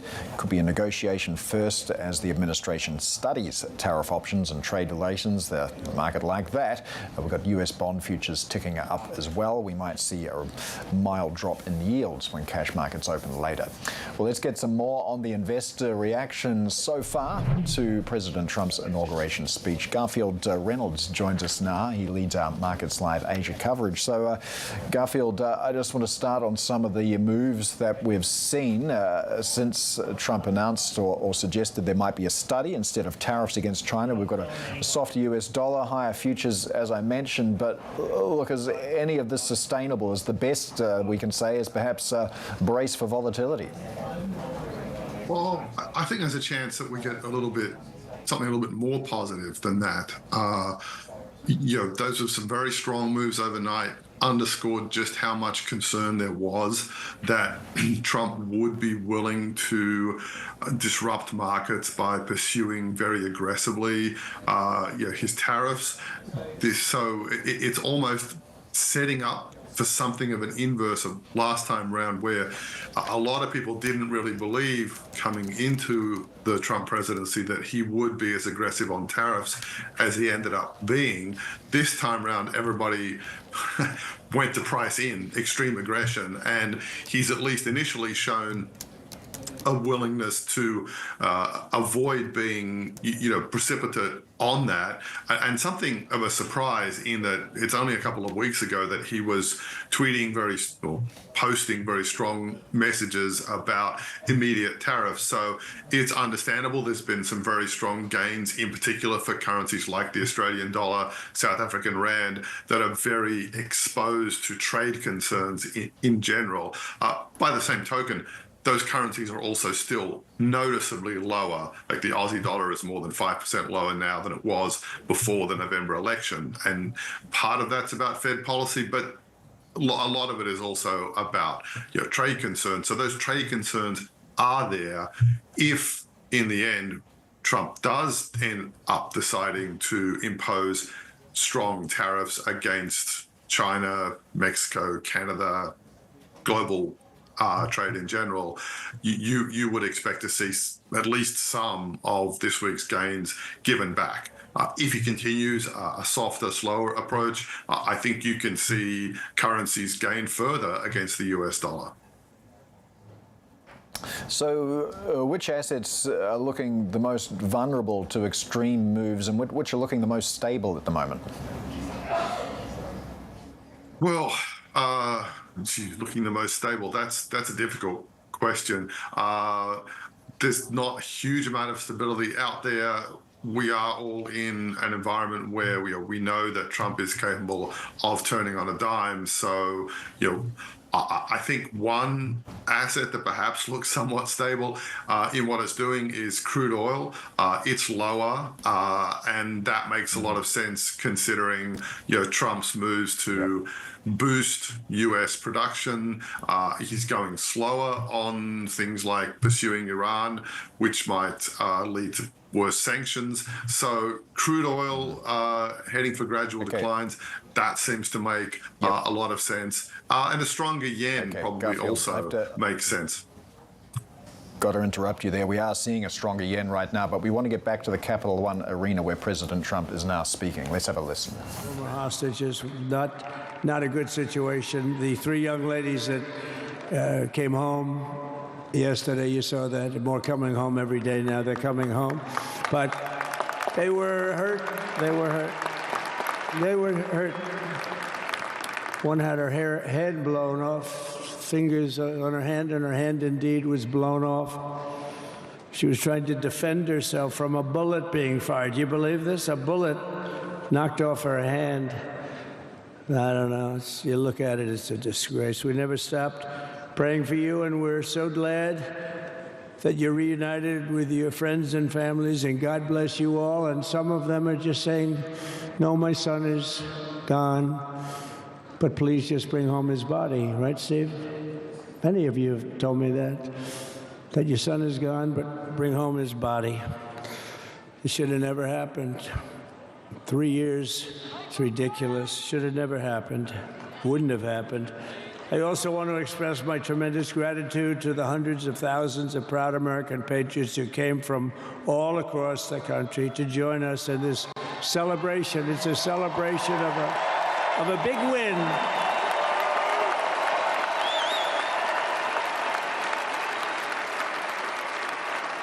And you're witnessing the dawn of the golden age of America. That's what it's going to be. We're bringing it back. We're going to bring it back fast. We're going to bring it back fast. Let us also thank the incredible service members, National Guardsmen, Police, Secret Service, and law enforcement personnel who are keeping us all safe, even though and they are great people. New York's finest. I grew up with New York's finest, and we got to give them their authority back. You won't have any crime. There'll be no crime. You give them little authority back. The whole way they run things in this country now, it's disgraceful. But it's going to change rapidly. We're going to make our cities safe again, too. Even though we're indoors, we've had a magnificent inaugural parade. And let's give a big round of applause. They were great.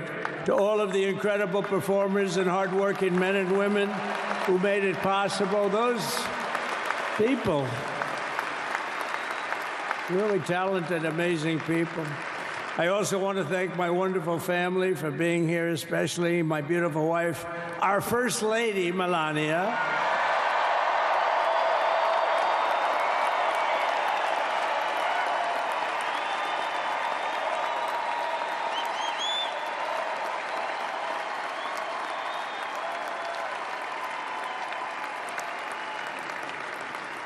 I love our First Lady. And also, J.D. How good has J.D. been? And his beautiful wife, Usha. How good is J.B.? J.D. has been great. He's another good negotiator, Steve. He's a great negotiator, too. We need negotiators in this country. But so many of the people on the stage behind, not only family members, as an example, Lara Trump, the wife of Eric. She was the head of the Republican Party, along with my friend Michael. Stand up, the two of you. What a job. What a job they did. They worked so hard. They knew there'd be rigging, but they said, we're going to make it too big to rig, and we did. We made it too big to rig. We won every swing state by a lot. We won the popular vote by millions and millions of votes. We won the whole ball of wax. And now we're going to go and drill, baby, drill, and do all the things that we've wanted to do and bring your costs down, your prices down, and make our country safe. So thank you very much, Michael. Thank you very much. What a job you've done, Michael. I'm never moving you, you know.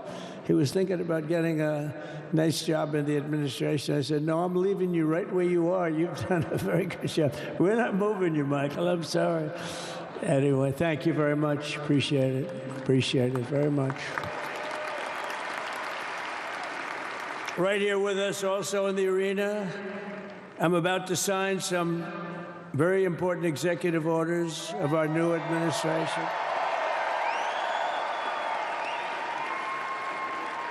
Hey, Don, will you stand up, please? Don is another one. How about Don? This guy.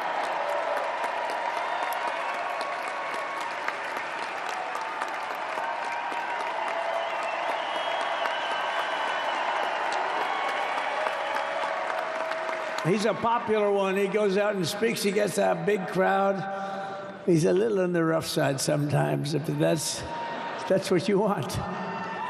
He's done a fantastic job, and he loves our country. All right, subscribers can also turn to the Bloomberg to get more on what we're seeing here. You can go to TLive Go, that's TLIV Go, get commentary and analysis from our expert editors as President Trump addresses the crowd there at the Capital One Arena. Well, South Korea is on alert after supporters of impeached President Yoon stormed a courthouse at the capital minutes after a fresh warrant to detain Yoon was issued on Sunday. Some supporters climbed over the wall, others smashing through barricades. Bloomberg's Denny Thompson joins us now from Seoul. So, Denny, we've got some dramatic scenes there in Seoul. What's the risk of more civil unrest in the days ahead? Paul, so this was one of incident in the past probably 6 weeks, and a lot of people say it's not going to repeat itself. And today, President Yoon will be appearing in the Constitutional Court as part of the impeachment trial. And as a precaution, police have been, security has been beefed up. But overall, I mean, the sentiment here is that that was kind of a one-off instance and unlikely to repeat it. But people are pretty much have taken more measures to make sure that nothing of that is repeated. Well, we've seen the Bank of Korea cutting its growth outlook for the country based not just on the unrest that we've seen, but also the return of President Trump to office. What are the risks of this sort of disorder spreading over into markets and the broader economy? Well, you're right. So as you said, the Bank of Korea has now cut the growth forecast for the country, and clearly they have taken into account the political instability.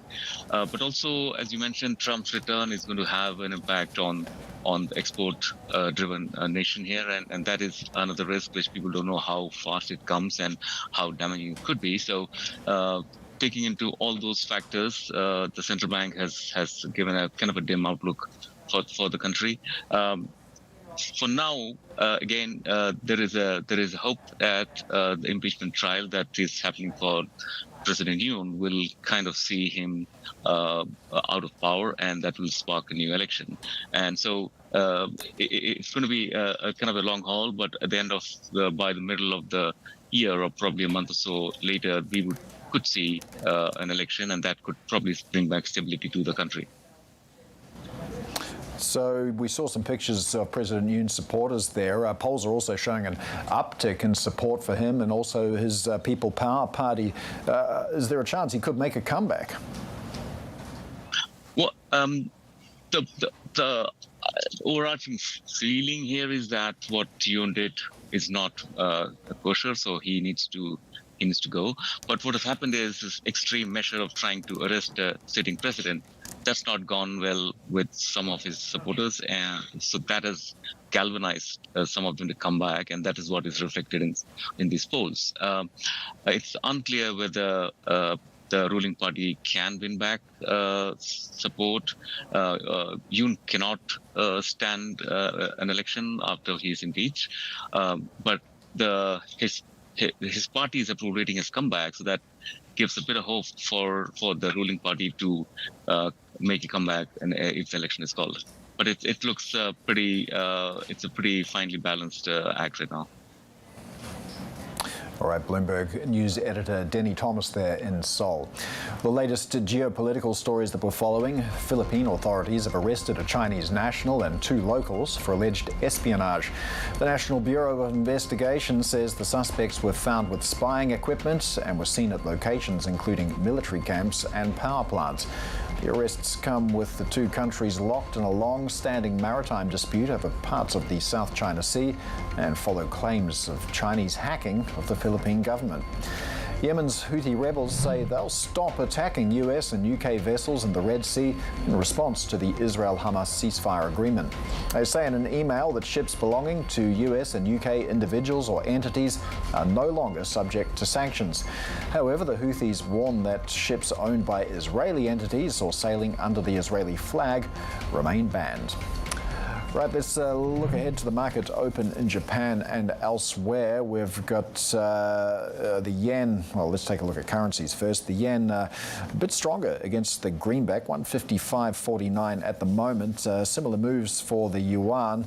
Not a lot of change for the euro there, but of course a lot of this is more a dollar story than anything else. We've seen the US dollar slipping, having its worst day since 2023 on the possibility of delayed tariffs. This is something the incoming Trump administration has signaled that probably not going to get Chinese tariffs on day one, as seemed to be the campaign rhetoric, but instead there will be a study of trade relations and a more considered policy going forward on this. So the dollar spot index easing back there.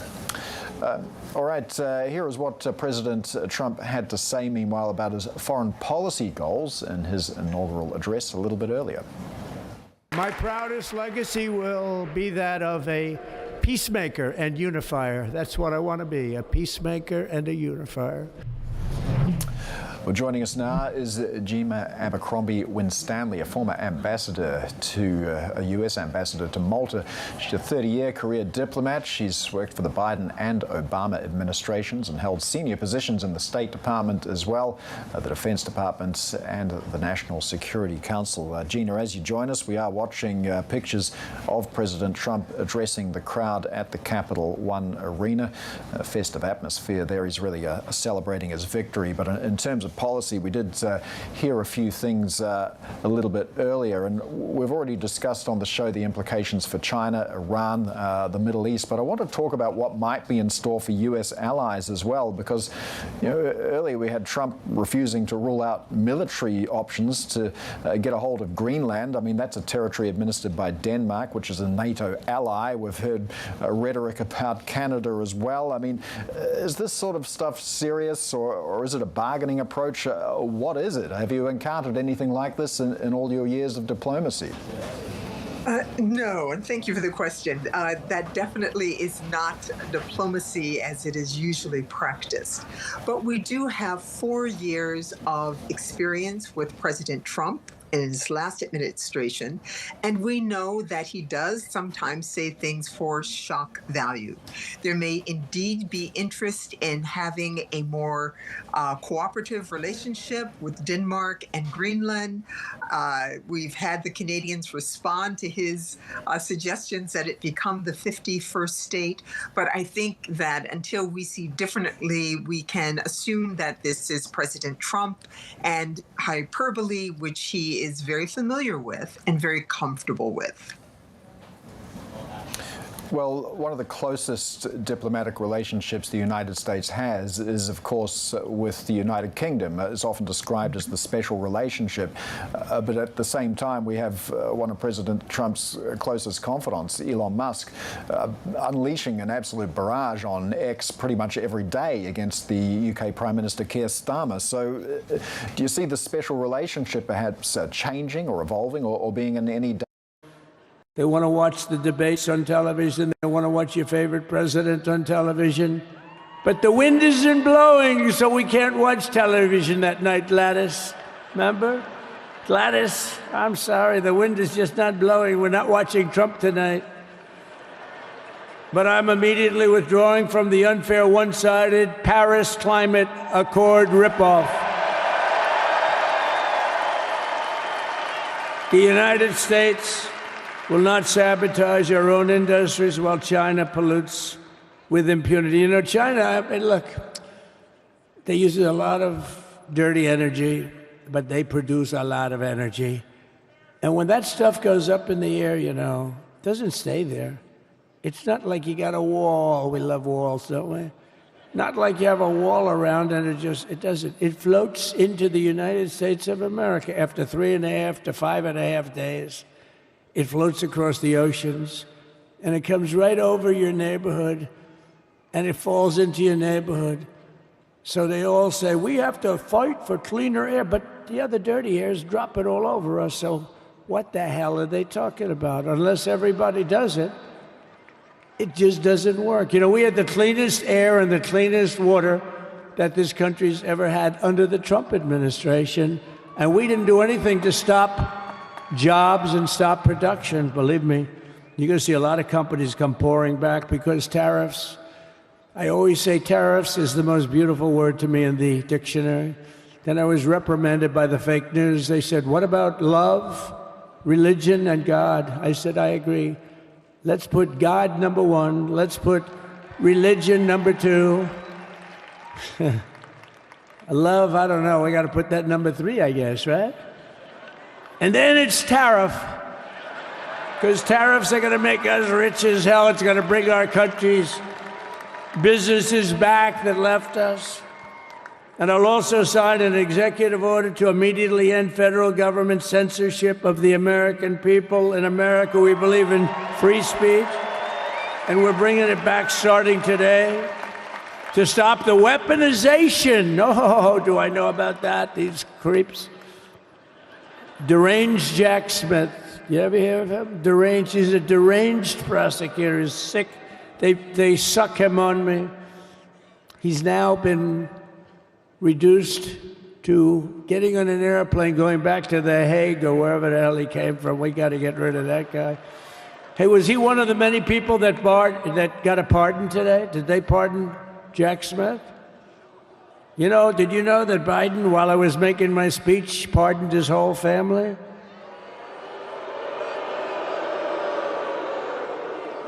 The brother, the whole deal was pardoned. Can you imagine that? While I was making my speech. Did everybody hear my speech? Did you like my speech?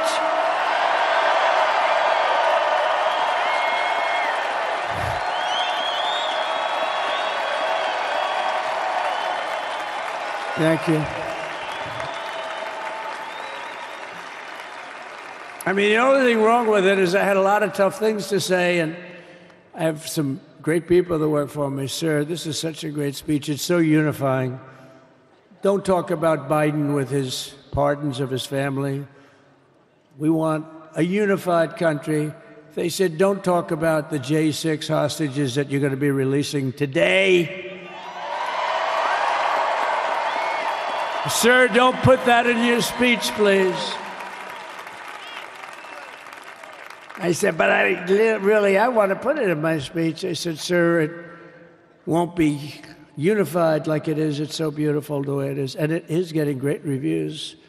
You know, if I put things like that in, I'll get terrible reviews. One little paragraph that's a little bit wrong, the fake news goes crazy, right?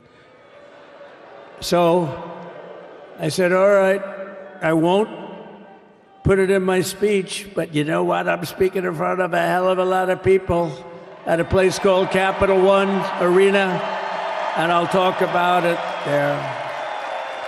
So we're going to be going over the beautiful Oval Office, one of the great offices in history. Even if it wasn't beautiful, it's the Oval Office, but it is beautiful. And we love the Oval Office. It all starts with the wars start and end there. Everything starts and ends at the Oval Office. We love it. But we're going to go to the Oval Office. We're going to release our great hostages that didn't do, for the most part, they didn't do stuff wrong. You take a look at what went on. And look what happens in other parts of the country. In Portland, where they kill people, they destroy the city. Nothing happens to them. In Seattle, where they took over a big chunk of the city, nothing happened. Minneapolis, where they burned down the city, nothing happened. Essentially nothing happened. All they want to do is go after the J6 hostages.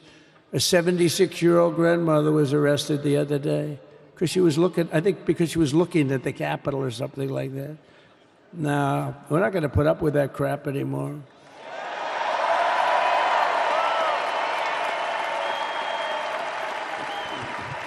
And to stop the weaponization of law enforcement, I've been investigated more than any human being in the world. I believe I have the all-time record. Every day a subpoena. Every single day would get subpoenas.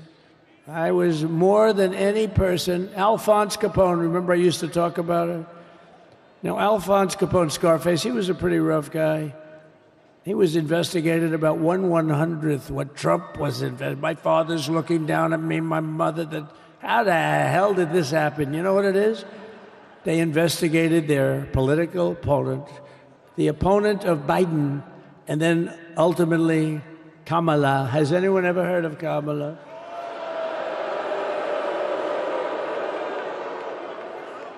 We had to beat two opponents, you know? We had to beat Biden, then we beat him. Now he goes on top. The guy was like 39 points down. I think I could have beaten Trump. They should have left me in. I would have beaten. No, his debate performance wasn't the best, right? That's what killed him. And then they had a change, and that's like you get into a fight. The great Dana White spoke last night. We love Dana White, right? UFC. That's like he puts in two fighters. One of them's getting creamed, getting really beaten, and they say, all right, take him out. Let's put somebody else in to finish up the fight. That's what they did to us. They gave us somebody new, but we took care of both of them.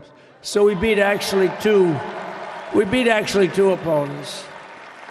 But to stop the weaponization of law enforcement and our government, I will also sign an order directing every federal agency to preserve all records pertaining to political persecutions under the last administration, of which there were many, and beginning the process of exposing any and all abuses of power, even though he's pardoned many of these people. Can you believe it? He's pardoned them. You know why he did it while I was speaking? Because that way I couldn't speak about it. I was speaking. I didn't know he did it. I finished my speech, and they said, sir, he pardoned his whole family. I said, ooh, can I go back out there and talk about it? Somehow that wouldn't be very elegant. Our First Lady would say, please don't do that. But we have plenty of time to talk about it, and we will. We're doing all of this on our very first day in office. You know, don't forget, we've been in this position, really, where we won the primaries in record time. We were the fastest win of a primary ever in political history, which is a very nice thing. It's nice to know. Well, the second election was rigged, so we knew we were doing well. And if it wasn't, you know what? If it wasn't, I would have never run. But this third one was just a monster. Boy, was that a big one, huh? That was a big one. On the second one, we got like 10 or 12 million votes more than the first one. How about that? We did great on the first one. We did much better on the second one. But bad did we do well on the third one. So we're gonna have some fun. It's very simple. We're gonna make our country great. We're gonna make our country great again. We're gonna make America great again. How good a name is MAGA, though, right? You know? I was going to say, keep America great, but unfortunately it wasn't great. Can't say keep it great. It will be great again, but CAG, keep America great, CAG, I don't think it's ever going to replace MAGA. Does anybody like CAG? I don't think so.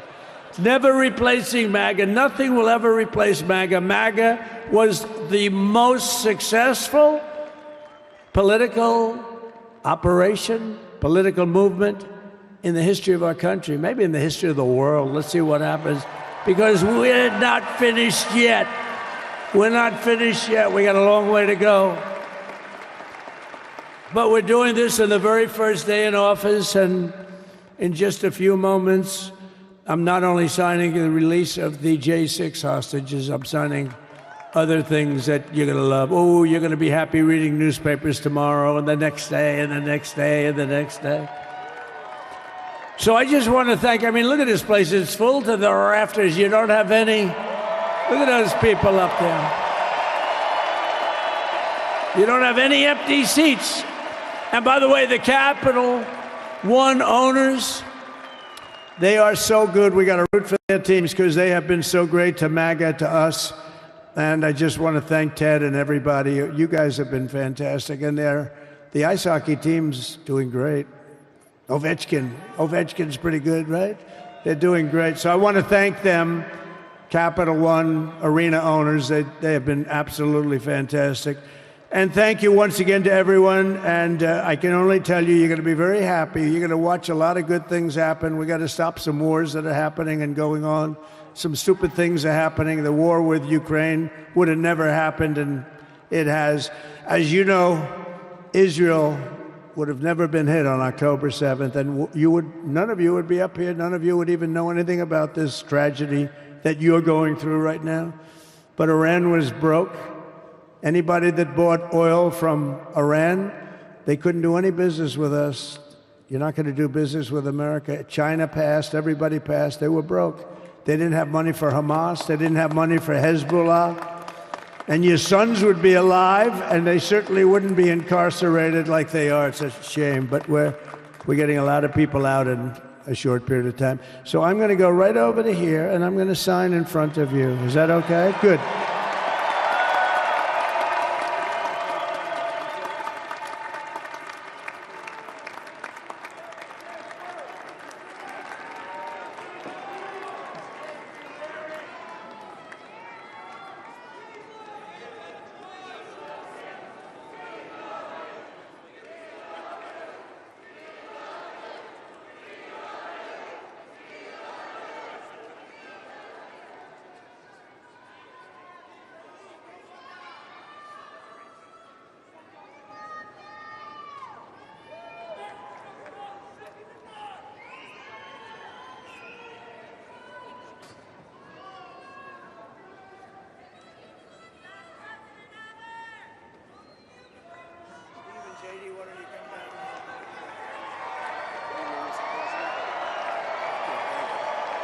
You have that other one to sign?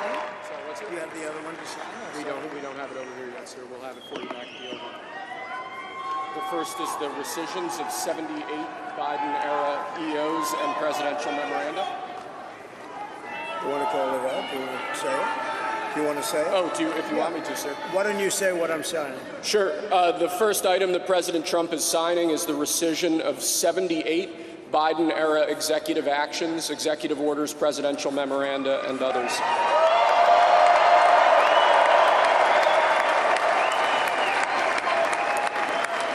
Thank you, sir.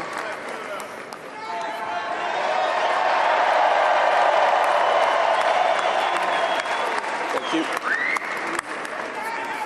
The second item, President Trump, is a regulatory freeze, as you announced in your speech, preventing bureaucrats from issuing any more regulations until we have full control of this, the government and this administration.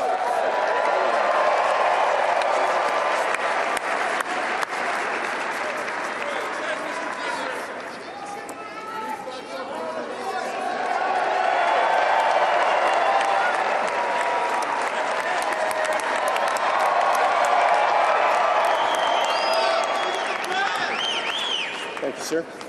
Sir, can I have a pen? The next item, sir, is a freeze on all federal hiring, excepting the military and a number of other excluded categories, again, until full control of the government is achieved and we understand the objectives of government going forward.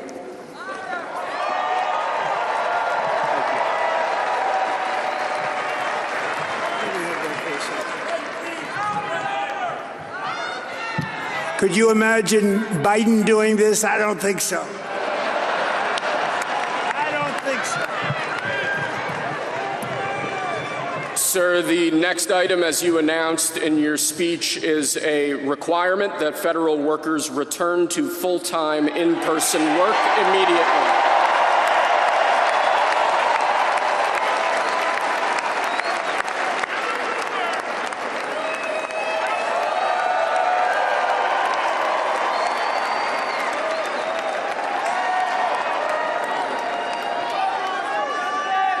Thank you, sir.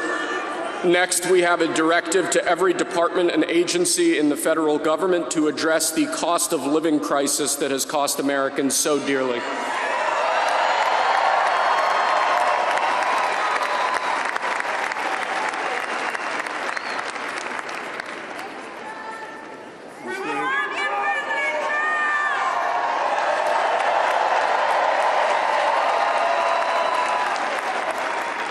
Thank you, sir. The next item here is the withdrawal from the Paris Climate Treaty.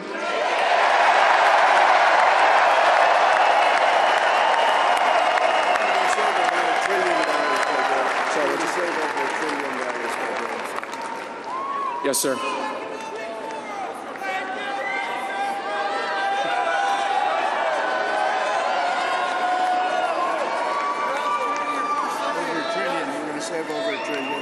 We're going to save over $1 trillion by withdrawing from that treaty.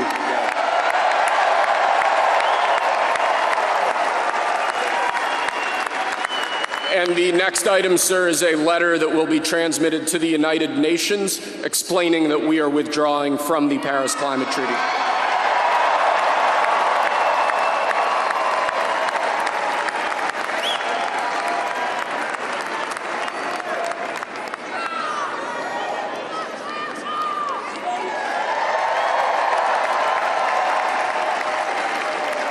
Thank you, sir.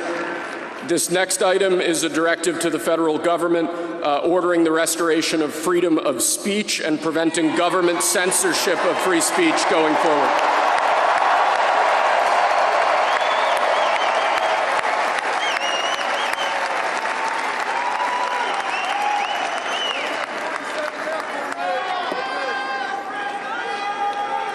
And lastly, sir, before we go back to the Oval Office to sign a large number of other items, is a directive to the federal government ending the weaponization of government against the political adversaries of the previous administration, as we've seen.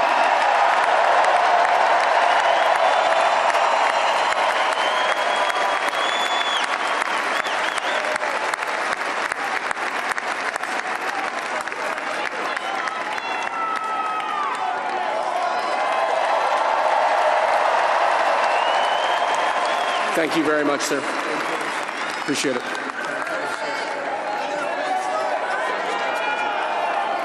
Pretty fun job.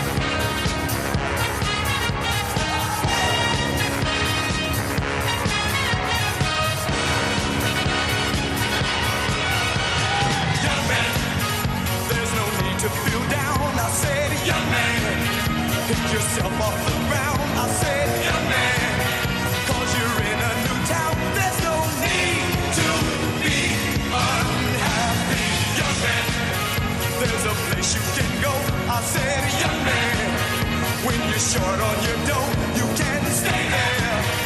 And I'm sure you will find many ways to have a good time. It's fun to stay at the YMCA. It's fun to stay at the YMCA. They have everything for your mental joy. You can hang out with all the boys. It's fun to stay at the YMCA. It's fun to stay at the YMCA. You can get yourself clean. You can have a good meal. You can do whatever you feel. Young man, are you listening to me? I said, young man, what do you wanna be? I said, young man, you can make real your dreams, but you got to know this one thing. No man does it all by himself. I said, young man, put your pride on the shelf and just go there to the YMCA. I'm sure they can help you today. It's fun to stay at the YMCA. It's fun to stay at the YMCA. They have everything for your mental joy. You can hang out with all the boys. It's fun to stay at the YMCA. It's fun to stay at the YMCA. You can get yourself clean. You can have a good meal. You can do whatever you feel.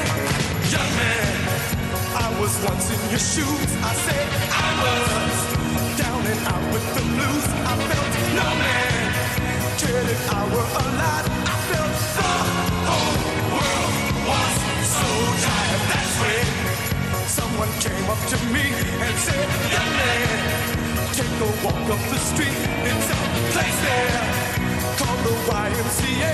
They can start you back on your way. It's fun to stay at the YMCA. It's fun to stay at the YMCA. They have everything for your mental joy. You can hang out with all the boys. It's fun to stay at the YMCA. Young man, there's no need to feel down.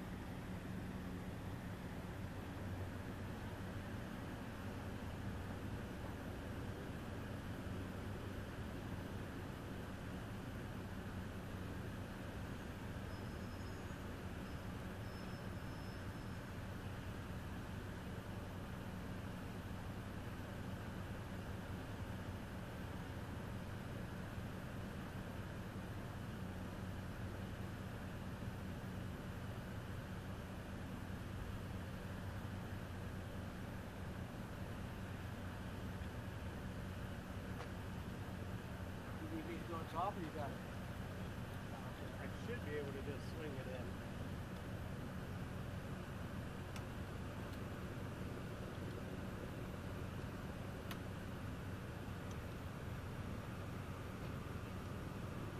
Good system. Yeah, that worked out pretty well.